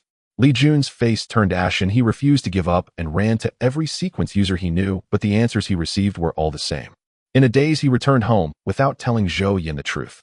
He just wanted his wife to complete her final journey without knowing. Overwhelmed by immense fear, Li Jun alternated between weeping and laughing maniacally, quietly waiting for death to arrive. In the deep of night, heavy footsteps echoed in the corridor, once more followed closely by intense knocking. Each sound struck hard against Li Jun's heart. Zhou Yin clung tightly to him, naively hoping for support. Bang! A loud noise, and the security door was directly shattered to pieces. The two finally saw the visitor. It was a headless supernatural being dressed in tattered gray clothes caked with dirt, looking as though it had just crawled out of a grave. At the moment the supernatural being appeared, countless chaotic and frenzied murmurs surged into their minds. Li Jun and Zhou Yin rolled on the ground, clutching their heads in pain, their sanity completely shattered. After two piercing screams, the deep night returned to silence. The next morning, survivors from the convoy heard about the attack from last night and hurried over to check the situation. A bold survivor was the first to push open the door, but the next moment his pupils constricted and he collapsed to the ground, convulsing madly, only to grow stiff and die within moments, seemingly scared to death. Chen Gang arrived at the scene, looking at the fallen survivor with contempt and secretly cursing. It was just two corpses, yet their mental fortitude was so inadequate. As a sequence user, he considered himself far superior to ordinary people and immediately leaned forward to peek into the room. However, the moment he saw the scene inside, Chen Gang's legs went weak and he collapsed to the ground, drenched in cold sweat, gasping for breath, his heart racing uncontrollably. After a long while, he barely managed to regain his composure, a chilling dread rising from the depths of his heart. This supernatural being had already started to hunt ordinary people. It wouldn't be long before the traveling convoy was inevitably targeted. Chen Gang took a long time to barely calm the surging emotions within him. The gruesome deaths of Li Jun and Zhou Yin were too terrifying. Even now the recollection filled him with lingering dread. The two corpses nearly filled the entire bedroom. As soon as the door opened, warm viscous blood gushed out through the crack, creating a scene that was both chilling and bizarre. The corpses still bore the eerie and fearsome pressure emanating from that bizarre rule. Anyone who laid eyes on the bodies would feel a deep primal chill and fear welling up from their hearts. The subsequent handling of the bodies was managed by the security team of Jiang City. In the wake of this incident, the higher-ups of Jiang City made a decision: all incidents related to the bazaar would henceforth be handled exclusively by the security team, and ordinary survivors must not approach recklessly to prevent any further tragedies of ordinary people being frightened to death. On that day, all the sequencers of Jiang City gathered in the city service hall for an emergency meeting with over 200 extraordinary individuals in attendance, nearly encompassing all the top combatants within the city. This bizarre rule has been committing crimes frequently recently, causing widespread panic among ordinary survivors. Everyone think carefully. Have you managed to figure out its patterns and rules of action? If we can find a flaw, we can prevent more survivors from falling victim, Vice City Lord Qian Sen asked gravely. The crowd of sequencers furrowed their brows in contemplation. At that moment, Qian San's assistant brought forward a stack of documents, distributing them to each sequencer, which recorded the information of recent victims killed by this door-knocking bazaar. On May 20th, Wei Ren heard knocking at the door for 2 consecutive days at home, and on the third day, he was bizarrely killed. On May 24th, Zhou Rong also heard knocking for 2 days and met the same fate on the third day. Zhou Rong claimed that when he heard the knocking, he opened the door to check, but the hallway was empty. The end of the document emphasized in parentheses, this bazaar may originate from another dimension. Ordinary humans in the three-dimensional world cannot see higher-dimensional beings. Only when these beings briefly descend into reality can humans see and touch them. Zhang Han looked down at the documents in his hand, his brow tightly knitted. He raised his hand to signal, and upon receiving permission from Qian San, stood up to ask, Vice City Lord Qian, why is the information so certain that this bazaar comes from a higher dimensional space? Qian-san lightly coughed twice and slowly replied. This information was conveyed to us by City Lord Long. The sequencer of Sequence 5 has already caught glimpses of a corner of higher dimensional space. With that being said, have you all considered that this could actually be a deadlock? What we define as the bizarre rule is merely our one-sided interpretation. Jiang Han slowly spoke, instantly capturing the attention of all the sequencers present. He continued, I speculate that the rules here are not the inherent patterns of its actions, but rather constraints imposed by some supreme existence to prevent humanity from being completely exterminated by the bizarre. Furthermore, this rule is continuously weakening. Once the constraints disappear entirely, these terrifying bizarres will ruthlessly unleash slaughter upon all of us. After hearing this, many of the sequencers present nodded in agreement as they harbored similar suspicions. From the onset of the apocalypse until now, 2 years have passed, and everyone has discovered an eerie pattern. At the beginning of the apocalypse, survivors of Sequence 1 were numerous, and the bizarres that appeared were all weak, ordinary ones. As the levels of human sequencers continuously rose, increasingly more advanced bizarres emerged one after another. It was as if an invisible hand was systematically releasing these bizarres onto this land in order from weak to strong.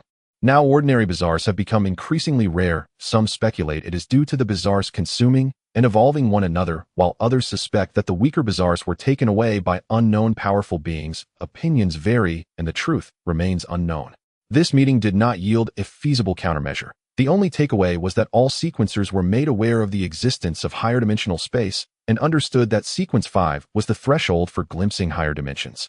At the same time, everyone realized that this door-knocking bizarre would eventually break through its limits and target them, the sequencers, for slaughter. By that time, no one could escape. Even as sequencers grew increasingly powerful, they would still feel small and powerless in the face of higher-level bizarres, with humanity overshadowed by a suffocating despair. Just as everyone was discussing, a harsh warning siren suddenly resonated throughout the city. Immediately dispersed the meeting. All sequencers returned to their posts and prepare for battle. The security team discovered a large-scale army of bizarres at the outskirts of Jiang City. The crowd hurriedly packed up their documents and scattered. Currently, the sequencers of the mental team had been moving alongside the pioneer convoy. The leading sequencer Zhao Taizhu and the strategist Panzis roles in direct combat were limited, thus the command for this battle was handed over to Jiang Han, the strongest among them. Jiang Han led Lin Qingyan, Ahao, and Ame, 4 sequencers, to the battlefield. A large number of bizarres appeared in the northern part of Jiang City. If they were allowed to approach, Jiang City's position would be completely exposed, bringing endless disaster. Therefore, they must be exterminated. 2 brilliant streams of light soared into the sky from within the city. They were Shimin Shui, the foremost combatant of Jiang City, and Yi Gucheng II, both heading straight for the leader of the army of bizarres. Those 2 leaders were unmistakably 6-winged bizarres of the fierce spirit level.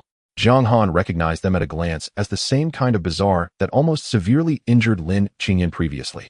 Now, with his enhanced vision, he understood that the 6-winged bizarre he encountered back then was deliberately suppressed in strength, while the 2 before him were its true combat power. The 2 fierce spirit-level bizarres teamed up to push Shimin Shui and Yi Gucheng, 2 peak sequencers of Sequence 4, into a retreat. While the 2 fierce spirit-level bizarres were restrained by the top combatants, there were still 4 malevolent spirit-level bizarres within the army. One of these was confronted by Vice City Lord Qian-san.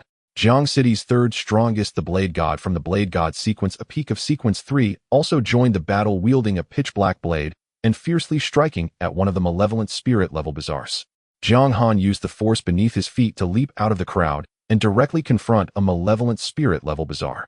On the other side, Lin Yu and Zhang Xiang also joined forces against a malevolent spirit-level bizarre, and unbeknownst to Wen, Zhang Xiang had also broken through to Sequence 3. The 2 of them could easily handle one malevolent spirit-level bizarre. The remaining powerful bizarres were dealt with by the other sequencers in the city, and the overall combat power of the army of bizarres was just at par with the sequencers of Jiang City. The malevolent spirit-level bizarre that Jiang Han faced appeared extremely horrifying, its body seemingly stitched together from countless pieces of human skin, sending chills down one's spine. Its methods of attack were exceedingly bizarre. Its arms could extend infinitely, launching surprise assaults from all directions, leaving Jiang Han with nowhere to hide.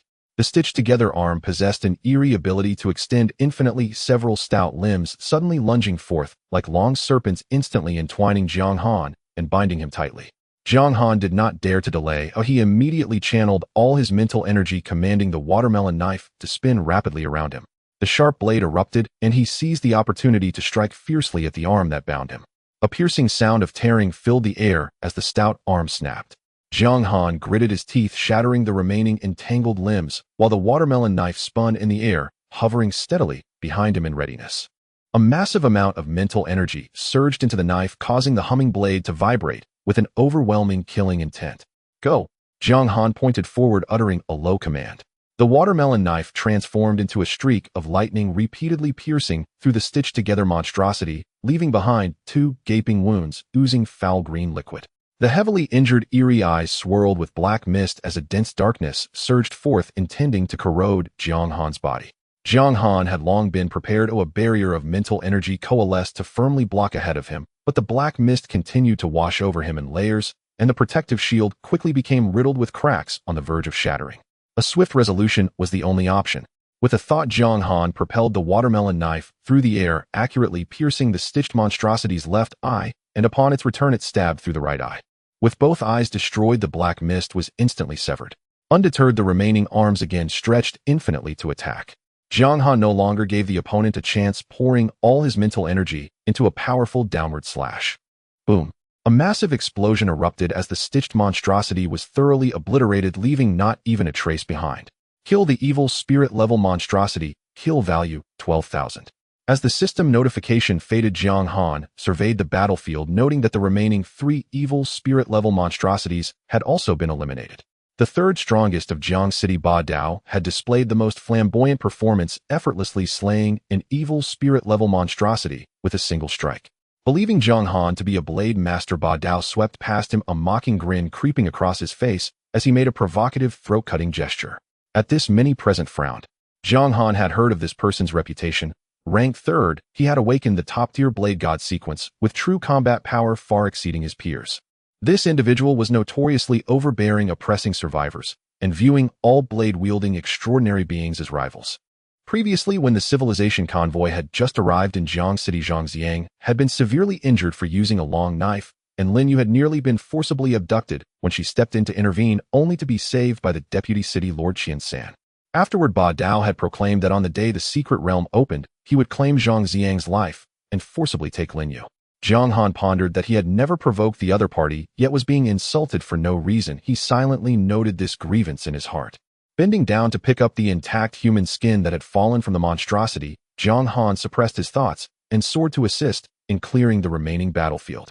With a flash of the blade, he appeared before a struggling sequence, 2 youth casually slashing the formidable monstrosity in front of him into 2 pieces.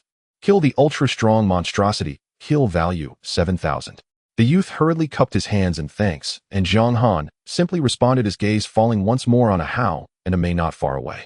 The 2 were battling against a humanoid monstrosity, their bodies covered in vicious claw marks, already in a dire state. Step back, leave it to me.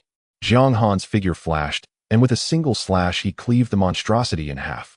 Kill the ultra-strong monstrosity, kill value 6,000. With this, all evil spirit and ultra-strong tier monstrosities on the battlefield were completely eradicated. At this moment, all eyes were focused on the central battlefield. Shimin Shui Shui and Yi Gu Cheng were fiercely entangled in combat, with 2 6-winged, fiend-level monstrosities. Such terrifying entities would instantaneously annihilate ordinary sequencers who rashly approached. Seeing this, Deputy City Lord Qian San immediately stepped forward to assist Yi Gu Cheng in battle. Under the siege of 3, the 6-winged evil spirits quickly fell to the disadvantage. Yi Gu Cheng's battle intent soared as a loud shout echoed through the battlefield. Celestial Sword from Beyond. Extreme speed generated countless afterimages as 33 swords pierced in succession, severing wings and beheading, causing the first 6-winged evil spirit to completely perish. On the other side, Shimin Shui Shui also unleashed his ultimate move. His figure condensed into a colossal sword that thundered down with unparalleled might. A loud explosion reverberated across the area as the other 6-winged evil spirit was directly cleaved into a cloud of ash. The 2 top-tier powerhouses of Jiang City had finally resolved this crisis. Yet Jiang Han gazed at the smoke-filled battlefield, his heart faintly uneasy. The secret realm was about to open, and Ba Dao's hostility was already evident that the path ahead would likely become even more perilous. More importantly, it seemed that behind this strange uprising lay even more terrifying shadows, and their convoy was still waiting to catch up with the main force. Should they fall behind, the consequences would be unimaginable. With the last of the ominous spirit-level creatures slain by Shimin Shui, the fierce battle came to a complete close. Captain Wang Long of the security team immediately rushed to the scene with his subordinates to clear the battlefield, dealing with the bizarre corpses and the bloodstains scattered across the ground. After the battle, Jiang Han returned to his residence alone, silently invoking the system in his mind as he meticulously calculated all the gains from this fierce encounter. Along with the previously accumulated kill points, he now had a total of 43,000 kill points. Jiang Han could hardly contain his excitement and decisively opened the system store, directly exchanging 40,000 kill points for 2 series enhancement syringes. He first took out one of the series enhancement syringes and injected it into his body. A familiar wave of pain washed over him instantly, a pain that felt as if it were tearing at his very soul, making him want to smash his head against the wall, unable to suppress the urge to scream. Jiang Han clenched his teeth tightly, holding his head in his hands to withstand the torment. After an unknown period, the piercing pain gradually subsided, and the syringe's liquid was slowly absorbed by his body.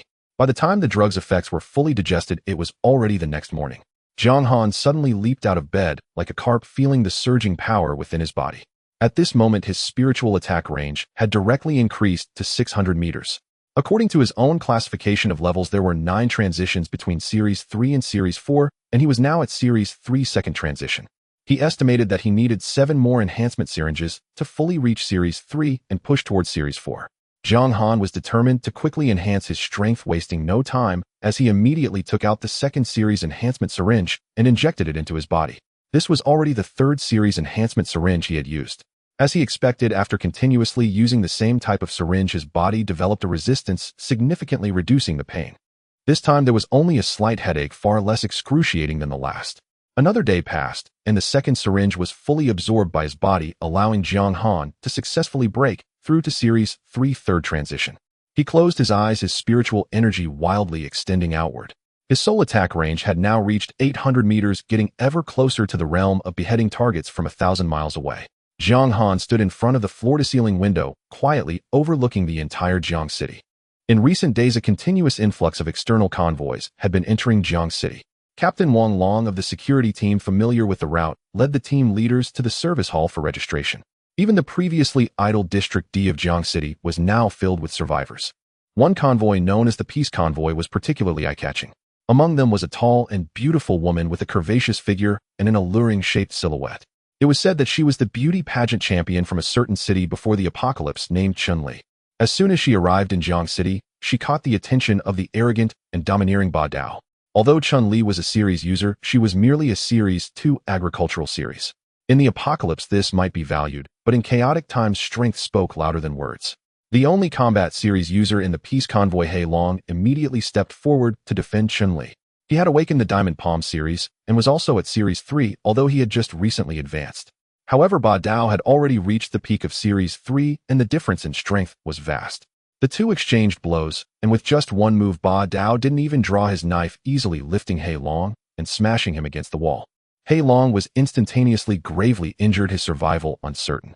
Those present, whether ordinary people or series users, could only watch in anger, unable to voice their frustration.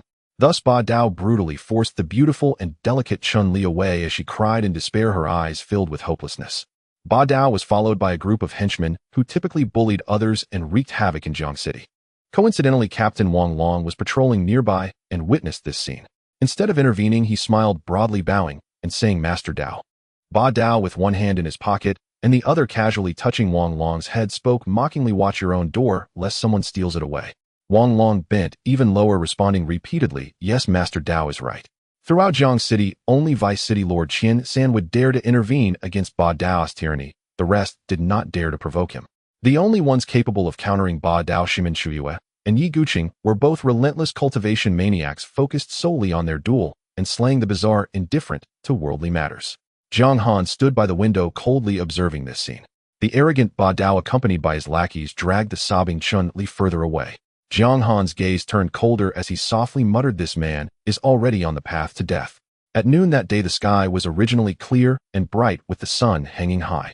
But suddenly a gust of ominous wind swept through the entire city, half the horizon shrouded in pitch-black fog, and a blood moon slowly emerged within the dark mist. The black fog gradually engulfed the entire sky, the blood moon slowly approaching the sun, creating a bizarre phenomenon of the sun and moon shining simultaneously.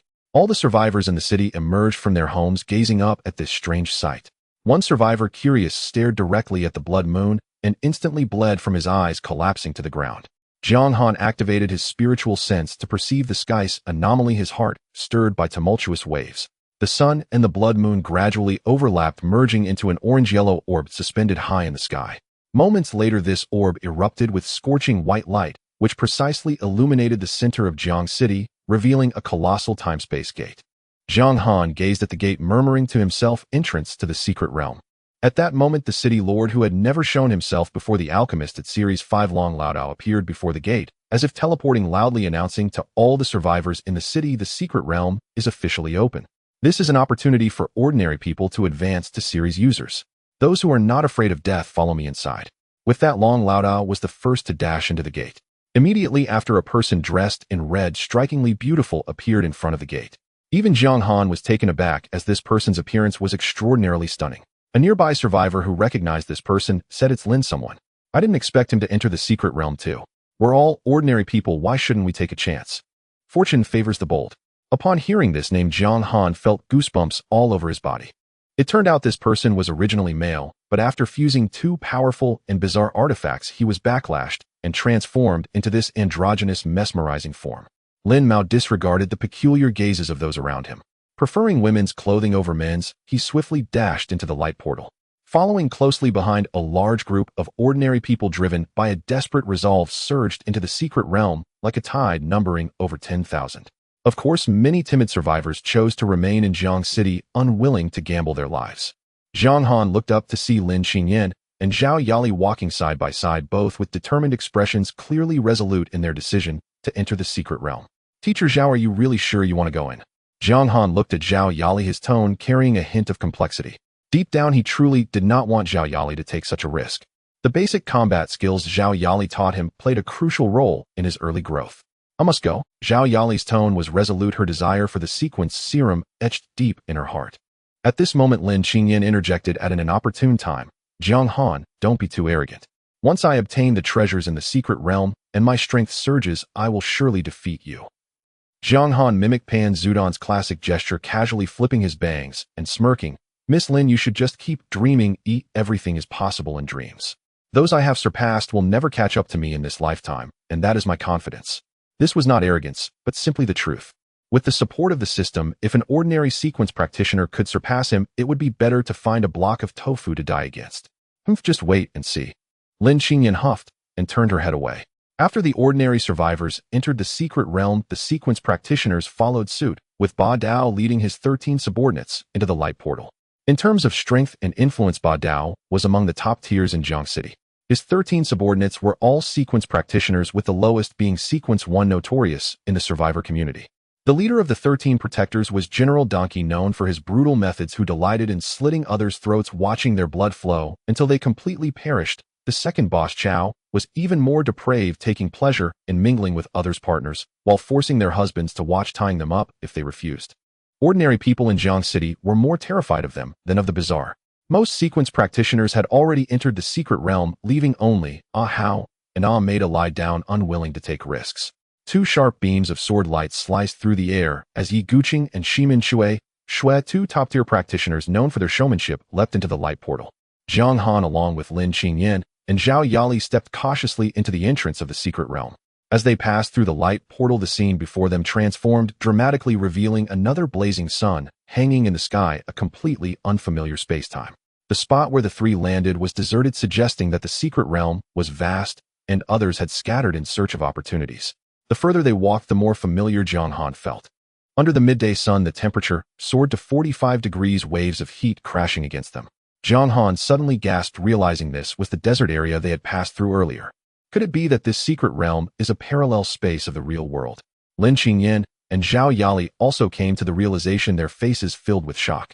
A heavy dread settled in their hearts. They were in a place severely lacking in water. Would they be doomed to die of thirst right after entering? "Don't panic. Do you remember the lake Zhao Taizhu took us to before? As long as we find it, we'll be fine," Jiang Han reassured them. The three struggled through the scorching desert, the hot sand burning their feet. Lin Qingyan and Zhao Yali occasionally raised their hands to wipe away the sweat pouring down their foreheads. Both Jiang Han and Lin Qingyan were Sequence 3 extraordinary practitioners, able to endure a lack of water for a short time, But Zhao Yali was just an ordinary person, parched and hot, her legs weak and nearly unable to continue. Seeing this, Lin Qingyan bent down and carried Zhao Yali on her back. Zhang Han, let me carry Yali for a while, and then it will be your turn. Zhang Han helplessly raised his hands. All right. After walking for a long time, the midday heat intensified and large beads of sweat dripped continuously from Zhang Han's forehead, evaporating instantly upon hitting the scorching sand. Unable to bear the sweltering heat, Zhang Han simply took off his shirt, revealing a well-defined 8-pack of abs. Lin Qingyan caught sight of this and instantly blushed, playfully scolding, "Aren't you embarrassed?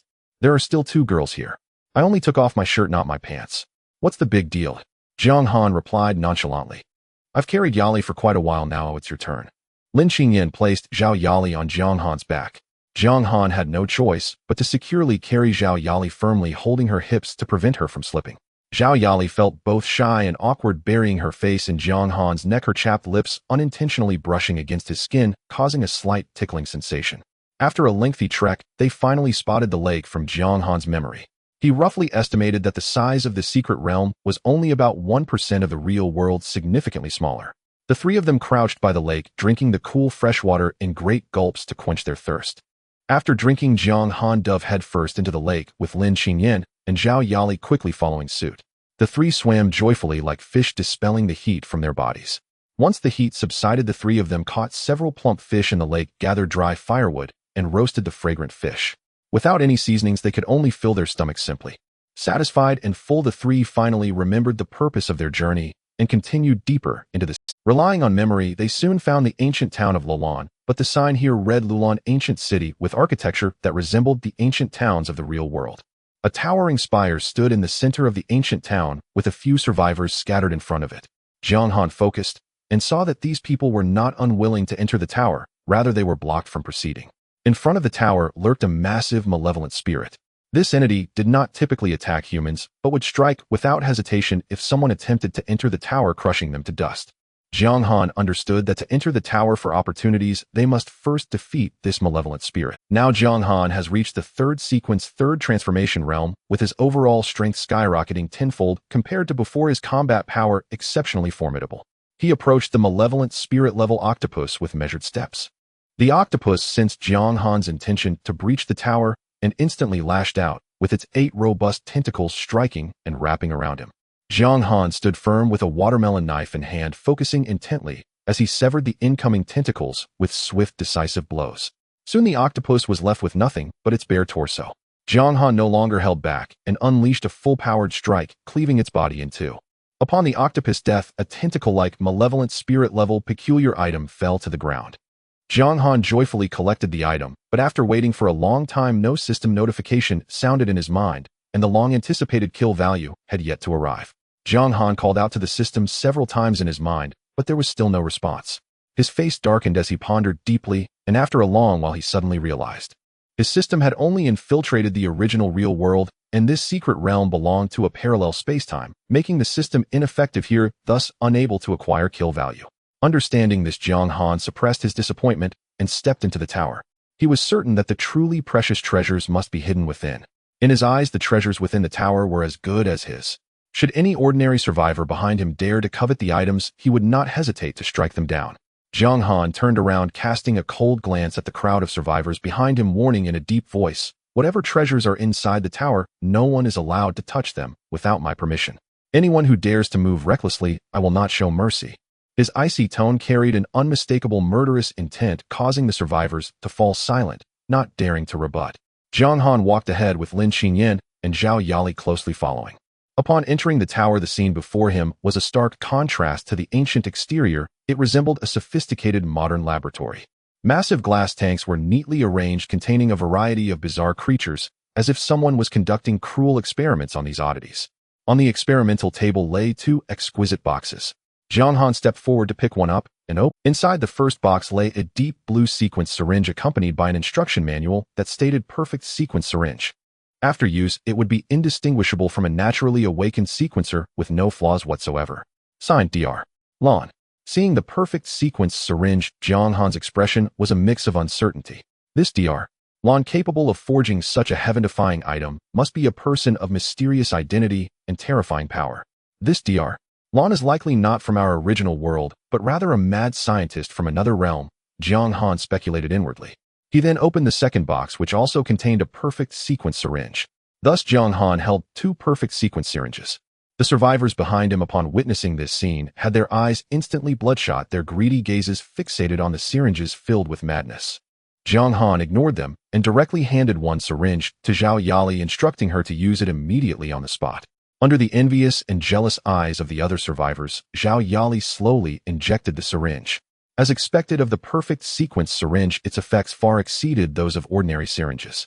Just 1 hour later, Zhao Yali unexpectedly awakened the legendary Sword God sequence, which was even more formidable than the Sword Immortal sequence. The immense joy made it impossible for Zhao Yali to contain her laughter, her cheeks flushed with excitement. Lin Xingyan genuinely felt happy for her. The two held hands, exchanging smiles filled with joy. Stop grinning like that, we need to head to the second floor, Jiang Han reminded, stepping towards the entrance of the second floor. The second floor of the tower was filled with dense bookshelves, and Jiang Han quickly scanned his gaze, ultimately landing on a desk. On the desk, there were 2 sequence enhancement syringes. Jiang Han couldn't help but secretly complain, as if these opportunities were specially prepared for Zhao Yali, while he and Lin Xingyan ended up with nothing. Both he and Lin Xingyan had used such syringes multiple times. Using them again would yield minimal effects, purely a waste. Jiang Han sighed and handed the syringe to Zhao Yali. Teacher Zhao, keep this, use it after we go out. This thing hurts a lot, it's not suitable for use in the secret realm. After giving the instructions, he walked towards the 3rd floor without looking back. Jiang Han speculated that the 3rd floor must contain the sequence strengthening syringes. The group of survivors followed behind, having found no opportunities along the way, their hearts filled with resentment. However, intimidated by Jiang Han's terrifying strength, not a single complaint dared to escape their lips. Only a fat middle-aged man named Zhu Wen had fortuitously picked up a failed sequence syringe on the 1st floor, which Jiang Han had casually glanced at and dismissed. Upon stepping into the 3rd floor, it was empty and devoid of excess furnishings, with only a table standing in the center on which lay 2 sequence strengthening syringes. Jiang Han exchanged a glance with Lin Xingyan, silently understanding, each picking up 1 syringe. Jiang Han had already used 3 of such syringes, having developed resistance. He felt almost no pain when using them. Without hesitation, he injected it into his body. Seeing this, Lin Xingyan followed suit and injected the syringe directly. In the next moment, a violent pain swept through her body, and she yelled out, "Oh my God!" She writhed on the ground in agony, her appearance a mess. Zhao Yali felt distressed and rushed forward to hold her. Jiang Han quietly turned around and couldn't help but chuckle. He did it on purpose, knowing full well that the syringe's pain was excruciating, yet pretended to feel nothing, misleading Lin Xingyan. Sure enough, Lin Xingyan, caught off guard, fainted from the intense pain. Left with no choice, Zhao Yali could only carry the unconscious Lin Xingyan and continue onward. Jiang Han continued to ascend, certain that the true treasures must be hidden at the very top. On the 4th floor of the tower was the residence of Dr. Lan. Here furniture and beds were arranged, and on the coffee table lay 2 syringes filled with orange-yellow liquid. Jiang Han immediately recognized that these were even more precious than the sequence-strengthening syringes, the advancement syringes. Just as he picked up the advancement syringe, the long silent system surprisingly reacted, completing an upgrade. In the upgraded system store, the advancement syringes were listed priced at a whopping 100,000 kill value each. Jiang Han couldn't help but curse under his breath, "System, why don't you go rob someone? This is too heartless." The tower had been thoroughly explored by Jiang Han. On the table where the advanced serum was stored, a handwritten note remained. "Lucky person, looking forward to seeing you next time. Signed Dr. Lan." Jiang Han felt a deep gratitude for this Dr. Lan, whom he had never met. This person was undoubtedly a pioneer of humanity, dedicating his efforts to researching and refining various serums, silently paving the way for the survivors to grow stronger. To produce so many high-level serums, Dr. Lan must be a terrifyingly powerful top-tier sequence user. The entire tower was searched thoroughly by Jiang Han, and numerous failed low-quality potions were scattered in every corner. What Jiang Han regarded as worthless was seen as treasures by the survivors rushing from outside, who heard. After leaving the tower, Jiang Han knew that there must be more similar towers hidden in this secret realm, with countless opportunities waiting to be unearthed. However, these precious resources would mostly be seized by the powerful sequence users. Jiang Han walked in the front, with Zhao Yali following closely behind, carrying the still unconscious Lin Xingyan, as the 3 continued along the path indicated by the secret realm. The group of survivors that had been following them had vanished without a trace. Jiang Han had already sensed with his spiritual force that they were fighting amongst themselves over the failed potions. Just as the group stepped out of the tower, a fat middle-aged man named Zhu Wen was beaten to death by the other survivors. The failed sequence serum on him was snatched by a streetwise gangster, but before he could even warm the potion, he was surrounded and beaten to death by the rushing survivors. Thus, for a few inferior potions, ordinary survivors fought amongst themselves, and blood flowed like rivers. In the end, 5 failed potions ended up in the hands of a seemingly weak girl named Zheng Xiuxiu. All along, she pretended to be timid and cowardly, never participating in the scramble. Until a burly man fought to the end and snatched all the potions. Zheng Xiuxiu seized the opportunity and stabbed the man fiercely in the kidney with a dagger. The burly man, already injured, instantly weakened and collapsed to the ground. Zheng Xiuxiu shed her weak facade, turning into a frenzy, stabbing him repeatedly until he breathed his last. After securing the resources, she threw her head back and laughed maniacally, the stark contrast being shocking. It turned out her weakness was just a guise in the apocalypse. Deep down, she was a ruthless individual. Without hesitation, she injected all 5 failed potions into her body at once. All of Zheng Xiuxiu's actions were under Jiang Han's mental perception, which covered a 1,000-meter radius. Seeing her reckless behavior, Jiang Han couldn't help but shudder. He had suffered immensely from a single enhancement serum, yet this person used 5 failed potions at once, which was unheard of. Zheng Xiuxiu's life and death were left to fate. Jiang Han and Zhao Yali continued on their way, and not long after, the enhancement serum within Jiang Han was fully absorbed, allowing him to successfully advance to sequence 3/4 transformation. On the other side, Lin Qingyan finally woke up, leaping down from Zhao Yali's back, her aura noticeably surging, directly reaching sequence 3/6 transformation. This was the tremendous advantage of the perfect awakening sequence. The cultivation method continuously operated within, causing levels to gradually and automatically rise. In contrast, Jiang Han, relying on serums for a breakthrough, could only forcefully pile up his levels with external resources. Seeing this vast disparity, Jiang Han felt a surge of indignation. He didn't care whether the perfect sequence serum would affect his already awakened self. He directly injected the remaining perfect serum into his body. If it were an ordinary serum, he originally intended to save it for Zhang Caiwei, but faced with the temptation to grow stronger, he chose to gamble on it first, even if it was a waste. As expected, after the injection, there was no reaction, marking it a wasted effort. Yet Jiang Han felt no waves in his heart. In the apocalypse, who wasn't gambling with their life? Ordinary survivors were wagering their very lives, so what did his small loss amount to? The 3 walked out of the scorching desert, and ahead lay a vast grassland. Now that all 3 were sequence users, their pace quickened significantly. Just as they hurried along, a group of figures appeared in the distance. At a distance, Lin Qingyan and Zhao Yali couldn't make out who was coming, but Jiang Han, having reached sequence 3/4 transformation, could perceive everything clearly within 1,000 meters. It was Ba Dao and his entourage. The 13 bodyguards of Ba Dao were holding a man tightly, who was Zhang Xiang. They forced Zhang Xiang to watch as Ba Dao brazenly harassed Lin Yu. Lin Yu's clothes were violently torn apart by Ba Dao, suffering great humiliation. Seeing this scene, Jiang Han's anger surged to its peak. With a thought, Jiang Han's watermelon knife instantly shot out, crossing 1,000 meters to fiercely strike down at Ba Dao, who was pressing down on Lin Yu. At that moment, Ba Dao had actually broken through to sequence 4, becoming a top-tier sword god sequence user. He immediately sensed the deadly threat and awkwardly rolled to evade the strike. The 13 bodyguards of Ba Dao immediately became alert, glaring fiercely at Jiang Han's group. Ba Dao left 1 person to guard Lin Yu and Zhang Xiang, while the other 12 viciously charged towards Jiang Han and the others.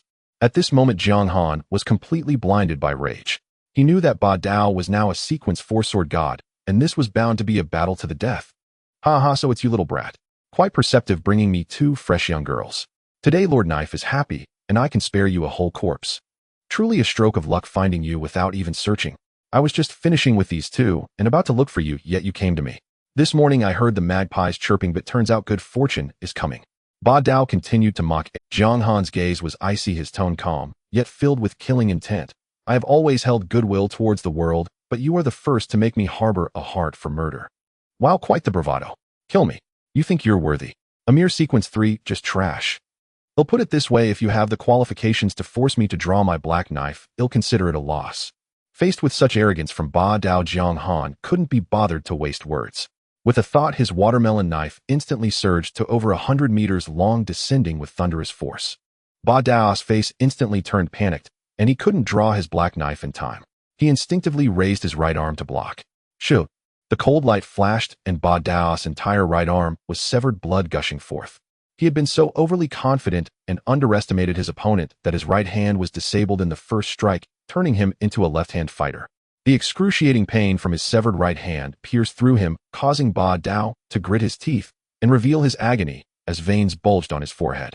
In an instant his face darkened to the point where it seemed he could drip water from it, while a torrent of rage surged wildly within his eyes. He endured the pain of his severed arm, reaching out with his left hand to swiftly draw the pitch-black long knife from his waist. "Didn't you say you wouldn't use a knife? Are you going back on your word now?" Seeing this, Jiang Han sneered, his tone dripping with unmasked mockery. "You little bastard, die for me." Ba Dao roared in anger. Filled with regret, he realized that his previous arrogance, insisting on fighting barehanded, had led to the loss of his right arm. Blinded by fury, he gripped the black knife tightly, his figure suddenly charging forward like a meteor rushing to the moon, directly pouncing at Jiang Han. Ba Dao swung his knife with all his might, and a piercing sound resonated as the blade seemingly struck against hard metal. Unbeknownst to him, Jiang Han had transformed into a fully silver-armored mech. The black blade came crashing down onto the mech's smooth silver surface, sparks flying. However, this full-force strike left only a shallow white mark on the mech's exterior. Inside the mech, Jiang Han laughed loudly. "Just in time to test the defense of my mech. It seems that even when given a chance, you are utterly useless." Jiang Han controlled the mech to raise its left arm, and the concealed Gatling gun fired instantly, flames spewing forth. Tat-a-tat. A dense barrage of bullets rained down upon Ba Dao. Ba Dao's expression shifted, and the black knife danced rapidly in front of him, weaving a tight net of blades. Indeed, as a rank 4 powerhouse, the black knife in his hand was a remarkable object, not inferior in rank to Jiang Han's watermelon knife. All the bullets fired from the mech were blocked by the black knife. Jiang Han had not expected to kill Ba Dao solely with the Gatling gun. He then saw the rocket launcher on the mech's back slowly rise, its cold barrel aimed at Ba Dao. Boom! A loud explosion followed as the rocket accurately struck Ba Dao, who had just finished blocking the bullets and had no time to evade. The explosion kicked up clouds of dust, creating a massive pit in the ground, and Ba Dao was directly smashed into the bottom of the pit. As the dust gradually settled, Ba Dao awkwardly crawled out of the pit. He was covered in dirt, with his skin burned and shriveled from the intense heat, looking utterly miserable. Jiang Han sighed inwardly. After all, a rank 4 is still a rank 4. Ordinary thermal weapons inflict very limited damage on high-tier rankers. If thermal weapons were effective, humanity's large cities wouldn't have fallen one after another. After several encounters, Jiang Han had grasped the situation. While the mech could not slay a rank 4 powerhouse, it was more than sufficient to deal with opponents of the level of the 13 bodyguards. Once again, the Gatling gun on the mech roared to life. Ba Dao instinctively swung his knife to block, but misjudged Jiang Han's intent. The bullets were not aimed at him, but at the nearby 13 bodyguards. In an instant, the bodyguards screamed in horror. Among them, the 13th bodyguard failed to evade in time and was swept by the dense barrage of bullets, instantly turning into a beehive. The gunfire suddenly ceased, followed by a booming sound as a rocket shot through the air, striking true. In the blink of an eye, 3 more bodyguards were hit, obliterated into fragments. 4 of the 13 bodyguards had perished in an instant. Ba Dao watched helplessly as his adopted sons, whom he regarded as his own, were killed one after another, feeling as if his heart were bleeding. His charred face hid his emotions, but his clenched jaw was evident, his large white teeth grinding together as he hissed with a chilling voice, "Jiang Han, you seek death."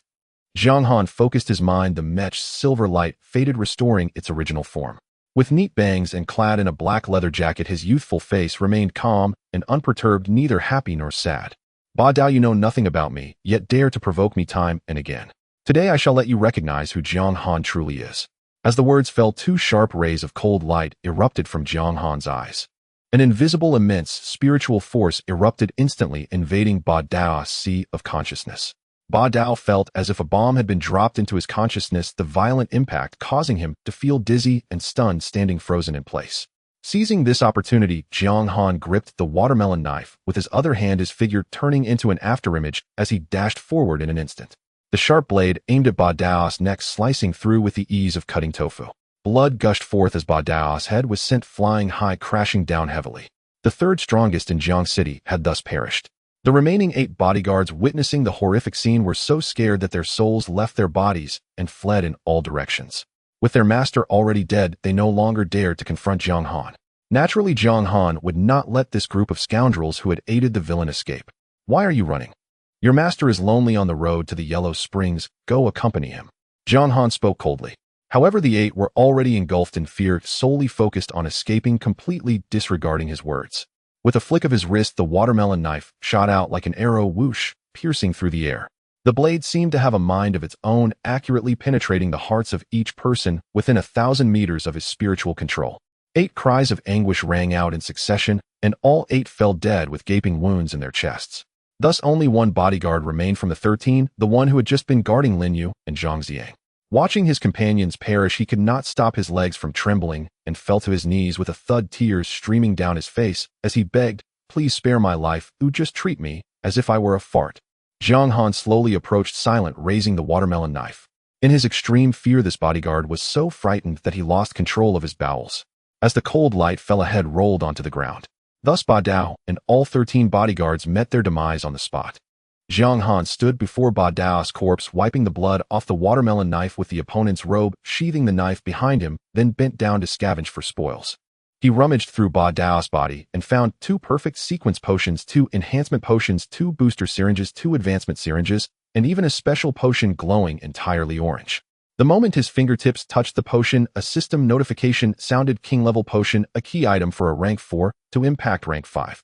Zhang Han's heart raced, his hands trembling slightly as he treasured this king-level potion. He knew that the king-level syringes in the system shop required 200,000 kill points to exchange, making them incredibly precious. The other potions and syringes, along with the black knife, ranked 998, were also collected. After tidying up, Zhao Yali and Lin Xingyan walked over. Zhang Han looked puzzled. "Why didn't you two come to help just now?" "I'm sorry, I just advanced to rank 1 and my strength is insufficient to fight back," Zhao Yali said somewhat apologetically. Zhang Han then turned to Lin Xingyan. "Then why didn't you take action?" "Of course I was waiting until you were about to lose before I intervened. It's much more valuable to add icing on the cake than to deliver charcoal in the snow," Lin Xingyan replied with a grin. She looked at Zhang Han with a sigh. "I always thought that one day I would defeat you, yet the gap between us keeps widening. Now you can directly confront rank for powerhouses." The 3 stood amidst the chaotic battlefield, exchanging light-hearted banter. At that moment, a pitiful sobbing sound reached their ears. The smiles on their faces vanished instantly. Zhang Han's heart sank. He realized he had forgotten about Lin Yu and Zhang Ziang. He cast a reproachful glance at Lin Xingyan and Zhao Yali. Both Lin Yu and Zhang Ziang were his former comrades, and Lin Yu was a genius girl he held in high regard.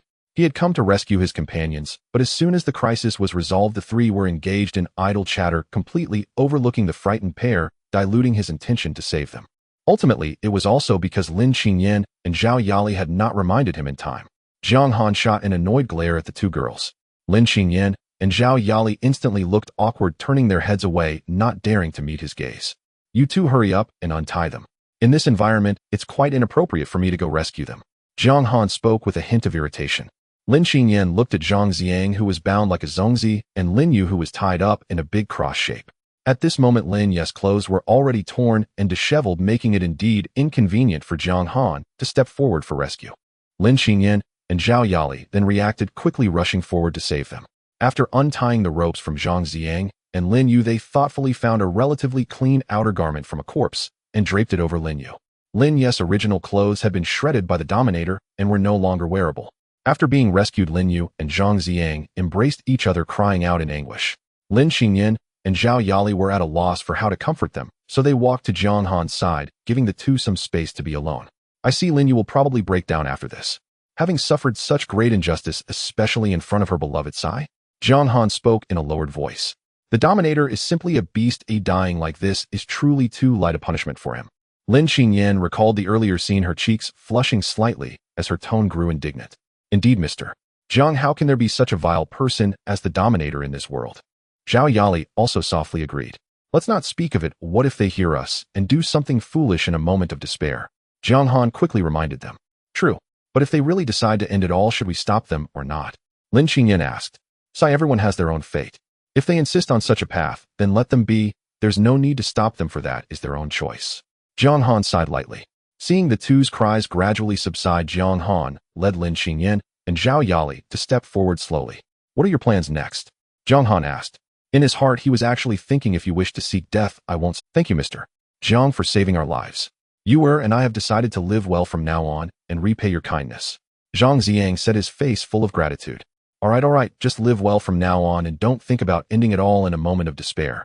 Zhang Han hadn't finished speaking when he was suddenly pinched hard by Lin Xingyan at his waist, immediately causing him to awkwardly close his mouth. Today was already the third day since the secret realm opened, and it would soon close. Let's hurry up, Jiang Han said, taking the lead to step forward with Lin Qingyan and Zhao Yali following closely behind.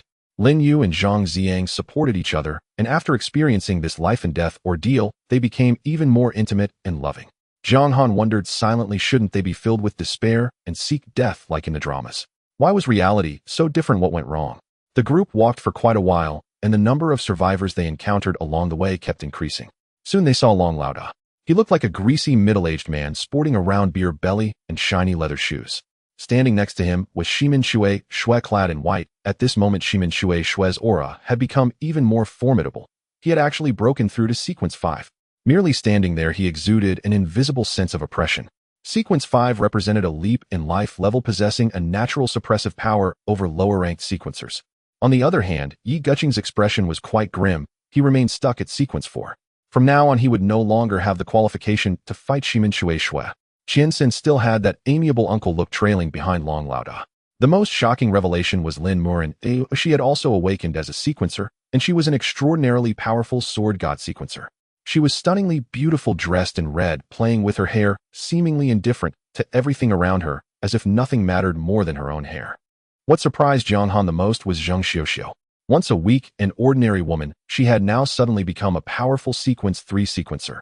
Zheng Xiuxiu, like Lin Murin, was ruthless towards others, and even harsher on herself. Jiang Han recalled the scene of her previously stabbing herself 5 times, feeling a chill in his heart.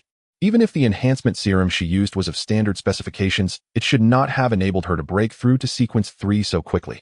Could it be that the serum had to be injected all at once? Or could it be that those seemingly failed potions are actually of better quality than the ones I have?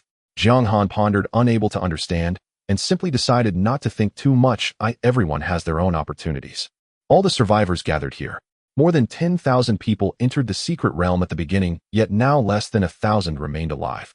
Some died by strange hands, while many more were killed by the calculations and betrayals of their companions. And those failed sequence serums were the root cause of the ensuing mutual slaughter. Several high-ranking sequencers exchanged glances, all realizing that the Dominator and his 13 bodyguards had not returned. No one cared whether the Dominator was alive. His death would be even better. Many survivors had suffered under his oppression in the secret realm, and some had even had grievances with him before entering the realm. The Dominator had once proclaimed that after exiting the secret realm, he would annihilate their entire families. Now, seeing that the Dominator had not appeared, these anxious survivors secretly breathed a sigh of relief, knowing he was most likely dead. In the eyes of ordinary people in Jiang City, the strange beings were still protected by sequencers. However, if one offended the Dominator, it would only lead to death. Thus, in the hearts of survivors, the Dominator was more terrifying than the strange beings.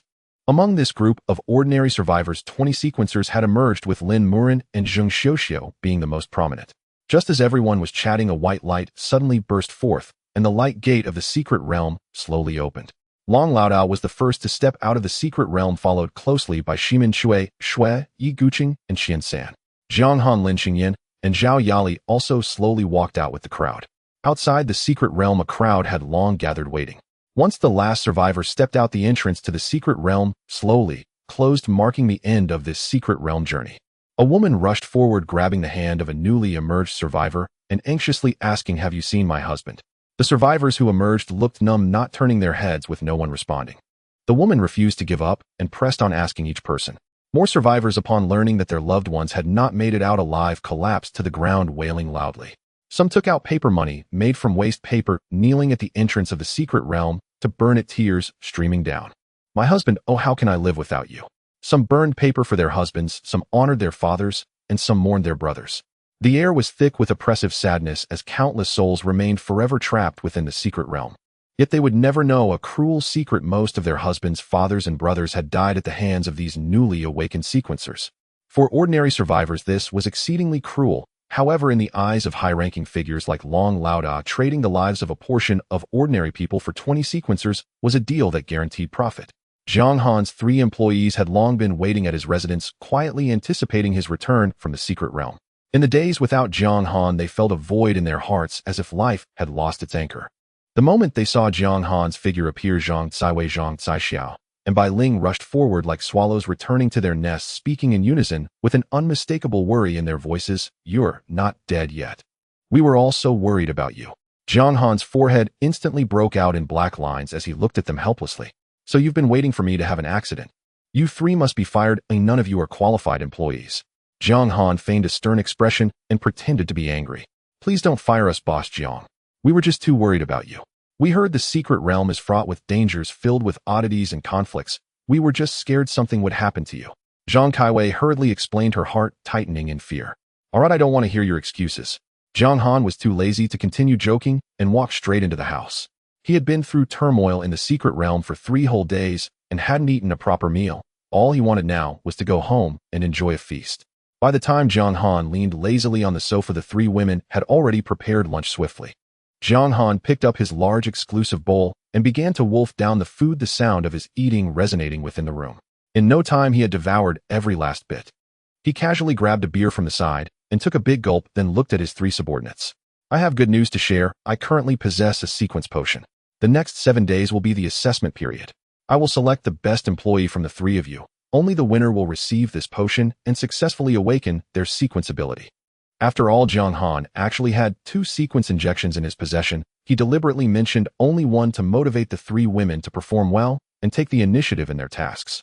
Upon hearing the words sequence potion and awakening sequence user, the 3 women's eyes instantly brightened, their faces flushed with excitement and their eyes filled with eagerness.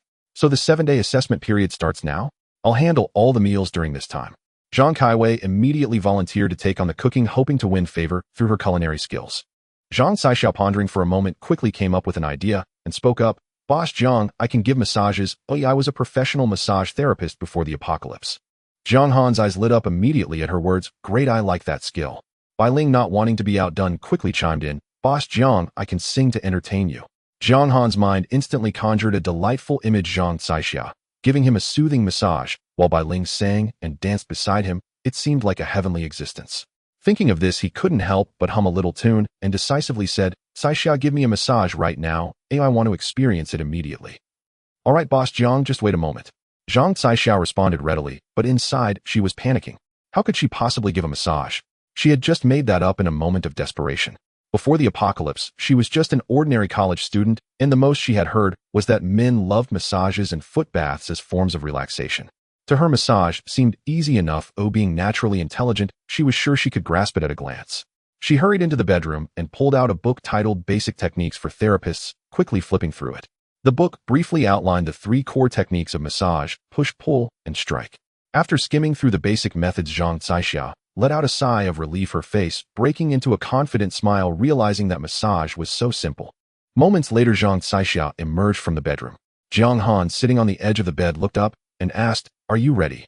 Zhang Saixiao raised her confident smile and replied, Ready. Then let's begin. Jiang Han obediently sat up, waiting to enjoy the service.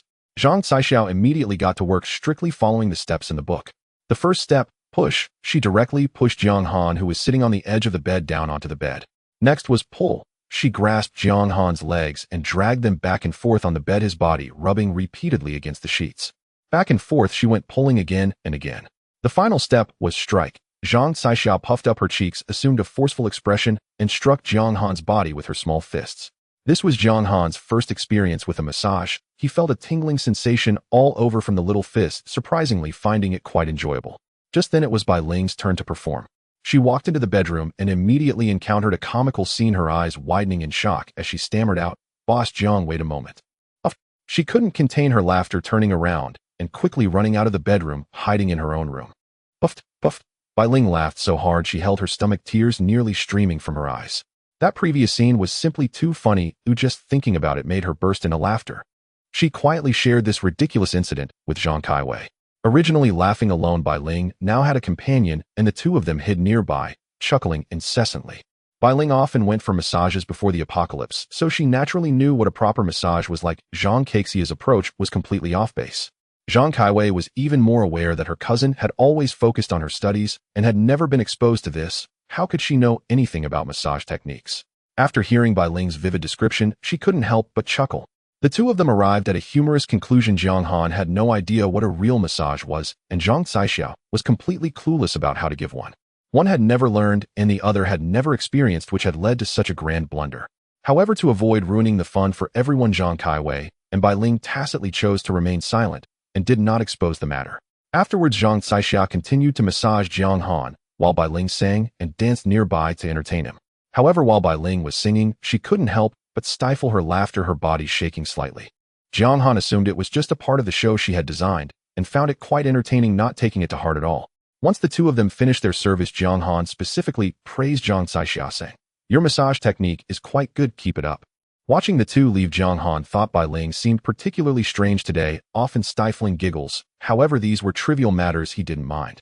After experiencing this unconventional massage, Jiang Han got up and headed to the backyard to feed the little sheep and rabbits, checking to see if they had grown. Only a little over 10 days had passed since the last feeding, and the little ones showed no significant change in size, remaining lively and adorable. It must be said that living steadily in Jiang City was far more comfortable than fleeing with the convoy. Today, Jiang Han also took care of a personal matter. He exchanged the super bizarre dropped item he had for a regular bizarre dropped item, and specifically sought out the young vendor who had sold him the rabbits, returning the 10 regular bizarre dropped items he owed. As he was leaving, he casually said, "I'm not the kind of person who doesn't pay back debts." In the past few days, the young man who sold him the rabbits had been anxious about this debt, unable to eat well. Now, seeing the bizarre dropped items he had lost, and then regained, a radiant smile instantly blossomed on his face, as happy as a blooming chrysanthemum. After finishing his errands, Jiang Han went to visit King Kong. The dull-witted King Kong had fully awakened, his injuries completely healed, and he had successfully broken through to sequence 3, greatly increasing his strength. Upon seeing Jiang Han enter his room, King Kong greeted him warmly. "Han, good afternoon." "Good afternoon, little King Kong. I'm truly happy to see that your injuries have healed and your strength has improved," Jiang Han sincerely replied. Just then, Lao Wang and another unfamiliar survivor walked in together, carrying a massive iron pot filled to the brim with food prepared for King Kong. King Kong had a tremendous appetite, needing to consume an entire bag of rice every day. Jiang Han was aware that resources were scarce now, but the food supplies for King Kong were running low. Without a second thought, he took out 2 bags of rice and presented them to King Kong. King Kong was simple-hearted and straightforward, without a hint of guile. He was always warm and friendly to others, and Jiang Han was genuinely willing to look out for him. On that day, Jiang Han felt a set of cultivation techniques appear in his mind. It was a method for training mental strength known as the divine thought technique. In this moment, Jiang Han was filled with excitement. Ever since using the perfect grade sequence serum, Jiang Han felt there had been no changes. He thought he had failed. Little did he know happiness was about to arrive unexpectedly. From that moment on, Jiang Han perfectly awakened the divine thought master sequence. Following the practices outlined in the divine thought technique, he cultivated for a while and felt that his mental strength had become more refined than before, along with various marvelous applications of his mental power. Jiang Han also learned a method of mental power attack, the Spirit Needle. Using the Spirit Needle against an enemy of the same realm would instantly shatter their sea of consciousness. The Spirit Needle would instantly disperse their sea of consciousness, leading to instant demise. Now, if Jiang Han used the Spirit Needle against an enemy of sequence, for it would directly cause their sea of consciousness to collapse, rendering them a fool in an instant. This was far more sophisticated than the crude attacks he previously employed with the dominating blade. Thus, Jiang Han continued to cultivate tirelessly day and night after acquiring the technique. Time flew by, and 7 days passed quickly. During these 7 days, Jiang City did not experience significant turmoil, only the occasional appearance of a knocking ghost who would kill 1 or 2 ordinary survivors at a time. This left the ordinary survivors in Jiang City feeling anxious. Today, after enjoying a massage from Zhang Caixia, Jiang Han felt quite satisfied. Jiang Han took out a perfect grade sequence serum. "You've performed well these past few days, so this perfect grade sequence serum is for you as a reward. Keep up the good work in the future." He handed the perfect grade sequence serum to Zhang Caixia. Her face flushed with excitement as she exclaimed, "Boss Jiang, is this real? You're really giving this to me?" "Yes, it's for you, but you have to work even harder from now on. You've performed quite well these past few days." After receiving the serum, Zhang Caixia was so excited that her hands trembled. "Boss Jiang, you're too kind. I don't even know how to repay you." "Well, as long as you diligently learn the massage techniques and give me massages every day, that's the best reward for me," Jiang Han said with a grin. Then Jiang Han waved his hand, urging Zhang Caixia to quickly use the sequence serum. After leaving Jiang Han's bedroom, Zhang Caixia quickly injected the perfect grade sequence serum into her body while sitting on the sofa in the hall. After using the sequence serum, everyone's results varied. Some quickly awakened like Zhang Caixia now. She immediately felt a reaction, sensing that her strength was twice that of an ordinary person. However, why did she awaken an auxiliary sequence? Zhang Caixia, feeling dejected, found Jiang Han and said him, "Sorry, Boss Jiang, I actually awakened an auxiliary sequence." "An auxiliary sequence is just an auxiliary sequence. What's the big deal?" What sequence did you awaken? Jiang Han asked curiously. I awakened the agricultural sequence, Zhang Caixia said somewhat shyly. That's excellent. Our mobile home is in need of someone like you who has the agricultural sequence for assistance. What can your agricultural sequence do? Jiang Han continued to inquire. I can make the plants grow 10 times faster than normal. Jiang Han was filled with joy. He quickly estimated that if the plant growth cycle was shortened by 10 times, the plants would mature in about 8 days. This sequence was incredibly powerful. From now on, there would be no shortage of fresh vegetables and fruits. Jiang Han specifically allocated 4 square meters of space in the storage area of the mobile home for Zhang Caxia's planting experiments. Together, they filled this area with soil. Then Jiang Han and Zhang Caixia went to the main street and found the vegetable seeds they wanted at a stall. Cabbage seeds, chili seeds, tomato seeds, water spinach seeds, celery seeds, and more. There were also wheat seeds and rice seeds at the stall. As for potato seeds, there was no need to buy them. Just cutting a potato into 4 pieces would turn 1 potato into 4 potato seeds. Potatoes are resilient. Once planted, they quickly take root and sprout. Bai Ling and Zhang Kaiwei saw this scene and came over to help Jiang Han and Zhang Caixia. After finishing their work, Jiang Han had 1 sequence serum left. He decided to let Zhang Kaiwei and Bai Ling draw lots. In the end, Zhang Kaiwei surprisingly drew the paper for the sequence serum. Jiang Han gave the last sequence serum to Zhang Kaiwei and said to Bai Ling, "Don't worry. After some time, when I get more sequence serums, you'll be the first to receive one." Bai Ling broke into a happy smile, and her previous disappointment vanished in an instant, replaced by joy. Although Zhang Kaiwei's awakening speed was a bit slow, she also awakened the next day. Zhang Kaiwei pouted, her expression not looking too pleasant. Jiang Han tentatively asked, "What sequence did Boss Jiang?" "I also awakened an auxiliary sequence, a pastoral sequence. It's really infuriating." Jiang Han was somewhat stunned. One sister awakened agriculture, and the other awakened pastoral. Hearing about this sequence, Jiang Han couldn't help but smile widely. "Zhang Caiwei, from now on, all our sheep and rabbits will be entrusted to you for feeding. What can your pastoral sequence do?" Jiang Han asked curiously. "My pastoral sequence can shorten the growth cycle of animals by 10 times. Jiang Han jumped up in excitement. If that's the case, a newborn lamb could grow into a slaughter-ready adult sheep in just a month, making it ready for consumption after another month. Never again would there be a shortage of mutton. This was wonderful. Jiang Han was so happy he couldn't stop smiling. He distributed 5 ordinary bizarre dropped items to both Zhang Kaiwei and Zhang Caixia. From now on, Zhang Caixia is responsible for purchasing seeds, while Zhang Caiwei, you are in charge of buying any edible animals you come across for us." Jiang Han felt happier than ever. After bringing Zhang Kaiwei and Zhang Caixia on board, they were truly treasures in this apocalypse. What is most lacking in the apocalypse? The answer is obvious: food. Despite having filled bags with bread, chicken legs, and duck legs from the supermarket and bringing back plenty of food to eat, there was no need to worry. However, as the apocalypse dragged on, those packaged foods were nearing their expiration dates. The food in Jiang Han's vehicle was also running low. If Jiang Han's predictions were correct, in no more than 3 months, all survivors would find themselves without food. At that point, life would be hellish without food, forcing them to forage for wild vegetables. Thinking of this, Jiang Han dared not ponder further. He recalled several historical periods of great famines. The current survivors faced not only the threat of severe hunger, but also bizarre attacks. The future looked bleak. Unexpectedly, the very thing Jiang Han feared the most has finally erupted. The survivors' food supplies dwindled to a critical point. What once barely satisfied their hunger was now expired or moldy. In recent days, the survivors of Jiangcheng have been consuming moldy and expired food, leading to a series of stomach troubles. Yet this was not the most despairing of their situations. Another month passed. Even the moldy and expired food was completely exhausted. At this moment, a kind-hearted sequences appeared. Her name was Chunli. Ever since she was abducted by Ba Dao, he had been intent on possessing her. Just as this crucial moment arrived, the secret realm suddenly opened. Before Ba Dao could act against Chun-Li, he had no choice but to imprison her, planning to enjoy her once he returned from the secret realm. Unexpectedly, Jiang Han inadvertently saved this beauty queen of Jiangqing. Chun-Li was a powerful agricultural sequences, beautiful and kind-hearted. In this desperate situation, she stepped forward to provide food for the ordinary survivors. However, even so, the food remained in short supply. Chun-Li's extraordinary powers were ultimately limited. She could only produce 1 bag of rice per day. 1 bag of rice could barely be boiled into a large pot of thin porridge.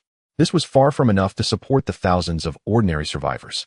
The vast majority of them returned home disappointed, holding empty bowls. Jiang Han stood before the floor-to-ceiling window, quietly watching this human tragedy unfold. He understood that in the times to come, agriculture would become an essential sequence.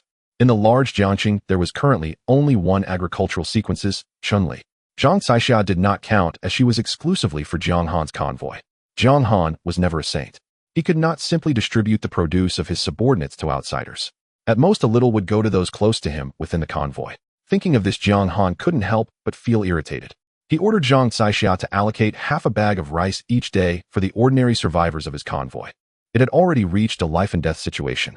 A large number of survivors had been starved to death one after another. Some were searching for insects to fill their stomachs. Some were gnawing on tree bark. Others mistakenly consumed poisonous mushrooms, leading to tragic deaths. Even before the strange threats arrived, the survivors were on the brink of extinction. Even the once formidable Sequence's Jin Gang had lost considerable weight in these days. In Building 11 of District B, Jiangqing, a man gaunt and skeletal looked at his wife, beside him his voice hoarse. "Wife, we can barely hold on any longer." At home they had long run out of food. The man's surname was Wang and his wife's name was Chiao. The couple stared blankly at their child, who was fainting from hunger, their hearts aching like a knife. "Chiao, old Joe from next door came to see me yesterday." Wang hesitated, unable to finish his sentence. Seeing her husband struggle to speak, Chiao understood he had something difficult to say. Her eyes were resolute, urging him to continue. "The couple from the Zhou family next door wants to swap children with us." Wang's voice was so soft it was barely audible, to the point where even he could not hear it clearly. Chiao looked at her husband in disbelief, suddenly turning to him. "No, even if we die, we absolutely cannot do such a thing." 2 short days passed.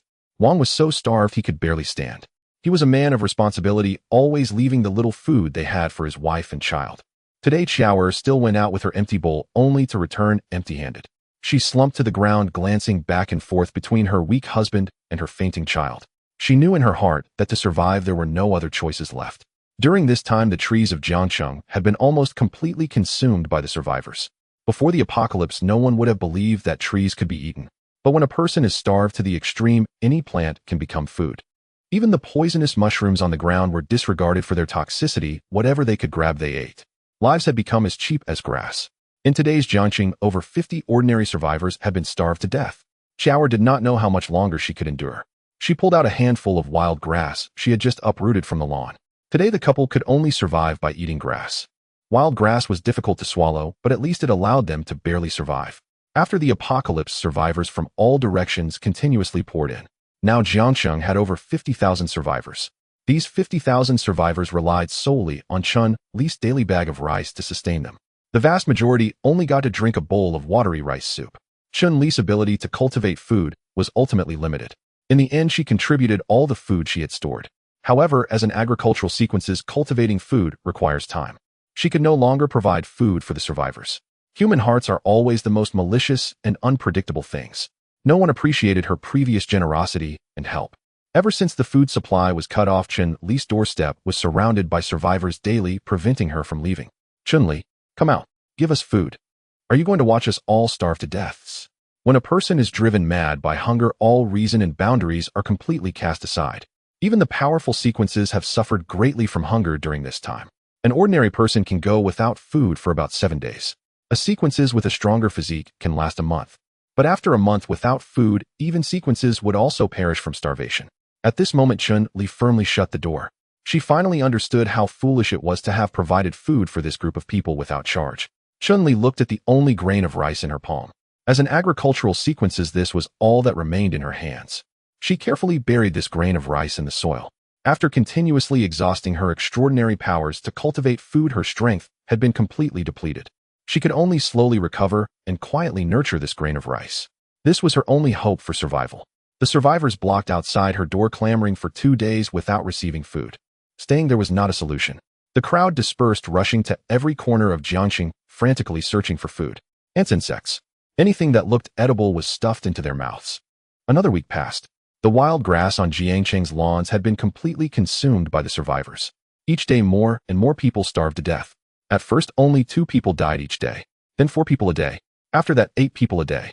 Until today, 3 months later. On one day, 1,000 people starved to death. This number was horrifying enough to send shivers down one's spine. Among them, many sequences also perished from starvation. Among them, many were sequences. Some, driven to despair by hunger, began to consume guanyin soil. While it could temporarily fill the stomach, it provided no nutrition. The soil would form clumps in the intestines, unable to be expelled. People would grow emaciated while their bellies swelled and hardened. Ultimately, their intestines would rot and become obstructed, leading to a painful death.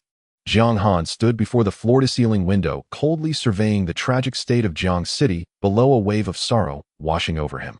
He had initially thought that this city would ultimately be destroyed by the bizarre entities, yet the current outcome was far more desolate than being slaughtered by them. At this rate, even if the bizarre entities did not actively attack, the survivors in the city would eventually all perish. In this moment, he understood clearly that venturing out to seek survival was far more hopeful than being trapped in Jiang City. At least outside the city in the wilderness, one could still find wild vegetables and grass, and with some luck, catch fish by the river for sustenance. But staying within Jiang City was akin to awaiting death. The city lord Long Laodao stood on the rooftop, his face etched with sorrow and fatigue. Even a fifth-tier powerhouse was now reduced to skin and bones, tormented by prolonged hunger. However, the endurance of a fifth-tier physique far surpassed that of a first or second tier. This level was situated at the threshold between low and high dimensions, and the essence of life was undergoing a transformation. Even if one were to starve for an entire year, they would not easily perish. However, once the year was up, they would still struggle to escape the fate of dying from hunger. Long Laodao had initially aimed to create a stable sanctuary city to protect the survivors, but in the end he had inadvertently forged a living hell. At this moment, all the tiered individuals truly realized the importance of agricultural tiers for human survival. Various powerful factions quickly sought to win over Chun Li, who possessed agricultural abilities, competing fiercely with one another. After much deliberation, Chun Li ultimately chose to join the convoy, led by Shimin Shui Shui. With Shimin Shui Shui's cold and decisive nature, no one would dare to disturb or coerce Chun Li again. On the rooftop, Long Laodao gazed at the scene of hell below, feeling utterly powerless. Now the only sustenance ordinary survivors could find was Guanyin soil. Those who had been starved to death had long since become nothing more than skeletons devoid of flesh. The Wang couple in the city and the Zhou couple next door had resorted to the horrific act of cannibalism to survive. Yet even in this desperate struggle, they ultimately could not endure the famine and met their demise. Long Laodao sighed inwardly. It was time to leave. His Spark convoy was undeniably powerful. The convoy not only had top-tier fighters like Shimin Shui Shui, Yi Gucheng, and Qian San, but with Chun Li joining, its strength surged once again. Long Laodao slowly began to retract the hidden array he had kept concealed. This extraordinary item was not forged, but a natural treasure he had stumbled upon in his early years. It was thanks to this hidden array that the Spark convoy could perfectly conceal its presence and evade all bizarre investigations. It was also because of this protection that Jiang City had remained stable until now, showcasing the terrifying power of this treasure. At the moment the hidden array was retracted, Jiang Han instantly sensed something amiss from afar. He picked up the intercom and spoke in a deep voice, "Captain Zhao, we should set off." Zhao Tieju on the other end sighed softly in response, "Okay." The pioneer convoy had already made prior arrangements, and all the survivors' supplies were ready for the signal to leave Jiang City. Just as all the vehicles were ready to depart, a blinding and bizarre red light suddenly enveloped the entire. The heavens and earth were ripped apart by a grotesque rift, and four figures clad in black, wearing pale white masks, emerged slowly, carrying a scarlet bridal palanquin and stepping to a strange rhythm. The four bearers were all powerful bizarre entities of the vengeful spirit level. The moment the bridal palanquin appeared, a hauntingly sharp sound of a swana erupted, creating an atmosphere steeped in dread. The long silent system suddenly emitted a sharp alarm. "Warning! Warning! A vengeful spirit-level bizarre entity harbors murderous intent towards you. Please evacuate immediately. Evacuate immediately." Continuous alerts exploded in Jiang Han's mind, a torrent of red exclamation marks filling his vision, and the sense of impending death clutched tightly at his heart. Shimin Shui Shui, dressed in white, with white hair, lost all traces of arrogance, his expression gravely serious. The four black-clad bearers stood silently, as if welcoming their king. The scarlet curtain of the palanquin slowly lifted, revealing a pair of red shoes intricately embroidered with dark patterns, followed by a bizarre bride in a bright red wedding dress, her face concealed by a vibrant red veil, floating into the air. The moment she appeared, a seductive whisper rushed into Jiang Han's mind, echoing and tearing at his spirit. Jiang Han's eyes turned crimson in an instant, nearly succumbing to madness. He steadied his mind and silently recited, "If the heart is as clear as ice, the heavens will not shake." Drawing on the formidable mental strength of a master of divine sense, he struggled to resist this mental invasion. Shimin Shui Shui's proud visage completely disintegrated as he slowly drew the emotionless sword from his waist. As he moved, he unleashed a killing blow, merging with his sword, transforming himself into a colossal sword that pierced the heavens, the blade carrying boundless might as it slashed fiercely at the bizarre bride. Just as the giant sword was about to touch the bride, she slowly raised a pale hand and effortlessly caught this lethal strike barehanded. Even though she caught it with one hand, the terrifying sword energy still erupted violently. The four black-clad bearers' powerful bizarre entities were instantly reduced to ash by the sword energy. The red veil atop the bride was also blown away by the residual wave, revealing a face as pale as porcelain with lifeless gray eyes. Shimin Shui Shue's sword contained both cleaving and shock powers. The bride only bore the cleaving force, yet could not completely withstand the shock wave, leading to the instant demise of the four fierce spirit bizarre entities. Seeing the spoils of the fierce spirit bizarre entities scattered on the ground, Jiang Han felt an intense desire, but prioritizing his life, he dared not linger for a moment. Seizing the moment while Shimin Shui restrained the bizarre bride, all the convoy vehicles ignited, instantly racing madly towards the outskirts of Jiang City. The powerful factions formed a grand train, fleeing in a frenzy. Jiang Han completely disregarded everything else, focused solely on escaping. Anyone daring to block the way would be met with a violent collision from his gas pedal. The pioneer convoy raced to the gates of Jiang City, only to find the front shrouded in a heavy red light barrier, completely impassable. Jiang Han slammed the accelerator, his pickup truck crashing into the barrier, the rebounding force sending the vehicle flying 5 meters away. Can't get out. Jiang Han poured all his mental and extraordinary power into his watermelon knife, striking down with all his might. With a thunderous roar, the red barrier only produced faint ripples. This bizarre entity's level was too terrifying, far beyond what he could contend with now. The red light enveloping Jiang City was the exclusive ghost domain unleashed by the bizarre bride, trapping everyone within with no way to escape. Numerous tiered individuals launched attacks, frantically striking at the ghost domain barrier, yet they could not break through. Yi Gucheng also acted decisively, swinging his sword with all his might at the barrier, achieving no better result than Jiang Han, only stirring up ripples. The bizarre bride had no intention of letting any of them go. From her wide sleeves flew countless weightless bizarre paper dolls. A survivor who could not evade in time was lightly touched by a white paper doll, instantly turning to ash and dissipating into the air. As the last survivor was struck by the white paper figure and instantly turned to ashes, more and more ordinary survivors fell victim, though anyone touched by the paper figure was doomed to death. At this moment, the sky was filled with white paper figures, densely packed, as if a strange rain of paper figures had begun enveloping the entire Jiang City. Shimin Shui swung his sword, but the sword chi that struck the Eerie bride caused no damage at all. He instantly realized that with his current strength, he was no match for this bizarre bride. With his determination set, Shimin Shui's wrist flicked, and the sword light created layers of afterimages as the incoming white paper figures were continuously sliced into pieces. He understood that he could not delay any longer and shouted, "Everyone follow me," to break through immediately. Shimin Shui's ultimate sword move could only be used twice in his lifetime, and he had already used it once. At this life-and-death moment, he held nothing back. His aura surged violently, merging completely with his sword, transforming into a colossal sword that spanned the heavens, its blade nearly occupying half the sky. The sword light pointed directly at the Eerie bride's red domain. With a thunderous strike, it fell heavily, its power comparable to a magnitude 10 earthquake, shaking the ground of Jiang City violently. With a loud bang, the indestructible red domain was forcefully sliced open, creating a massive. Jiang Han's RV was already parked at the edge of the domain, and seeing this, he unhesitatingly floored the accelerator, the RV's engine roaring like thunder, shooting out like an arrow along the rift, leading the charge out of Jiang City. Following closely were Zhao Tai's vehicle, Lin Qingjian's car, and 4 buses from the pioneer convoy, all rushing out in succession.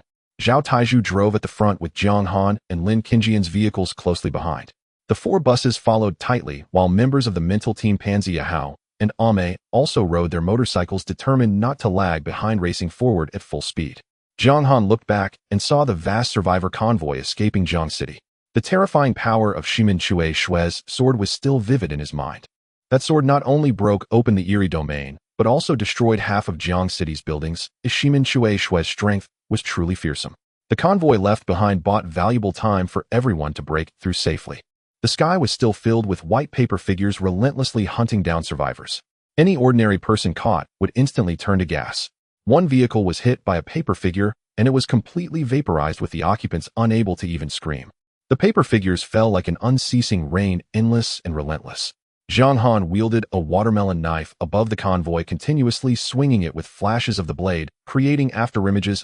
Any paper figure that got close was sliced apart, fiercely protecting the convoy from disturbance. The convoy raced forward like wild horses unleashed. Behind them, many survivors suffered heavy casualties, while only Zhao Tai's convoy remained unharmed. At this moment, Shimin Shui's extraordinary power had been completely exhausted, and he lay weakly inside the domineering vehicle, leaving the convoy temporarily in the care of Yi Guqing. Although Yi Guqing's strength was slightly inferior to Shimin Shui's, he was still more than capable of ensuring the convoy's safe retreat. The paper figures continued to crazily harvest those who fell behind, whether ordinary people or those of higher rank. Anyone who got touched would instantly vaporize. The once bustling Jiang City had been utterly destroyed, with all buildings collapsed, reduced to a desolate wasteland. It wasn't until the convoy sped away that they finally escaped the Eerie bride's attack range. Captain Zhao still dared not relax, commanding the convoy to keep moving for a day and a night. When they reached the edge of a dense forest, Captain Zhao's vehicle was the first to stop, followed by Lin Xingyan, Jiang Han's vehicle, and the 4 buses, all gradually parking. After fleeing for so long, everyone had run out of food and water. Jiang Han looked at the 20 bags of rice left in the warehouse, pondered for a moment, and handed 1 bag to Zhao Taizhu. Having survived the deadly battle in Jiang City, everyone truly understood that the number of humans still alive was likely very few.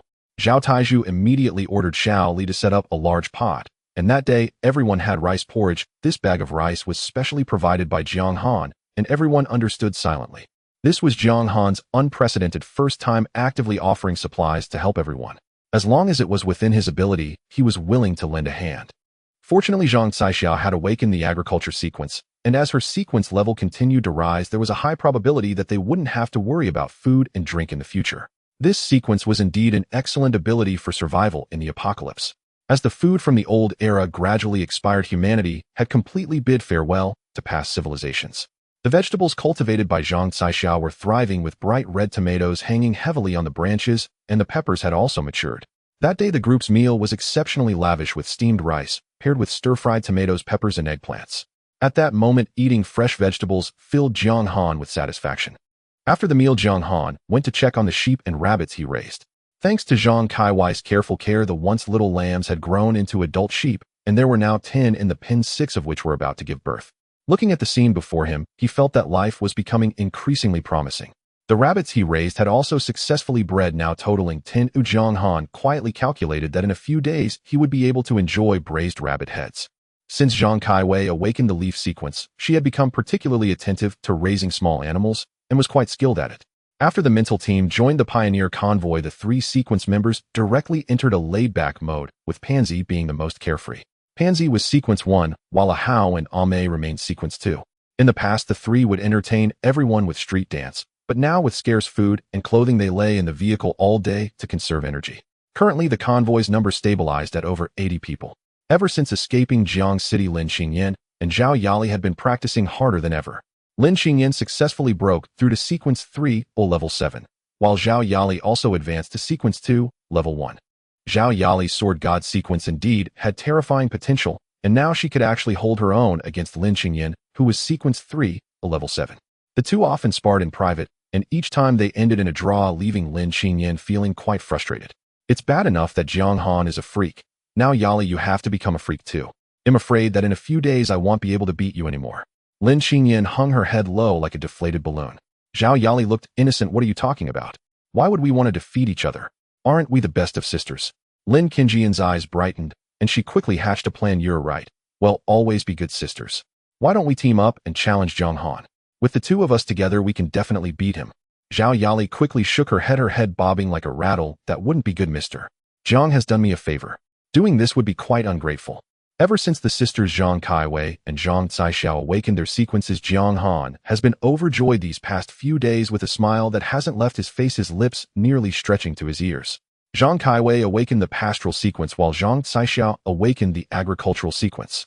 With the enhancement of their sequences, the growth cycles of plants and animals have been shortened tenfold, tearing open a glimmer of hope in the survival challenges of the apocalypse. The enhancement effects of the pastoral sequence are remarkably exaggerated. Lambs can be slaughtered for meat just 18 days after birth, and they reach adulthood for breeding in 24 days. Rabbits grow even faster, being ready for consumption in 6 days and able to breed in 9 days. Grains and vegetables also experience an astonishing growth rate. Rice takes only 12 days from sowing to harvest. Cabbage, greens, radishes, and potatoes mature and can be harvested in 6 days. Tomatoes take just 5 days from fruiting to ripening for consumption. Potatoes, cabbages, and tomatoes can be harvested in just 5 to 6 days. Lambs are ready for market in just over 10 days and can breed in 20 days, while rabbits can reproduce in just a few days.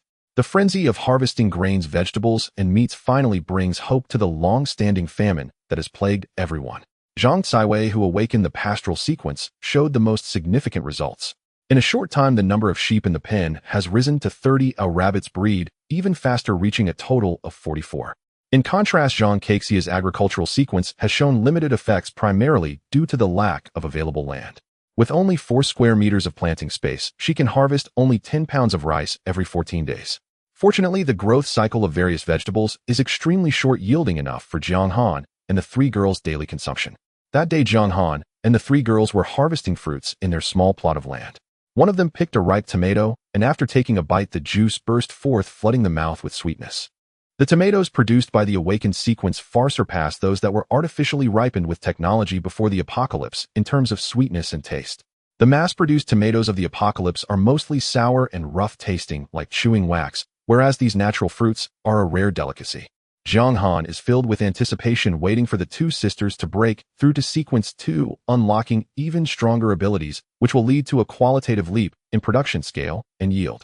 Currently, the supplies produced by the RV are sufficient to feed Jiang Han, Zhao Tieju, Lin Qingyan, the Zhao sisters, Pansy, Ahao, and Aim, all of whom are sequence practitioners, but it definitely does not include the insatiable appetite of the formidable King Kong. Jiang Han set a rule to prioritize food supplies for all sequence practitioners, while ordinary survivors can only have thin rice porridge, which is already his greatest concession. There are still 19 bags of rice that Jiang Han had previously stocked, which can temporarily support them for a while, but the long-term food crisis remains severe, and it can only be thoroughly resolved after Zhang Caixia breaks through to Sequence 2 and expands the planting scale.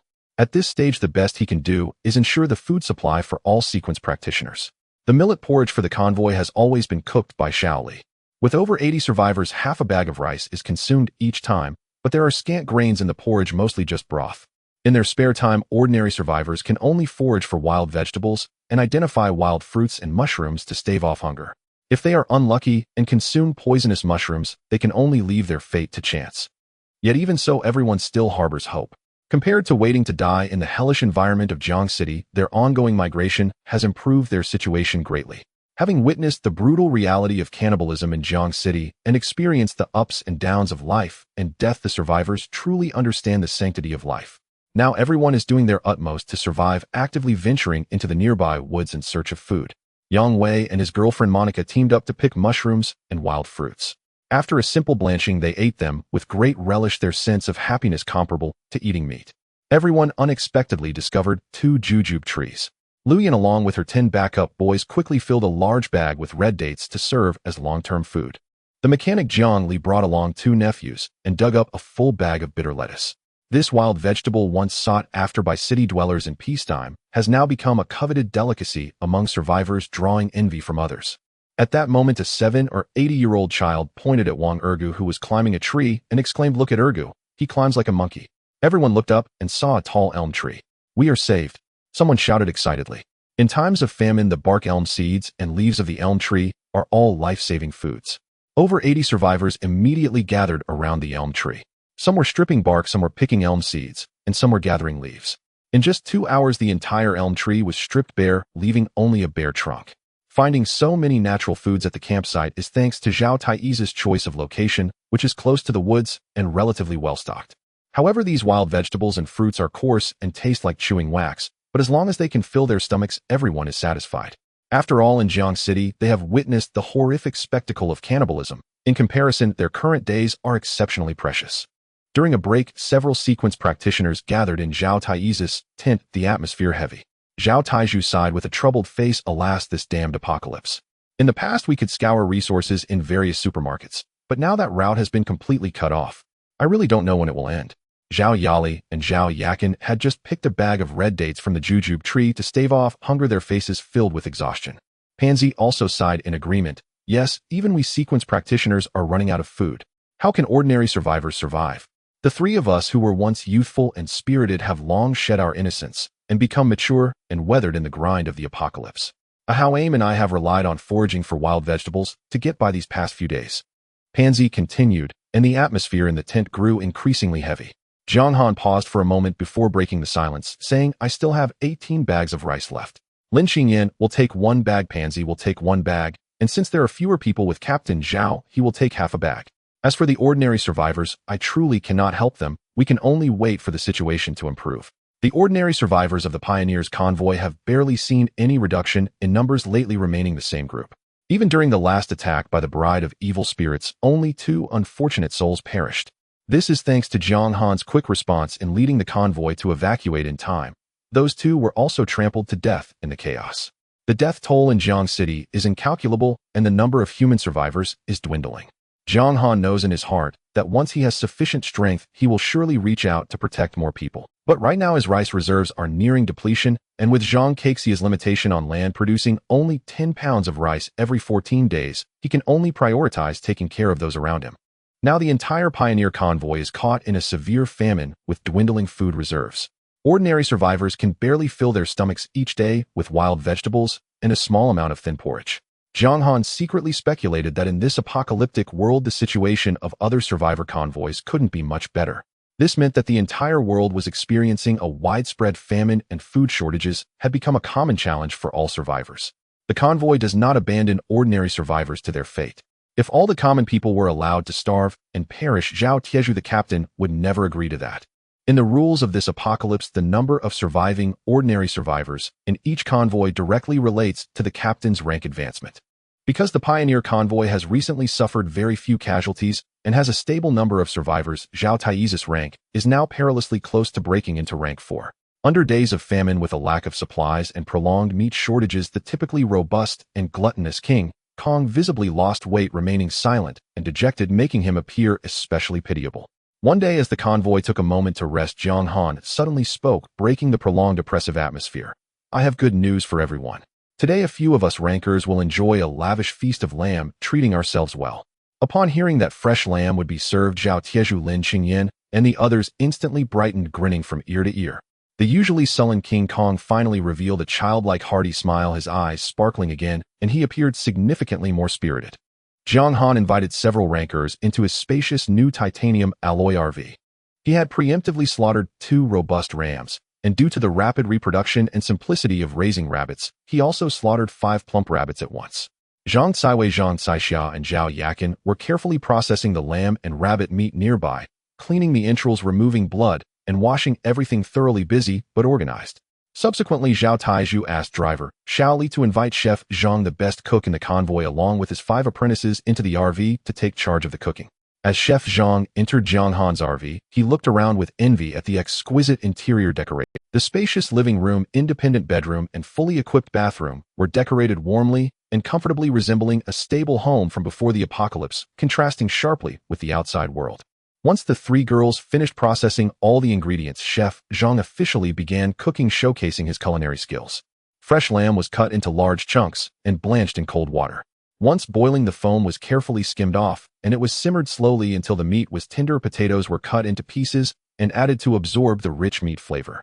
Fatty rabbit meat was chopped and added to the pot, first sautéing to release excess fat, then sprinkling on dried chili and fine salt, and simmering on high heat with plenty of water. Without any fancy or expensive spices, only basic seasonings were used for simple stewing. The meat was flavorful and filling, making it a rare top-tier dish in an era of extreme resource scarcity. Jiang Han moved 3 large dining tables together and arranged comfortable chairs around them, quietly waiting for the delicious food to be served. High-quality liquor was already set on the table, while beer, having been stored for too long and past its expiration date, had to be discarded. Soon steaming, fragrant dishes were served on the table. 3 plates of stewed lamb and 3 plates of braised rabbit filled the dining table, glistening enticingly. King Kong drooled uncontrollably, his eyes fixed on the meat. Jiang Han thoughtfully set up a separate table for ordinary people close to the rankers, including Xiao Li, Old Wang, Chef Zhang, and his apprentices Zhao Yakin and the mechanic Jiang Li, allowing everyone to improve their meals and enjoy some meat. The leftover lamb and rabbit broth was divided into 3 large pots and shared with other ordinary survivors in the convoy. Although there were only a few tiny shreds of meat left in the soup, the survivors who hadn't tasted meat in a long time were still very happy. Everyone added some fresh wild vegetables dug up from the wilderness to the soup, sharing and drinking barely, improving their bland diet. The lamb feast inside the RV officially commenced. King Kong's eating was astounding, with a terrifying appetite. As soon as the meal began, he polished off an entire plate of lamb, even chewing and swallowing the bones. The others, fearing he would gobble up all the meat, jokingly urged him to step back, allowing them to enjoy the feast. At first, everyone was mindful of their image and ate gracefully with chopsticks, but after days of unbearable hunger, Zhao Taiju directly grabbed large pieces of lamb with his hands. The other rankers followed suit, eagerly tearing into the meat with their hands. In no time, the table was left with a pile of clean bones. Honestly, it's all thanks to you, Jiang Han, for your foresight in raising sheep early and stockpiling meat preparing for the rainy day. I'm even a bit envious of the stable and comfortable life you have in your RV, Lin Xingyan said with a grin. If you're envious, then move in. You Yali and Yakin are always welcome to stay. Jiang Han replied seriously. Jiang Han, you're too kind. Lin Xingyan set her cheeks, slightly reddening, feeling a bit embarrassed. Oh, pretending to be shy in front of me. Jiang Han teased, having never seen her like this. Lin Xingyan, embarrassed and angry, reached out to pinch Jiang Han's waist hard. Jiang Han caught her hand in return, ready to retaliate. You two stop flirting and drink up. Zhao Taiju interrupted them, raising his glass. Who's flirting? You old man seem honest, but have a lot of tricks up your sleeve. I was just teaching him not to talk nonsense. Lin Xingyan retorted. Zhao Taizu's face turned red from her words. Captain Zhao is the most unreliable, oily, middle-aged man. Before the apocalypse, I was on the subway when an old man poured something on my skirt. I immediately slapped him and yelled at him, we shouldn't indulge the elderly either. Zhao Yali chimed in from the side. That was someone else. I'm always friendly. Zhao Taiju awkwardly chuckled a couple of times, just managing to dodge their teasing. The rankers raised their glasses to drink together. The boisterous Ame directly grabbed the Maotai and gulped it down, finishing a bottle and immediately collapsing to the ground. Pansy and Ahau quickly lifted her away to a safe place. After the lively lamb dinner, Lin Xingyan indeed brought Zhao Yali and Zhao Yakin to move into Jiang Han's RV, with a vacant bedroom just right for the three of them. Zhang Caiwei, Zhang Caixiao, and Bai Ling shared a bedroom. Thus, Jiang Han's RV gained 3 more helpers, with only Zhao Yakin and Bai Ling not being rankers. The next morning, as everyone finished a simple breakfast and prepared to rest, an urgent and frantic shout from Zhao Taiju suddenly came through the walkie-talkie. Everyone pack up supplies immediately and evacuate. Something strange is chasing us. Zhao Taiju was still his usual self. Before finishing his sentence, he quickly jumped into the Hummer.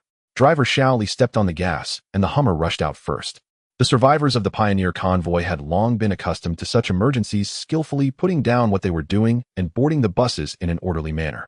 4 buses followed closely behind, with Jiang Han's titanium alloy RV slowly joining the line. Jiang Han keenly noticed that this time Zhao Taiju was particularly anxious, his expression grave and his body tense, his tone filled with caution and fear. Clearly what was pursuing them was an unknown terror sufficient to instill fear in everyone.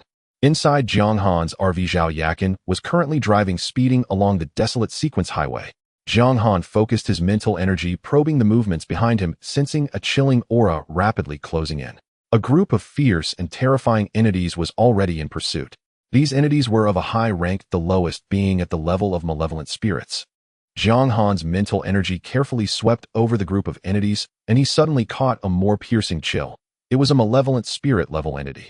During this time, Jiang Han had been tirelessly practicing the refining spirit technique, his major rank remaining unchanged, while his minor rank advanced from the previous sequence 3-4 to now sequence 3-6. However, despite his improvement in cultivation with his current strength, he was still far from being a match for this malevolent spirit-level entity. Among the entire convoy, Jiang Han was undoubtedly the strongest. Lin Qingyan's cultivation had now reached sequence 3-8, and even in her peak state, she could barely contend with a single malevolent spirit-level entity. On the other hand, Zhao Yali, with only sequence 2-3 in cultivation, possessed a unique talent due to her sword god lineage, and under duress her strength was surprisingly comparable to Lin Xingyan. But the number of entities approaching from behind was far too terrifying. Jiang Han roughly estimated that there were over 20 malevolent spirit-level entities. Jiang Han's expression suddenly darkened, and he commanded in a deep voice, Yali Qingyan, come with me to confront them. Yakin continued to drive, maintaining the speed without slowing down.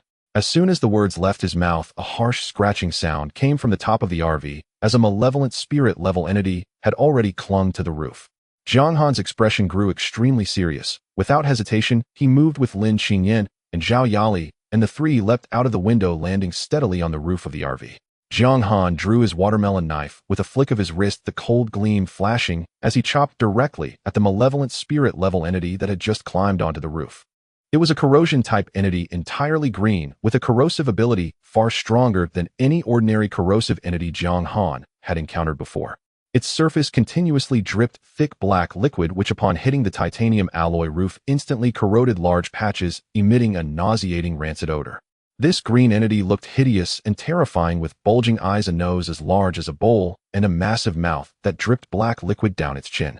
Seeing his RV being recklessly corroded and damaged, Jiang Han's fury surged, and he swung his knife down with rage. The sharp blade cleaved through the entity's body, sending the green malevolent spirit flying, exploding in the air into a shower of foul black blood. System notification: killed a malevolent spirit, level entity, slaughter points 12,000. The long-awaited system notification suddenly rang out. After slaying one malevolent spirit, the remaining 19 became completely enraged, growing even more frenzied as they rushed to climb onto the RV, the black corrosive liquid dripping continuously, intent on completely corroding the vehicle. You two support me, make sure to protect the RV. We cannot let these ghostly things corrode the body, Jiang Han instructed solemnly. While Lin Qingyan and Zhao Yali's individual combat power could not match Jiang Han's, together they could easily restrain one or two malevolent spirit-level entities as long as they kept the entities away from the RV. In the center of the malevolent spirit group, one figure stood out. It was a malevolent spirit-level entity wearing a pale mask and dressed in black, moving erratically with skin as white as paper. In its hand it held a suona, playing a chilling and eerie melody, the sound sharp and mournful, as if it were playing a dirge for the fleeing convoy. Jiang Han stood atop the RV, his gaze cold, shouting, playing tricks. Today I shall see who is burying whom. The green corrosive malevolent spirits continued to rush in, but were intercepted by the two. Lin Qingyan wielded a dagger, her strikes fierce and swift, each blow accurately severing the arms of the probing malevolent spirits. Zhao Yali swung her sword horizontally, forcefully pushing back the approaching entities. However, Zhao Yali only had an ordinary long sword, which limited her lethality. Seeing this, Jiang Han immediately threw her the black knife he had obtained from slaying the Dominator. This black knife was a rare item, ranked over 900, extraordinarily sharp. Zhao Yali, already skilled in swordsmanship, immediately wielded the knife like a sword, dancing it in a manner so intricate that anyone daring to approach the RV was pushed back by the combined efforts of the two. Jiang Han's attention remained fixated on the black-clad malevolent spirit playing the suona. He had already experienced the effects of this entity's sonic attacks several times. He immediately summoned his mental energy to cover his ears, isolating himself from the piercing magic sound, unaffected by its interference. The black-clad malevolent spirit, seeing its magic sound unable to affect Jiang Han and his group, instantly turned cold beneath its mask and stopped playing. It redirected the suona's mouth towards the surrounding malevolent spirit entities and blew hard. A surge of black mist as dark as ink poured forth from the suona, enveloping all the nearby malevolent spirits. The malevolent spirits, tainted by the black mist, immediately fell into a frenzy, their combat power soaring, becoming faster and more ferocious, their originally green bodies turning into a dark murky green. One dark green malevolent spirit suddenly lunged at the RV. Zhao Yali slashed with her knife, but the blade merely stirred a puff of green smoke, failing to push it back. Seeing this, Lin Qingyan frantically stabbed at the malevolent spirit's body with her dagger, but the entity seemed to feel no pain, its movements unaffected. Its black hand pressed down hard on the RV's body, the sturdy titanium alloy corroding instantly, emitting hissing smoke. Witnessing the RV being consistently damaged, Jiang Han's fury reached its peak. He twisted his wrist, the cold gleam of the watermelon knife surged, aiming at the neck of the dark green malevolent spirit, and with a fierce slash, it was instantly cleaved in half. System notification: killed a malevolent spirit, level entity, slaughter points 12,000. Two more dark green malevolent spirits surged forward from behind, still attempting to destroy the RV. Not wanting to remain on the defensive any longer, Jiang Han decided to take the initiative. The watermelon knife erupted with a dazzling blue blade light as he lunged forward, sweeping with a horizontal strike. The cold light swept by, and the two malevolent spirits were simultaneously cut in half, their bodies shattering into 4 pieces, foul black blood splattering everywhere. System notification: killed a malevolent spirit, level entity, slaughter points 12,000. Jiang Han focused his energy, the aura around him surging, unleashing his ultimate technique, blade strikes wash on. A massive blue blade light shot up into the sky, striking fiercely towards the black-clad malevolent spirit. The black-clad malevolent spirit raised the suona in its hand, defiantly meeting the blow. Boom! The violent collision erupted, a fierce wind swirling around as the black-clad malevolent spirit, hovering in midair, was smashed down into the ground along with the suona, sending dust flying. But the system notification did not sound. Jiang Han understood that this malevolent spirit-level entity had not perished. Seizing the opportunity while it was stuck in the ground, Jiang Han twisted his wrist and swept the watermelon knife once again. The blade was unstoppable, instantly slicing through 4 malevolent spirit-level entities lunging towards him, their bodies exploding on the spot, leaving 4 pools of dark red viscous blood on the ground. System notification: killed a malevolent spirit-level entity. Slaughter points, 12,000. System notification: killed a malevolent spirit-level entity. Slaughter points, 12,000. The system notifications rang out 4 times in succession. The black-clad malevolent spirit that had just been smashed into the ground began to rise slowly again. Its Swona suddenly transformed. The originally 30-centimeter short instrument instantly grew to over 50 meters long, turning into a massive heavy club enveloped in a chilling wind, and it slammed down towards Jiang Han. Jiang Han remained calm in the face of danger, gripping the watermelon knife tightly, raising it to block. Clang! The piercing sound of metal clashing echoed across the area as the massive Swona was cut in half by his knife. The half of the Swona that fell to the ground twitched continuously, utterly bizarre. Jiang Han instantly realized that this Swona was not an ordinary artifact, but part of the black-clad malevolent spirit's body. With the Swona destroyed, the malevolent spirit could no longer summon the magic sound, nor could it blow out the black mist to enhance the malevolent spirits. The greatest threat had been eliminated.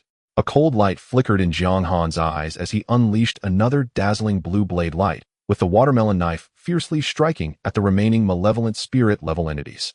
Without the enhancement of the black mist, these malevolent spirits immediately returned to their original form, their combat power plummeting. With one slash, 10 malevolent spirit-level entities fell dead on the spot, leaving only swirling black blood mist on the desolate sequence highway. A pleasant chime-like system notification sounded repeatedly. Evil spirit eliminated. Slaughter points 12000. This announcement echoed 10 times in succession, its mechanical tone reverberating incessantly within Jiang Han's mind, until exasperated, he mentally muted the system's audio alerts. The masked entity, clad entirely in black and wearing a stark white mask, slowly rose from the ground. Having just witnessed Jiang Han slay 14 of its subordinates, it threw back its head and unleashed a savage, thunderous roar toward the heavens. Then with a violent sweep it flung its arms wide apart and uttered a string of arcane guttural syllables, unintelligible and deeply unsettling. Instantly, the 6 remaining evil spirits beside it dissolved into roiling plumes of black smoke, vanishing into its form. In that instant, the entity's power surged wildly, its body brimming with frigid, chaotic energy, escalating toward the threshold of a grudge spirit mere moments away from transcendence. Both of you, get into the motorhome now. Jiang Han's voice was low, urgent, and edged with gravity as he addressed Lin Qingyan and Zhao Yali beside him. Without hesitation, he projected his soul-infused command across the entire Pioneer convoy. Move fast. Push your vehicles to maximum speed. The moment his words faded, the convoy erupted into full Zhao Tieju's Hummer surged ahead first. A Zhao Li slammed the accelerator to the floor, catapulting the vehicle to 180 kilometers per hour and still accelerating. Pan Zi, Hao, and Mei, each astride their motorcycles, instantly matched the convoy's pace. The 4 buses and Jiang Han's motorhome, however, were mechanically limited, topping out at 180 kilometers per hour. The newly empowered feral spirit, now fused with immense strength, watched the convoy flee at breakneck speed and roared in fury. From its maw poured torrents of pitch black mist aimed squarely at intercepting the lead vehicles. This time the mist was incomparably denser than before. Within its swirling depths emerged countless pallid skeletal arms lashing out wildly toward Jiang Han. Jiang Han raised his watermelon cleaver and swung with desperate force, attempting to sever the grasping. Yet the blade struck with a piercing shower of sparks. The arms were unervingly rigid, utterly impervious to cutting. Panic flared in Jiang Han's chest. Faster, go faster, he bellowed. Behind them, the black mist thickened relentlessly, its glacial aura clinging like a shroud to the convoy's tail. Each time the mist's tendrils neared the motorhome, Jiang Han deployed his spiritual energy to purify and repel them. His cleaver rang out again and again, clang after deafening clang, as it battered against the unyielding limbs. Though unable to sever them, each strike delivered tremendous force, repeatedly pushing the mist and motorhome apart by several meters. Thus the convoy raced down the highway in frantic flight, the mist's grasping arms forever surging in pursuit. Every time those ghastly white arms drew near the motorhome's hull, Jiang Han met them with a single decisive blow, driving them back. After repeated stalemates, the arms withdrew en masse, then spread laterally with terrifying speed, enveloping the entire motorhome in an instant. Jiang Han immediately channeled every ounce of his spiritual energy to shield the motorhome. Prolonged high-intensity combat had left him mentally exhausted and physically spent. The black mist surged past the motorhome and overtook bus No. 4. In the rear row, the last survivors were instantly swallowed whole by the suffocating darkness. Passengers in the front rows watched in abject horror. Those seated nearer the rear scrambled forward in blind panic, chaos erupting throughout the cabin. Jiang Han clenched his teeth, holding on through sheer will. As the convoy sped farther away, the distance between them and the entity widened, and the mist began to thin. He knew precisely they were now skirting the outer edge of the black-clad entity's assault range. Through the window, the world outside remained vividly clear. The motorhome had broken free of the mist's lethal grasp. Only when the last wisp of black mist vanished from sight did everyone finally exhale, a collective shuddering release of pent-up terror. Inside Bus No. For however, devastation reigned. The victims' bodies had liquefied into viscous black fluid oozing slowly down the seats, filling the cabin with a pungent, acrid stench reminiscent of concentrated sulfuric acid. The harrowing assault ended with only a handful of casualties, those seated in the rear of Bus No. 4. With the crisis fully resolved, Jiang Han collapsed, utterly drained, onto the motorhome's floor. Lin Xinyan and Zhao Yali rushed to his side, gently lifting him onto the sofa. Jiang Han lay there, eyes closed, drawing slow, deliberate breaths as he replenished his depleted spiritual energy. Once his complexion regained some warmth, he silently invoked the system interface and found his slaughter points had climbed to 200. With such a vast reserve, he wasted no time. He opened the system shop and exchanged 600 slaughter points for 3 vials of enhanced black serum. Gazing at the 3 vials in his palm, Jiang Han's hands trembled, not from fear, but from long-suppressed anticipation. He had waited for this moment for far too long. This time he resolved to emulate Zhang Xiuxiu, injecting all 3 vials simultaneously, to experience firsthand the visceral metamorphosis they promised. The moment the final dose entered his veins, Jiang Han felt as though a rocket had detonated inside his skull, a blinding, cataclysmic explosion of agony. His vision blacked out, and he crumpled to the floor unconscious. Lin Xinyan rushed to his side and checked his pulse, his breathing steady, his life secure. She carefully lifted him onto the bed, assuming he'd merely succumbed to exhaustion after the battle. Tenderly, she removed his shoes and tucked the blanket snugly around him. The motorhome continued its jolting journey along the road. Jiang Han lost in unconsciousness, unaware of how many hours, or days, had passed. 3 days slipped by before his eyelids fluttered open. His body bore no serious injury. Only the excruciating pain of triple-dose injection had overwhelmed his senses, knocking him senseless. Jiang Han resolved inwardly never again would he imitate Zhang Xiuxiu. Perhaps innate constitution dictated everything. His tolerance evidently was worlds apart. He focused inward and felt his spiritual energy surge outward, radiating from the motorhome like a silent tide. Within a 2-kilometer radius, every leaf, stone, and shadow revealed itself with crystalline clarity. He had successfully ascended to sequence 3/9 rotation. A surge of exhilaration swept through him as he retrieved the orange sequence advancement serum, recovered from a secret realm. 1 injection and he would ascend to sequence 4. After days of relentless injections, trepidation flickered in his heart, but the promise of breaking into sequence 4 steeled his resolve. Jaw clenched, he administered the dose once more. He braced himself for searing agony, but none came. Instead, every cell in his body pulsed with ecstatic vitality, dancing with raw, uncontainable joy. That transcendent state endured for 2 full hours. Jiang Han felt his very essence elevate, his life force ascending an entire tier, seamlessly crossing into sequence 4. Upon attaining sequence 4, his spiritual energy expanded exponentially. His maximum offensive reach now extended to 3 kilometers. Simultaneously, his cultivation art, divine thought scripture, unlocked a new ability, domain mastery, the sovereign control of a personal spiritual domain. His domain spanned 100 meters in all directions. Once activated, he could instantly relocate anywhere within that radius. Any foe caught within his domain suffered an immediate 50% reduction in attack potency, and any opponent ranked sequence 4 or lower could be eradicated instantly, with but a single focused thought. The moment Jiang Han successfully stepped into sequence 4, his strength underwent a qualitative leap. At this moment, he was filled with confidence, able to firmly suppress the eerie figure clad in black with a white mask. With his current battle power, he could barely contend with eerie beings of the fierce spirit level and could even achieve instant kills against malevolent spirit level entities. Here, let me explain the strength correspondence rules of the apocalypse. Ordinary eerie beings correspond to sequence 1, as stronger eerie beings correspond to sequence 2.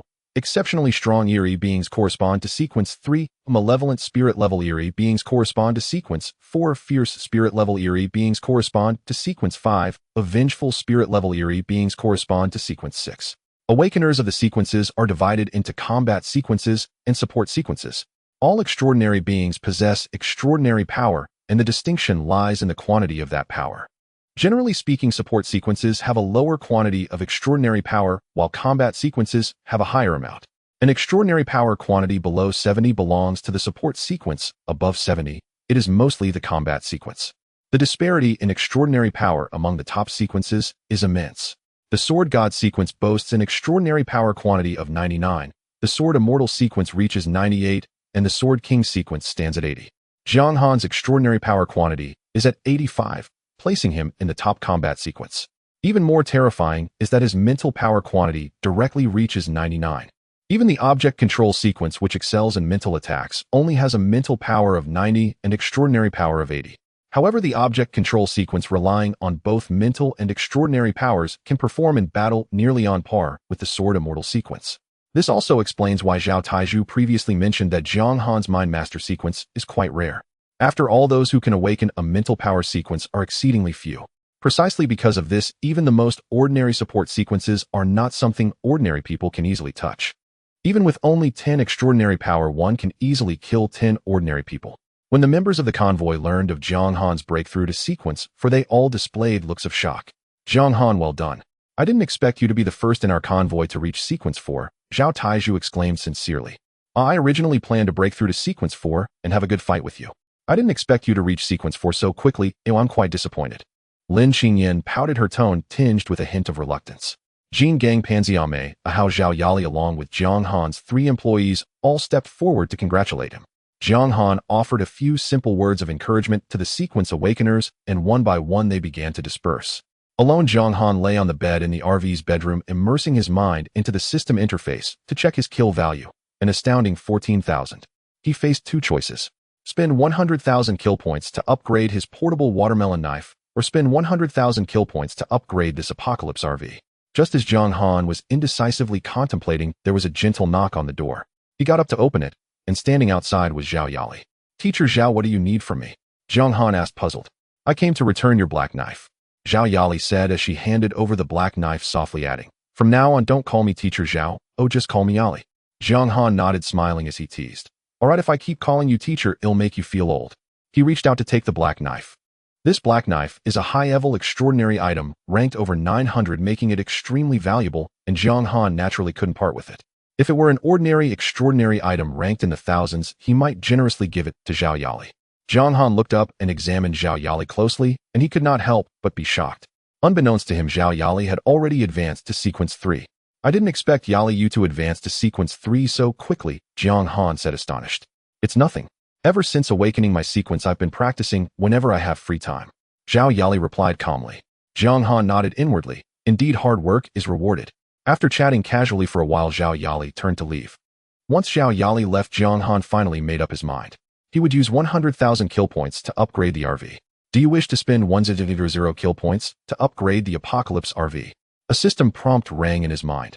Jiang Han confirmed in his heart.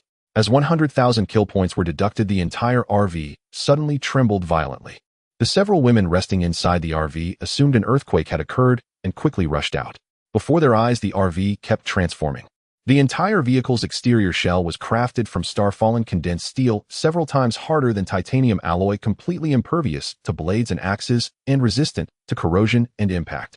The windows were replaced with obsidian crystallized glass 100 times sturdier than top-grade bulletproof glass, shattering no matter how hard it was struck, making it impossible to see the interior from the outside. The RV is equipped with a mental defense barrier that can isolate eerie mental pollution illusions and whispers, protecting everyone inside from losing their sanity. The chassis is equipped with an anti-gravity suspension system, eliminating traditional wheels, allowing for silent and concealed hovering travel easily, avoiding various dangerous terrains. The RV has 2 core attributes. It compresses space by 80 and enhances power by 80. Externally, it appears to be only 11.6 meters long and 2.4 meters wide, comparable to a regular extended RV. However, the interior features a 3-layered structure, with each layer measuring 58 meters in length and 12 meters in width, providing a single-layer area of a staggering 696 square meters. The first layer has half of it filled with soil to create a planting area, while the other half houses sheep and rabbits. The second layer is designed as a giant warehouse for stockpiling Apocalypse supplies, the third layer, serves as a living area, dividing into 34 independent bedrooms according to a comfortable specification of 20 square meters each. Additionally, there are reserved spaces for a living room, kitchen, multiple bathrooms, and a viewing room. Jiang Han looked at the transformed RV, feeling as though it was rapidly evolving into a futuristic technological fortress. Outside, the 6 women saw the RV stabilize and hurriedly ran in to check. The scene before them left them all stunned and speechless. The first layers, sheep pen and rabbit shed, were neatly partitioned, and the adjacent planting area was equipped with a photosynthesis system to ensure the plants absorbed sufficient nutrients. The group then moved to the second layer, where rows of massive warehouses came into view. Upon reaching the third layer, the numerous independent bedrooms left them in awe. Each of the 6 women selected a bedroom, and along with Jiang Han's, a total of 7 rooms were occupied. Seeing the luxury of the RV, the trio of Pansy, Ahao, and Ame immediately decided to move in. Thus, the 3 officially joined Jiang Han's RV team. Jin Gang, as the head of the first bus, maintained his post and continued to reside in his own bus. Zhao Taizhu gazed at the luxurious and comfortable RV, feeling tempted as well, and joined with his driver Xiaoli. Since there were plenty of spare bedrooms, it would be a waste to leave them empty, so Zhao Taizhu and Xiaoli each selected a room. At this point, all sequence awakeners in the convoy except for Jin Gang had moved into Jiang Han's RV. The newcomers were overjoyed and began to arrange their respective private bedrooms. With the blessing of Zhang Kaiwai's agricultural sequence, the number of animals in the convoy grew rapidly. The flock of sheep now numbered 100, and the rabbits had reached 300. However, as the animal population surged, the supply of fodder at the base quickly became insufficient. After some deliberation, Jiang Han decided to exchange 1 rabbit for 2 bags of fodder with the ordinary survivors. Upon learning that they could obtain rabbits simply by cutting grass, the ordinary survivors threw themselves into the task, with great enthusiasm, frantically mowing the grass near the base. On the other hand, Zhang Kaixia's agricultural sequence encountered a thorny problem. Even after the RV had been expanded and modified, the grain they grew still fell far short of meeting the convoy's needs. Currently, they could only produce 400 caddies of rice every 12 days. When distributed, each sequence holder received 20 caddies per day, while ordinary survivors had only 20 caddies to share among themselves daily. Water, however, was abundant. Jiang Han had installed a tap outside his RV, allowing everyone in the convoy to take water for free. Thanks to Jiang Han's thorough arrangements, the convoy's core talents were all preserved. The convoy currently had over 70 ordinary survivors. Previously, they had suffered a black-clad, evil spirit-level Eerie attack, resulting in the tragic loss of 11 lives. The current size was the result of their best efforts to protect everyone. In terms of food distribution, sequence holders could eat their fill at every meal, while ordinary survivors could only drink rice gruel. However, compared to before, the gruel had become much thicker. The meals for sequence holders were especially lavish. Rice mixed with rabbit and lamb meat, making a hearty stir-fried rice that left them full and satisfied almost every time. One day, Zhao Taizhu approached Jiang Han with a grave expression. Jiang Han, an ordinary person in our team, has awakened a sequence. Jiang Han was stunned and quickly asked, "Who is it?"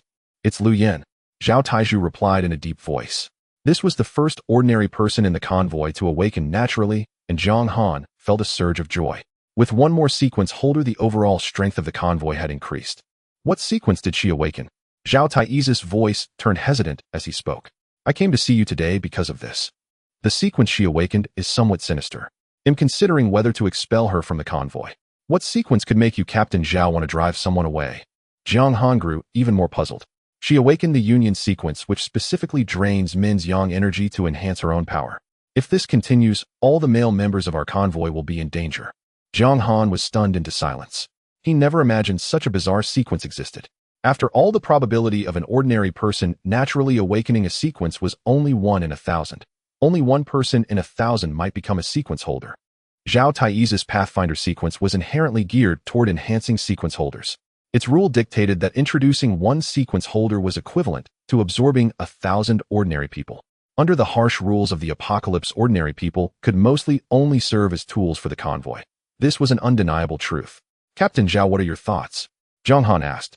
Jiang Han had already guessed the answer. As a backbone of the convoy, Zhao Taizhu was merely coming to seek his opinion out of respect for his leadership. Deep down, he was willing to accept Lu Yan and let her join the core team.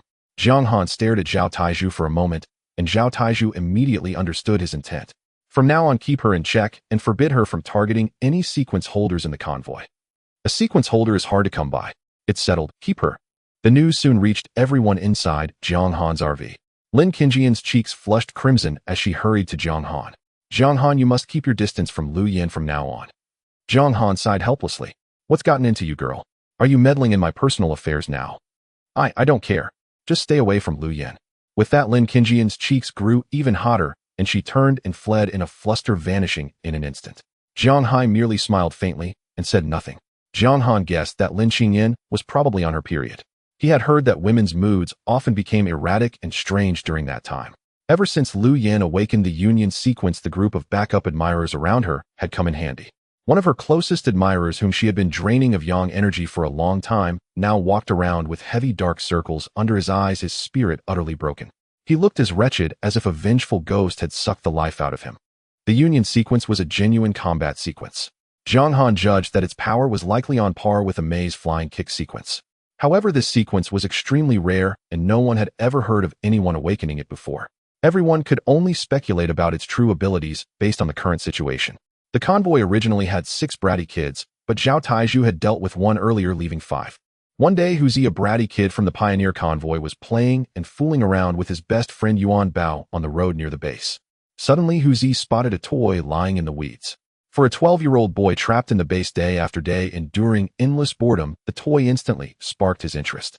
Yuan Bao, look. There's a toy. Yuan Bao followed his gaze and saw the puppet. A chill crept into his heart for no reason. He felt as if the puppet's eyes were staring straight at him. Its mouth stretched from ear to ear, its pitch-black pupils hollow and eerie. No matter how he looked at it, it seemed utterly sinister. Terrified, Yuan Bao tugged at Huzi. Huzi, let's go. This puppet is wrong. I'm scared. Huzi scoffed dismissively. Look at you, such a coward. You've got no spine. I'm not playing with you anymore. I'm going to play with this puppet. Ignoring Yuan Bao's pleas, Huzi rushed excitedly into the weeds and scooped up the puppet. Let's go. I'm going to play with my new toy. You scaredy cat, Yuan Bao, don't come looking for me anymore. Huzi hugged the puppet, growing more fond of it with each look, completely oblivious to the danger it concealed. That night, Huzi had an extraordinarily strange dream. In the dream, he was back in elementary school. His former friends were playing and frolicking around him. Xiaoming, Xiaoguang, Xiaohua, and his best friend Liang Liang were all by his side. Everyone was having a great time, and they eventually decided to play a game of eagle-catching chicks. In the first round, Xiaoming played the eagle, Liang Liang was the hen, spreading his arms to protect Xiaoguang, Xiaohua, and Huzi behind him, with Huzi at the very end as the chick. The children cheered and laughed, playing with boundless joy. Just then, a pair of hands grabbed Huzi hard. Huzi realized he had been caught by the eagle Xiaoming. He laughed and tried to cheat. No fair. You can't catch me. He struggled fiercely, trying to shake off Xiaoming's hands. But he soon found that Xiaoming's grip was terrifyingly strong, nothing like a child's strength. No matter how hard he fought, he couldn't break free. This round doesn't count. Let's start over. Xiaoming's once childish face suddenly darkened, stripped of all innocence and liveliness. His voice turned icy. How can it not count? When the eagle catches the chick, it's meant to eat it. Huzi's heart trembled with fear at his appearance. He spoke timidly. Xiaoming, it's just a game. Can we play again? But this isn't a game. Xiaoming's grip grew tighter, his smile twisted and sinister. His mouth stretched wide, his once normal eyes turned into pitch-black hollows, sharp fangs bared, and a crimson tongue slowly lolled out. Huzi was terrified and panicked, repeatedly shouting, "Don't eat me! Don't eat me!" The violent struggles and screams abruptly pulled Huzi back to reality from his nightmare. He flailed his arms, wildly drenched in cold sweat, gasping heavily. Looking down at the puppet toy he was tightly holding, Huzi finally realized it was just a nightmare. Still shaken, he muttered to himself, "Thank goodness it was a dream, thank goodness it was just a dream."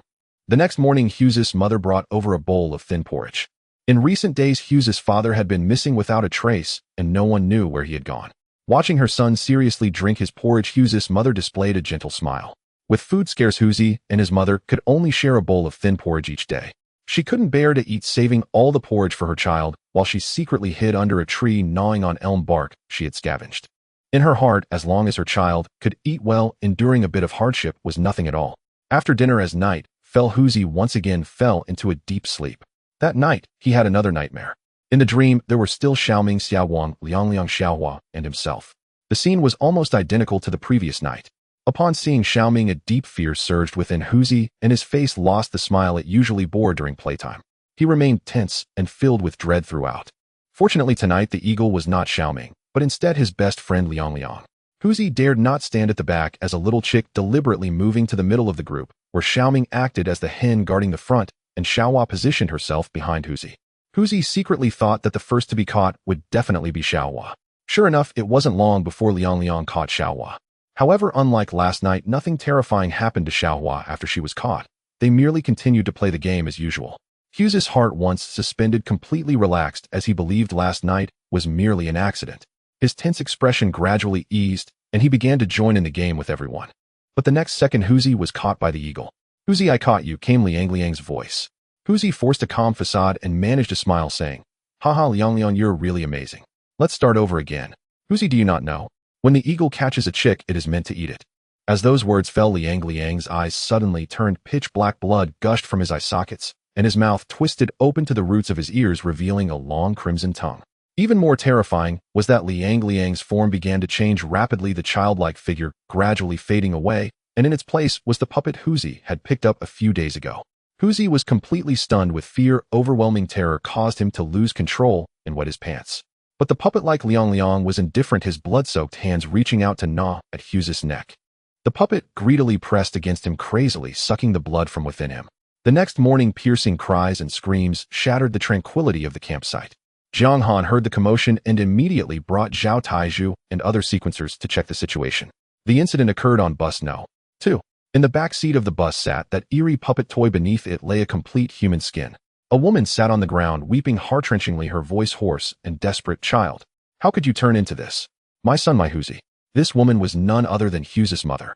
The sequencers looked at the cold human skin and felt a chill run down their spines. Zhao Taizhu did not approach the distraught mother, but turned to ask the survivors on the other bus for details. A survivor, named Zhang Depeo, stepped forward and vividly recounted the events. "Huzi found this puppet in the weeds a few days ago and has been hugging it to play with every day. Besides that, we hadn't noticed anything unusual before. I suspect this puppet harbors something sinister. It caused Hughes's death." Zhao Taizhu frowned deeply upon him. All the sequencers took turns closely examining the puppet, but it appeared to be just an ordinary toy, albeit one that looked strange and exuded a chilling aura. There was nothing else amiss. "To prevent any further accidents, we will cremate Hughes's remains along with this puppet," Zhao Taizhu decided solemnly. Everyone nodded in agreement. They placed Hughes's remnants and the puppet together, and a great fire ignited, consuming everything in its fierce flames. In the blaze, the puppet's mouth gaped wide, its appearance both eerie and terrifying, as if silently mocking all those present. After the fire, Hughes's remains and the puppet toy were reduced to ashes. That night, Yuanbao fell into a deep sleep and also had a nightmare. In the dream, he saw the already deceased Huzi. On the elementary school playground, Huzi, Xiaowang, Xiaoming, Xiaohua, and Liang were all standing there. Yuanbao felt no joy in his heart. Even in the dream, he clearly remembered that Huzi was dead. "Let's play a game together today." Liang spoke up. Xiaowang curiously asked, "What game are we playing?" "Let's play hide and seek." The game was decided with Huzi responsible for finding everyone, while the others scattered in search of hiding spots. Yuanbao hurriedly hid in an abandoned warehouse, holding his breath and not daring to make a sound. In less than a minute, slow footsteps could be heard outside. "I found you, Yuanbao." The warehouse doors slowly creaked open and the footsteps grew closer. Yuanbao was terrified, cold sweat pouring down his body, stiffening. Suddenly, a pair of hands grabbed his arms from behind. Yuanbao's heart tightened. "I told you, Yuanbao." Hughes's dazed face appeared in the darkness, his mouth moving without emotion.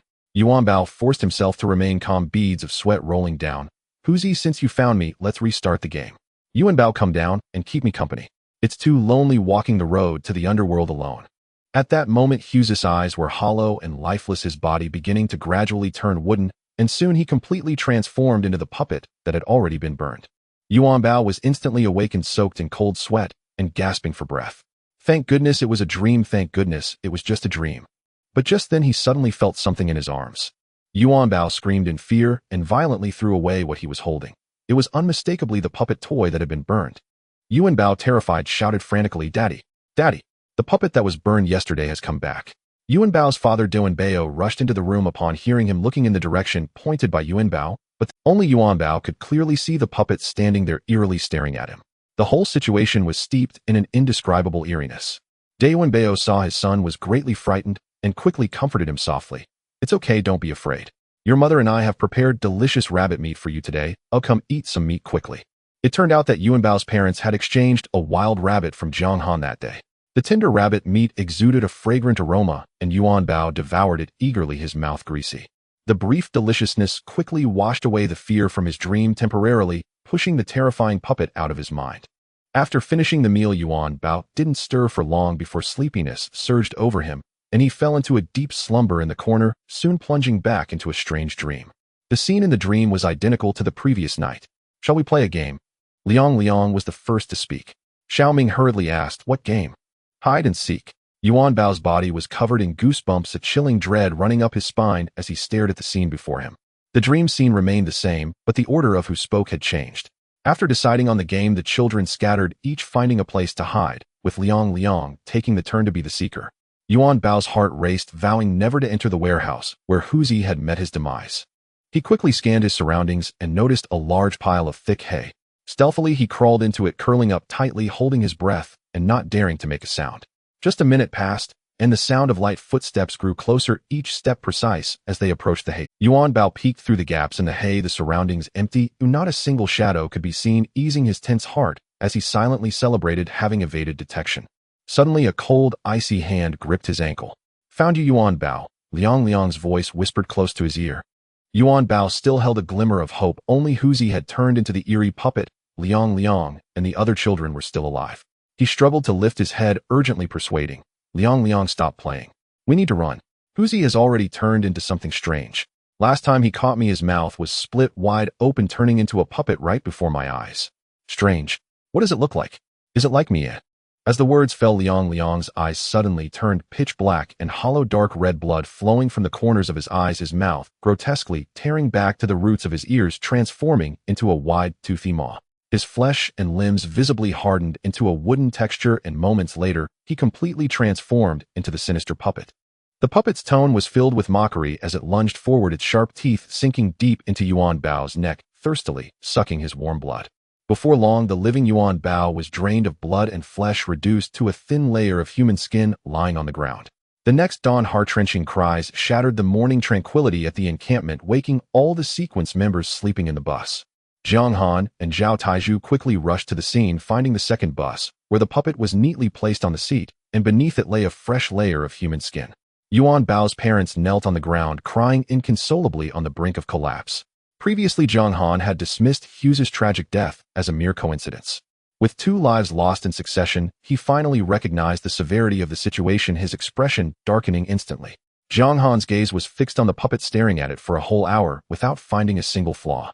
Only its grotesquely wide mouth and its dark, soulless eyes exuded a chillingly eerie aura. As Yuan Bao's parents began to calm down, the crowd approached to inquire about the events of the previous night. Yuan Bao's father, with red-rimmed eyes, spoke. "Yesterday, the child pointed and said the puppet had returned. I looked around but saw nothing, thinking it was just a child's frightened hallucination, and didn't take it seriously." Upon hearing this, Jiang Han immediately recalled the bizarre, knocking ghost rules encountered in Jiang City. It became clear to all sequence members present this eerie entity was similar to the knocking ghost, having silently infiltrated the convoy, its source being the puppet Huzi had picked up. The survivors were filled with pent-up anger, each blaming Huzi. Hughes's tragic death was purely deserved, a woman spat angrily. Her words sounded harsh, but it was the undeniable truth. If Huzi hadn't picked up the puppet from the roadside, the convoy wouldn't have suffered consecutive deaths, and who knew how many more innocent lives might be lost in the future. However, everyone had no countermeasure against the entity that could kill in dreams. It didn't need to manifest in reality to commit murder. It could harvest lives through dreams, proving to be far more troublesome than the knocking ghost in Jiang City. Jiang Han analyzed softly. The puppet is merely a vessel for the entity. It repeatedly enters dreams to terrify ordinary people, most likely feeding on the fear generated by humanity, growing stronger from this sustenance. Initially in Jiang City, a large number of sequence members alongside the powerful Shimin Shui were helpless against the rules of the entity, let alone this makeshift escape convoy. Zhao Taiju sighed heavily, though he resented Huzi deep down. The dead could not be brought back to life. No amount of complaints would help. When ordinary survivors learned that the entity only targeted them, panic instantly swept through the crowd. In the crowd, someone unable to control their anger directed all their resentment at Hughes's mother, surrounding her and hurling insults. Among the crowd, teacher Liang, wearing gold-rimmed glasses, who had taught at the school, looked pale and pushed up his glasses, sternly scolding the woman. "Your husband can't control his affairs outside, and you can't raise your child properly, causing calamity for the convoy. Your very existence is a burden to the team." Each harsh word struck Hughes's mother like a sharp knife. With her husband missing and her only son tragically dead, these successive blows crushed this usually resilient woman. Suddenly, she lifted her head and laughed wildly, completely Losing her sanity barefoot, she ran frantically into the wilderness, and everyone knew that she could not escape the entity's grasp. With no outlet for their grievances, the survivors dispersed gloomily. That night, Teacher Liang, who had earlier scolded Hughes's mother, fell into an alluring yet terrifying nightmare. In the dream, Lu Yin wore a strapless short dress, paired with black stockings and high heels, her captivating features, full of seductive charm, staring directly at him. Teacher Liang felt his heart race, his body heating up, the elegant facade he usually maintained shattered. Lu Yin beckoned with her finger, making an inviting gesture toward him. Unable to contain his impulse, Teacher Liang hurriedly stepped forward, wanting to get closer. Just as he was about to get close, he suddenly discovered Lu Yan's eyes were pitch black and hollow, blood slowly dripping from her eye sockets, her mouth torn back to her ears, showing a mouthful of sharp teeth. Transforming into an eerie version of Lu Yan, she opened her blood-soaked mouth and lunged at him, tearing and biting. "Don't come near. Get away!" Teacher Liang screamed as he jolted awake from the nightmare, his gold-rimmed glasses falling to the ground. The nearby survivor, Mr. Zhu, quickly leaned over to ask, "Teacher Liang, did you have a nightmare?" Just as he finished speaking, Mr. Zhu's gaze fell on Teacher Liang's arms, and he let out a piercing scream. Hearing the scream, everyone rushed over, their faces turning pale. The puppet, which had clearly been burned to ashes by everyone, was now being tightly hugged by Teacher Liang, silently returning once again. The sudden movement startled everyone, and a group of survivors rushed together upon hearing the sound. The strange puppet reappeared before them, a bone-chilling coldness spreading. Everyone's hearts were filled with dread, their eyes reflecting fear, terrified that the next target would be themselves, taken in their sleep. Jiang Han stared at the puppet, his eyelids uncontrollably twitching. The puppet's hollow eyes seemed to gaze into his soul, exuding silent malice. Everyone understood that even if this thing was burned to ashes, it would inevitably return. However, leaving it there was too unsettling. After a moment of hesitation, they steeled themselves and ignited the puppet once more. Teacher Liang was terrified by the consecutive deaths, resolutely deciding to stay awake all night, refusing to fall into nightmares again. But after being tightly strung up, drowsiness surged over him, and he unknowingly fell into a deep sleep. As expected, in the depths of the night, that familiar nightmare descended once more. By the bed sat Lu Yin, her alluring figure clad in black stockings wrapping around her long legs. But recalling her terrifying transformation into a puppet last night, with hollow eyes and a mouth torn to the roots of her ears, Teacher Liang trembled violently, hardly able to appreciate the tempting body before him, only left with a bone-deep fear. "Come here, don't I look beautiful?" Lu Yan's voice in the dream was sultry, continually luring the weak Teacher Liang. He stood frozen, his face as pale as paper, his legs trembling as if he could hardly stand. The horrifying image of Lu Yan turning into a strange puppet replayed frantically in his mind, and the extreme fear shattered his mental defenses. Warm liquid flowed down his pant leg. He was so scared that he wet himself. At first, Lu Yan posed seductively, alluringly. Seeing Teacher Liang still daring not to approach, her sweet voice suddenly turned sharp and piercing. "Come here. Come here. Come here." The final scream, bordering on hysteria, struck hard at Teacher Liang's legs went weak, and he collapsed onto the cold ground. The beauty before him instantly shed all allure, her skin and flesh transforming into hard wooden textures, reverting back to that ferocious puppet, its mouth torn to the roots of its ears, eyes streaming with thick blood, tears lunging towards Teacher Liang. The shrill scream swiftly faded in the dream, the puppet greedily consuming his life force. In mere moments, Teacher Liang was drained of blood and flesh, reduced to a thin layer of human skin. The puppet licked the blood at the corner of its mouth, its crimson eyes slightly moving as it murmured, "Humans, your taste is truly delicious. I wish I could eat a few more. Unfortunately, the damned rules bind me." The next morning, like the previously deceased tiger and Yuan Bao, Teacher Liang also turned into a shriveled piece of human skin. This strange puppet became increasingly sinister and violent, its mouth widening even more than the day before, as if mocking every survivor in the convoy who was barely holding on. "Captain Zhao, Master Sequencer, what are we supposed to do?" The ordinary survivors completely broke down. This was already the third person to die at the hands of the puppet. The long-standing oppression of the apocalypse was about to crush everyone. A woman, driven insane by the consecutive deaths, completely lost her mind. She suddenly laughed maniacally, tearing at her own hair, as if mad, staggering out of the convoy's encampment, running further and further away, disappearing into the desolate wasteland. The despair of waiting for death and the fear of the unknown loomed like an impenetrable net, suffocating everyone, making the survivors almost unable to breathe. No one knew if tonight this puppet would come to claim their lives. Zhao Taizhu shook his head helplessly. Though Captain Zhao had an abundance of knowledge about the apocalypse, he had no idea how to deal with this strange occurrence. "Let's burn it." Yet at this moment, not a single survivor dared to reach out and touch the puppet. Everyone knew that whoever touched it would become the target of the nightmare that night, killed by the strange entity in their dreams. Even the sequencers were too apathetic to care, burning it or not had long lost its significance. Only Jiang Han saw through it all. This puppet was merely a tool used by the strange to spread panic. It was waging a psychological war against everyone, and the ultimate fear of the survivors was its best nourishment. However, the deeper underlying rules were something Jiang Han could not fully comprehend for now. Ignoring the chaos outside, Jiang Han turned back to his vehicle. He sat cross-legged and began to circulate his internal power, practicing the divine mind technique. This method also recorded a powerful sealing technique. This sealing formation was based on the practitioner's spiritual power and was extremely powerful. Even if the opponent's strength far surpassed one's own, it could still forcibly seal them. Previously, Jiang Han had studied it for a long time, but never fully grasped the secret technique. However, just as he witnessed the puppet causing havoc, a flash of inspiration struck him, and he suddenly comprehended the sealing technique that had troubled him for days. Having mastered the powerful sealing technique, Jiang Han immediately became interested and decided to find someone to test its effectiveness. The first target he focused on was the lively and mischievous Zhang Kaiwei. He circulated his spiritual power and instantly unleashed the sealing technique, an invisible chain of power binding Zhang Kaiwei firmly in place. She couldn't move at all, panicking and nervously watching Jiang Han. "Boss, what are you doing?" Looking at her pitiful expression, Jiang Han couldn't help but feel a hint of mischief. "Who told you to jump around all the time? Today I'll keep you here and make you behave properly." Zhang Kaiwei, completely bound, begged for mercy, her small face scrunched up. "Don't. Boss Jiang. I promise I'll be good from now on and won't cause trouble again. Please let me go." Seeing she was genuinely frightened, Jiang Han also retracted his playful intentions and lifted his hand to release the seal. "Alright, I was just teasing you. I just practiced a sealing technique and wanted to test it on you. Look how scared you are." Freed, Zhang Kaiwei hurriedly patted her chest, gasping for breath. "Boss Jiang, you really scared me." The commotion between them caught the eye of Lin Qingyan, who was passing by. She approached with a puzzled expression. "Jiang Han, why were you bullying Kaiwei just now?" Jiang Han grinned and came up with an idea. "I was testing my newly practiced sealing technique. Want to give it a try?" As soon as he finished speaking, Jiang Han directly activated his spiritual power to cast the secret technique. Several transparent chains of spiritual power instantly wrapped around Lin Qingyan, firmly locking her limbs in place.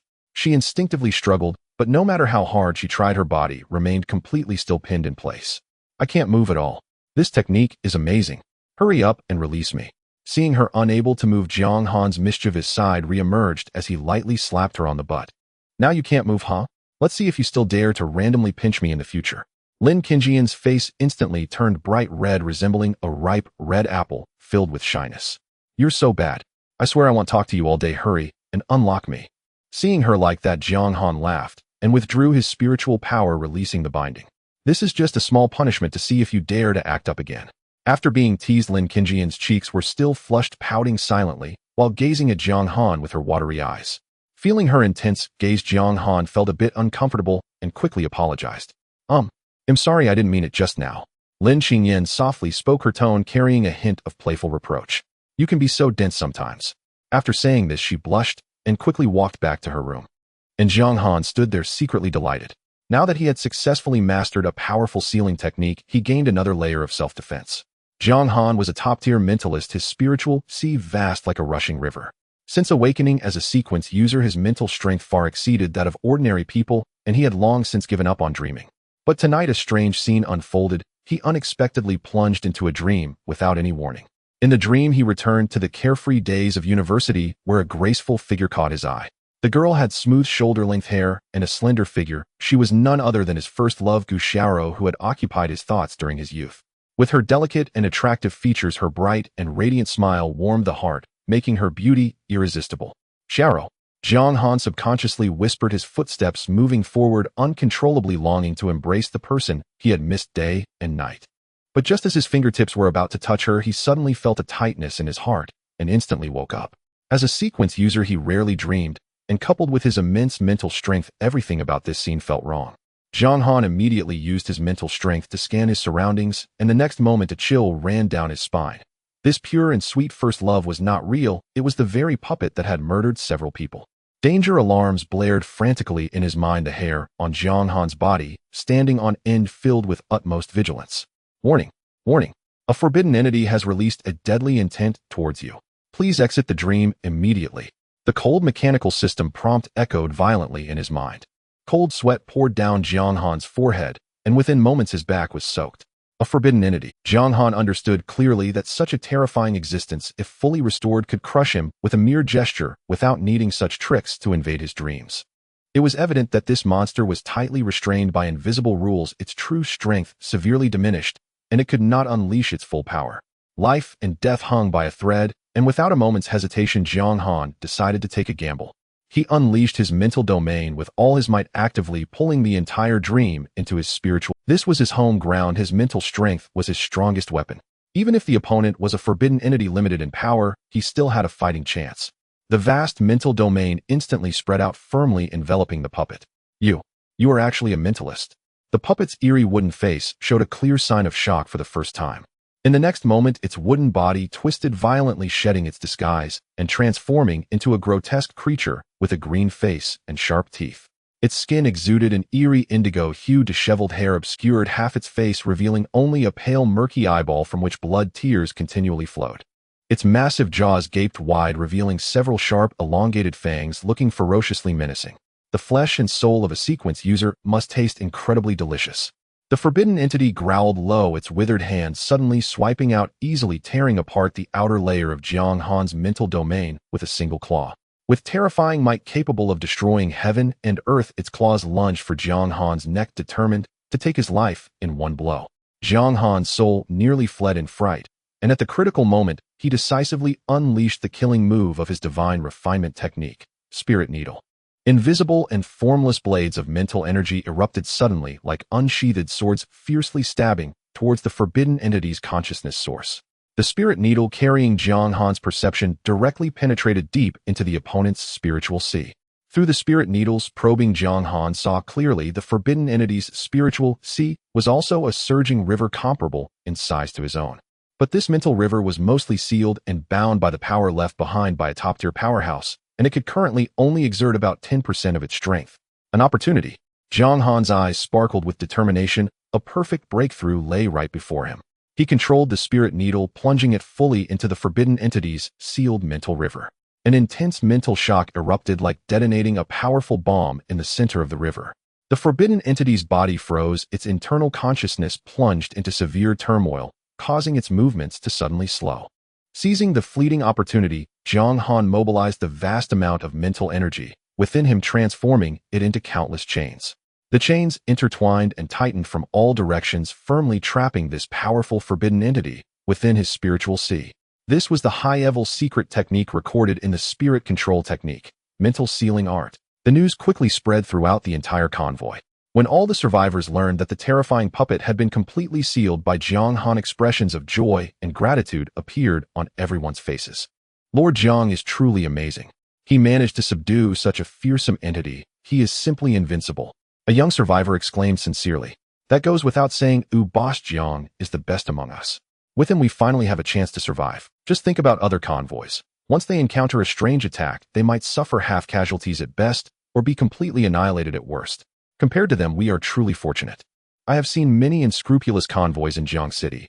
Those sequence users don't treat ordinary people. The strong laborers were all taken to do hard work, and often went hungry. Female survivors were even mistreated and turned into their playthings. Another person sighed, their tone filled with fear. The crowd spoke sincerely, each word coming from the heart. After this incident, Jiang Han's prestige in the convoy reached its peak. Everyone respected and trusted him from the bottom of their hearts.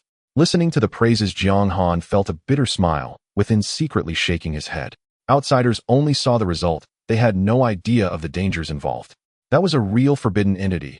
Even if its strength was reduced, now based solely on physical strength, even if it stood still and allowed him to attack, he might not be able to harm it at all.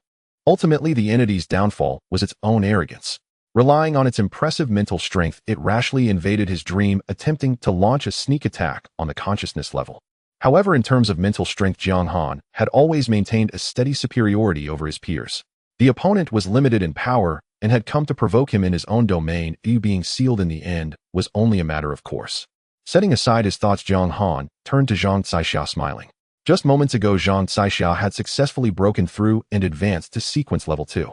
Caixia, well done. You broke through smoothly. Jiang Han said, quickly, tell me, what enhancements did you gain after advancing to sequence level 2? Zhang Caixia's eyes sparkled with excitement. As she replied, Boss Jiang, after my breakthrough the yield of the plants I cultivate has doubled. Hearing this, Jiang Han's heart blossomed with joy. With the yield doubled, they could now produce 800 pounds of rice in one go, which meant the convoy could stabilize an additional 60 pounds of food daily. After a brief calculation, he quickly formulated a distribution plan. Other sequence users would still receive the original standard of 20 pounds of rice daily. Those with the indestructible body would receive an additional 10 pounds. All ordinary survivors would be uniformly allocated 30 pounds of rice daily. At mealtime, everyone noticeably found the rice soup thicker than usual, and every face wore a simple smile, creating an exceptionally harmonious atmosphere. Jiang Han looked at the peaceful scene before him, filled with countless emotions. At least under his protection, the ordinary people in this convoy no longer had to suffer from hunger or live in fear. But he also knew that the outside world remained cruel. Many of the lower-tier survivors in other convoys were still gnawing on roots, peeling bark, and foraging for wild vegetables to stave off hunger. Hey, what are you daydreaming about? Standing here like a fool. A clear voice sounded beside him. It was Lin Qingyan, who had come over to tease him. Interrupted from his thoughts, Jiang Han quickly concealed his emotions and returned to his usual playful demeanor. He looked at Lin Qingyan, deliberately pretending to raise his hand to hit her. What's this? Are you here to tease me again? Be careful I seal you again, and then deal with you. Lin Qingyan's cheeks instantly flushed, and she playfully scolded, you know I'm a girl, so why are you so rude? Her rosy cheeks seemed as if they could drip water. Seeing her like this, Jiang Han also restrained his teasing intentions, feeling a bit embarrassed as he scratched his head. I'm sorry. The pressure in the apocalypse is too great. I was just joking with you, don't be mad. Lin Qingyan lowered her eyes, her usual straightforward personality completely disappearing, her voice as soft as a mosquito's buzz. I'm not angry. I'm just mad that you're like a block of wood. Can't you see that I like you? This sentence struck Jiang Han like thunder, leaving him stunned in place, completely bewildered. Jiang Han's ears perked up. He heard the words clearly just now and instinctively turned to ask, what did you say? Lin Qingyan took a deep breath, gathering all her courage, and shouted, Jiang Han, I love you. With that, she rushed forward and threw herself into Jiang Han's arms, wrapping her arms tightly around his waist, refusing to let go. Jiang Han stood frozen on the spot, unsure of where to place his hands, and looking utterly flustered. The soft, warm body of the girl in his arms and the faint fragrance that lingered at his nose left him silent for a long time. After a while, Jiang Han finally spoke, his voice laced with hesitation. Qingyan, I used to bully you all the time. Why would you still like me? Lin Qingyan buried her face in his chest, her voice soft and low. I can't really explain why your image fills my mind. Even the times you acted mischievously or tried to look cool, I can't forget. Jiang Han raised his hand, gently caressing her long hair, feeling a softness in his heart. After a moment of silence, he confessed, actually back in college, I had a girlfriend named Gu Xiaoro. The apocalypse came suddenly, and to this day, I still don't know where she is or how she's doing. I don't want to. Lin Qingyan slightly lifted her head, her eyes showing no displeasure, instead gently shaking her head. We are in an apocalypse now. The old rules no longer apply. No matter if I run into her again in the future, I just want to be with you. Her words felt like a warm current, deeply touching Jiang Han's heart. He had never seen Lin Qingyan so gentle before. The usually boisterous and fiery girl was now so docile that it filled him with joy, and the more he looked, the more he liked her. He lowered his head to gaze at her, his eyes falling on her soft, plump lips, and could no longer hold back. He leaned down and kissed her fiercely. In a room filled with warmth, the two nestled together. That night, Lin Qingyan did not return to her dormitory, but stayed in Jiang Han's room, sharing a night of tenderness. The next morning, as dawn broke, Lin Qingyan's face was buried in Jiang Han's sturdy chest, her delicate fingers gently stroking his skin, her cheeks flushed with shyness. She mumbled softly, a hint of grievance in her tone. Jiang Han, you really made it hard for me. My whole body hurts. Jiang Han ruffled her hair, soothingly, saying, it's like this for the first time, you'll get used to it gradually. After saying this, he carefully helped Lin Qingyan sit up. Her legs felt weak and her walking posture was a bit awkward, occasionally shooting Jiang Han a playful glare. A discerning eye could easily see what had happened last night. The atmosphere was particularly ambiguous. As they stepped outside, they ran into Zhang Kaiwei, who was coming out to wash up. Zhang Kaiwei immediately caught on and teased with a smirk, good morning, Boss Jiang. Good morning, boss lady. Get lost, stop joking around. Jiang Han was both amused and exasperated, scolding her lightly. Laughter erupted around them, and Zhao Tieju, stroking his long goat beard, strolled over, laughing heartily. I said it, my eyes are sharp when it comes to people. You two finally got together. I noticed that Qingyan had affectionate looks for Jiang Han. Yet you all said I was an old gossip with improper thoughts. Jiang Han shot him a glance and retorted, Captain Zhao, you're getting more and more gossipy these days. Hurry and shave that beard of yours, pretending to be a wise old sage at over 40, you might as well have a chat with Li Changsheng. Zhao Taizhu didn't mind at all and continued to stroke his goat beard. Meanwhile, Zhao Yali stood watching the intimate pair, unable to hide her disappointment. She felt inexplicably restless, her chest tight, unable to express her feelings, and could only silently look away. Soon it was lunchtime, and today's main dish was fragrant lamb rice. Zhang Han's RV was spacious, and the crew was used to sitting together for meals. Chef Zhang now lived in this RV, responsible for everyone's meals, becoming Zhang Han's personal chef. At mealtime, the burly Jin gang was always the first to sit at the table, never absent. Today, the atmosphere at the table was particularly strange. Everyone exchanged glances, their eyes darting around, and finally all gazes landed squarely on Zhang Han and Lin Qingyan, the gossip flames threatening to burst forth. Among them, Jin Gang was the most straightforward, saying whatever came to his mind. He slapped his thigh and laughed loudly. Han Gu, you are truly impressive. You actually managed to take down this thorny rose as your wife. In everyone's impression, Lin Qingyan had a fiery personality, much like a rose with thorns, and no one dared to provoke her. In the past, upon hearing Jin Gang's teasing Lin Qingyan, would surely have smacked him on the head a few times. But today's Lin Qingyan was completely different. She quietly sat beside Zhang Han, her eyes curved, a gentle smile gracing her face, showing no sign of temper. As everyone laughed and chatted, the originally relaxed Zhao Tai's expression suddenly changed, his brows furrowing tightly, his grip so strong it nearly pulled out a hair from his beard. He shouted, not good. An anomaly is approaching, it's moving at high speed right towards us. Shall we start the RV immediately? Since Zhao Taiju joined the team, the driving of the RV had been entrusted to Shaoli. The other women were glad to be free from the toil. The engine roared to life, and the fire thrusters at the back of the RV ignited fully, propelling the vehicle forward like an arrow. Four large buses followed closely behind the convoy, retreating in an orderly fashion. Lu Yin continued to manage bus No. 4. Like Jin Gang, as the bus head, she had to stay on duty and watch over the survivors inside, so she didn't move into Zhang Han's RV. Zhang Han's brow twitched, and a powerful mental force unfolded instantaneously, capturing the situation behind him. Upon seeing the approaching anomaly, his eyes ignited with fury. It was an old foe. It was a malevolent spirit-level anomaly, wearing a pale mask, dressed in black with dried hands hanging limply. Exactly the anomaly that had relentlessly pursued them earlier. Last time it had used its subordinates as nourishment, which only temporarily boosted its strength. Now Zhang Han had already broken through his power-reaching sequence, for his cultivation soaring. Old grievances were right before him. If not now, when would he take revenge? With that thought, Zhang Han wasted no time, his figure flashing as he leaped directly out of the RV window. With his feet on that familiar watermelon knife, the blade shimmered, carrying him like a bolt of lightning straight towards the black-clad anomaly. Haha, so it's an old acquaintance. Zhang Han laughed loudly. Did you bring that broken Suona with you today? This malevolent spirit-level anomaly was accompanied by 10 subordinates, all malevolent spirit-level anomalies. These types of anomalies possess strong corrosive abilities, making them quite troublesome in the past. But now Zhang Han's strength was vastly improved, and the RV had undergone numerous upgrades, greatly enhancing its defenses. Even if these 10 malevolent spirits attacked and corroded the RV, they could hardly do any damage. However, the large bus still contained many ordinary survivors whose defenses were weak. If these anomalies got too close, it would surely lead to heavy casualties. The black-clad anomaly seemed to understand Zhang Han's words. Although it couldn't speak, the black mist swirling around it intensified, its aura growing increasingly fierce, clearly enraged. Without a word, it directly pulled out that iconic Suona. In the next moment, the Suona transformed instantly into a sturdy long stick enveloped in a chilling aura and smashed down heavily towards Zhang Han's head, aiming to severely injure him in one strike. Do you really think I am still the weakling you could easily manipulate back then? Zhang Han exerted force under his feet, leaping high into the air, easily dodging the overhead strike. He gripped the watermelon knife tightly with one hand, unleashing all the power within him, and roared, blades splits Mount Hua.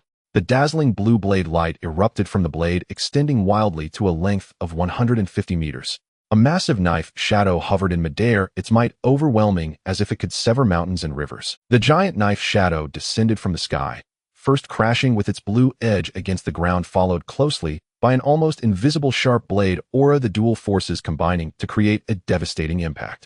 Bang! A tremendous sound echoed across the wilderness. The black-clad malevolent spirit-level anomaly wearing the pale mask didn't even have time to dodge and was directly struck by the knife. The immense force instantly tore its body apart, leaving it no chance to struggle, disintegrating into a cloud of ash. The 10 malevolent spirit subordinates beside it could not even get close, swept away by the residual force, turning into pools of thick, dark goo, completely vanishing. System prompt: killed a malevolent spirit-level anomaly, kill points 100000. System prompt: killed a malevolent spirit-level anomaly, kill points 10,000. System prompt killed a malevolent spirit level anomaly, kill points 10,000. A series of system prompts rang in Jiang Han's mind. Jiang Han looked down at his kill points and quickly noticed the changes. Since advancing to sequence for the kill points gained from killing these malevolent spirit level anomalies had decreased. In the past, killing a malevolent spirit level anomaly would yield at least 12,000 kill points. Now 2,000 had been deducted, leaving only 10,000. Jiang Han pushed open the door of the caravan and returned only to be embraced by Lin Qingyan, who had been waiting for a long time. Her warm, soft body pressed against his chest, and Jiang Han raised his hand to wrap her in his arms. Lin Qingyan tilted her delicate face up, her eyes filled with concern.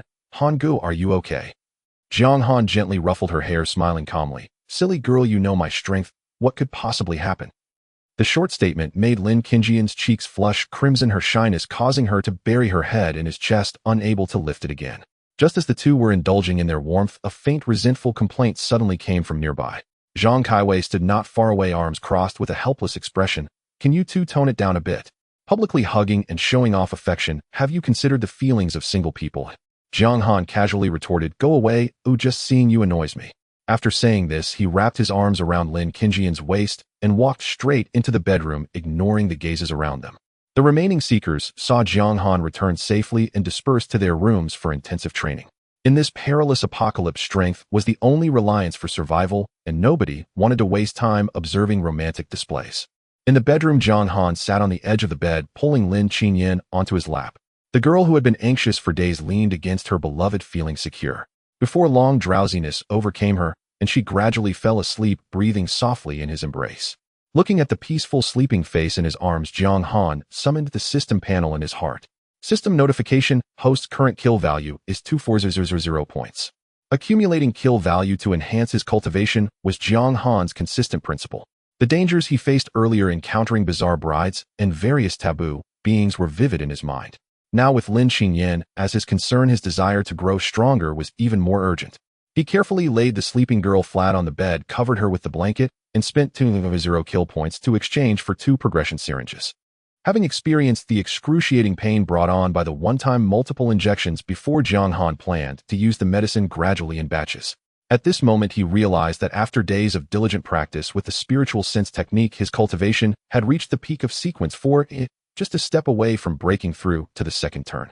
Jiang Han sat cross-legged at the foot of the bed, focusing on his cultivation technique deep into the night.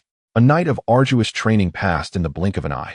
At dawn the next day, Jiang Han completed his training and successfully broke through to sequence 4, second turn. Reaching this realm allowed the effects of the progression syringe to be fully realized. He no longer hesitated and took out one syringe to inject into his arm. The moment the liquid entered his body, excruciating pain engulfed him, as if countless steel needles were piercing his bones, causing his muscles to convulse and tremble uncontrollably. Jiang Han gritted his teeth, drenched in cold sweat, enduring the torment. Just then Lin Qingyan happened to wake up. Seeing Jiang Han's pale face and tense body, she immediately panicked and rushed forward to embrace him. Han Gu, what's wrong? The warmth in her arms dulled much of the pain. Jiang Han slowly calmed his breath, gently reassuring her while taking out the remaining syringe. This is a progression medicine. You're stuck at the bottleneck of sequence 3, or 9th turn. One injection can help you break through to sequence 4. Lin Qingyan quickly waved her hands to decline. Progression syringes were scarce in this apocalypse, and she didn't want to take away Jiang Han's precious resources. Take it, you need to become stronger so you can fight alongside me in the future. Jiang Han spoke with certainty, leaving no room for negotiation. Lin Qingyan had always been unwilling to hide behind Jiang Han for protection. After contemplating for a moment, she solemnly accepted the syringe, inhaled deeply, and injected it into her arm. As the pain suddenly exploded, her body trembled uncontrollably. Jiang Han immediately embraced her, and supported by him, the girl's tense body gradually relaxed. 2 days passed in the blink of an eye. Jiang Han successfully broke through to sequence 4, third turn, and Lin Qingyan also stepped into sequence 4 as desired. The girl, having broken through, was full of joy, her eyes sparkling with happiness. Jiang Han instructed her to stay indoors to stabilize her realm and stepped out alone. Just as he stepped out the door, Lu Yan happened to walk out from Zhao Taiyi's room. Recalling Lu Yan's Hahuan sequence, Jiang Han couldn't help but indulge in wild thoughts, secretly speculating whether Captain Zhao had overexerted his body due to the special sequence, a chill creeping up his spine. Lu Yan saw through his impure thoughts at a glance, covering her mouth with a light laugh, her posture charming. Mr. Jiang, there's no need to overthink. I'm just here to find Captain Zhao for information on the apocalypse. Jiang Han awkwardly responded, instinctively probing her cultivation level. In an instant he was taken aback, his hair standing on end. You are already sequence 3. Just a lucky breakthrough, Lu Yin said with a casual smile. Jiang Han's heart surged with waves. Lu Yin had awakened the Hawan sequence only a few days ago, yet her cultivation speed was astonishing. Zhao Yali's rapid progress was due to her exclusive medicine and the enhancement of the top-tier Sword God sequence, which was understandable, but Lu Yin, with no resources or special support, had such an exaggerated advancement speed, which was truly abnormal. Suppressing his doubts, Jiang Han asked seriously, what is the true capability of the Hawan sequence? The outside world has always had biased rumors. Hawan is not a mere auxiliary system, it is a legitimate mental combat sequence. I awakened with my own technique the 1,000 Illusions art plus the exclusive skill the Eye of Enchantment. Upon hearing this, Jiang Han's heart trembled. The 1,000 Illusions art creates illusions, and the Eye of Enchantment controls the mind. Both abilities are methods of mental attack aligning with the spiritual sense technique he cultivated. The 1,000 Illusions art constructs illusions with spiritual power. Jiang Han asked, trying to confirm. Lu Yin nodded with a light smile. Exactly. In terms of the essence of cultivation, I like Mr. Jiang belonged to the mental sequence practitioners. Jiang Han's heart sank as he pressed for the crucial detail. What is your innate reserve of spiritual power? 99. The brief 3 words shattered Jiang Han's psychological expectations completely. With such a high spiritual aptitude paired with top-tier mental sequence techniques and skills, Lu Yin in front of him was actually a hidden prodigy of destiny. He suddenly became alert. At this cultivation speed, it wouldn't be long before her level would catch up to his. So what is the purity of your spiritual energy? Jiang Han persisted, asking another question. Lu Yin flashed a playful smile, her voice crisp as she replied, Hee, Mr. Jiang, my spiritual energy purity is 99, and my extraordinary power reserve is 95. Hearing the terrifying figures Lu Yin disclosed, Jiang Han felt a wave of suffocation in his chest, becoming more and more disheartened. Could it be that Lu Yin is the reincarnation of the heavens' favored child? Miss Lu, let me ask you a heartfelt question. Jiang Han took a deep breath, his expression serious. There shouldn't be any grudges between us, right? Upon hearing this, Lu Yin immediately ceased her playful demeanor, her gaze turning particularly earnest. Of course not. When I was still an ordinary person, I owe my life to Mr. Jiang for protecting the convoy. Without you, I wouldn't have made it this far. That's good, that's good. Jiang Han instinctively muttered a couple of times before hastily bidding farewell to Lu Yin. It would be a death wish to get entangled with someone so favored by the world's rules. If it weren't for the deliberate bias of the world's rules, it would be impossible for her to be bestowed with such an extraordinary sequence. After leaving the RV, Jiang Han planned to find an open space to catch his breath. He had barely walked far when he saw 3 figures practicing their sequence abilities in the clearing. It was Zhao Yali from the Sword God sequence along with a Hao from the Gangster sequence plus another teammate who were famously known as the Slacker Trio in the convoy. Jiang Han focused his gaze and was taken aback. Among the 3, someone had unexpectedly advanced to sequence 3. It was a Hao who usually slacked off, now firmly stepping into the threshold of sequence 3. Jiang Han clearly remembered that a Hao was part of the Gangster sequence equipped with many flashy moves.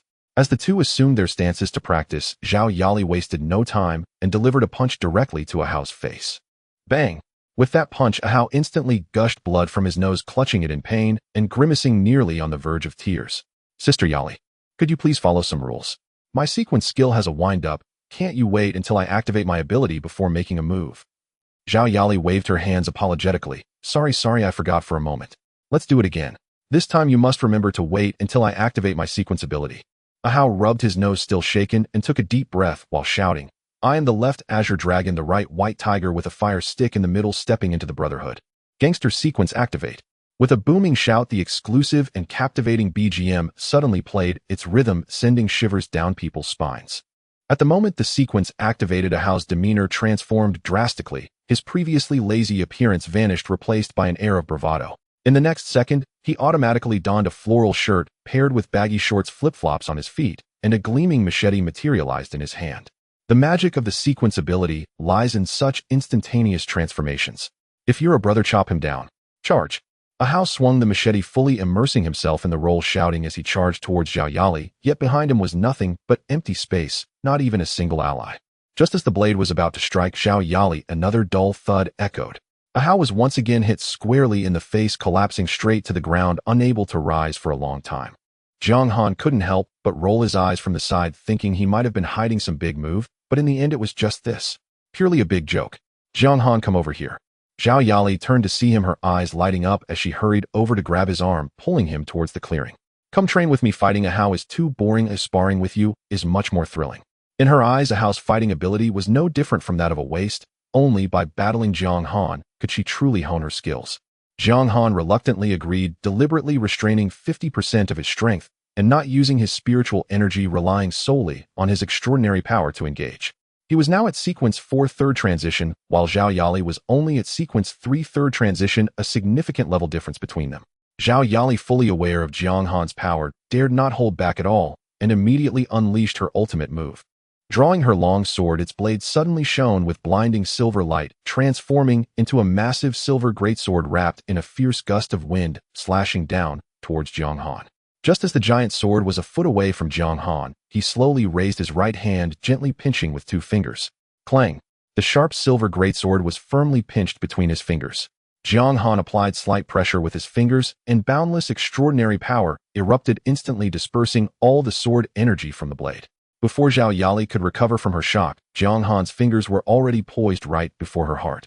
I lost, Zhao Yali said in a daze. Jiang Han replied with a faint smile, Isn't it normal to defeat you? Why are you now just like Qing Yin, always saying such things? All right, you continue your training. I'm just going for a stroll. Jiang Han waved his hand and slowly walked away. Watching his retreating figure, a complex glimmer flashed in Zhao Yali's eyes as she muttered to herself, Jiang Han, just wait. I will definitely catch up to your pace. Jiang Han leaned against a large tree, took out a cigarette, lit it, and took a deep drag. The midday sun was neither hot nor cold, and the weather was exceptionally pleasant. He looked up at the clear sky, feeling a rare moment of relaxation in his heart. However, this tranquility did not last long. In just a few minutes, the originally clear sky suddenly became overcast, thick black fog rapidly engulfing the area, obscuring the entire sky. Though it was midday, the surroundings were plunged into darkness, as if one could not see their own hand. This strange phenomenon startled everyone. The survivors in the convoy rushed out of their vehicles, fearfully gazing at the unusual sight above. This was no ordinary darkness. The sun still hung above the clouds, completely blocked by the black fog. As everyone was filled with anxiety, 2 giant scarlet eyes resembling massive lanterns lit up in the pitch-black sky. Those eyes fixated on the pioneer convoy below, radiating a malevolence that seemed to devour everything. What is that thing? A survivor stammered, his legs trembling as he screamed. Following that, a giant human face covering a large portion of the sky slowly emerged from the black fog. Its scarlet pupils rotated, coldly surveying every person on the ground. Humans, offer up your food. The deafening voice crashed down like a tidal wave, resonating throughout the area, causing everyone's eardrums to ache. As the voice faded, a terrifying pressure descended from the sky, heavily enveloping the entire convoy. The survivors could no longer withstand it. Their legs gave way, and they fell to their knees, trembling uncontrollably. Jiang Han's expression changed drastically. The spiritual power and extraordinary energy within him felt as if they were sealed by an invisible shackle, unable to be mobilized in the slightest. He could only rely on his physical body to bear the terrifying pressure, his bones creaking under the unbearable burden, as 7 of them were brutally broken. A wave of pain enveloped his entire body, yet Jiang Han's gaze remained cold and resolute, without a trace of yielding. He would never bow to the bizarre, nor would he kneel and beg for mercy. The survivors remained bewildered, unsure of what the giant's food referred to, but the answer soon presented itself before their eyes. A massive black hand obscuring the sun slowly emerged from the black fog. With a casual grab, it seized the nearest survivor. That adult appeared as small as a toothpick in the giant's hand, utterly powerless to resist. The giant face in the sky shifted slightly, bringing the captured survivor to its mouth, where it chewed a few times, a look of intense greed appearing on its face. I want to eat more, I want more. The roar echoed again, and the black hand reached out once more, directly grasping towards the crowd. Ordinary survivors, trapped by the pressure, were unable to escape, forced to kneel in despair, awaiting their fate of being devoured. Just as the giant hand was about to seize another survivor, an anomaly suddenly occurred.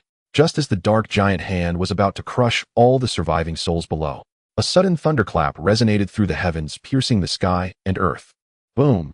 The deafening roar of thunder shattered the entire black mist. A bolt of violent lightning as thick as a water barrel struck down with the might to obliterate worlds, accurately striking the colossal arm that obscured the sky. Crack! The sound of shattering echoed across the mountains and rivers. That dark, giant hand, capable of overwhelming the mountains, was forcefully severed by the heavenly thunder. The severed giant arm plummeted from the heights, crashing heavily onto the peaks of the distant mountain range. The entire mountain instantly collapsed and fractured. A torrent of shattered stones surged into the sky. The earth trembled violently. The deep crust was directly shattered, and scalding magma gushed forth from the fissures, rolling black smoke blocking out the sunlight. Earthquakes, volcanic eruptions, landslides, and ground fissures. A super disaster capable of annihilating a 100-mile region erupted completely within just a few seconds. The enormous and bizarre law manifestation suspended in the sky suddenly changed color, immediately retracting the horrific mental pressure that enveloped the area, evidently unwilling to withstand the might of heavenly forces any longer. All the members of the convoy below did not hesitate, unleashing their abilities to erect layers of defensive barriers, fiercely protecting the panicked ordinary survivors while braving the rain of flying stones and the tumultuous earthquake. Amidst the chaos of heaven and earth, the black sky once again underwent a strange transformation. Chains of order shimmering with gold and entwined with heavenly patterns suddenly materialized, resembling a golden divine dragon awakening from slumber, bearing the supreme power of this world's laws to restrain, breaking through the void and instantly wrapping around the strange law manifestation deep within the black mist. The chains latched onto its body, sealing the magic. It forcibly dragged out the hidden bizarre entity from the depths of the black mist. At this moment, everyone finally saw the truth. The terrifying giant face that had obscured the heavens and crushed all things was merely the illusory manifestation of the opponent. Its true form stood only a few meters tall, shrouded in thick inky black mist, its shape twisted and fierce, emanating a terrifying aura capable of freezing all vitality. The moment it was bound by the heavenly order chains, this forbidden being became utterly enraged. A roar that resounded through the 8 directions exploded across the sky. Boundless and bizarre forbidden power surged wildly, crashing against the golden chains. Bang! Countless solid heavenly order chains were shockingly shattered inch by its sheer force. It was evident that the forbidden being was about to break free from its restraints and descend upon the world to slaughter the living. At the pinnacle of the heavens, lightning gathered and the sea of thunder surged. A colossal, thunderous giant of heavenly order, made entirely of ancient bronze and towering to the skies, slowly materialized between heaven and earth. It wielded a divine spear of thunder surrounded by countless bolts of lightning. With each breath, it caused the heavens and earth to tremble with the roar of thunder, its divine might vast and its presence solemn. However, facing the true form of the heavenly order of this world, the forbidden being not only felt no fear, but instead laughed wildly, its laughter filled with disdain and arrogance that crossed dimensions. This heavenly order is a futile struggle. Your world cannot withstand the bizarre forces. The thunder giant's eyes were hollow and indifferent, gazing down upon all living beings with neither joy nor sorrow. In the eyes of the heavenly order, all things were but ants, all beings mere dust. Inside the RV, Jianghan's mind shook violently. An overwhelming wave of terror surged within him. He finally understood completely. All the restraints against high-level bizarre entities, all the world rules that constrain slaughter, were all set by this heavenly order. The heavenly order was not heartless. It had been silently protecting this broken world, maintaining the balance between humanity and the bizarre. It restricted the large-scale emergence of bizarre entities, sealed the descents of high-level forbidden beings, and balanced the bizarre slaughter of living beings, all to prevent humanity from being completely extinguished, to stop this world from being entirely devoured by otherworldly bizarre forces, ultimately rebounding against the heavenly order's very essence. But now the balance had shattered. With a resolute thought, above the heavens, the thunder giant suddenly hurled the divine spear. Thousands of arcs of lightning coiled around the spear, tearing through the darkened sky, bearing the divine might to annihilate all, directly piercing towards the forbidden being. This strike was the full force of the heavenly order. It was capable of erasing all evils from the world, annihilating the vast majority of high-level bizarre entities. The forbidden being's expression changed drastically. Fully aware of the horror of the heavenly order's full power, it dared not confront it heed. In an instant, it tore apart the space before it, opening a pitch-black, deep, otherworldly passage, and without hesitation it leaped into it, fleeing back into the bizarre great world. Completely escaping from this world, Jiang Han was soaked in cold sweat, and endless fear arose in his heart. That was a fully realized top-tier forbidden being. If not for the timely emergence of the heavenly order, the thunderous strike that repelled the powerful enemy, in that brief moment, the entire convoy, all survivors, and even all living beings within 100 miles would have been instantly annihilated. Just the severed arm falling down had triggered landslides and volcanic eruptions. One can only imagine how terrifying its true, full power must be. Once the forbidden being escaped to the otherworld, the heavenly order would have no power to pursue. The thunder giant, under its indifferent gaze, surveyed the panicked living beings below and did not linger, transforming into a myriad of lightning sparks dissipating between heaven and earth. As the residual might slowly descended, all the doubts in the hearts of the gathered people were resolved at this moment. It turned out that it had always been this heavenly order of the land protecting humanity and restraining the Bazaar from slaughtering the world. The Bazaar were not incapable of slaughtering the world. They were merely forcibly suppressed by the world's restraints. High-level Bazaar entities could hunt sporadically, but could not exterminate humanity on a large scale. Once they transcended the rules, the heavenly order would personally descend to eradicate the evil with thunder. However, as the ranks of humanity continued to break through and grow stronger, and as their extraordinary powers interfered with the world, the heavenly restraints correspondingly continued to loosen. The forbidden being that had just escaped was a horrifying existence that had completely broken free from the world's restraints, ignoring the rules to descend upon the world. More deadly was, it had escaped back to the bizarre great world. The other world was no longer under the jurisdiction of this heavenly order, and from now on no force could punish it. The heavenly order has weakened. Zhao Tai's heavy voice suddenly echoed in Jiang Han's mind. Jiang Han furrowed his brows tightly. Why? For years suppressing the bizarre of the other world and maintaining the balance of the world, the source of the heavenly order has been continuously eroded, worn down, and consumed by forbidden power. It has long been battered and bruised, its essence shattered. Zhao Tai's tone was incredibly grave. Before long, all high-level forbidden restraints will become ineffective, and an endless stream of top-tier bizarre entities will invade the world. The true apocalypse has only just begun. Jiang Han suppressed the overwhelming heaviness surging within, unwilling to dwell in a distant and despairing future. For now, he must focus on survival, one step at a time. At this moment, Zhao Taiju spoke again, his tone suddenly turning extremely cold. Don't rush to catch your breath. There is worse news. Jiang Han's heart tightened. Speak. My magic sound phone just received an urgent blood-red message across regions. The Bizarre Bride is crossing domains to slaughter all human survivor convoys. Zhao Taiju presented the phone before Jiang Han's eyes. On the screen, blood-red death bulletins appeared, shocking and hair-raising. On July 7th, the Spark convoy encountered the Bizarre Bride's paper doll siege. The entire team was annihilated with no survivors, and all traces were completely erased. On July 14th, the Brother convoy encountered a giant hand suppression. All were crushed, utterly exterminated. Within just a few days, 5 large survivor convoys were completely exterminated by the Bizarre Bride. With every strike, there was a complete slaughter, leaving no survivors and no traces. This was not merely hunting, it was blatant ethnic cleansing. Except for the most elite Shimen Shui's main convoy, barely managing to protect themselves, all scattered human forces in the area were being systematically obliterated by the Bizarre Bride. Her power had grown to a terrifying degree that left one breathless. Jiang Han's expression darkened completely, a chill spreading within his heart. The heavenly order was weakening, forbidden entities escaped, the bride was slaughtering the world. Threefold dire situations converged. The space for human survival was rapidly shrinking at a terrifying speed. Now there is only one way to survive. Jiang Han fell silent for a long time, his gaze suddenly resolute. What method? Zhao Taiju asked anxiously. Divide and conquer. All ordinary survivors must be gathered and relocated to my RV. Jiang Han's RV was no ordinary vehicle of the apocalypse. It came from a future technological system with defense power, concealment, and escape capabilities that transcended the limits of this world. Even if the Bizarre Bride personally pursued, it could not instantly breach the defenses. The RV was capable of rapid evacuation, dodging the deadly calamity.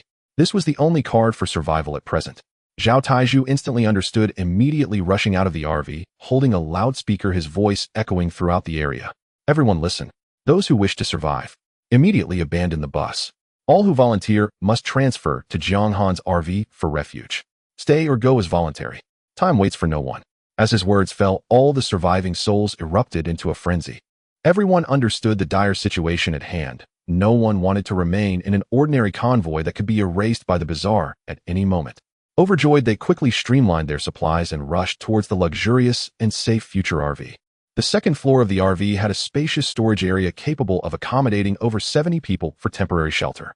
The third floor's vacant bedrooms could house the remaining personnel. Though the numbers were cramped and conditions rudimentary in this apocalyptic dire situation, it was already the safest and most stable sanctuary. In chaotic times, survival took precedence. All survivors were acutely aware. From this moment on, Jiang Han's RV would be the only pure land and path to survival in this chaotic world. Jiang Han gazed solemnly at the distant area where the volcano had erupted, the very spot where the forbidden creature's severed arm had fallen. With a thought, the watermelon knife at his waist suddenly drew out of its sheath, transforming into a sharp, cold streak of light that hovered steadily before the giant arm. The severed arm was over 3 meters long, entirely pitch black, with a surface entwined in lingering eerie black mist that made one's heart tighten just by looking at it. System, scan the item information. Jiang Han silently commanded in his mind. Item, remnant arm of a forbidden being, grade forbidden, level Eerie. Drop. Upon seeing the system's feedback, a surge of ecstasy welled up within Jiang Han. This was a genuine forbidden level Eerie drop meant for merging with the watermelon knife. He wondered just how high the rank of this extraordinary item would reach. He eagerly reached out to touch the giant arm, but the moment his fingertip brushed against the black mist, a terrifying, devouring force erupted violently. Jiang Han's entire arm began to disintegrate at a visible speed, leaving only white bone fragments behind, with excruciating pain surging to his head. The devouring power of this thing was exceedingly malevolent. The flesh could not be touched at all. Jiang Han dared not act recklessly again, and immediately mobilized his mental energy, cautiously lifting the 3-meter-long giant arm from a distance. Fortunately, mental energy was not devoured by the eerie force. The giant arm floated steadily in the air without any abnormalities. Jiang Han controlled the arm to fly back to the RV, safely storing it in a special compartment for unique items, finally letting out a sigh of relief. Before long, a strange convoy slowly approached the outpost of the pioneers from the distant wasteland. Jiang Han stepped onto the watermelon knife and soared forward to investigate the situation. At the forefront was a finely crafted Porsche. Without needing to think, the owner must be a power user from the guide sequence. Following closely were 2 sturdy off-road vehicles, and at the back of the convoy was a bus carrying survivors. Jiang Han's gaze landed on the middle off-road vehicle, and his pupils slightly contracted. Sitting inside was Master Su, whom he had been thinking about for a long time. He was one of the rare forging masters in the apocalypse, capable of crafting various extraordinary items crucial for the current convoy. However, this convoy seemed completely oblivious to Jiang Han and his group, showing no signs of stopping as they leisurely continued forward. How could Jiang Han allow Master Su to slip away right under his nose? With a thought, the watermelon knife beneath his feet suddenly accelerated, instantly rushing to the front of the off-road vehicle and raising his hand to deliver a powerful slap to the hood. Bang! The tremendous impact forced the vehicle to a halt, and the tires left long black marks upon the ground. Others might leave, but Master Su, even if he had to be tied up, would have to stay. The situation was growing more perilous by the day. Key figures like Master Su could not be overlooked. Jiang Han had no qualms about using force if necessary. Everyone in the convoy was startled by this sudden turn of events. Master Su quickly recognized the obstructing Jiang Han, hurriedly opening the car door to step out, his face full of confusion. "Brother Jiang, what do you mean? Why are you stopping us for no reason?" Jiang Han's voice boomed like thunder, his gaze sweeping over everyone present as he coldly declared, "Listen up, Master Su is requisitioned by me. You have 2 choices. Either the entire convoy merges into my pioneers, or you leave Master Su behind and depart on your own. You have 3 seconds to decide." The guide sequence, with no combat capability to speak of, had its lead, a pale-faced young woman named Zhou Miao, standing there in silence, utterly at a loss. At that moment, a muscular man suddenly charged down from another off-road vehicle, emanating an explosive aura. He was the combat strength of this convoy. Hei Long from the Knife King sequence. "Who are you? How dare you forcefully stop Master Su?" Hei Long's eyes widened in fury. Hei Long had joined the convoy midway and had never been to Jiang City, completely unaware of what had happened to the previous Knife King. If he knew Jiang Han's ruthlessness, he wouldn't dare to be so arrogant, even if he had 100 lives. Mental Master Sequence for Jiang Han. Jiang Han glanced at him indifferently, and then lost interest, speaking in a detached tone. Hei Long scoffed, a look of disdain on his face. "A mere Sequence 4 dares to be arrogant. I am at the peak of Sequence 4 in the Knife King sequence. You little brat dare to be insolent before us." Before he could finish his words, Jiang Han's watermelon knife suddenly shot forth. A flash of cold light pierced through Hei Long's brow, leaving only a thin line of blood on his forehead. Ding. Killed Sequence 4 Human Powerhouse. Reward 1000 kill points.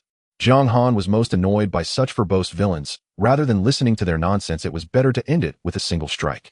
What I said earlier was not a negotiation, it was an order. To repeat, 2 choices: merge into the convoy or leave Master Su behind. Out of respect for Master Su, Jiang Han patiently repeated himself. Now there were only 2 auxiliary sequence power users left in the convoy. The lead, Zhou Miao, was merely a sequence 3 guide, and under Jiang Han's overwhelming power there was no room for resistance. She could only agree to join. Jiang Han was well aware that the easiest approach would actually be to just capture Master Su and eliminate all the other useless survivors. He also knew that in ancient wartime armies would execute prisoners when food was scarce, but he still retained a bottom line of humanity. There were not many ordinary survivors in this convoy, only 30 people. Recruiting them all would not cause much burden. Under absolute intimidation, no one dared to voice any dissent as they packed their belongings and moved into Jiang Han's massive RV. The addition of over 30 people made the originally spacious interior just a bit cramped. Considering that many prefer not to squeeze with strangers, Jiang Han opened up the first floor area where there were still several little sheep. Everyone could rest there while taking care of the flock, effectively killing 2 birds with 1 stone.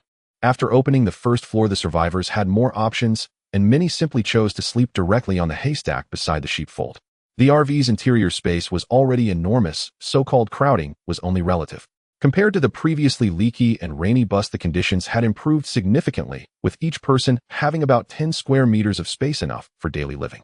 After a few days of stability, Jiang Han accidentally discovered that a young couple unable to contain themselves had sneaked into the haystack in the sheepfold to engage in marital activities when no one was watching.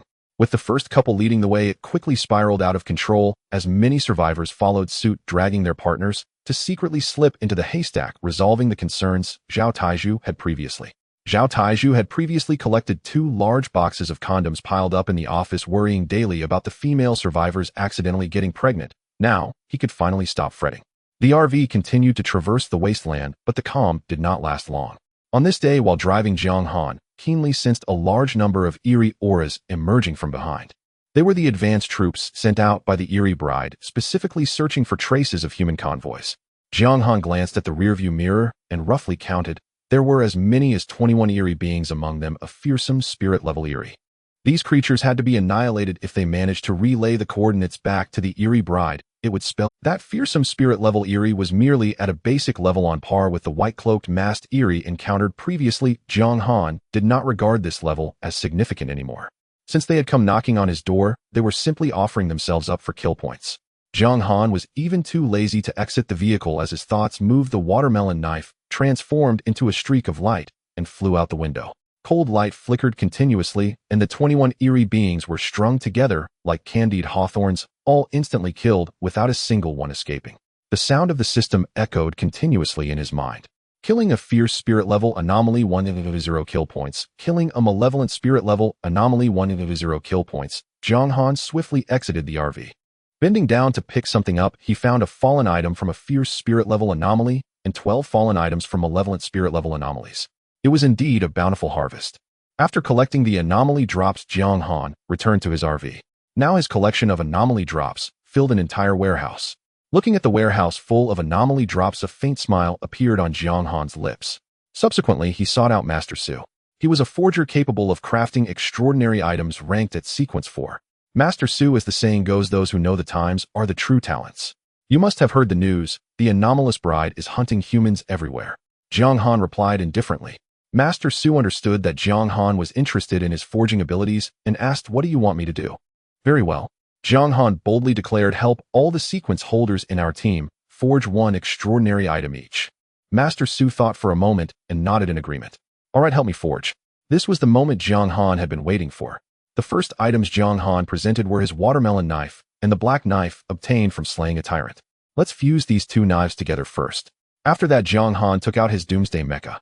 And this Doomsday Mecha, let's fuse it with the malevolent spirit level anomaly drop to upgrade it into a malevolent spirit level mech. Moreover, once the RV stops, we should fuse a malevolent spirit level anomaly drop with it. The RV was still in motion, so the master began crafting weapons for Jiang Han. Under the capabilities of Master Su, the Sequence 4 forger, the watermelon knife and the black knife quickly merged into one and fused with a malevolent spirit level anomaly drop. Soon the weapon information appeared before Jiang Han's eyes. The previous name of his watermelon knife had black and white celestial blade, extraordinary item ranking 612. After fusing with the malevolent spirit level anomaly drop, the Doomsday Mecha was officially upgraded to a malevolent spirit level mech, now ranked 615. The previous Gatling gun had transformed into a laser. The rocket pod had also turned into a laser cannon. This mech no longer resembled a product of modern technology. Inside the mecha, storage space was installed. This was excellent. Previously, whenever Jiang Han killed an anomaly, he had to make several trips to move the drops into the RV's warehouse. With this storage space, it would be much more convenient in the future. Zhao Taiju felt there was no anomaly pursuing them and instructed Xiao Li to stop the RV. Once the RV stopped, Master Su began to fuse a malevolent spirit-level anomaly drop with the RV. The RV, after the fusion, ranked 415 among extraordinary items. The RV had originally been upgraded with kill points by Jiang Han, and fusing it with an anomaly drop was simply the icing on the cake. The overall appearance of the RV did not change, but its attributes did. Steel Behemoth. Appearance can change size, freely fuel anomalous corpses. Now the RV used anomalous corpses as fuel. The RV's power had also changed, now boasting malevolent spirit level power. It could directly smash a malevolent spirit level anomaly to death. At this moment, Jiang Han felt as if he had truly upgraded from a bird gun to a cannon. Jiang Han exited the RV and with a thought transformed the RV's appearance to that of a standard-sized bus. After that, Jiang Han gathered all the sequence holders together. Today I have good news to share with everyone. Jiang Han spoke slowly. Those in need of extraordinary items can have Master Su forge them for everyone. Upon hearing that each person could craft a malevolent spirit-level extraordinary item, excitement lit up everyone's faces. First, he forged one for Lin Qingyan. Lin Qingyan's black dagger became a malevolent spirit-level extraordinary item ranked 680. The others also eagerly followed suit. Zhao Tai's magic sound phone reached a ranking of 671 after Master Zu's forging. The magic sound phone could receive more external information. Zhang Kaiwei and Zhang Kexia's extraordinary items were a bit unusual. Zhang Kaiwei's item was a herding whip, while Zhang Kexia's was a sickle. Ahao's extraordinary item was his large cleaver. Aim's extraordinary item was a pair of powerful attack shoes. With one kick, she could leave a huge footprint on an anomaly's face, dealing substantial damage. Zhao Yali's extraordinary item was the sword in her hand. This sword had accompanied her for a long time, upgrading from an ordinary sword to a malevolent spirit-level extraordinary item. Lu Yan's extraordinary item was an extremely seductive outfit. A pair of red high heels, black stockings, a mini skirt, and a small camisole. Worn on her body, it was undeniably revealing, instantly igniting men's blood. Pansy had no attack weapons to craft. Pansy had previously been the guide of the mental team, and after long-term sharing of energy from Zhao Tieju, his strategist rank had reached sequence 3. Zhao Taiju had already reached sequence 4.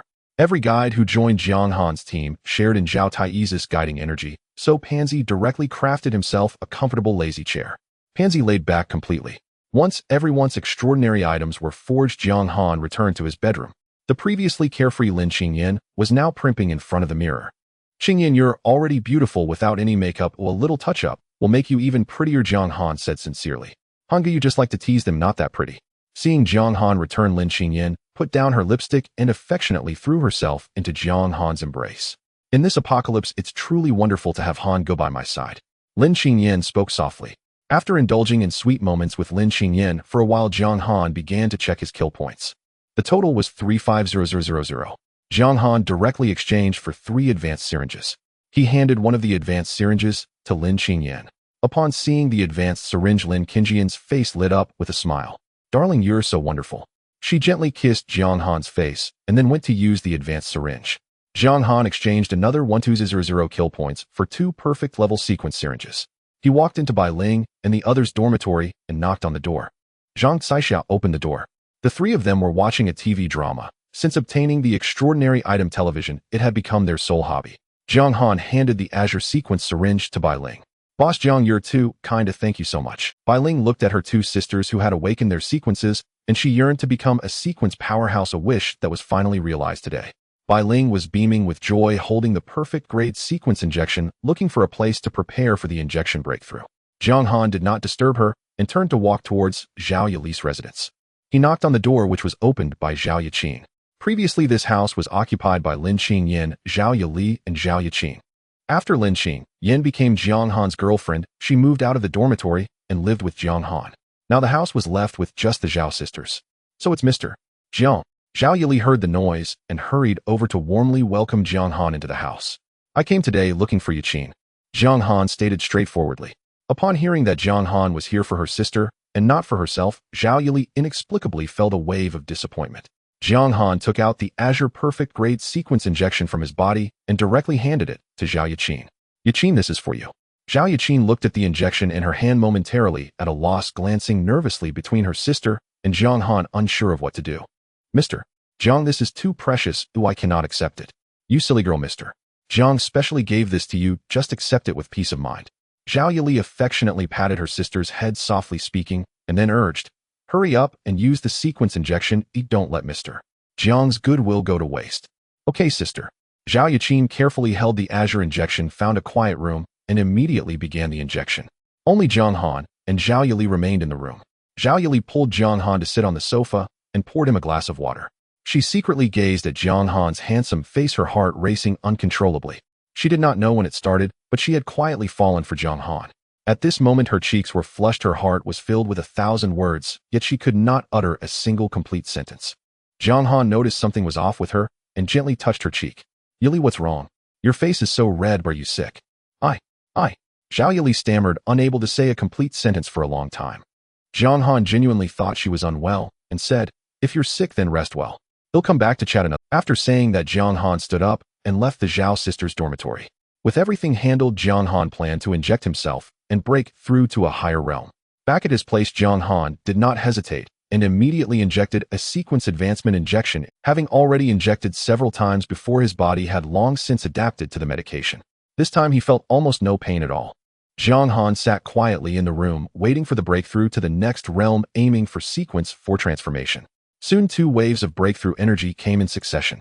Next door, Lin Qingyan was the first to break through, successfully advancing to sequence 4 transformation 3. Following closely, the energy within Jiang Han surged, successfully upgrading to sequence 4 transformation 4. Jiang Han did not stop. He took out another injection and decisively injected it into his body. Meanwhile, Bai Ling completed her sequence awakening, successfully running excitedly to Jiang Han, her eyes filled with eager light. Boss Jiang, I successfully awakened. Not bad. What sequence did you awaken? Jiang Han asked. I awakened the singer sequence. Bai Ling exclaimed excitedly. This sequence is between the combat sequence and the support sequence. It can participate in battle and provide assistance to teammates. Boss Jiang, let me show you right now. After finishing her words, Bai Ling slowly began to sing, her melodious voice echoing in the bedroom. Her song carried a special magic, and Jiang Han and Lin Qingyan immediately noticed a 10% increase in their attack power. My song can provide a 10% increase in attack for teammates, while also weakening the anomaly's strength by 10%, belonging to the mental type support sequence. Jiang Han nodded. This sequence was very practical. In the future, when hunting anomalies, having Bai Ling sing from the back would significantly enhance the team's combat power. Just as Bai Ling finished her demonstration, Zhao Yaqin also completed her awakening. However, when Jiang Han learned of her sequence, he was left speechless. Zhao Yaqin awakened the Quan Quan sequence. Each person's awakened sequence was closely related to their previous experiences. Zhao Yili had always pressured Zhao Yaqin to practice martial arts, but Zhao Yaqin herself did not like it. To deal with her sister, she often scrolled through Quan Quan videos on short video platforms and would demonstrate in front of her sister, making Zhao Yili laugh heartily every time. Now, with the awakening of her sequence, her past habits had directly transformed into her exclusive ability. As soon as she activated the Quan Quan sequence, the exclusive BGM would automatically play, and to the catchy melody, Zhao Yaqin jumped with her hands crossed, followed by a back turn, repeatedly bumping her right shoulder 3 times, all in one fluid motion. Jiang Han could not help but tease at this scene. Yaqin, you might as well team up with Ahao. Your sequence is quite similar to his gangster sequence, and it's even stronger. Ahao's sequence requires him to shout a slogan before releasing skills after reaching sequence 3. Yours has no extraneous movements and can be used with just a raise of your hand. After the Zhao sisters left, Jiang Han's realm once again broke through, successfully advancing to sequence 4 transformation 5. A vast spiritual power spread out from within him, allowing him to clearly perceive all movements within a 5-kilometer radius. His spiritual domain expanded to 300 meters within, which was Jiang Han's absolute territory. Unless an entity with strength far exceeding his forcibly broke the domain, any opponent entering the domain could only be at his mercy. Feeling the surge of power, Jiang Han felt invigorated and stepped out of the bedroom. Just as he exited, he saw Lu Yan walking out of Zhao Taiju's room. This scene made him secretly think of coincidence. Hello, Mr. Jiang. Lu Yan greeted him with a smile. Hello, Miss Lu. Jiang Han nodded in response. However, when he probed Lu Yan's realm, he was stunned and felt a great blow. Lu Yan's realm had actually reached sequence 4 transformation 1. After Lu Yan left, Jiang Han was filled with confusion and directly walked towards Zhao Taiju's room to seek clarification. He knocked on the door, which quickly opened. Zhao Taiju was panting heavily, as if he had run 10 laps on the playground, looking completely exhausted. So it's Jiang Han, Zhao Taiju said, barely mustering his spirits. Jiang Han immediately saw through the situation and teased with a smile. Captain Zhao, your kidneys are impressive. Lu Yan is from the Hehuan sequence. Didn't she drain you dry? Speaking of which, he deliberately probed Zhao Taiju's body and found that not only was there no loss of vital energy, but his spirit was exceptionally vigorous. Jiang Han clicked his tongue in amazement and couldn't help but exclaim, I didn't expect Captain Zhao to be quite robust. Zhao Taiju scratched his head in embarrassment and smiled. Actually, I find Lu Yin quite nice after getting to know her. What's so nice about her? Jiang Han asked instinctively. Zhao Taizhu raised his chin proudly. Just look at my current realm. Jiang Han focused and saw Zhao Taizhu's pupils slightly constrict. He was actually close to touching the threshold of sequence 5. What the hell is going on? Jiang Han was filled with confusion. Lu Yin has 2 sets of cultivation methods, one for yang collection and yin replenishment, and the other for yin-yang mutual complement. Zhao Taizhu explained, just now the 2 of us were researching the cultivation method for yin-yang mutual complement. Jiang Han truly did not expect this. The Hehuan sequence, which sounded exceedingly lewd, had now unexpectedly become the most elite sequence in the apocalypse, a top-notch among the few. If everyone in the convoy were lecherous individuals, wouldn't this sequence allow them to soar right off the ground? However, Jiang Han did not possess the lewdness of Captain Zhao, and he would never stoop to such depths. Yet the yin-yang complementary technique in Lu Yan's hands made him greedily envious to the core. If he could acquire this martial art, he could take his girlfriend Lin Qingyan along to cultivate and study it together. Jiang Han also felt puzzled, unable to understand what the will of the world truly was. Could it be that the more illogical something was, the closer it was to the Tao? The sword path and the blade path, which everyone usually revered, seemed trivial in the face of this Hehuan Tao. Determined, he resolved that he must obtain Lu Yan's yin-yang complementary technique whenever he had the chance. In the days that followed, the long-sleeping King Kong finally awoke. Having just broken through to sequence 4, even without transforming his physique, had undergone a monumental change. Now just standing there, he was a towering 3 meters tall, his muscular frame resembling a standing black. His bronze skin was taut, each inch exuding an explosive sense of power that instilled fear just by looking at him. Wow, isn't this little King Kong? Do you want to come and play with your sister for a while? Lu Yin approached with a light step, her voice sweet and alluring enough to make one's bones feel weak. King Kong paused, scratching the back of his head. He usually only ate and slept. His mind was not very sharp, and his memory was horrendously poor. He had no idea who this charmingly dressed woman was. Jiang Han watched this scene unfold, his gaze shifting between the towering 3-meter iron tower of a man, King Kong, and the petite Lu Yin, who stood at only 1.58 meters. An absurd and wicked image uncontrollably flashed through his mind. He couldn't help but recall King Kong's thunderous roar when he was angry. Jiang Han abruptly shook his head, forcibly dismissing those chaotic thoughts from his mind. Miss Lu Yin, please don't tease King Kong. His mind is still pure, just like a child. Jiang Han interjected to defuse the situation, but truthfully, he was only 2 years older than King Kong, and he had said it purely out of a sense of mischief. Lu Yin didn't mind reaching out to touch King Kong's sturdy arm a couple of times, licking her lips before turning away, clearly reluctant to leave. Jiang Han was indifferent to this. He had never liked meddling in others' affairs, and how others acted was their own choice. Once Lu Yin walked away, he turned to King Kong and slowly spoke. King Kong, during your period of slumber, every sequence holder in the convoy received a cursed level extra. Go find your boxing gloves and seek Master Su to help you forge them into a cursed level extraordinary item. Understood, Brother Han. King Kong responded in a deep voice, dragging his heavy body to pick up his boxing gloves and wobbling off to find Master Su for forging. Watching King Kong's departing figure, a bold idea suddenly popped into Jiang Han's mind. Why not temporarily lend King Kong to Lu Yin in exchange for her yin-yang complementary technique? He was eager to enhance his strength, and he did not want to miss any opportunity to become stronger. After spending time together, Jiang Han increasingly felt that Lu Yin harbored secrets. The previous Lu Yin was unremarkable, appearing to be just an ordinary woman. However, ever since the rise of the Hehuan sequence, she exuded an eerie aura of mystery, and Jiang Han faintly sensed that she was the chosen one of this world. Such a person with fortune, Jiang Han did not dare to offend lightly. He knew that if he carelessly provoked Lu Yin now, he might be struck by lightning at any moment. After hesitating for a moment, Jiang Han ultimately decided to take the initiative to seek out Lu Yin for a talk. Knock, knock, knock. Mr. Jiang, why did you suddenly come here? The door opened, and Lu Yan's charming voice came first, her face still adorned with that captivating smile. I have something to discuss with you. Jiang Han got straight to the point, showing no intention of beating around the bush. Oh. Lu Yin raised an eyebrow, gazing at him with seductive eyes. Mr. Jiang wouldn't want to spend a romantic evening with me, would you? Facing her teasing, Jiang Han's expression remained unchanged as he said in a deep voice, I want the yin-yang complementary technique in your hands. Of course, as long as Mr. Jiang stays with me tonight, I will gladly present the technique. Miss Lu Yin, you're aware that Lin Qingyan is my girlfriend. Jiang Han's tone was firm as he stated his however, I can have King Kong follow your arrangements for a while.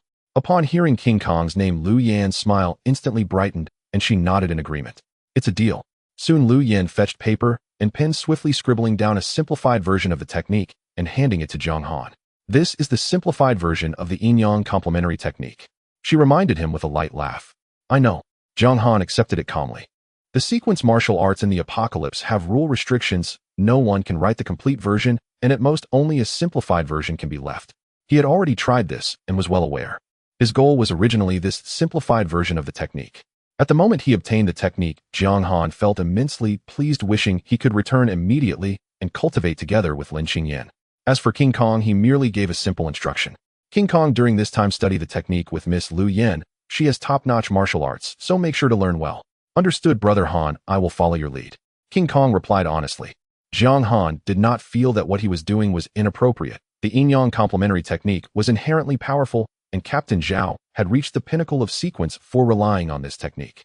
To him, this was helping King Kong find a great opportunity. However, just thinking of King Kong's iron tower-like stature and recalling his thunderous roar when angry sent chills down Jiang Han's spine, making him reluctant to think further. Shaking his head, he cast aside all distractions. The most important thing now was to cultivate the technique with Lin Qingyan.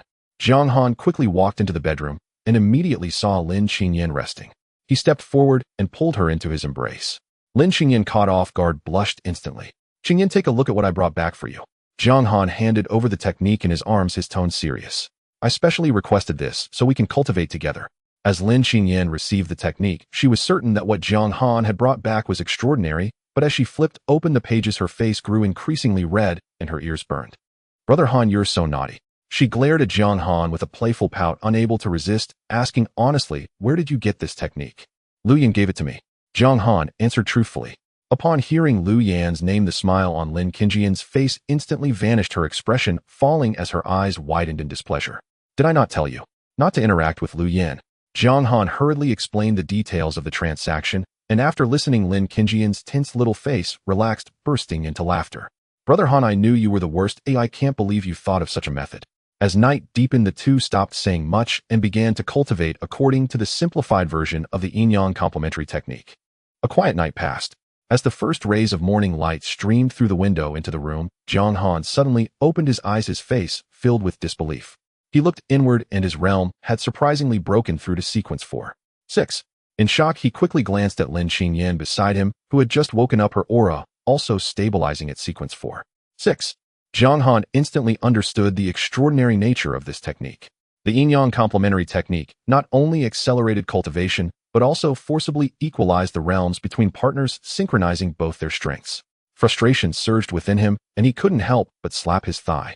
If he had known the effects of this technique were so strong, he shouldn't have given Lin Qingyan those 2 advanced injection syringes back then. Had he kept all the syringes for himself, his realm could have reached at least sequence 4-8. And if he cultivated with Lin Qingyan, she could also break through to the 8th stage. Unfortunately, there is no medicine for regret in this world. Nevertheless, the joy of both breaking through in one night was enough to make Jiang Han overjoyed.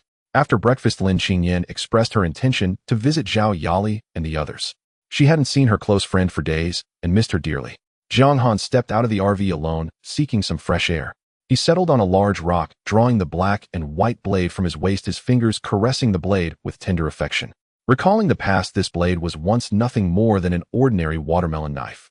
As Jiang Han stroked it, the black and white blade quivered softly, emitting a resonant hum. Ever since advancing to the malevolent spirit level, the blade constantly conveyed emotions to Jiang Han, a fervent craving for the blood of enemies. One side of the blade was pitch black, the other pure white, the demarcation stark. With a mere thought, the black and white blades split into 2. A white longsword and a black longsword hovered before him. With another thought, they instantly merged back into one, returning to their original form. After toying with it for a while, Jiang Han grew increasingly fond of the black and white blade. Then he recalled Master Su, who was now a forger at sequence 4, just a step away from breaking through to sequence 5. Jiang Han glanced at the king's serum in his hand, pondering. Should he give this serum to Master Su? Once Master Su broke through to sequence 5, he would be capable of forging malevolent spirit-level artifacts. After all, such king serums could be exchanged indefinitely with enough kill points. Using one was no big deal.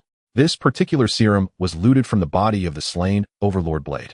Having made up his mind, Jiang Han rose to find Master Su. Upon locating him, Jiang Han handed over the king's sequence serum without a hint of hesitation, his tone brooking no argument.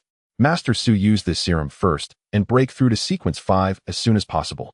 Seeing the serum, Master Zu's face lit up with an uncontrollable joyful smile. Brother Jiang, you're truly generous. Master Su took the serum and injected it on the spot. A surge of violent energy immediately coursed through his body, causing the middle-aged man to cry out in agony. Hold on, endure until tomorrow and you'll break through to sequence 5. Jiang Han stayed by his side, watching over him, fearing any mishap. Thus he kept vigil through the night. The next morning Master Su successfully broke through, stepping into sequence 5.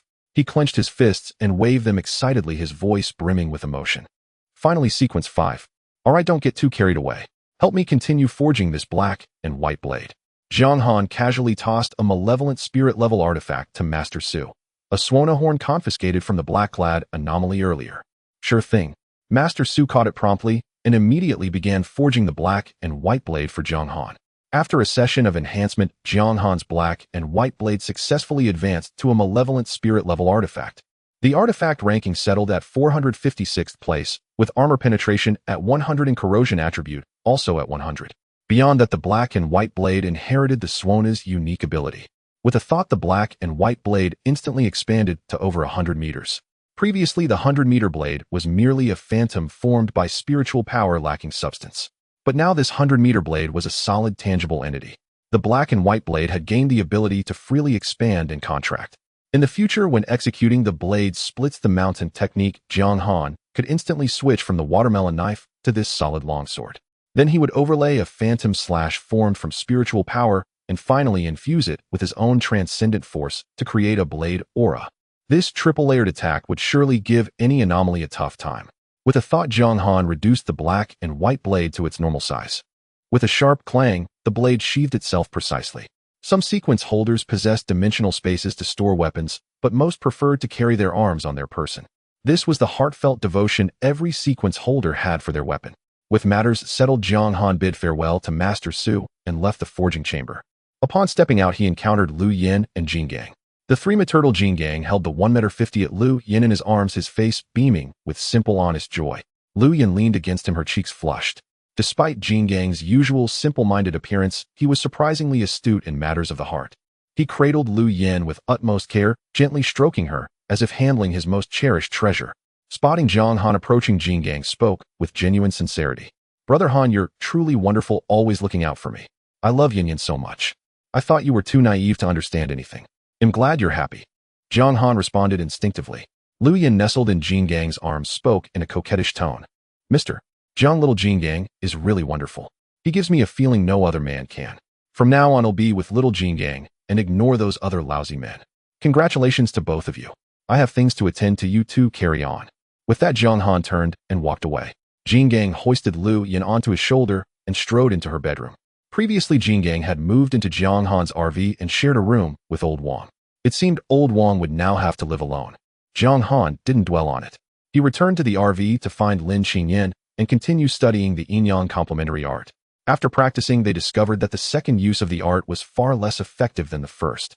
Jiang Han deduced the issue lay with the art being a simplified version. Just then, the system's voice echoed in his mind. Spend 3800 kill points to upgrade the yin-yang complementary art. Jiang Han cursed inwardly, suspecting the system had calculated his exact remaining kill points of 3800. Without hesitation, he chose to upgrade. The original simplified version vanished, replaced by a perfect grade manual in his hand. Jiang Han's face broke into a wide, delighted grin. This perfect grade manual should be nearly as effective as the original version in Liu Yan's possession. Qingyan, look, I've completed and upgraded the yin-yang complementary art. Jiang Han said cheerfully. Lin Qingyan took the manual and examined it closely, growing more amazed with each page. Hanga, how are you so incredible? I love you more and more. Confirming the manual's enhanced sophistication, they wasted no time and began cultivating according to the perfect grade version. After the session, Jiang Han carefully sensed the changes within his body. Though still not as potent as the first time, the effect was 10 times greater than the previous attempt. At this rate, after 10 more joint cultivation sessions, Jiang Han was confident he could break through to sequence 4, 7th turn. On this day, Jiang Han was thoroughly studying the yin-yang complementary technique with Lin Qingyan. After a period of training and harmonization, both of their cultivation levels broke through, simultaneously stepping into the realm of sequence 4, 7th transformation. Feeling the surging power within her body, Lin Qingyan's face was filled with uncontrollable joy, as happy as a child who received a beloved toy. She turned to Jiang Han and exclaimed, Hanga, we did it. We've reached sequence 4, 7th transformation. Jiang Han was also quietly sensing the changes within himself. After breaking through to sequence 4-7 transformation, the range of his domain was further enhanced, expanding to 500 meters. Within this domain, no movement could escape his perception. At that moment, the intercom in the RV suddenly emitted a crackling sound, followed by Zhao Taiyi's voice, tinged with urgency. Jiang Han, Lin Qingyan, I've detected something strange closing in. Prepare to depart. Roger. Little Li at the driver's seat quickly responded and took control of the RV. The anti-gravity thrusters at the rear of the RV activated instantly, a pale blue light illuminating as the massive vehicle slowly lifted off the ground, hovering in midair. In the next moment, the thrusters erupted with powerful thrust, and the RV shot forward like an arrow released from a bow. But just as the RV had barely left its original position, a strange figure quietly appeared where it had been parked. It was a bizarre creature covered in eyes, with countless eyeballs constantly rotating, its pupils fixated firmly on the direction the RV had taken.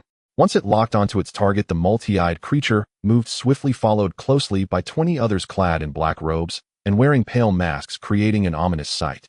The RV sped through the air, but soon Little Li's complexion changed dramatically, and his panicked voice came through the intercom. Captain Zhao, something's wrong. Our RV seems to have returned to the original spot. Zhao Taiyi's heart sank, and he quickly asked, what happened?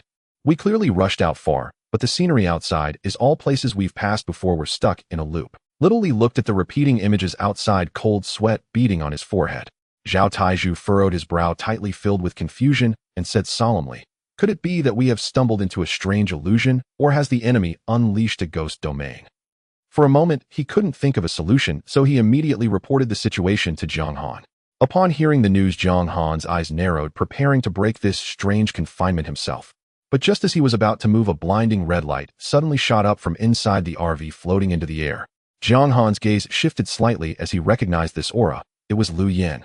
He had intended to take this opportunity to observe Lu Yan's true strength after her dual cultivation with the diamond body, so he suppressed the urge to act and quietly watched. In midair, Lu Yan floated gracefully, her eyes glowing with an enchanting red light, her aura surging powerfully as she had firmly stepped into the realm of sequence 4, 6th transformation. Illusion domain activate. Lu Yan shouted lightly, and a red domain erupted around her, instantly covering a radius of 600 meters. The moment the domain enveloped the Eerie ghost domain that trapped the RV was forcibly suppressed, and the illusory effects it produced were significantly diminished. The creature covered in eyes, a peak-level vicious spirit, was also forced to reveal itself before Lu Yan. Facing this powerful entity, Lu Yan remained calm, showing no fear, and coldly said, 1,000 illusions, absolute, kill formation activate. The power of the formation instantly spread out, locking in all 21 vicious spirit entities, including the multi-eyed creature, within the absolute kill formation, rendering them unable to escape. Within the formation, delicate pink peach blossoms began to fall from the air, seemingly beautiful, yet carrying a deadly intent. A single petal gently landed on one of the vicious spirit entities, causing a spurt of black, foul-smelling blood to erupt from it, its body convulsing violently before losing all vitality. The petals fell thicker and thicker, and the murderous intent grew stronger. There were at least 10 petals resting on the peak-level vicious spirit. It let out a deafening roar, thick black gas swirling around it as it desperately fought against the formation's encroachment, but the assault of the peach blossoms showed no signs of stopping. Lu Yan urged all her strength, increasing the output of the 1,000 illusions absolute kill formation as the sky, filled with peach blossoms, descended like a torrential rain. In just a short while, thousands of petals had fallen onto the peak-level vicious spirit, completely obliterating half of its body, and it was on the brink of annihilation. Jiang Han watched this unfold, fully aware that even if he did not intervene, Lu Yan could easily handle these entities. But how could he watch the slaughter points slip away right before his eyes? Slaughter points were crucial for his power enhancement and could not be easily given away. With that thought, Jiang Han no longer hesitated. The black and white heavenly blade was instantly unsheathed, its blade enveloped in terrifying spiritual and extraordinary power, transforming into a dazzling blade light that cut across the heavens. In a flash, the 20 entities trapped in the formation were all severed in one strike. Lu Yan watched the results Jiang Han snatched away.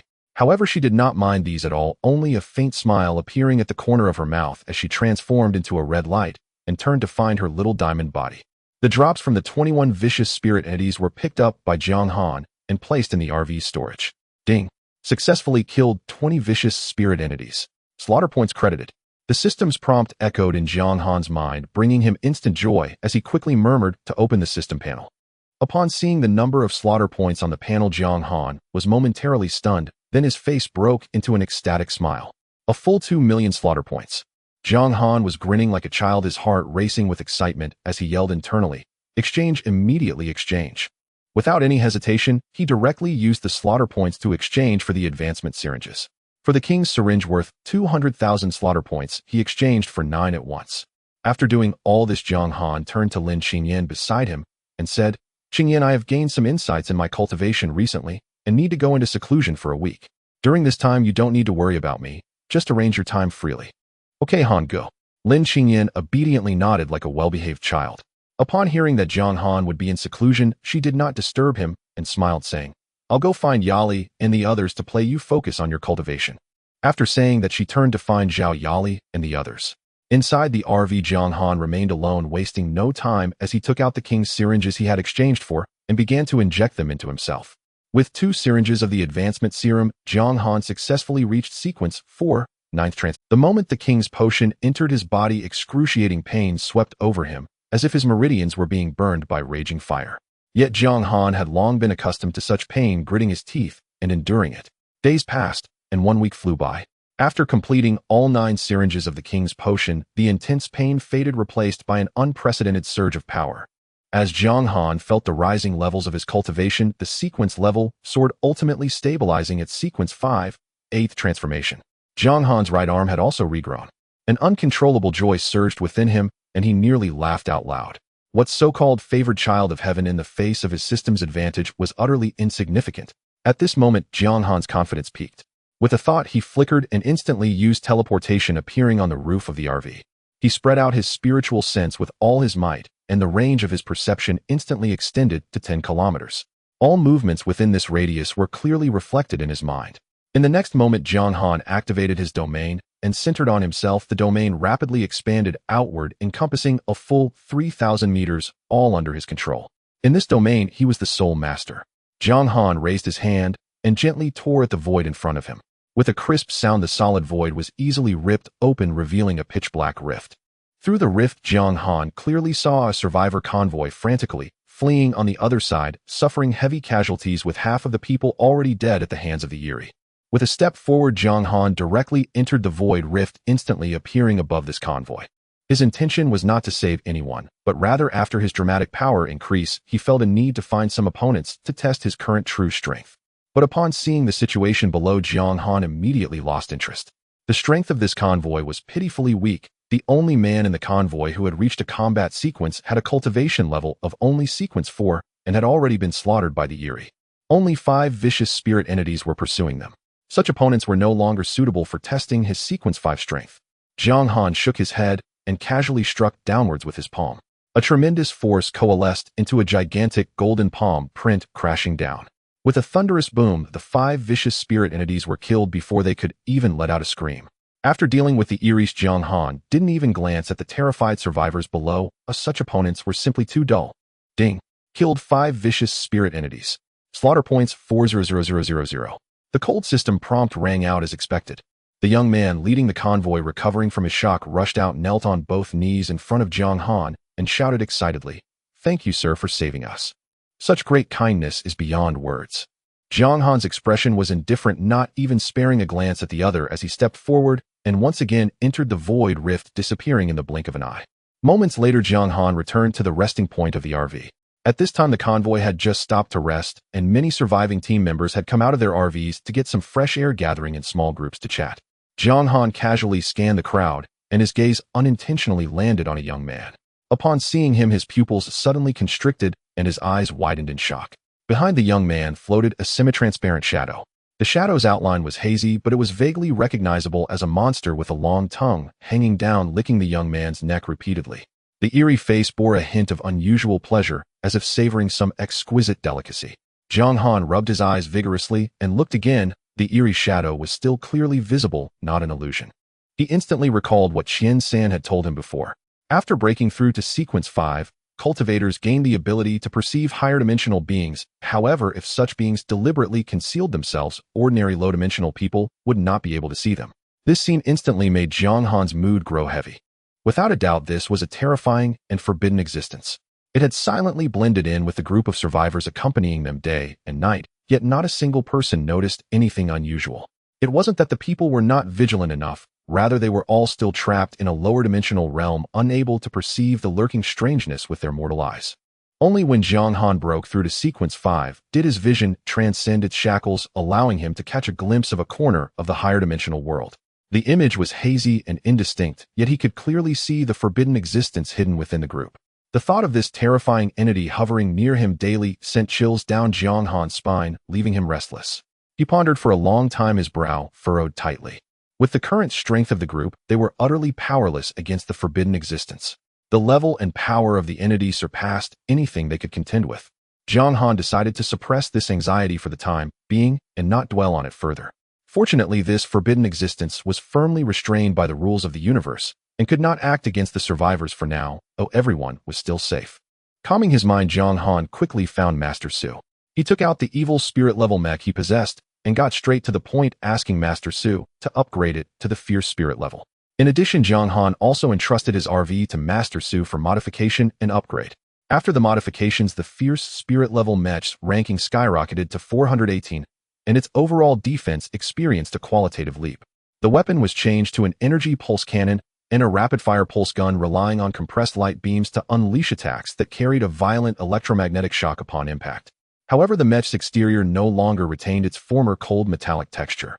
On its surface, strange black scales began to grow silently, spreading along the mech's body.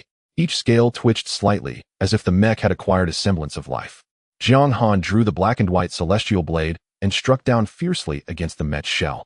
With a soft hiss, the scales split apart, revealing a gaping wound the size of a palm. But then a bizarre scene unfolded. Wisps of black mist surged around the edge of the wound, and the scales began to heal at a visible speed. In just a minute, the wound was restored to its original state, leaving not even a trace. The upgraded mech had completely abandoned fuel propulsion, now craving strange energy.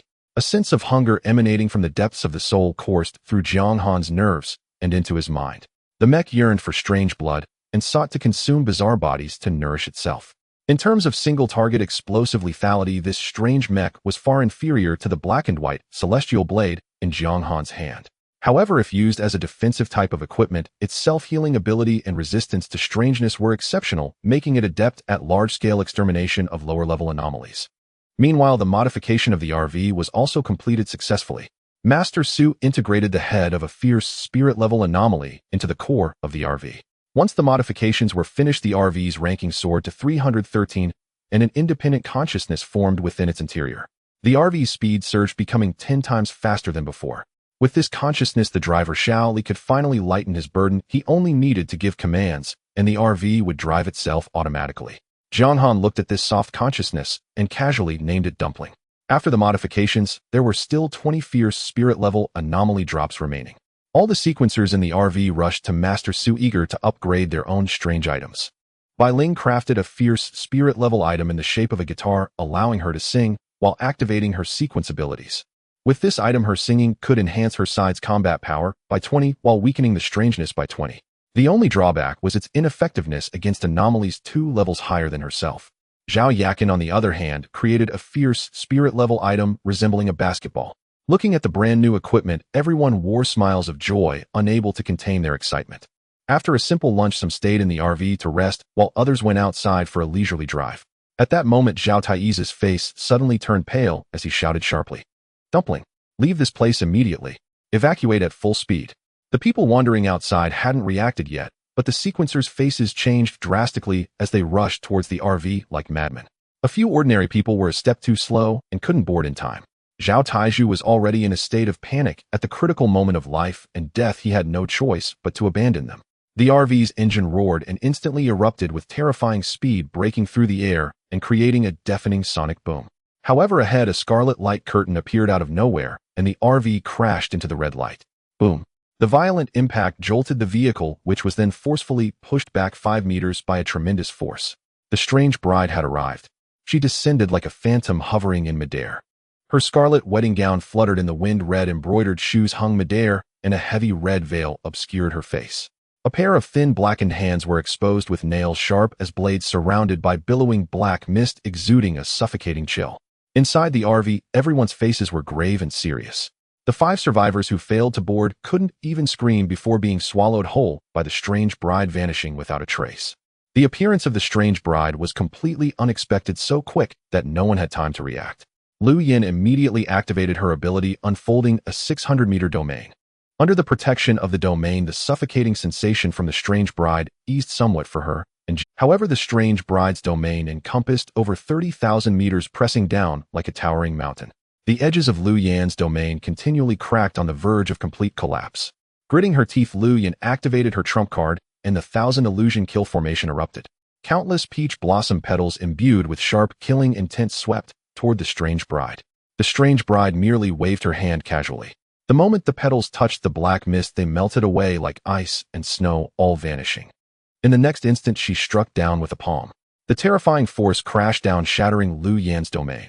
Inside the domain, Lu Yan and Jin Gang were hurled back like ragdolls, crashing to the ground and spitting blood, severely wounded.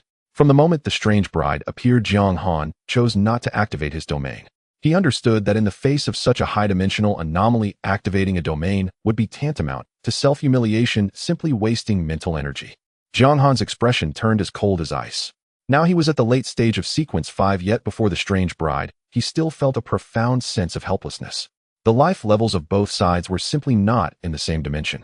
Sequence 5 was precisely stuck at the boundary between low and high dimensions. The anomaly before him was powerful enough to instill despair. Jiang Han couldn't help but smile bitterly within. At that moment, a cold system notification sound abruptly rang in his mind. Ding system, warm reminder. The new player protection period has ended. From now on, only killing anomalies will grant kill points. Injuring anomalies will no longer count toward kill points. Jiang Han felt a sinking sensation in his heart. His previous plan to gain kill points by injuring anomalies had completely fallen through. Yet with a great enemy before him, he had no time to dwell on this. Jiang Han tightly gripped the black and white celestial blade, his gaze fixed on the strange bride, hovering in midair, his muscles tense and ready for battle. Qing, Yin returned to the RV. I want to stay and help you, Lin Qing, Yin softly replied, her eyes filled with worry. Going back to the RV now is the greatest help you can offer me. Jiang Han's tone left no room for argument. Lin Qing Yin understood that in this battle, she would only be a burden to Jiang Han. She looked deeply at Jiang Han, filled with worry, but ultimately turned resolutely and quickly retreated to the RV. Jiang Han then raised his voice, his words cutting through the black mist and resonating throughout the area. And you all, including Lu Yin, retreat to the RV immediately. If you want to stay and court death, then everyone dared not to linger for a moment, retreating into their vehicles, watching the sky with fear and trepidation through the windows. Jiang Han stood alone in the open, his gaze cold and piercing, gripping the hilt of his sword with both hands. Buzz! The intertwining black and white sword light suddenly erupted, and the black and white celestial sword, which embodied yin and yang, instantly split in two. With his right hand tightly gripping the pitch-black long sword, which was enshrouded in an endless silence, and his left hand controlling the pure white long sword, which radiated a clear spiritual brilliance, Jiang Han's mental power erupted explosively, pouring a vast amount of spiritual thought into the white celestial sword. Whoosh! The white celestial sword transformed into a silver lightning bolt that tore through the air, swiftly rushing towards the Eerie bride hovering aloft without any hesitation. At the same time, the extraordinary power around Jiang Han boiled over, all surging into the black sword in his right hand. The pitch-black sword light shot up to the sky, instantly condensing into a massive shadow spanning 100 meters, the blade tearing through the air with a howling wind. With a powerful strike that split mountains and severed seas, the sword came crashing down towards the Eerie bride. The black and white attacks, one after the other, sealed off all escape routes for the strange bride. But in the next moment, a spine-chilling scene unfolded. The seemingly swift white celestial sword was unexpectedly seized by the Eerie bride, who lifted her withered black hand and firmly grasped it in her palm, rendering it immobile. In that brief moment of stalemate, the overwhelming 100-meter shadow of the black sword had already descended. Boom! The deafening sound of the explosion resonated throughout the heavens and the earth. The sky, filled with crimson and black mist, exploded instantly, and the bright red veil atop the Eerie bride was completely shredded by the blade's aura. A hideous, deathly pale face covered in fine white cracks and devoid of blood was exposed to Jiang Han's sight without any concealment. Jiang Han's gaze sharpened, and with a flick of his wrist, the ethereal black sword solidified in an instant, forcefully slashing down again. Whoosh! The sharp blade light swept across directly, severing the majority of the Eerie bride's long black hair, which flew in all directions. Yet her pallid skin showed not even a shallow cut from the attack. The defense was terrifyingly strong. The strike of mental force, the physical blade combined with the frenzied, extraordinary sword aura, this triple-layered lethal blow failed to breach her defenses. The chilling sword aura howled wildly, causing the Eerie bride's red wedding dress to flutter violently. In the next moment, she let out an ear-piercingly cold screech from her throat. Her other withered hand shot out, tightly grasping the black celestial sword. Both withered hands exerted force simultaneously, and a frenzied and pure Eerie power surged into the sword, attempting to violently destroy this peculiar long sword. Crack, crack, crack. The black and white celestial sword trembled violently, a piercing sound of cracking resonating from its body, and the yin-yang sword light rapidly faded. Jiang Han's heart sank suddenly. He clearly sensed that if this stalemate continued for a moment longer, the black and white celestial sword that had accompanied him for so long would undoubtedly be completely destroyed. Not daring to linger, Jiang Han immediately summoned all his will, forcibly shrinking the black and white swords rapidly before retracting them into his body. With the dual swords no longer obstructing her, the Eerie bride gave Jiang Han no chance to breathe, unleashing a palm strike directly towards him, the cold wind of her palm rushing towards his heart. In a moment of peril, Jiang Han instantly activated his mental domain. An invisible mental barrier enveloped him, and the terrifying force of the palm strike was weakened layer by layer within the mental domain. By the time it reached Jiang Han, it had become nothing but a faint, cool breeze devoid of any lethality. With the strike missing, Jiang Han did not linger on the advantage of the domain, quickly retracting it. Prolonged maintenance of the domain would continuously consume vast amounts of mental energy, and unnecessary consumption would leave him entirely in a passive position afterward. In midair, the Eerie bride's decayed and cracked mouth slowly opened, letting out a piercing howl.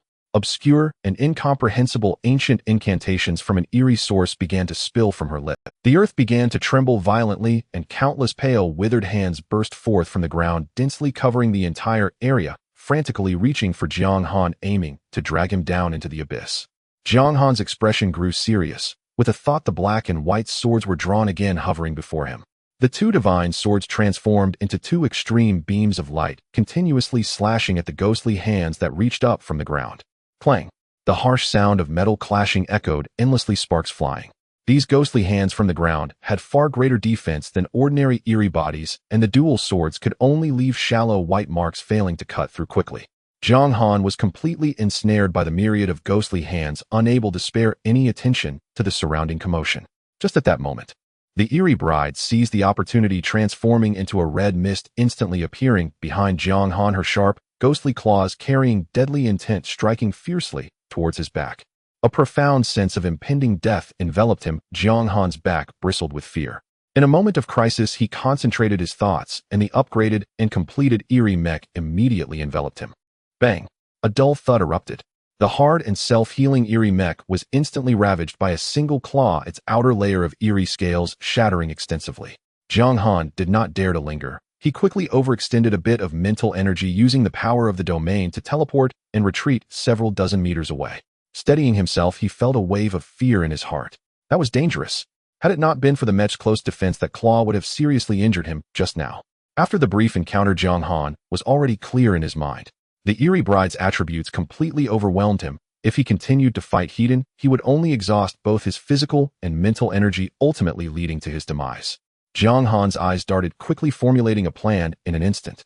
He immediately stowed the black and white swords and solemnly ordered towards the direction of the vehicle. Lu Yin, use your mental energy to retrieve the forbidden-level giant hand from the storage. Inside the vehicle, Lu Yin dared not to fool around, immediately channeling her mental domain with all her might. An enormous withered giant hand filled with supremely oppressive power slowly floated out from the vehicle's storage.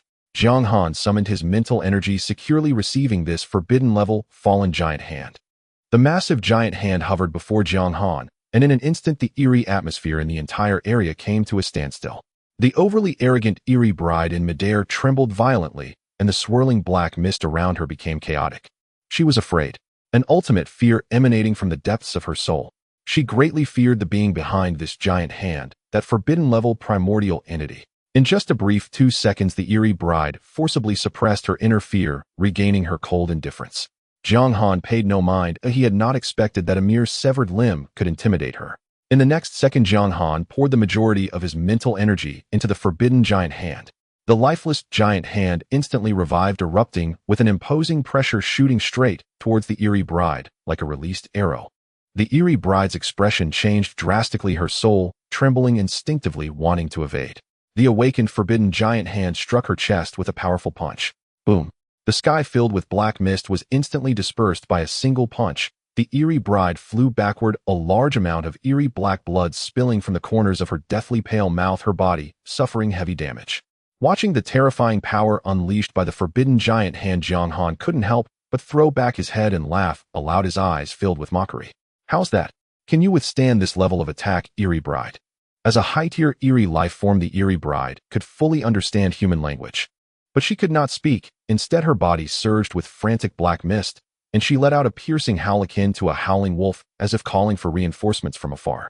In just a matter of moments, a presence far darker, more despairing, and more terrifying than the Eerie bride surged rapidly from the distance. Jiang Han's expression changed drastically.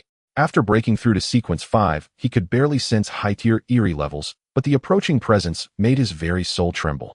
He immediately turned his head and shouted at Zhao Taizhu on the roof of the vehicle with all his might, "Captain Zhao, a stronger Eerie being is approaching. Think of a way immediately, all of us will die here today." Upon hearing this, Zhao Taizhu's face instantly turned deeply conflicted. Since his promotion to Sequence 4 as a guide, he had indeed grasped a path of survival in dire straits. However, this path of survival came at a cruel cost, and it absolutely could not be used unless it was a last resort. That was sacrificing the life of the guide to borrow a path to survival from the dark deity. Zhao Taizhu's cold gaze swept over the people in the vehicle, his eyes darting quickly, and he made a quick decision. He leapt onto the roof of the vehicle and called for all the sequencers to come up. Then, with his back to the dark western sky, Zhao Taizhu knelt heavily on both knees, beginning to softly recite ancient sacrificial incantations. Using living sacrifices to worship the dark deity, wagering the life of guide, Zhou Miao sacrificing the souls of the living to exchange for a sliver of survival in dire straits. At the moment the cold sacrificial words fell, Zhou Miao below felt his hair stand on end, a deadly sense of crisis sweeping over him, and he roared in terror and anger, "Zhao Taizhu, what have you done to me?" A fierce wind rose, cold winds howled through the heavens, and a bone-chilling chill enveloped the entire the Eerie bride about to engage in battle, and the even stronger Eerie being that was closing and simultaneously halted all movements, respectfully gazing at the ground. The earth trembled and cracked wildly, and a thick black mist surged continuously from the ground, engulfing the entire battlefield. Deep within the earth it felt as though an unspeakable horror was slowly awakening, crawling out of the abyss. A gigantic head caked in mud and putrefaction slowly emerged from the cracked earth. Now Jiang Han had become a latest-stage Sequence 5 powerhouse with mental and extraordinary powers far exceeding the norm. But before this head, all his powers were instantaneously sealed, unable to mobilize even a fraction, his body stiffening in immobility. The putrid head fully emerged from the ground, followed by a shriveled, emaciated body caked in dirt and foul blood slowly crawling out from the depths. Jiang Han's pupils contracted sharply, and a storm of terror surged within him.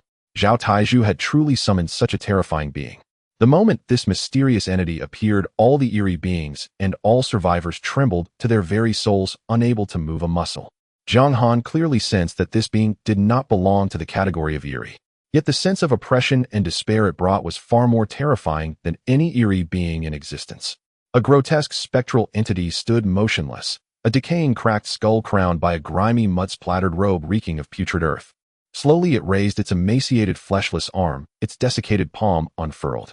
In the next instant, Zhou Miao, who had just fled for his life, materialized out of thin air, plummeting helplessly into its open grasp.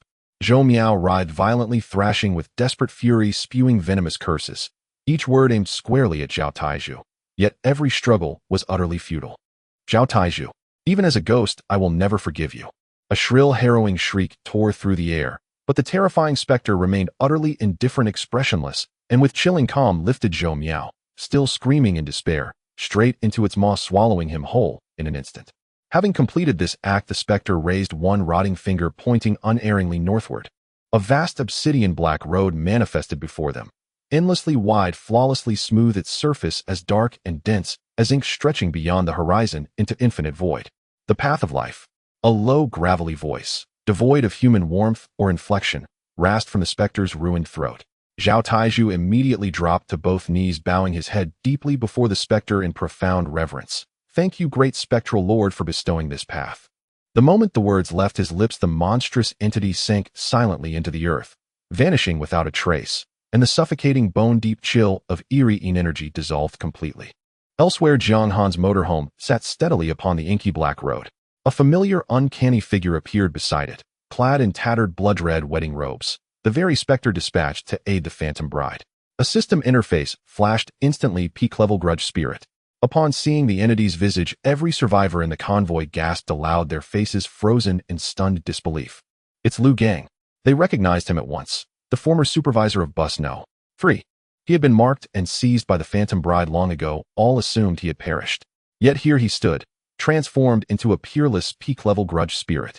Liu Gang's skull was extensively decayed, maggots swarmed across his exposed neck and skin, his appearance both horrifying and revolting, evoking primal dread at first glance. Yet despite its overwhelming power, the grudge spirit dared not step a single foot onto the black road. It lingered only at the edge. Jiang Han and his companions rested safely within the specter's ordained path, shielded by absolute inviolable rules. Grudge spirits possessed extraordinary sentience. They sensed unmistakably the cataclysmic force embedded within the road. Any spectral being that dared cross its threshold would be reduced to ash and scattered essence in an instant. Tawanzi, let's go. Jiang Han waved gently toward the two specters, observing from beyond the road's edge, then turned away. The motorhome's engine roared, and the vehicle rolled forward steadily along the boundless, ink-dark thoroughfare. The journey ahead unfolded in perfect tranquility under the road's sovereign edict. All wandering specters recoiled at a distance. None dared approach or harass the convoy. Jiang Han's gaze drifted idly across the interior, settling on the translucent forbidden entity clinging silently to the young survivor's back. It remained unchanged, its head pressed against the youth's crown, tirelessly, ravenously licking his scalp, its demeanor eerily detached and inscrutable. Jiang Han sighed inwardly. Forbidden entities were truly extraordinary, utterly impervious to the specter's divine aura. When the specter first appeared, every human survivor, and even high-ear specters present, had been paralyzed by its transcendent godlike pressure, hearts pounding with terror. Only this forbidden entity remained unmoved, continuing its macabre feast without pause or reaction. Fortunate indeed that world-bound constraints currently forbade the forbidden entity from directly attacking survivors. Otherwise, even the specter's path of life could not have safeguarded the convoy. As the motorhome glided onward, Pan Zi, who usually embraced chaos with serene indifference, grew increasingly restless, unable to sit still. He too bore the guide sequence. Having witnessed Zhao Tieju's sacrifice of Zhou Miao to secure the path, his unease deepened with each passing hour. Zhao Taiju was calculating, ruthless, and utterly unscrupulous. Pan Zi lived in constant dread that when the next path demanded sacrifice, he himself would be chosen as the offering. Fear coiled around him day and night, until it finally birthed a chilling resolve to eliminate Zhao Taiju. As night deepened, Jiang Han strode directly toward Zhao Tieju's private carriage. Pushing the door open, he found Zhao Taiju lounging lazily against his bed, chewing betel nuts slowly, an attractive female survivor nestled in his arms. Before the apocalypse, she had been an online influencer named Yiya. Since Zhao Taiju and Liu Yin completed their dual cultivation, his temperament had shifted dramatically, increasingly indulgent in carnal pleasures consumed by fleeting gratification.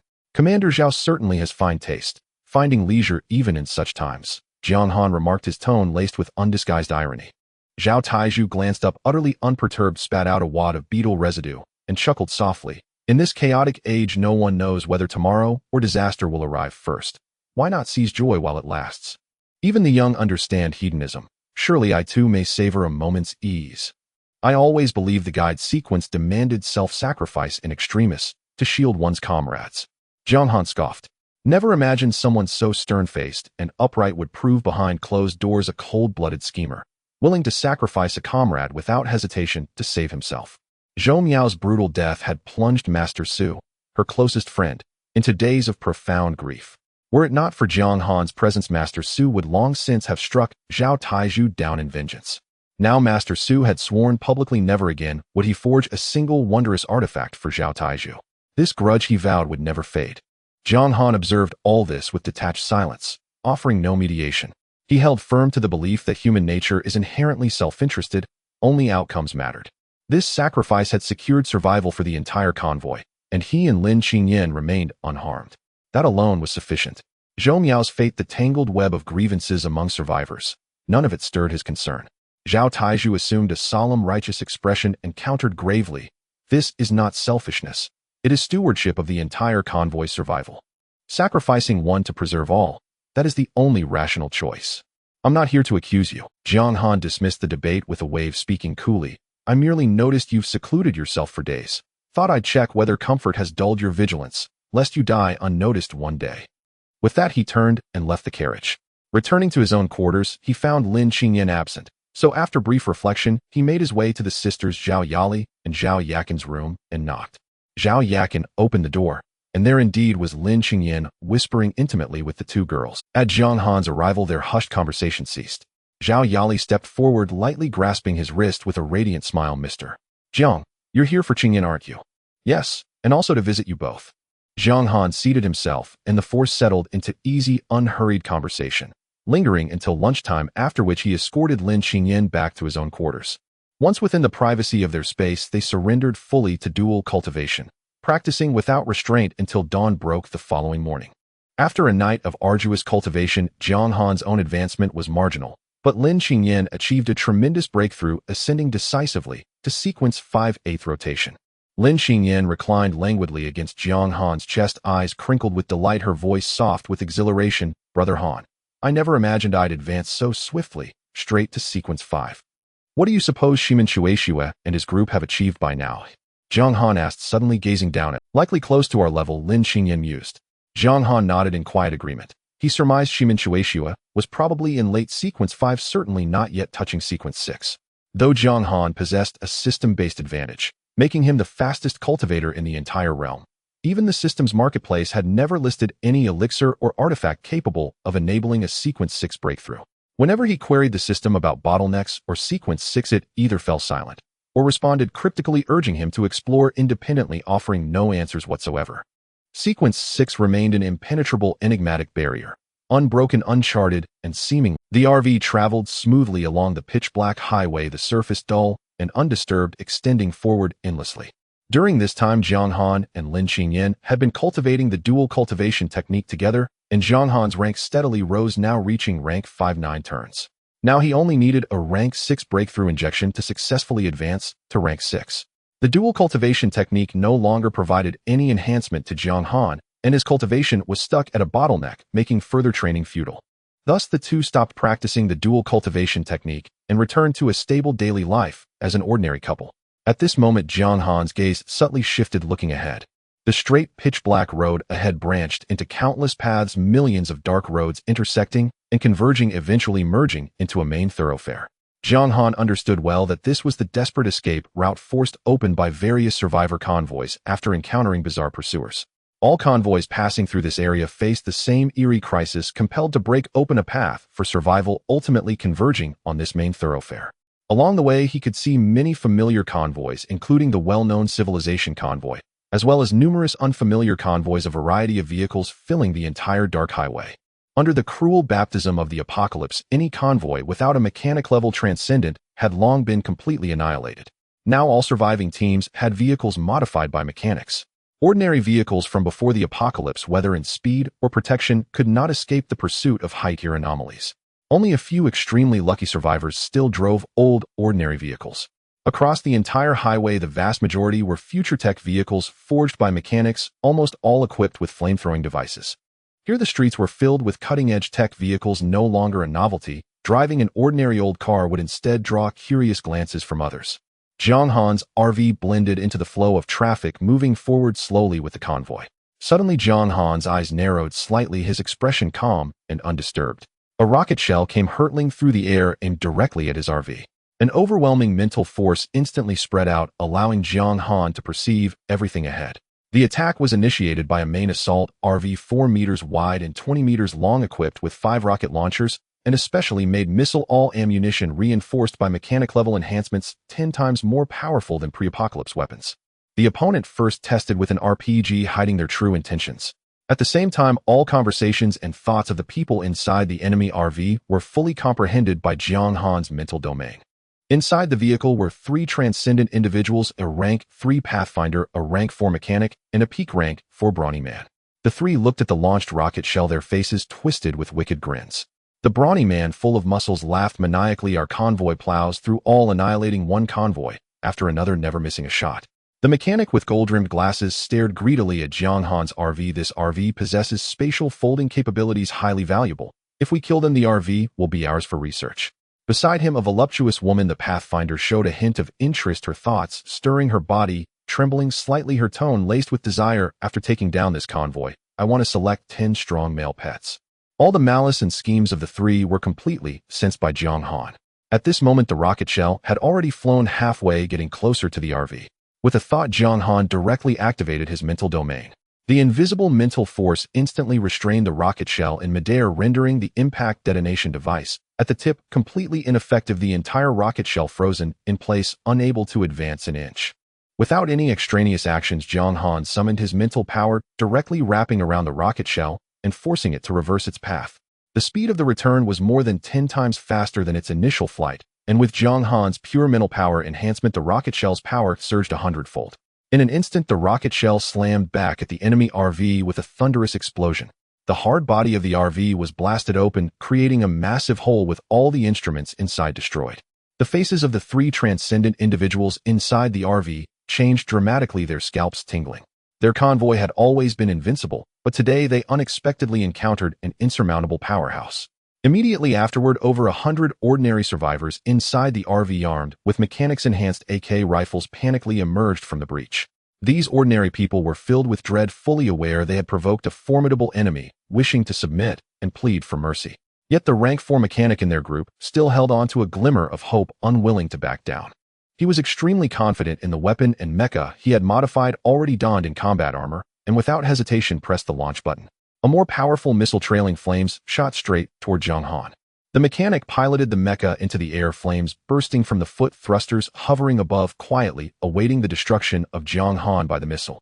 Jiang Han lifted his gaze, casting a calm glance at the incoming missile, his expression unwavering. With merely a thought, he firmly wrapped the entire missile in mental power, locking its flight path.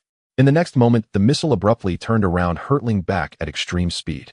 The mechanic in the air suddenly turned pale, attempting to maneuver the mecha to evade, only to find himself entirely immobilized by an invisible force. Brilliant flames erupted in the air, the mecha instantly shattered into pieces, and this rank 4 mechanic was directly engulfed in the explosion. Sparks scattered from the sky, mingled with blood and shattered limbs, raining down upon the dark highway below. This strong team, consisting of 100 ordinary people and 3 transcendent individuals, instantly lost their strongest combat power. Jiang Han's figure flickered, teleporting in front of the group of survivors. An invisible force enveloped the area, causing all survivors to float uncontrollably into the air. He appeared calm, his tone flat and emotionless, revealing no sentiment. I have never liked killing, and I have always been kind to others. I hereby announce your 2 capital offenses. As his voice fell, Jiang Han slowly uttered the 2 charges. The first offense, before attacking, failing to investigate the opponent's strength, being arrogant and blindly provoking. With a step forward, the 2 transcendent survivors in midair instantly turned into blood mist. The second offense, possessing lowly strength like an ant or dust, yet daring to recklessly offend a powerful being. With another step forward, the 3 survivors instantly exploded, turning into a rain of blood. With each step Jiang Han took forward, a group of survivors exploded in midair, blooming like blood-colored fireworks. All the surrounding convoys on the highway fell into a deathly silence, everyone shivering, filled with awe and fear. In the eyes of the crowd, the young man standing on the dark highway appeared calm and indifferent, yet possessed an overwhelming strength that instilled profound fear from the depths of their hearts. With each step Jiang Han took, the survivors in midair erupted in blood-colored fireworks, one after another. By the time his final step landed, the entire convoy that had provoked him was annihilated, leaving no one alive. In the next moment, a series of system notifications echoed in Jiang Han's mind. Ding. Killed a regular survivor, killing value 3. Ding. Killed a regular survivor, killing value 2. Ding. Killed a regular survivor, killing value 4. The sound of notifications rang incessantly, creating a cacophony. These regular survivors contributed only a handful of killing value, barely worth mentioning. Only the 3 extraordinary beings who had just died brought Jiang Han a substantial gain. Ding. Killed a sequence 4 combat extraordinary, killing value 9,000. Ding. Killed a sequence 4 mechanic extraordinary, killing value 8,500. Ding. Killed a sequence 3 guide extraordinary, killing value 7,500. The total killing value increased by a staggering 2,500 points. As the scene fell into silence, and everyone feared to look at the bloody Jiang Han, a calm, yet lecturing voice suddenly emerged from the crowd of onlookers. Amatba, your killing intent is too heavy, you are shrouded in malice. Please take refuge in the Buddhist path and lay down your butcher's knife. As the voice fell, a bald monk stepped out slowly from the crowd. The monk was dressed in a tattered robe, his expression solemn, emanating a faint aura of Buddhism. I am Luohan, a monk of the sequence Fa High. Upon hearing this, the crowd instinctively looked at the monk, thinking a powerful figure had arrived to balance Jiang Han. But before Fa High could say another word, clang! A crisp and sharp sound of a blade suddenly broke the silence.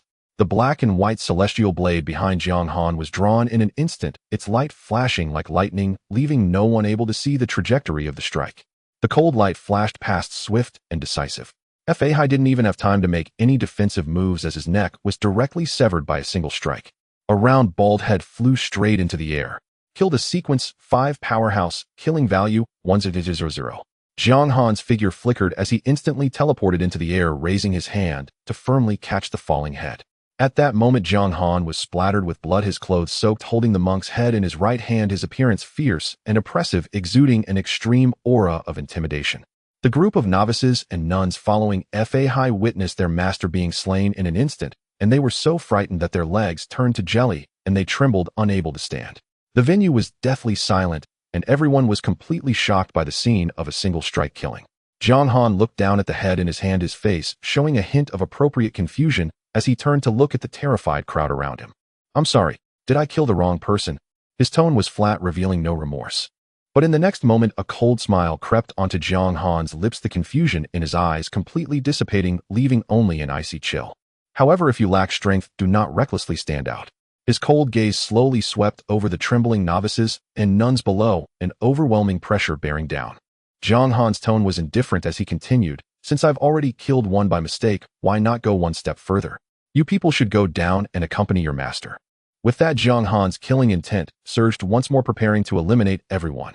Seeing this, the group of novices and nuns were instantly terrified, falling to their knees in unison, desperately banging their heads and begging for mercy, blood quickly oozing from their foreheads. Please spare us, my lord. We aren't affiliated with that demon monk at all. We don't believe in Buddhism. We were all forcibly converted and shaved by him. We were ordinary survivors. The group sobbed and cried their pleas, ringing out one after another, fearing they would be killed by Jiang Han in the next moment. Jiang Han listened quietly to their cries, instantly understanding the situation. It turned out that this group of monks and nuns had not voluntarily taken refuge in Buddhism. They were originally ordinary people who had all been forcibly shaved and converted by Fa High. As a monk of the Luohan sequence, Fa High's abilities were closely related to conversion. The more people he converted, the faster his own sequence level would rise. He was not a benevolent, enlightened monk at all, but rather a demon monk who used the name of Buddhism to exploit ordinary people and enhance his own cultivation. When he stood up to lecture Jiang Han, his intention was also to directly convert the strong Jiang Han. If successful, he would gain an immense amount of cultivation experience in an instant. Even if the conversion failed, he would suffer no loss, making it a guaranteed profit. Unfortunately, he never expected that Jiang Han would not fall for this trick. He drew his blade, without a word, instantly killing him. Jiang Han looked at the kneeling, pleading, and coerced people, slowly retracting the killing intent surrounding him. Since you all have nothing to do with this demon monk and were forced, I am not someone who kills the innocent indiscriminately. Jiang Han said this with utmost seriousness. From this moment on, return to your ordinary lives and disperse. The group of novices and nuns rejoiced, hurriedly bowing deeply to Jiang Han in thanks, then quickly rising and retreating back into the crowd, not daring to linger for another moment. Jiang Han, holding Fa High's head in his hand, turned to the crowd of onlookers on the road. In the next second, he suddenly exerted force with his 5 fingers. Bang! The head in his hand was crushed, explosively, blood and flesh splattering everywhere. Jiang Han's expression remained unchanged, his tone straightforward and candid without a hint of concealment.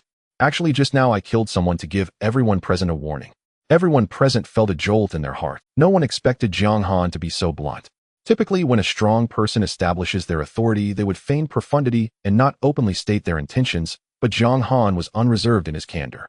Jiang Han's expression was indifferent as he scanned the crowd, continuing, I do not wish for any ignorant ants to provoke me in the future. Flies can be killed with a mere swat, but when there are too many flies, it ultimately becomes annoying. I hope everyone can behave themselves. He spoke the calmest and most civilized words, yet his hands were stained with blood, having just brutally slaughtered an entire convoy. The contrast was striking and the oppressive aura peaked. In the crowd, a figure in white suddenly narrowed his eyes. It was Shi Min Shui Shui. He recognized Jiang Han. Back in Jiang City, he had already heard of Jiang Han's name. At that time in the Jiang City power rankings, Shi Min Shui Shui and Yi Gucheng occupied the top spots, while Zhang Han was merely at sequence 3 far inferior to the two. But now upon meeting again, the sense of crisis Zhang Han exuded was incredibly strong. The elegantly dressed Shi Min Shui Shui stepped out of the crowd, his expression cold as he spoke in agreement. What Brother Jiang said is absolutely right. Ants shaking trees and lowly creatures provoking strong ones. Slaughtering them is indeed the best relief from their foolishness. Zhang Han raised his eyes, his gaze slightly shifting towards Shi Min Shui Shui, simultaneously probing the other's cultivation level. Sequence 5, 8 transformation. Shi Min Shui Shui had reached this level. Yet Zhang Han felt no ripple within. His confidence was solid. He was now far superior to Shi Min Shui Shui, the former top figure of Jiang City, having thoroughly surpassed him. Then another person with a similarly distinguished aura, Yi Gucheng, stepped forward, wishing to forge a connection with Zhang Han.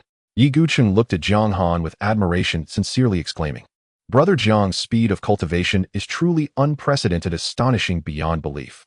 Zhang Han looked at the two top sword cultivators before him and inquired about his doubts. "You two have gathered all the survivor convoys here. What are your plans next?" Yi Gucheng was the first. "Once all the survivor convoys and all the strong have gathered, this space is likely to witness a miraculous event." Shi Min Shui Shui maintained his usual aloof demeanor, speaking little and remaining indifferent, standing proudly in his white attire, silent. While the three conversed, a sudden thunderous dragon roar echoed from the sky, shaking the heavens and the earth. Everyone looked up in unison towards the sky. A gigantic spectral dragon soared down from the clouds, its size immense. On the dragon's back stood thousands of survivors, a staggering number. This convoy included extraordinary beings of the agricultural sequence, easily providing food and supplies for all the survivors, with logistics completely worry-free. A figure in black stood alone atop the massive head of the spectral dragon, tall and straight, exuding a cold and proud demeanor. The dragon's roar resonated through the heavens, heralding the arrival of the last convoy. The black-clad youth's expression was indifferent as he looked down at the beings below, viewing everyone with disdain, not taking anyone present seriously. However, when his gaze swept over Zhang Han, Shi Min Shui Shui, and Yi Gucheng, the previously calm look in his eyes finally showed a hint of fluctuation. He could clearly sense that the strength of the three before him was all on the same level as himself. In the next moment, the black-clad youth moved, leaping directly down from dozens of meters in the air and landing steadily. He ignored everyone present, not glancing at the other survivors, and walked straight towards Zhang Han and the others. "Greetings to the three of you. I am Long Aotian, peak of Sequence 5, a Dragon Keeper. What are your names and cultivation levels?" Shi Min Shui Shui, with a cold demeanor, spoke first. "I am Shi Min Shui Shui of the Sword God Sequence 5, 8 transformation." Yi Gucheng followed closely, calmly introducing himself. "I am Yi Gucheng of the Sword Immortal Sequence 5, 7 transformation." Finally, Zhang Han looked at Long Aotian with an indifferent gaze, his tone calm and composed. "I am Zhang Han of the Mind Master Sequence, peak of Sequence 5. Zhang Han observed Long Aotian before him, feeling a distinct difference between this Dragon Keeper and the other extraordinary beings. He pondered for a moment before asking, "Brother Long, I am very curious about your Dragon Keeper sequence. Could you elaborate? We would be all ears." Long Aotian did not hide anything and straightforwardly stated the truth. "My relationship with the spectral dragon is not that of master and servant, but rather a strange, symbiotic contract. When the spectral dragon was still young and weak, I happened to awaken the Dragon Keeper sequence. The dragon race is inherently proud and will never submit to humans. In the end, we reached a consensus and established a contract to coexist and achieve greatness together." As the last team took their positions, the originally endless black road behind them slowly melted away, completely severing their retreat. In front of them, a massive black door gradually materialized in the air, its opening wide enough to span 100 meters, with a hastily written plaque above it that read "Underworld." At the moment they saw the inscription, a wave of dread washed over the ordinary survivors, their faces pale with terror. Is there really an underworld? The legends are true. Those who step into this place are doomed. A survivor with poor mental fortitude immediately collapsed in fear, losing control of himself. The heavy underworld gate creaked open with a chilling sound, and icy wind surged forth, enveloping the entire convoy in a bone-chilling atmosphere. Zhang Han, Shi Min Shui Shui, Yi Gucheng, and Long Aotian exchanged glances and nodded silently. Everyone understood that there was no turning back. The only chance of survival lay deep within the underworld. A small number of survivors who had heard tales of the underworld were overwhelmed by fear, turning and running madly, desperate to retreat, but the road behind them had already vanished. While the ordinary mortals failed to grasp the situation, the powerful figures among them knew clearly that retreat would lead to certain death. The Xingho convoy under Shimin Shui was known for their audacity, equipped with top-tier mechanics. On the surface, it appeared to be an ordinary bus, yet its interior space was a vast 30 by 60 meters due to spatial folding. Without hesitation, the Xingho convoy was the first to activate their vehicle, driving straight into the underworld. Many of the remaining convoys hesitated in place, when suddenly a ghostly dragon let out a thunderous roar, soaring into the gate with over 10,000 survivors. Jiang Han's RV floated into the air following the ghostly dragon as they stepped into the underworld. Seeing the top powers enter, the other teams no longer hesitated and followed suit. As they passed through the gate, the familiar black road beneath their feet disappeared, completely replaced by a cracked, grayish-white road stretching endlessly before them. Twisted branches of dead trees lined the sides of the road, resembling ghostly claws, while the chilling wind swirled with gray mist in which vague apparitions of souls occasionally floated. The waters of the Wangchuan River by the roadside were murky and yellow, with remnants of bones and tattered soul-calling banners floating on the surface, while rusty chains and scattered white bones littered the ground, saturating the air with a cold, decayed odor. The entire expanse was shrouded in a gray haze, with faint sounds of dragging chains echoing from afar, mingling with the soft wails of lost souls as an icy chill seeped into the vehicles through every crack. The Huangquan Road stretched for 3,000 miles, and the convoy needed half a day to reach the Yinluo Hall. At this moment, Jiang Han's spiritual sense could extend 30,000 meters, his mind reaching out to detect a powerful, oppressive aura deep within the Yinluo Hall. Jiang Han determined that it belonged to the ruler of this underworld, Ghost King Qin Guangwang. Upon entering the realm of the underworld, Jiang Han felt a tightening in his chest as the laws of forbidden beings loosened, no longer bound by the rules of the living world, slowly beginning to awaken. The young man possessed by a forbidden being could trigger a disaster at any moment. Jiang Han's eyes flickered, and he quickly devised a plan, using his spiritual power to teleport the possessed youth directly into the main hall of Yinluo Hall. Inside the hall, Qin Guangwang sat at a desk reviewing the Book of Life and Death, while interrogating a living sinner preparing to condemn him to the 18 layers of hell. Suddenly, a living human appeared in midair. Qin Guangwang, furious, raised his hand to crush the intruder, but as his gaze fell upon the awakening forbidden being on the youth's back, his dark face instantly turned grave. Having presided over the underworld for many years, Qin Guangwang had encountered countless souls and spirits. Typically, the souls of strange beings would dissipate after death, not remaining in the world. Yet this creature, which had only been at the level of a ghost general, now surged to the status of a ghost king, rapidly breaking through to the peak of ghost kings. Realizing the situation was spiraling out of control, Qin Guangwang no longer held back. The Book of Life and Death in his hands expanded, transforming into a massive tome that he slammed down upon the forbidden being. The forbidden being, surrounded by swirling black mist, extended its long tongue to withstand the blow. Both the creature and the person simultaneously grew in size, transforming into 10-meter giants, their fists colliding, causing the entire Yinluo Hall to shatter. With ghostly energy filling the air and black mist churning, the space of the underworld was far more solid than the mortal realm, and even the brute force of the forbidden being could not tear it apart. As the two top-tier powers clashed in the depths of the underworld, the sound of their fist strikes reverberated, causing the entire Huangquan Road to tremble slightly. Meanwhile, Jiang Han and his group had driven their vehicle to the Naiha Bridge. At the bridgehead stood a hunchbacked old woman holding a bowl of medicinal soup, blocking the path and insisting that Shimin Shui drink from it. The survivors in the back recognized her and cried out in alarm, "It's Meng Pale. That bowl contains Meng Pa soup. Drinking it will make you forget all memories of your past life." Shimin Shui, who valued his memories above all, was enraged upon hearing that the soup could erase his memories.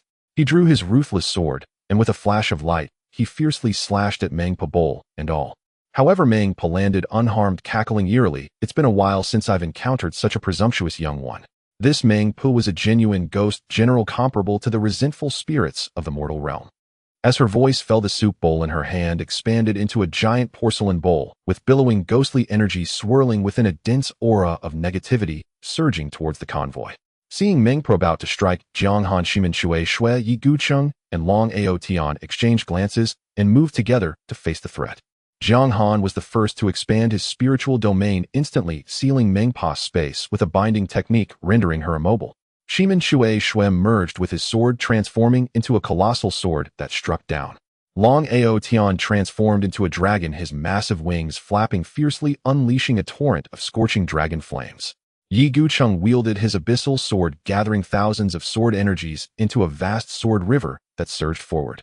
Though Meng Pu was a powerful, resentful spirit, she faced 4 top-tier experts of Sequence 5, and with Zhang Han's spiritual binding, she could not evade. Impossible.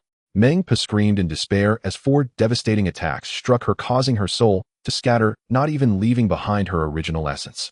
The ferocity of the 4's onslaught was too overwhelming, and the shockwave swept across the bridge, pulling over 100 innocent souls waiting to drink the soup and reincarnate into the void along with Meng Pu. As the dust settled, everyone looked towards the end of the Niha Bridge, where a magnificent radiant gate stood quietly shimmering with light. They couldn't help but gasp in awe. This was the legendary Wheel of Reincarnation. This forbidden-level aberration possessed a horrifying appearance resembling a human body with a frog's head, its grotesqueness reaching an extreme that sent shivers down one's spine. Its bulging green eyes fixated intently on the king of hell below, while its long frog-like tongue flicked out repeatedly, hungrily swaying towards the direction of the king. Thick green slime dripped continuously from the top of its head, emitting a nauseating stench as it was surrounded by an eerie, dense black mist. No one dared to underestimate this black mist and slime. Anyone tainted by them, even a deity like the king of hell, would fall into complete depravity, becoming a mindless fallen god. This was undeniably a peak, forbidden-level aberration. Its power was terrifying beyond measure. In the next moment, the bizarre creature no longer hesitated. Its massive frog-like fist, cloaked in swirling black mist, came crashing down towards the king of hell with world-destroying force. The attack was sudden, leaving the king of hell no time to evade. A resounding boom echoed as he took the full brunt of the lethal blow. The once brilliant, ghostly form instantly dimmed significantly, its surrounding dark energy swirling chaotically, its aura plummeting. It was evident that the illustrious king of hell was gravely injured. To severely wounded deity of the underworld, one could only imagine the outrageous power of this forbidden aberration. After injuring the king of hell, the frog-like creature became even more deranged, its bulging green eyes filled with greed. Its long, slimy tongue suddenly shot out like a chain, tightly wrapping around the king of hell's thick neck, gradually tightening. Its intent was brutally straightforward: to swallow the king of hell whole. Once I devour your divine body, refining your divine power, I will surely break my shackles and become even stronger. The eerie voice did not emanate from its mouth, but rather came from its round belly, heavy and oppressive, conveying a chilling malevolence. The long tongue continued to retract with force, gradually pulling the struggling king of hell towards the giant. The fear of death enveloped the king of hell entirely. A once formidable deity of the underworld was now terrified, losing its dignity, as it cried out in panic, "My lady, help! Please save me!" Just as the king was on the verge of being devoured in a moment of life and death crisis, a dazzling ray of 7-colored light suddenly illuminated the sky. The radiant light traversed the entire void of the underworld, instantly freezing the surrounding time and space. A woman exuding a holy presence and transcendent grace slowly materialized from the colorful glow. She floated barefoot in midair, clad in radiant garments, each movement resonating with the rhythms of heaven and earth, her aura utterly divine, causing all the eerie black mist to retreat before her. After her appearance, the woman did not glance at the vast convoy of survivors below. With a graceful flick, she transformed into a stunning stream of light, instantaneously appearing before the king of hell. The long, eerie tongue that had tightly bound the king of hell and all attacks in the surrounding space came to a complete standstill, frozen in place. The Empress of Earth gazed with indifferent eyes, raising her hand in the air, gathering the essence of heaven and earth, forming a colossal golden palm print that obscured the sun. With a thunderous crash, the giant palm descended firmly, grasping the audacious, forbidden-level frog aberration within its grasp, rendering it immobile. The frog aberration struggled wildly, its surrounding black mist surging and howling, yet it could not escape the confinement of the palm print. The Empress of Earth's gaze was heavy as she murmured to herself, "The underlying cause of this aberration is too immense. I cannot kill it, nor can I afford to." In that brief sentence lay the peril within. Even she who held dominion over reincarnation dared not easily interfere with this forbidden consequence. With her words spoken, she no longer hesitated. Her arm exerted force. The confined, forbidden aberration was violently flung away by her. The terrifying power instantly tore through the void of the underworld, forcefully hurling the aberrant being out of the gates of hell. The enormous frog body was tossed through the air, breaking through layers of spatial barriers, directly escaping the end of the apocalyptic world, and being violently thrown into the depths of a dimensional rift of an aberrant world. Completely banished, never to return. The crisis was entirely resolved. The king of hell, still shaken, hurriedly approached, confusion written across his face as he asked, "My lady, Such a vicious, forbidden aberration must surely be a great calamity. Why did you not kill it directly, but instead let it go? The Empress of Earth gazed into the distance, her eyes flickering with complexity as she slowly revealed the secret. All aberrations born in this world are intertwined with ancient secrets. The web of causation is so tangled that even I cannot bear it. Gradually, scenes of sealed ancient history began to surface in her heart. In ancient times, the celestial realm had three supreme giants who wielded power over the world and suppressed all realms. Once these three giants specially invited her to the upper realm for a council, informing her that a new era was about to awaken and the cosmic order would be completely rewritten. At that time, the foremost among the three giants raised his hand to divine the heavenly secrets, glimpsing the future trends. Upon completing the divination, he spat out a mouthful of divine golden blood, his expression forlorn. He left behind only 4 words that echoed throughout the upper realm: Twilight of the Gods. After uttering these words, this supreme giant abandoned all his divine rank and reincarnated to rebuild his power.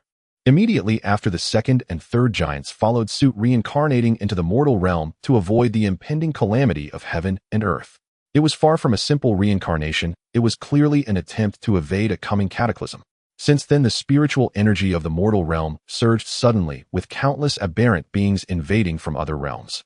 The dark mist from the aberrant world swept across the entire celestial realm, with countless high-ranking deities being eroded by the black mist, their minds corrupted, ultimately becoming mindless fallen gods who only knew slaughter. This marked the beginning of the aberrant cataclysm. After hearing this sealed secret, the king of hell shook violently, finally grasping the truth, filled with dread. And the Empress of Earth, she was the only being in this world who upheld and governed reincarnation and the underworld. As the Empress of Earth dealt with the aftermath and stabilized the void of the underworld, the convoy of survivors below witnessed the disappearance of the gates of reincarnation, revealing a completely new, intact world at the end of the underworld. The sky was clear, the space stable, devoid of any eerie black mist, starkly contrasting with the terrifying stillness of the underworld and the apocalyptic world. Charge out. Without hesitation, Shimin Shui controlled the vehicle, and the flame thrusters erupted with extreme power. The bus broke through the boundaries of the underworld, surging into this brand new world first. Behind the ghostly dragon, Jiang Han's luxurious vehicle and the vast convoy of millions of survivors followed closely, all driving out of the eerie underworld and stepping into a new land. The king of hell watched the departing convoy and quickly turned to the Empress of Earth beside him, anxiously asking, "My lady, this group of humans has slain Mengpua and intruded into the underworld, and now they are forcefully escaping. How should we deal with them?" The Empress of Earth gazed far away, intently watching Shimin Shui Yigu Cheng, and Li Changsheng within the convoy, a faint, inscrutable smile appearing on her stunning face. She spoke softly, her tone carrying a hint of approval and tolerance. "Let them go. They are the last embers of humanity in this apocalypse." As her words fell, her sacred figure dissipated into the void, transforming again into the gates of reincarnation guarding the underworld. The world knows the king of hell is the ruler of the underworld, yet none know that the true sovereign who governs the entire underworld and controls the order of reincarnation has always been the Empress of Earth. On the other side, the millions of survivors who successfully entered the new world peered around in astonishment, unable to contain their awe at the sights before them. The solidity of this world was astonishing. Jiang Han concentrated and attempted to use his power to tear through the space, but the void before him remained immovable, harder than he could ever imagine. He was inwardly shocked. The solidity of this space was truly terrifying. Even a forbidden-level aberration would likely find it impossible to casually tear through the space to invade. It is crucial to note that the apocalyptic world they previously inhabited had an extremely fragile space. Those terrifying, vengeful, spirit-level aberrations could tear through space and pursue their prey at any time, and no matter how fast the survivors fled or how well they hid, those creatures could always appear above them out of thin air to launch lethal attacks. This was the fundamental reason why the 80 billion surviving teams had fought their way to this point, leaving only a mere few million. In contrast, this new world was simply the safest sanctuary. A foreign survivor gazing at the peaceful and stable world before him was filled with shock, exclaiming, "Oh my God, this must be paradise, the holy land where God resides." Just as everyone was still in awe, a silver shadow flashed across the sky, moving at an incredible speed, swiftly passing over their heads. "My heavens, it's a flying saucer." The foreigner Marcus, who had just exclaimed, felt his pupils constrict and shouted in disbelief. Another blonde foreign woman, Avril, was also astonished, nodding repeatedly. "That's right. It is definitely a flying saucer. I have seen the top secret files that describe unidentified flying objects, and this one looks exactly the same." Jiang Han raised his gaze to the sky, his expression grave. Before the apocalypse descended, there had long been rumors of flying saucers and extraterrestrial civilizations on Blue Star, but in the end they were suppressed by the authorities and classified as rumors. Now, having reached the peak of Sequence 5, his perspective had changed drastically. He could clearly sense that the flying saucer that had just zipped by was merely a simple flying vehicle. However, its speed, defense, and overall performance far surpassed all their current vehicles and mechs entirely belonging to a different era. While everyone was still in shock, a slower flying saucer glided by from a lower altitude. Jiang Han's fingers moved slightly, about to draw his blade. Shimin Shui reacted even faster. The sword light suddenly tore through the air, a magnificent giant sword shadow, slashing across the sky, instantly bringing the flying saucer crashing down to the ground, rendering it immobile. Clang! The crisp, resonant sound of the blade reverberated through the heavens and the earth. Jiang Han's black and white heaven sword was drawn, its fierce blade energy locking onto the flying saucer, ready to unleash a lethal strike at any moment. At that moment, a gentle soul thought suddenly resonated from within the flying saucer, conveying no sound, but directly entering the minds of the crowd. Do not attack. Do not kill us. Jiang Han's gaze tightened as he raised his hand to sheath the heaven sword, coldly retorting through soul thought, come out. Come out immediately. We will come out. Right away. The hatch of the flying saucer opened in response, and a man and a woman slowly emerged. The appearances, figures, and features of the two were identical to those of Blue Star humans, with no discernible differences. Their spoken language bore a striking resemblance to the common language of the Daxia civilization, achieving a 90% similarity, allowing for seamless communication. At this moment, both of them were tense, their faces filled with fear, trembling with fright. It was important to note that the man was of Sequence 2 and the woman was of Sequence 3, already considered powerful in ordinary circumstances. Yet in front of Jiang Han and Shimin Shui, these top-tier elites had no chance to escape, their lives hung by a thread on the whim of their opponents. Shimin Shui gradually sheathed his ruthless sword, his gaze indifferent as he looked at the two. The man quickly clasped his hands, hurriedly introducing himself. My name is Li Yao, and this is my sister Li Meng. The relatively talkative Yi Guqing was the first to inquire, what country is this? What region are we in? Li Yao looked at the group, feeling perplexed. These people appeared imposing and ferocious, yet they were as clueless about their surroundings as country bumpkins who had never seen the world. However, he did not dare to be dismissive and slowly replied, this is the Great Wu Empire, and this world is also known as the Great Wu World. He then began to carefully introduce this strange and unique world to the crowd. This is a very peculiar world where technology is far more advanced than that of Blue Star. Yet to say it is purely a technological world would be inaccurate, as everyone here values martial prowess and the practice of cultivation is prevalent. The clothing, attire, lifestyle, and dietary preferences of the people here are all highly similar to those of Blue Star, with ethnicities and skin tones almost identical, boasting a similarity of over 90%. This is a unified dynasty ruled under a system of absolute imperial authority. The strongest person in the entire Great Wu world is none other than the current emperor, Wu Di Ji Qingtian. In addition to the emperor, there is another prominent figure, who is Ji Qingtian's teacher, known to the world as the Holy Master. This Holy Master has also reached the realm of Wu Di, possessing immense power, yet he is an extremely unreliable scientific madman. Though he is the teacher of the emperor, Ji Qingtian has placed him on the kill list. The reason is quite absurd. This Holy Master, in his quest to develop new types of potions, actually drugged the emperor to extract his blood for research. After Ji Qingtian woke up, he was furious, seething with rage, and vowed on the spot to slay this madman. Li Yao continued, this scientific eccentric is known to the world as Dr. Lan. Almost all the flying saucers and various advanced mechanical creations in this world originated from Dr. Lan's hands. He added, recently Dr. Lan has become obsessed with biological research, spending all his days locked in the laboratory concocting potions. Anyone who has served as his experimental subject has unlocked special abilities, becoming incredibly powerful, even surpassing the innate realm of martial artists. Later, a great fog descended, and more people began to awaken their powers using Dr. Lan's potions. Now the Great Wu Empire is completely divided into two major systems. One half consists of orthodox martial artists, while the other half comprises those who have awakened abilities through potions, collectively known as ability users or sequencers. The sequence levels correspond clearly to the realms of martial arts. Sequence 1 relates to innate, sequence 2 relates to master, sequence 3 relates to grandmaster, sequence 4 relates to celestial, sequence 5 relates to martial king, sequence 6 relates to martial emperor, and sequence 7 relates to martial sovereign. To facilitate differentiation, orthodox martial arts are classified into first realm, second realm, and third. After Li Yao finished his introduction, he looked up at Shimin Chui, Shui, Yiguqing Jiang Han, and the others, his eyes filled with inquiry, clearly indicating that he had finished relaying the information and was asking if they could let him go. Yiguqing then pressed on with a crucial question. Are there any anomalies in this world? What exactly are these anomalies? Li Yao looked puzzled, having never heard of that term. Shimin Chui Shui explained in a deep voice, anomalies are monsters with distorted forms, extremely ugly and repulsive. They possess great strength and specifically hunt living beings to devour them raw. Li Yao suddenly understood, saying, so you are referring to demons. We indeed have them here. The demon invasion has been ongoing for 2 months now. These demons are exceedingly brutal. Not long ago, 100,000 elite soldiers of the Great Wu Empire were annihilated in a siege, completely wiped out. The emperor was infuriated and personally led the charge, slaying 1,000 demons with his own hands to temporarily stabilize the situation. Hearing this, Shimin Chui Shui and the others immediately understood everything. They came from Blue Star and clearly remembered that Blue Star had been invaded by anomalies for 3 whole years, leaving it in ruins. In contrast, the Great Wu world had only recently begun to experience the invasion. Having gathered all the information they needed, Shimin Chui Shui calmly stepped into the previously downed flying saucer.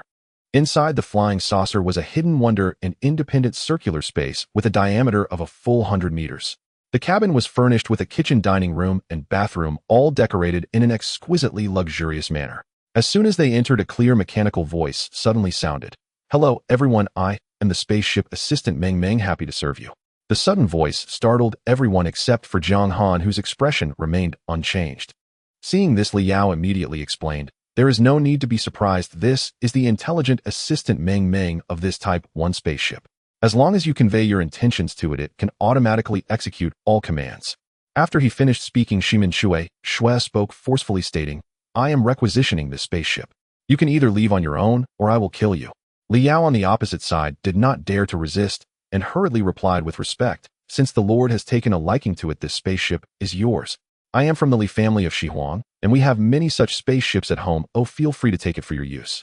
Shimin Chui Shui Long Lao Daqian, Sen Yiguqing Chun Li, and Jia Hao, who looked like a student, along with all the survivors of the Xingho team, boarded the ship and regrouped. Yiguqing looked at Jiang Han and cupped his hands in farewell, saying, Brother Jiang, we take our leave here and hope to meet again in the future. Jiang Han nodded slightly. All right, may we meet again if fate allows. Once everyone boarded, the intelligent assistant Meng Meng immediately activated the spaceship. A ring of light appeared around the outer layer of the spaceship, spinning rapidly at an incredible speed, and finally the spaceship vanished from its original position at a terrifying speed, disappearing completely from everyone's sight. Jiang Han gazed in the direction the spaceship had departed, slowly stating, Captain Zhao, we should also set off now. All the survivors from Blue Star understood clearly. This Great Wu world with its recent anomaly invasion appeared stable, but was merely temporary. It would not be long before the anomalies would launch a full-scale invasion, and at that time the entire order of the world would collapse completely. The figure clad in black Long Outyin looked at Jiang Han with a serious expression and initiated his farewell. Brother Jiang, until we meet again. Next I will take my team and thoroughly explore this brand new world. Jiang Han's expression remained as calm as ever, showing no significant emotional fluctuation, and he lightly nodded in response. Until we meet again. With those simple words of goodbye, the two parted ways. As the words fell, Long Outyin no longer lingered, turning to step onto the back of a colossal phantom. This phantom dragon was massive, its broad back capable of accommodating over 10,000 survivors. The phantom dragon tilted its head and let out a deafening roar that reverberated through the heavens as black mist surged and enveloped the entire void. After Long Outyin and his group completely departed, the remaining people present began to relax.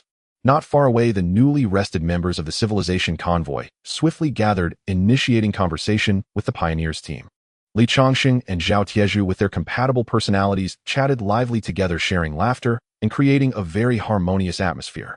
On the other side, Zhang Ziang quickly noticed Jiang Han and Lin Qingyan, who were quietly standing among the crowd, and immediately approached with a smile. Brother Jiang, I truly did not expect that after all the twists and turns you and Sister Qingyan ended up together. Congratulations. Jiang Han casually glanced at Zhang Ziang and immediately discerned that Zhang Ziang's cultivation had now firmly reached the peak of Sequence 4, just half a step away from entering the threshold of Sequence 5, showing remarkable progress. Brother Ziang, it has been a while since we last met. I didn't expect your cultivation speed to be so rapid, not slow at all, Jiang Han casually remarked. Zhang Zing hurriedly waved his hand, a bitter smile of humility on his face. Brother Jiang, please don't tease me.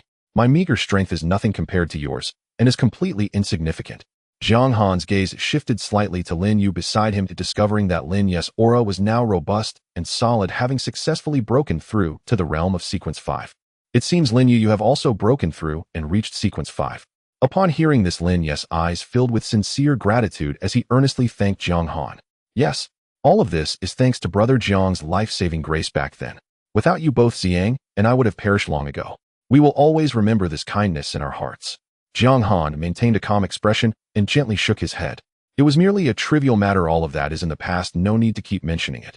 Thus the two teams stood there casually chatting, discussing their experiences on the road and their plans for the future. After a brief rest, the members of the civilization convoy did not linger any longer. After exchanging farewells, they boarded their vehicles, preparing to set off on their journey.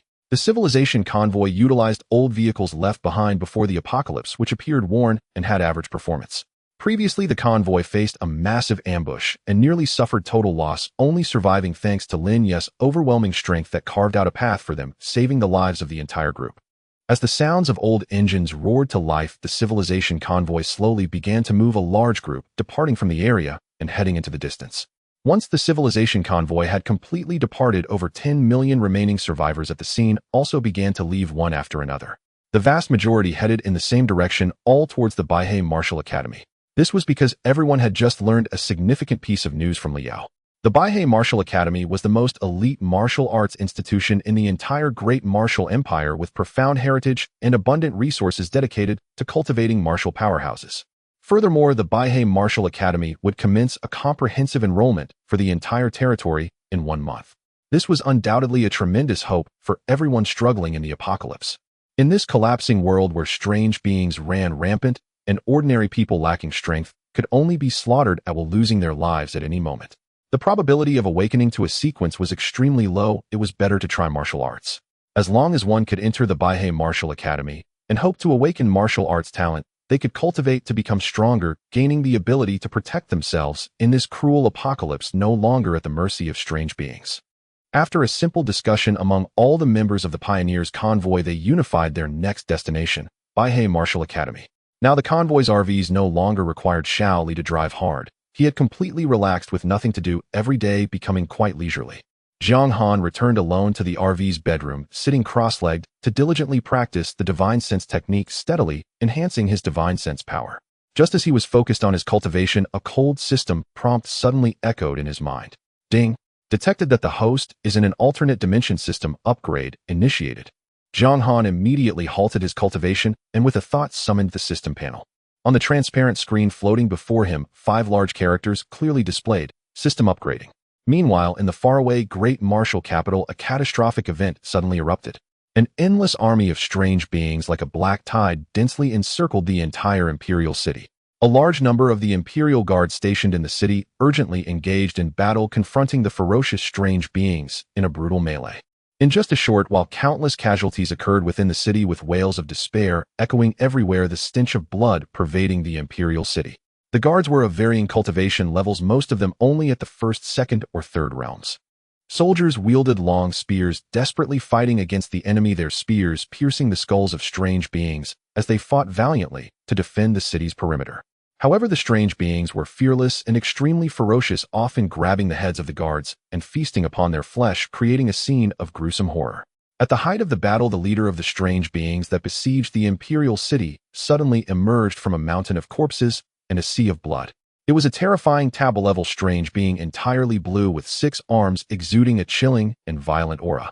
As soon as it appeared, 6 massive hands reached out, simultaneously locking on his 6 guards, devouring them all in one gulp with extreme brutality. This strange being stood over 6 meters tall, its massive frame imposing. Each step it took caused the ground to tremble, violently cracking with numerous fissures. Any guard that dared to obstruct its path was met with disdain. It simply lifted its foot and trampled them into a pulp. Then it floated above the imperial city, swinging its 6 arms simultaneously to deliver 6 terrifying blows. With a thunderous boom, the solid and heavy city walls were directly smashed to create a massive breach. Since the emergence of this strange leader, in just a few minutes, nearly 10,000 guards had perished, suffering severe losses. The commander of the guards, Zhang Wan, was a top-tier powerhouse at the 5th realm, donned in heavy armor, wielding a spear with an imposing presence. Watching his soldiers fall one after another, Zhang Wen's expression darkened to the extreme. Suppressing his fury, he gripped his spear and charged forth. With all his might, he thrust the spear at the blue-skinned strange being, delivering a powerful strike. However, facing his full-force attack, the blue-skinned strange being remained expressionless, casually extending a hand to directly snap the hardened spear in half. In an instant, another massive hand seized Zhang Wen's body with terrifying strength. With a resounding tearing noise, the formidable Fifth Realm powerhouse, Zhang Wen, was brutally torn apart. Immediately after, the strange being opened its mouth wide and completely devoured Zhang Wen. It was evident that the flesh and blood of martial cultivators contained pure energy, which could further nourish the strange being, allowing it to grow stronger rapidly. After consuming Zhang Wen, the blue-skinned strange being let out an excited roar. Its piercing howl swept across the entire imperial city, causing the remaining 80,000 guards to be shaken to their core, their spirits waning, completely losing their will to fight. What followed was a one-sided brutal massacre. The blue-skinned strange being rampaged mercilessly, capturing soldier after soldier, devouring them all, growing increasingly exhilarated. In the imperial study, the personal attendant Wei Gonggong rushed in, panic-stricken, stumbling as he entered, his voice trembling. "Your Majesty, it's bad. A demon leader has appeared outside the city. General Zhang Wen has already perished." In the study, a young man wearing a bright yellow dragon robe with a buzz cut was none other than the Emperor of the Great Martial Empire, Ji Qingtian. Upon hearing the grim news, Ji Qingtian's face darkened. Gripping the sword at his waist, he flashed out of the study instantly.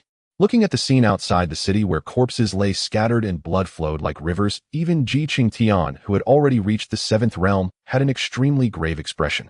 Without hesitation, he swung his sword, unleashing countless sharp sword energies that surged down like an overwhelming tide towards the blue-skinned strange being. However, after a series of clanging sounds, all the sword energies struck the strange being without leaving a single mark. Ji Qingtian's eyes sharpened as he directly unleashed his sword domain. An endless torrent of sword energy converged into a vast river, rushing down with unstoppable momentum. "Beast, die!" The river of sword energy crashed down, but the blue-skinned strange being remained undeterred, pressing forward against the tide, completely unscathed. With ordinary attacks proving ineffective, Ji Qingtian immediately shouted fiercely, "Please, National Protector's Divine Seal." A heavy, ancient golden divine seal materialized out of thin air and landed in Ji Qingtian's hand. The once unremarkable divine seal instantly radiated bright golden light, enveloping the Emperor's true energy, the fortunes of the great martial people, and the supreme imperial dragon Qi. The golden brilliance swiftly covered the sky above the entire imperial city, descending with unparalleled oppressive force towards the blue-skinned strange being. Under the terrifying power of the divine seal, the blue-skinned strange being's body shattered and exploded piece by piece. Ultimately, this horrifying tab-level strange being was completely suppressed and slain by the National Protector's divine seal.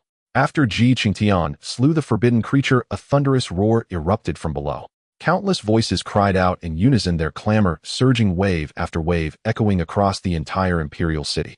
"Long live the Martial Emperor! Long live the Martial Emperor! 10,000 years to the Martial Emperor!" The sheer magnitude of the sound shook heaven and earth. Having dealt with the eerie calamity, Ji Qingtian lingered not and returned directly to the imperial study within the palace. He walked slowly to the desk and sat down, lifting the divine seal of the realm with both hands. This was the sacred artifact passed down through generations of the Great Wu dynasty, a token of successive emperors, symbolizing the dynasty's fortune and of immeasurable value. Ji Qingtian cherished it deeply, gently caressing the seal's surface over and over with a solemn gaze. Yet at that very moment, an uninvited guest arrived silently within the imperial city. The figure was clad entirely in black. If one were to draw close and observe carefully, they would see two large characters emblazoned on the back of his black robe. System. Ji Qingtian was still absorbed in fondling the divine seal of the realm, unable to let it go. In the next instant, his hands were empty. The seal, which had been firmly in his grasp moments before, vanished into thin air. A furious roar immediately erupted within the imperial study. Who stole my divine artifact?" Anguished cries rang out one after another, spreading from the deepest chambers of the palace. Ji Qingtian trembled with rage, a blaze of fury surging in his chest, his entire being on the verge of exploding. It was the supreme treasure of Great Wu, and it had been stolen right before his eyes. Utterly preposterous. The scene shifted to a secret laboratory 1,000 miles away. Inside, an old man with a hunched figure and disheveled hair stared intently at a vial of injection, his expression both obsessed and maniacal. He was the infamous scientific madman Dr. Blue. At this moment, Dr. Blue couldn't help but throw his head back in a wild laugh. "Ha ha ha. Who would have thought Ji Qingtian? Using your bloodline, I have successfully developed the first Imperial injection. Inside the test tube, the golden liquid swirled slowly, brimming with immense power. It was the pinnacle achievement of Dr. Blue's countless efforts made possible by the Martial Emperor's bloodline. The more Dr. Blue thought about it, the more excited he became, laughing almost deliriously. I've finally done it. I've succeeded. Ha ha ha. This was the greatest wish he had harbored for years. To create the Imperial-grade enhancement injection, he had expended boundless energy and endured countless sleepless nights. But just as he was ecstatic, the Imperial injection in his hand suddenly vanished. Gone. Disappeared without a trace, leaving no sign behind. Not only the newly developed Imperial injection, but also the Sovereign injection he had painstakingly researched over the past few years had vanished as well. Dr. Blue froze instantly, the wild joy on his face solidifying. Then overwhelming rage engulfed him. Who stole my Imperial injection? Damn it. Blinded by fury, Dr. Blue lost all control, flailing his arms wildly, sweeping all the instruments, equipment, and bottles in the lab onto the floor, shattering them into pieces. These injections were the fruit of his life's work, his most precious research results. To have them stolen so inexplicably was something he simply could not accept. Dr. Blue raged and roared in the laboratory, venting for an entire day and night. Yet no matter how he investigated, he could find no clue. In the end, he could only stop helplessly, his face dark as he muttered to himself. No choice. He'll have to borrow some blood from that brat Ji Qingtian again and start over.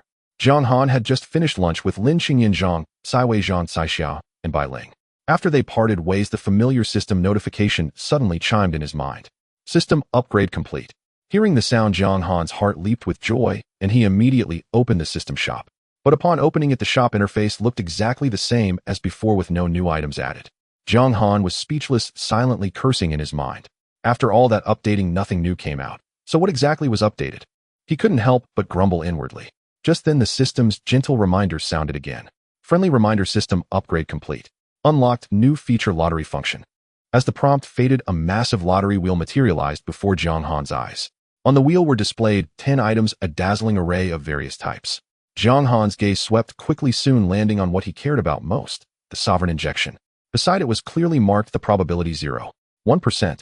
The odds were extremely low, making it nearly impossible to win through normal draws.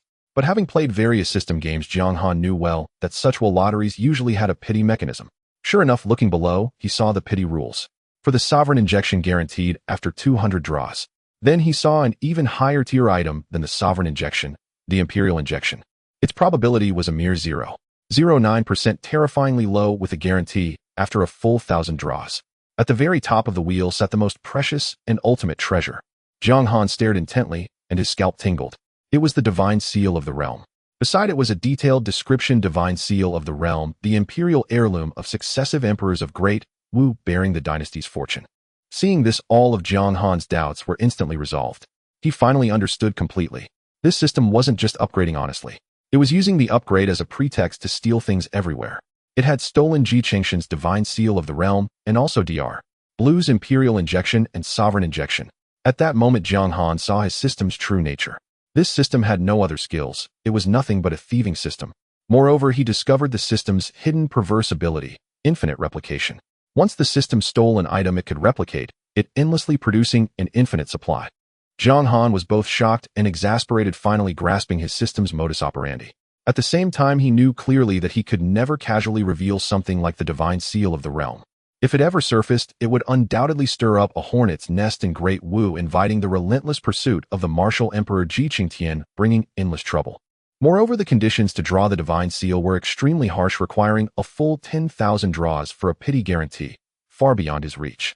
Zhang Han shifted his focus from the seal, fixing his gaze on the Sovereign injection. As long as he drew it once with the system's replication ability, the shop would permanently stock it, allowing him to obtain it infinitely. Just then the system displayed the draw cost. Each draw consumed 1000 karma points. Zhang Han immediately checked his panel. He still had 1700 karma points. Seeing this, Zhang Han hesitated no longer and began drawing. He pressed the draw button and the pointer on the wheel spun rapidly, ticking away without stop. Draw after draw yielded only various martial arts items: 8 trigrams, dragon swimming palm, all kinds of martial palm techniques, leg techniques, blade techniques, sword techniques, internal cultivation methods, external body hardening arts. A chaotic array of martial skills poured out endlessly. In a short time, Jiang Han had drawn over 170 martial arts manuals, yet the sovereign injection he desired remained elusive. Staring at the pile of 170 various martial arts tomes before him, Jiang Han felt a headache coming on. He was already a sequence bearer possessing powerful sequence abilities. These ordinary martial arts techniques were treasures for commoners, but for him, they required too much time and effort to cultivate and were ultimately unnecessary. Jiang Han casually flipped through the manuals, carefully selecting. In the end, he chose a technique called Indestructible Golden Body. Internal cultivation arts were of little use to a sequence bearer now, as their own sequence power was more than sufficient. But the Indestructible Golden Body was different. It could greatly enhance physical defense, making it highly practical. After making his selection, Jiang Han took out another manual, 9 Dragon Art, and went to find Captain Zhao. He handed over the manual and spoke calmly. Captain Zhao, this is a martial arts manual I stumbled upon. It should be what the natives of this world practice. Take it back and have the ordinary people in the RV try to train with it. If they can't even cultivate true qi, it means they have neither the talent to awaken a sequence nor any aptitude for ordinary martial arts. Jiang Han, accompanied by a group of sequencers who had come from Blue Star, slaughtered 2 plump sheep and 10 robust wild rabbits. They gathered various fresh wild vegetables and mushrooms from the surrounding mountains and forests, set up an iron pot, and prepared a steaming hot pot of lamb. The broth was simmered with lamb bones for several hours, the red soup bubbling and hissing. The tender lamb meat was added to the pot and cooked in moments, complemented by a flavorful dipping sauce. The sequencers who had been battling all day gathered in a circle, eagerly devouring the food. Meat slices and vegetables were continuously stuffed into their mouths, each one covered in grease, with oil dripping down their chins. Among the Minjin gang had the most frightening appetite. While others put down their bowls and utensils to rest, he picked up the large soup pot and tilted his head back, gulping it down. Not a drop of rich lamb soup was left, achieving a clean sweep. After their feast, the group dispersed to rest. Jiang Han walked to the storage area of the RV to check the remaining supplies and found the last pack of Huazi cigarettes. This was the final stock for the team. Any future smoking would require luck. He opened the pack, took out a cigarette, lit it, and leisurely stepped down from the RV, leaning against the side and smoking, relaxing his tense mind from the past few days. The night sky above was no different from that of Blue Star, with a crimson blood moon slowly hanging in the air, casting a dark red light over the land. In an instant, the clouds high above suddenly ripped open, a narrow crack, thick black mist pouring out uncontrollably from the gap. Seeing this scene, Jiang Han's eyelids twitched violently. Memories of the space crack on Blue Star and the bizarre invasion flooded back to his mind, the scene identical to that of his past. He realized that their peaceful days were over. The Daowu world was officially facing a bizarre and comprehensive invasion. At that moment, the loudspeaker carried by Zhao Taizhu suddenly blared a rough voice, cutting through the wilderness. Everyone return to the RV immediately. No loitering outside. Danger is approaching. Evacuate immediately. The survivors who had been strolling around the RV did not dare to delay. Jiang Han extinguished his cigarette and gathered his group to board the vehicle. The group received the order to depart, and the RV's engine roared to life, swiftly speeding away under Zhao Taizhu's lead. He deliberately avoided dangerous areas, the driving route erratic, sometimes turning east toward the desolate plains, and shortly thereafter changing course to rush west. The common folk and local cultivators of the Daowu Empire were unaware, continuing their market activities, practicing martial arts, and living their lives completely oblivious to the impending catastrophe. The black mist descended with the wind twisting and writhing upon landing. Countless grotesque creatures emerged from the mist, densely covering the fields and streets. These monsters appeared hideous and terrifying. Some had 3 bulging murky eyes on their foreheads with blackish yellow pus dripping from the eye sockets. Many were covered in slippery long tentacles, which were lined with small barbs capable of piercing through stone, and would to another type resembled ordinary humans, but had their flesh rotting and exposing bones with dark green, foul-smelling mucus oozing from their wounds and fat white maggots crawling in the gaps of their decayed flesh. While a normal human would have perished from such injuries, these abominations still moved with incredible speed and ferocity. The survivors from Blue Star could immediately recognize these as the creatures they had fought against for years, but the local beings of Daowu, having read ancient texts, dubbed this group of invaders as demons. However, after engaging with them, they realized that the monsters before them were far more sinister and bloodthirsty than the ancient demons recorded in the texts.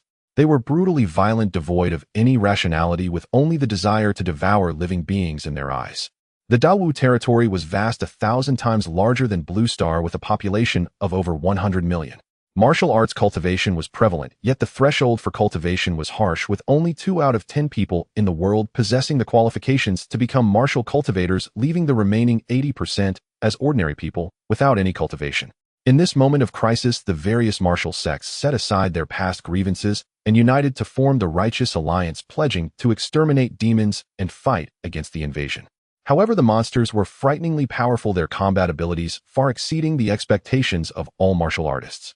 In just one day, long-established local gangs were annihilated one after another. The Three-Fist Gang, Golden Sands Gang, and Swordpath Sect were all slaughtered by the monsters. The number of smaller sects being wiped out grew increasingly, with many sect leaders at the fifth stage fighting desperately only to meet a tragic end under the monsters' claws. Inside the Alliance's conference hall, the expressions of the various sect leaders were pale, their minds in turmoil. Guo Sanchuan, the Alliance leader, scanned the room with a helpless expression and spoke, "Masters, sect leaders, and teachers. These demons are too powerful, far beyond our expectations. This hastily assembled alliance cannot possibly withstand their assault. In my opinion, the best strategy is to retreat. I will take my leave and escape." As soon as he finished speaking, Guo Sanquan immediately summoned his trusted aides, and they boarded the Alliance's Special Type 2 spaceship, abandoning the entire martial world to flee alone. Seeing their leader abandon them to escape, the remaining leaders lost all will to fight. The vast anti-demon alliance collapsed on the spot, each sect scattering in flight. On the front lines of the Imperial City, 300,000 elite soldiers of the Dawu Empire steadfastly held the walls, not a single one retreating a step. In the hearts of all soldiers and citizens, Emperor Ji Qingtan was like the blazing sun hanging in the sky, the sole hope for safeguarding their homeland, and they were willing to sacrifice their lives to protect their king. Standing atop the city wall, Ji Qingshan's brow was tightly furrowed, filled with grave concern. Previously, he had barely managed to slay a high-level blue-skin monster with a temporary boost from the National Seal, but now two tab-level monsters were entrenched among the invading forces, known as the Cracked Forehead Slayer and the Sudden Spine Beast. The Cracked Forehead Slayer had its forehead skin split open, revealing sharp bone spikes with bulging muscles on its arms and claws shimmering with a dark, cold light. The Sudden Spine Beast had bone spikes protruding from its back, its hands transformed into sharp bone blades, shattering rocks with its swings. The two taboo monsters led 10 Wraith-level beings charging into the city. Among the 10 Wraiths were the Eerie bride and groom. Jiang Han had previously fought along with a grotesque boss with a big belly, a bald head, and a tattered briefcase, its flesh rotting away with a single bulging eye on its forehead, occasionally oozing foul black liquid. The 12 high-level monsters launched a fierce assault, causing the heavy city walls to shatter, explosively debris and dust swirling into the sky. 300,000 elite soldiers fell in droves under the massacre of the high-level monsters, their corpses stacking up like mountains, blood flowing freely along the streets, staining the entire surface of the Imperial City. The court urgently mobilized 1 million temporarily conscripted ordinary soldiers to reinforce the defense, but mere mortals, without cultivation, quickly became fodder for the monsters as they charged into battle. Ji Qingtian fought alone against the two taboo monsters. The Cracked Forehead Slayer continuously clawed and bit at him, while the Sudden Spine Beast waited for an opportunity to launch a bone spike ambush. Ji Qingtian was exhausted from defending, with multiple lacerations on his body, drenched in blood, looking utterly wretched. He harbored deep resentment for the thief who stole the national artifact. As long as he had the Jade Seal in hand, he could temporarily unleash the power of the Eighth Realm and firmly suppress the two monsters. In a moment of entanglement, the Cracked Forehead Slayer suddenly reached out, with its giant claws tightly gripping Ji Qingshan's limbs, rendering him immobile. The Sudden Spine Beast raised its hand, brandishing sharp bone spikes, a cold glint flashing as it aimed for Ji Qingshan's heart, the fatal strike imminent. At the critical moment, a figure leapt into the air, a sealed glass vial, smashing precisely against the Sudden Spine Beast, the vial shattering and splashing a blue corrosive liquid all over the monster's body. The corrosive liquid was terrifying. Upon contact with flesh, it instantly emitted thick, black smoke. The Sudden Spine Beast's flesh began to melt and wrought the excruciating pain, causing it to abandon its attack on Ji Qingtian and turn its furious assault towards the person who had intervened, none other than Dr. Lan, who specialized in researching special biochemical agents. The battlefield instantly split in two, with Ji Qingtian gritting his teeth and enduring the frenzied onslaught of the Cracked Forehead Slayer, while Dr. Lan relied on agile movements to evade the Sudden Spine Beast. Among opponents of the same realm, local martial cultivators were far outmatched in physical prowess and explosive power compared to the sequencers from Blue Star. Coupled with the monsters' inherently strong and resilient bodies, the two were thoroughly suppressed throughout, retreating step by step. Wei Gonggong, the second strongest in the Imperial City, had reached the sixth realm. Seeing the Emperor trapped in a deadly situation, he disregarded everything and leapt to aid him, only to be captured midair by the Cracked Forehead Slayer, which tore him in half, with its hands consuming the chunks of flesh on the spot. Dr. Lan dodged the bone spikes, while urging loudly, "Your Majesty, this place is not safe. We must evacuate quickly." Ji Qingtan looked at the mountain of corpses and sea of blood beneath him, filled with rage and sorrow, shouting, "Teacher, I am truly unwilling. This land is the legacy of the Ji family, built with generations of hard work." Dr. Lan sidestepped a bone spike thrown by the sudden spine beast and replied calmly, "Unwillingness does not change the facts. As long as the Green Hills remain, one need not worry about firewood. I have studied for a long time. They are not the local demons recorded in ancient texts, but bizarre beings from another dimension with tenacious life force, extremely difficult to eradicate completely." After finishing Dr. Lan pulled out another vial filled with deadly poison, throwing it towards the sudden spine beast during an opportune moment.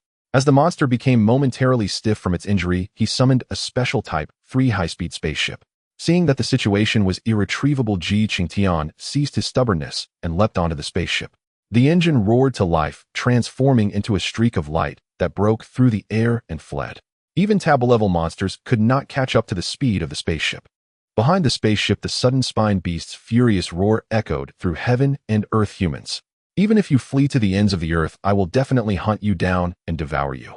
A bizarre invasion swept across the great martial world. In just 1 month, there was no longer a place where humans could find refuge. The remaining factions across the great martial world formed large survival convoys, fleeing desperately with survivors and supplies.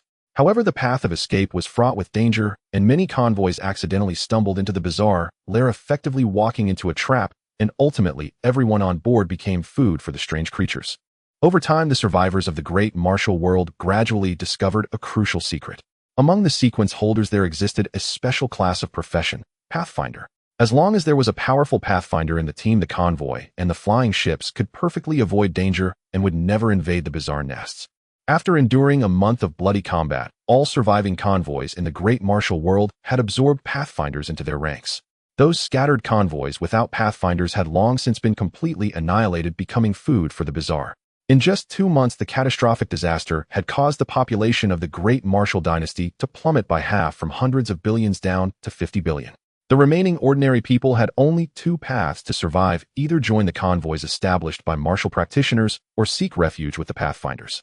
After years of relentless research and modification by Dr. Lan, the great martial world produced a total of 100 million Pathfinders. Among them, there were as many as 10,000 Sequence 5 experts and 100 top Sequence 6 masters. Originally, Dr. Lan had the capability to cultivate the first Sequence 7 powerhouse of the great martial world, but the crucial Royal Advancement Potion was secretly stolen by Jiang Han's system, completely severing his path to promotion. Though Dr. Lan and Ji Qingtian both possessed the cultivation of a martial emperor, he discovered through blood tests that his blood activity was far inferior to Ji Qingtian's. He repeatedly researched his own blood and ultimately confirmed that it was due to his advanced age and bodily decline that he could no longer refine the royal syringe. Dr. Lan often stood alone by the landing window of the spaceship, contemplating one thing. After enduring such a world-ending calamity as the human emperor, Ji Qingtian should sacrifice himself for the greater good, willing to offer his blood for mass production of the royal syringe to strengthen humanity's combat power. Every time he thought of the mass production of the royal syringe, an expectant smile would appear on Dr. Lan's face. Meanwhile, Jiang Han's pioneer convoy encountered a deadly crisis. This time, the bizarre race set a deadly trap, sending out 3 bizarre squads to form a triangular encirclement, completely sealing off the convoy's escape route. In a life-and-death moment, Jiang Han hurriedly shouted, "Zhao Taizhu, what should we do? Which way should we charge?" Zhao Taizhu quickly surveyed the battlefield and immediately responded, "West. Charge west." Jiang Han immediately issued an order to the vehicle. Tuanzi, break through to the west at full speed. Ram through any obstacles. Tuanzi manipulated the RV, instantly unleashing its speed, charging madly toward the west. The several low-level bizarre creatures blocking the way were directly killed by the RV's alloy ram, with the system's kill value notifications ringing continuously in his mind. Irritated, Jiang Han shut down all system notification sounds. "Qingyan, let's go. Follow me to kill the bizarre." Lin Qingyan nodded, immediately following closely behind Jiang Han, and leaped onto the roof of the RV. Lu Yin and Jingang also quickly rushed to the roof to join the battle. Both Jingang and Lu Yin had now broken through to Sequence 5 fourth transition. Jiang Han's convoy thus boasted 4 Sequence 5 powerhouses possessing formidable combat strength. Zhao Yali was not to be outdone and quickly jumped up as well. She was currently a Sequence 4 third transition wielding a top-tier Sword God sequence with an attack multiplier that was extremely terrifying, her explosive power comparable to that of Sequence 5 Jingang. As long as any Bazaar attempted to climb onto the vehicle, the 5 of them would join forces to kill it instantly, with none able to approach the vehicle even a step. Just then 5 vicious spirit-level Bazaar creatures lunged at them. Jiang Han swiftly drew his blade, sweeping it horizontally, directly slicing all 5 Bazaar creatures in half and killing them instantly. Looking at the fallen Bazaar corpses, Jiang Han frowned slightly. More of these ghostly things. As soon as he finished speaking, a sinister red figure flashed into view. It was the old foe, the vengeful spirit-level Bazaar bride. After consecutively slaying several waves of Bazaar, Jiang Han's kill value successfully surpassed 1 million. This amount was enough to exchange for a king's syringe. However, the breakthrough for the king's syringe required a long time for refining and would not be suitable for the current dire situation. Time was of the essence. Jiang Han immediately instructed the others, "You 4 hold off all the Bazaar with all your strength." After saying this, he quickly dove into the RV's storage area to retrieve the black and white heavenly blade. He already knew that merging with the forbidden level Bazaar arm required exactly 1 million kill value. Originally, he had planned to wait for Master Su to break through to Sequence 7 before merging, but now the crisis was imminent, leaving no time to wait. System. Merge immediately. Right now. With Jiang Han's command, 1 million kill value was instantly cleared. The forbidden level Bazaar arm completely fused with the black and white heavenly blade. In that instant of fusion, a thick pitch-black Bazaar mist enveloped the blade, its power surging dramatically. The ranking of the black and white heavenly blade was directly refreshed, placing it at the 22nd spot on the list of extraordinary items, ousting the previously listed treasures. Feeling the surge of power from the treasured blade, Jiang Han laughed heartily, his figure flashing as he reappeared on the roof of the RV. At this moment, Lin Qingyan, Lu Yanjingong, and Zhao Yali were all being pressured and attacked by the Bazaar bride, with Jingang acting as a meat shield battered and torn apart by the Bazaar bride. With the black and white heavenly blade held before him, the oppressive aura of the taboo swept out in all directions, causing all the low-level Bazaar nearby to tremble in fear, not daring to approach even a step. Currently, the spatial barriers of the great martial world were extremely solid, and the Bazaar could no longer traverse the void as they did during the Blue Planet era. Even the vengeful spirit-level Bazaar bride could only rely on short-distance ground teleportation. Looking at the Bazaar bride, Jiang Han shouted in a deep voice, just in time. The Bazaar bride had originally been confident, thinking that her team's realm suppression would easily allow her to devour this convoy.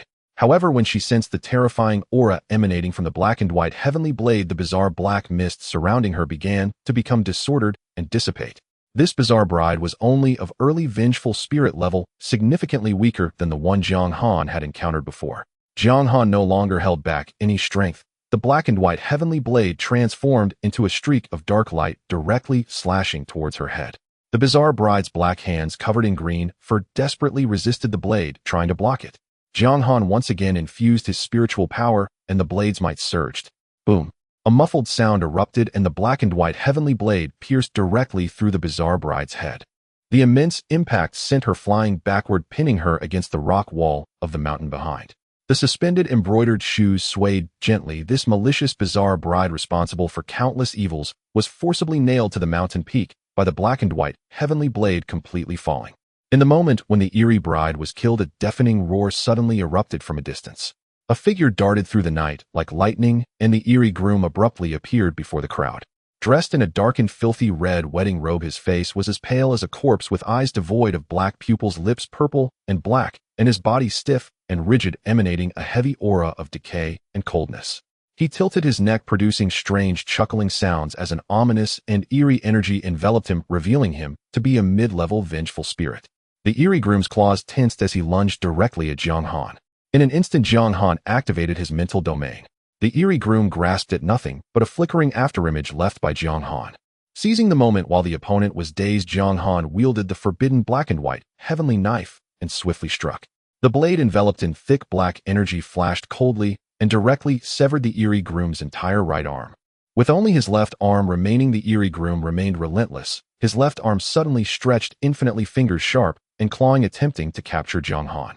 Jiang Han wielded the black and white heavenly knife, soaring into the air, colliding explosively with the extending left arm. With a loud bang, the entire left arm was instantly blown into a mist of blood. With both arms destroyed, the Eerie groom's head suddenly detached from his neck and lunged through the air, opening its wide mouth and fiercely biting at Jiang Han's neck. The forbidden black and white heavenly knife was terrifyingly powerful. With one strike it split the flying head. To his surprise, as the head fell, a new one sprouted from the Eerie groom's neck, moving even faster with a gaping maw lunging at Jiang Han to bite.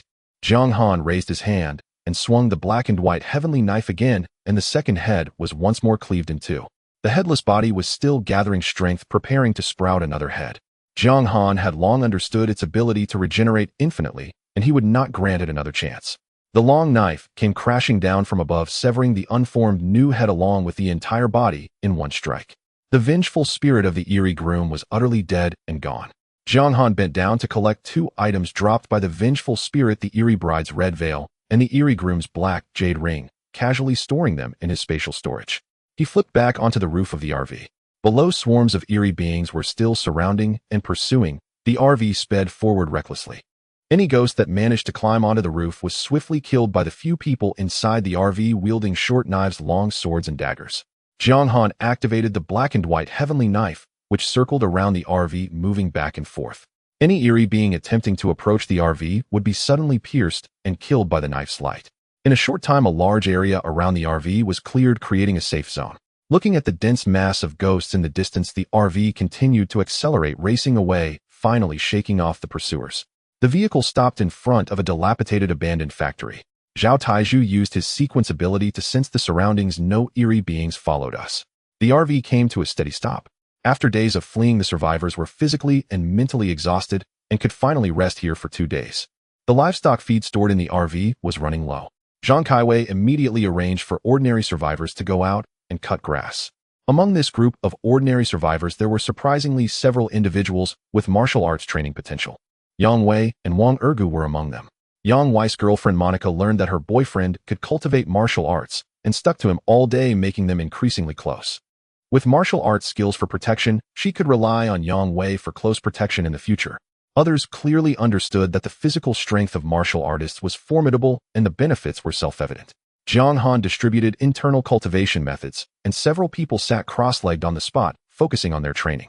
Yang Wei and Wang Ergu were the first to break through, entering the first realm and successfully condensing innate true qi within their bodies, finally possessing basic self-protection power. Aside from these 10 survivors who successfully cultivated innate true qi, the remaining ordinary people gritted their teeth and persisted in their meditation practice. No one among the sequence holders interfered with this internal cultivation. Sequence holders relied on their extraordinary powers to fight. In terms of purity of strength and destructive power, they far surpassed the same rank innate true qi. Observing the enthusiasm of everyone training, Jiang Han took out the external cultivation manual for the horizontal training of the golden body. This external cultivation method belonged to a painful and torturous practice, and the entire training process required massive amounts of rare resources for assistance. The first level's training method was simple and brutal: steady the stance, and let Lin Qingyan beat his body with a wooden stick. Sequence holders inherently had superior physical bodies, but their advantages were limited. In past battles with Eerie beings, close encounters relied solely on the external extraordinary shield for protection. As long as the shield was intact, they would remain unharmed.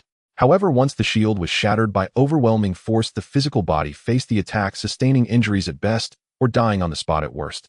Jiang Han practiced this method, sacrificing the extraordinary protection and enduring blows to strengthen his body. As the wooden stick struck him repeatedly, Jiang Han winced in pain, gritting his teeth to endure. Lin Qingyan felt pain watching him and unconsciously softened her grip. After half a day's training, Lin Qingyan was drenched in sweat, while Jiang Han's body was bruised and battered. This method of painful endurance had persisted for 3 to 4 days with no changes to his physique. The horizontal training golden body had 4 levels: iron body, copper body, silver body, and golden body. The names of the realms were not based on the hardness of the body, but were simply named after the metal's value in this martial world, so one should not be misled by the names. In the martial world, everyone revered martial arts, but almost no one was willing to practice this self-inflicted suffering external cultivation, as most people preferred internal cultivation. In the eyes of ordinary people, internal cultivation produced innate true qi capable of injuring foes from a distance. Practical and elegant, external cultivation, aside from being physically tough, had no highlights. In reality, internal and external cultivation paths converged. When practiced to a profound level, external cultivation could also condense innate true qi, projecting invisible true qi to strike opponents from afar. However, the training process was too grueling, coupled with the scarcity of rare herbs leading to its gradual decline. Right now, Jiang Han sought only to break through the first level of iron body, needing not only to endure blows for tempering, but also requiring a large amount of herbs to nourish his body. Jiang Han instructed the survivors going out to cut grass. If you encounter any precious herbs, bring them back as well. Lin Qingyan gently massaged Jiang Han's bruises, while advising Han Ge this external cultivation is truly too torturous. Why not stop practicing? With your sequence holder strength, you already crush most people. Jiang Han chuckled and replied, Qingyan, you don't understand. Once I master external cultivation, my body will be as strong as iron. Once I am robust, I can better protect you. The benefits are for you to savor. Lin Qingyan's cheeks flushed, and she huffed in annoyance. Han Ge, why are you becoming more and more inappropriate? Yet thinking of Jiang Han's body being forged into an indestructible form, she secretly felt a hint of anticipation.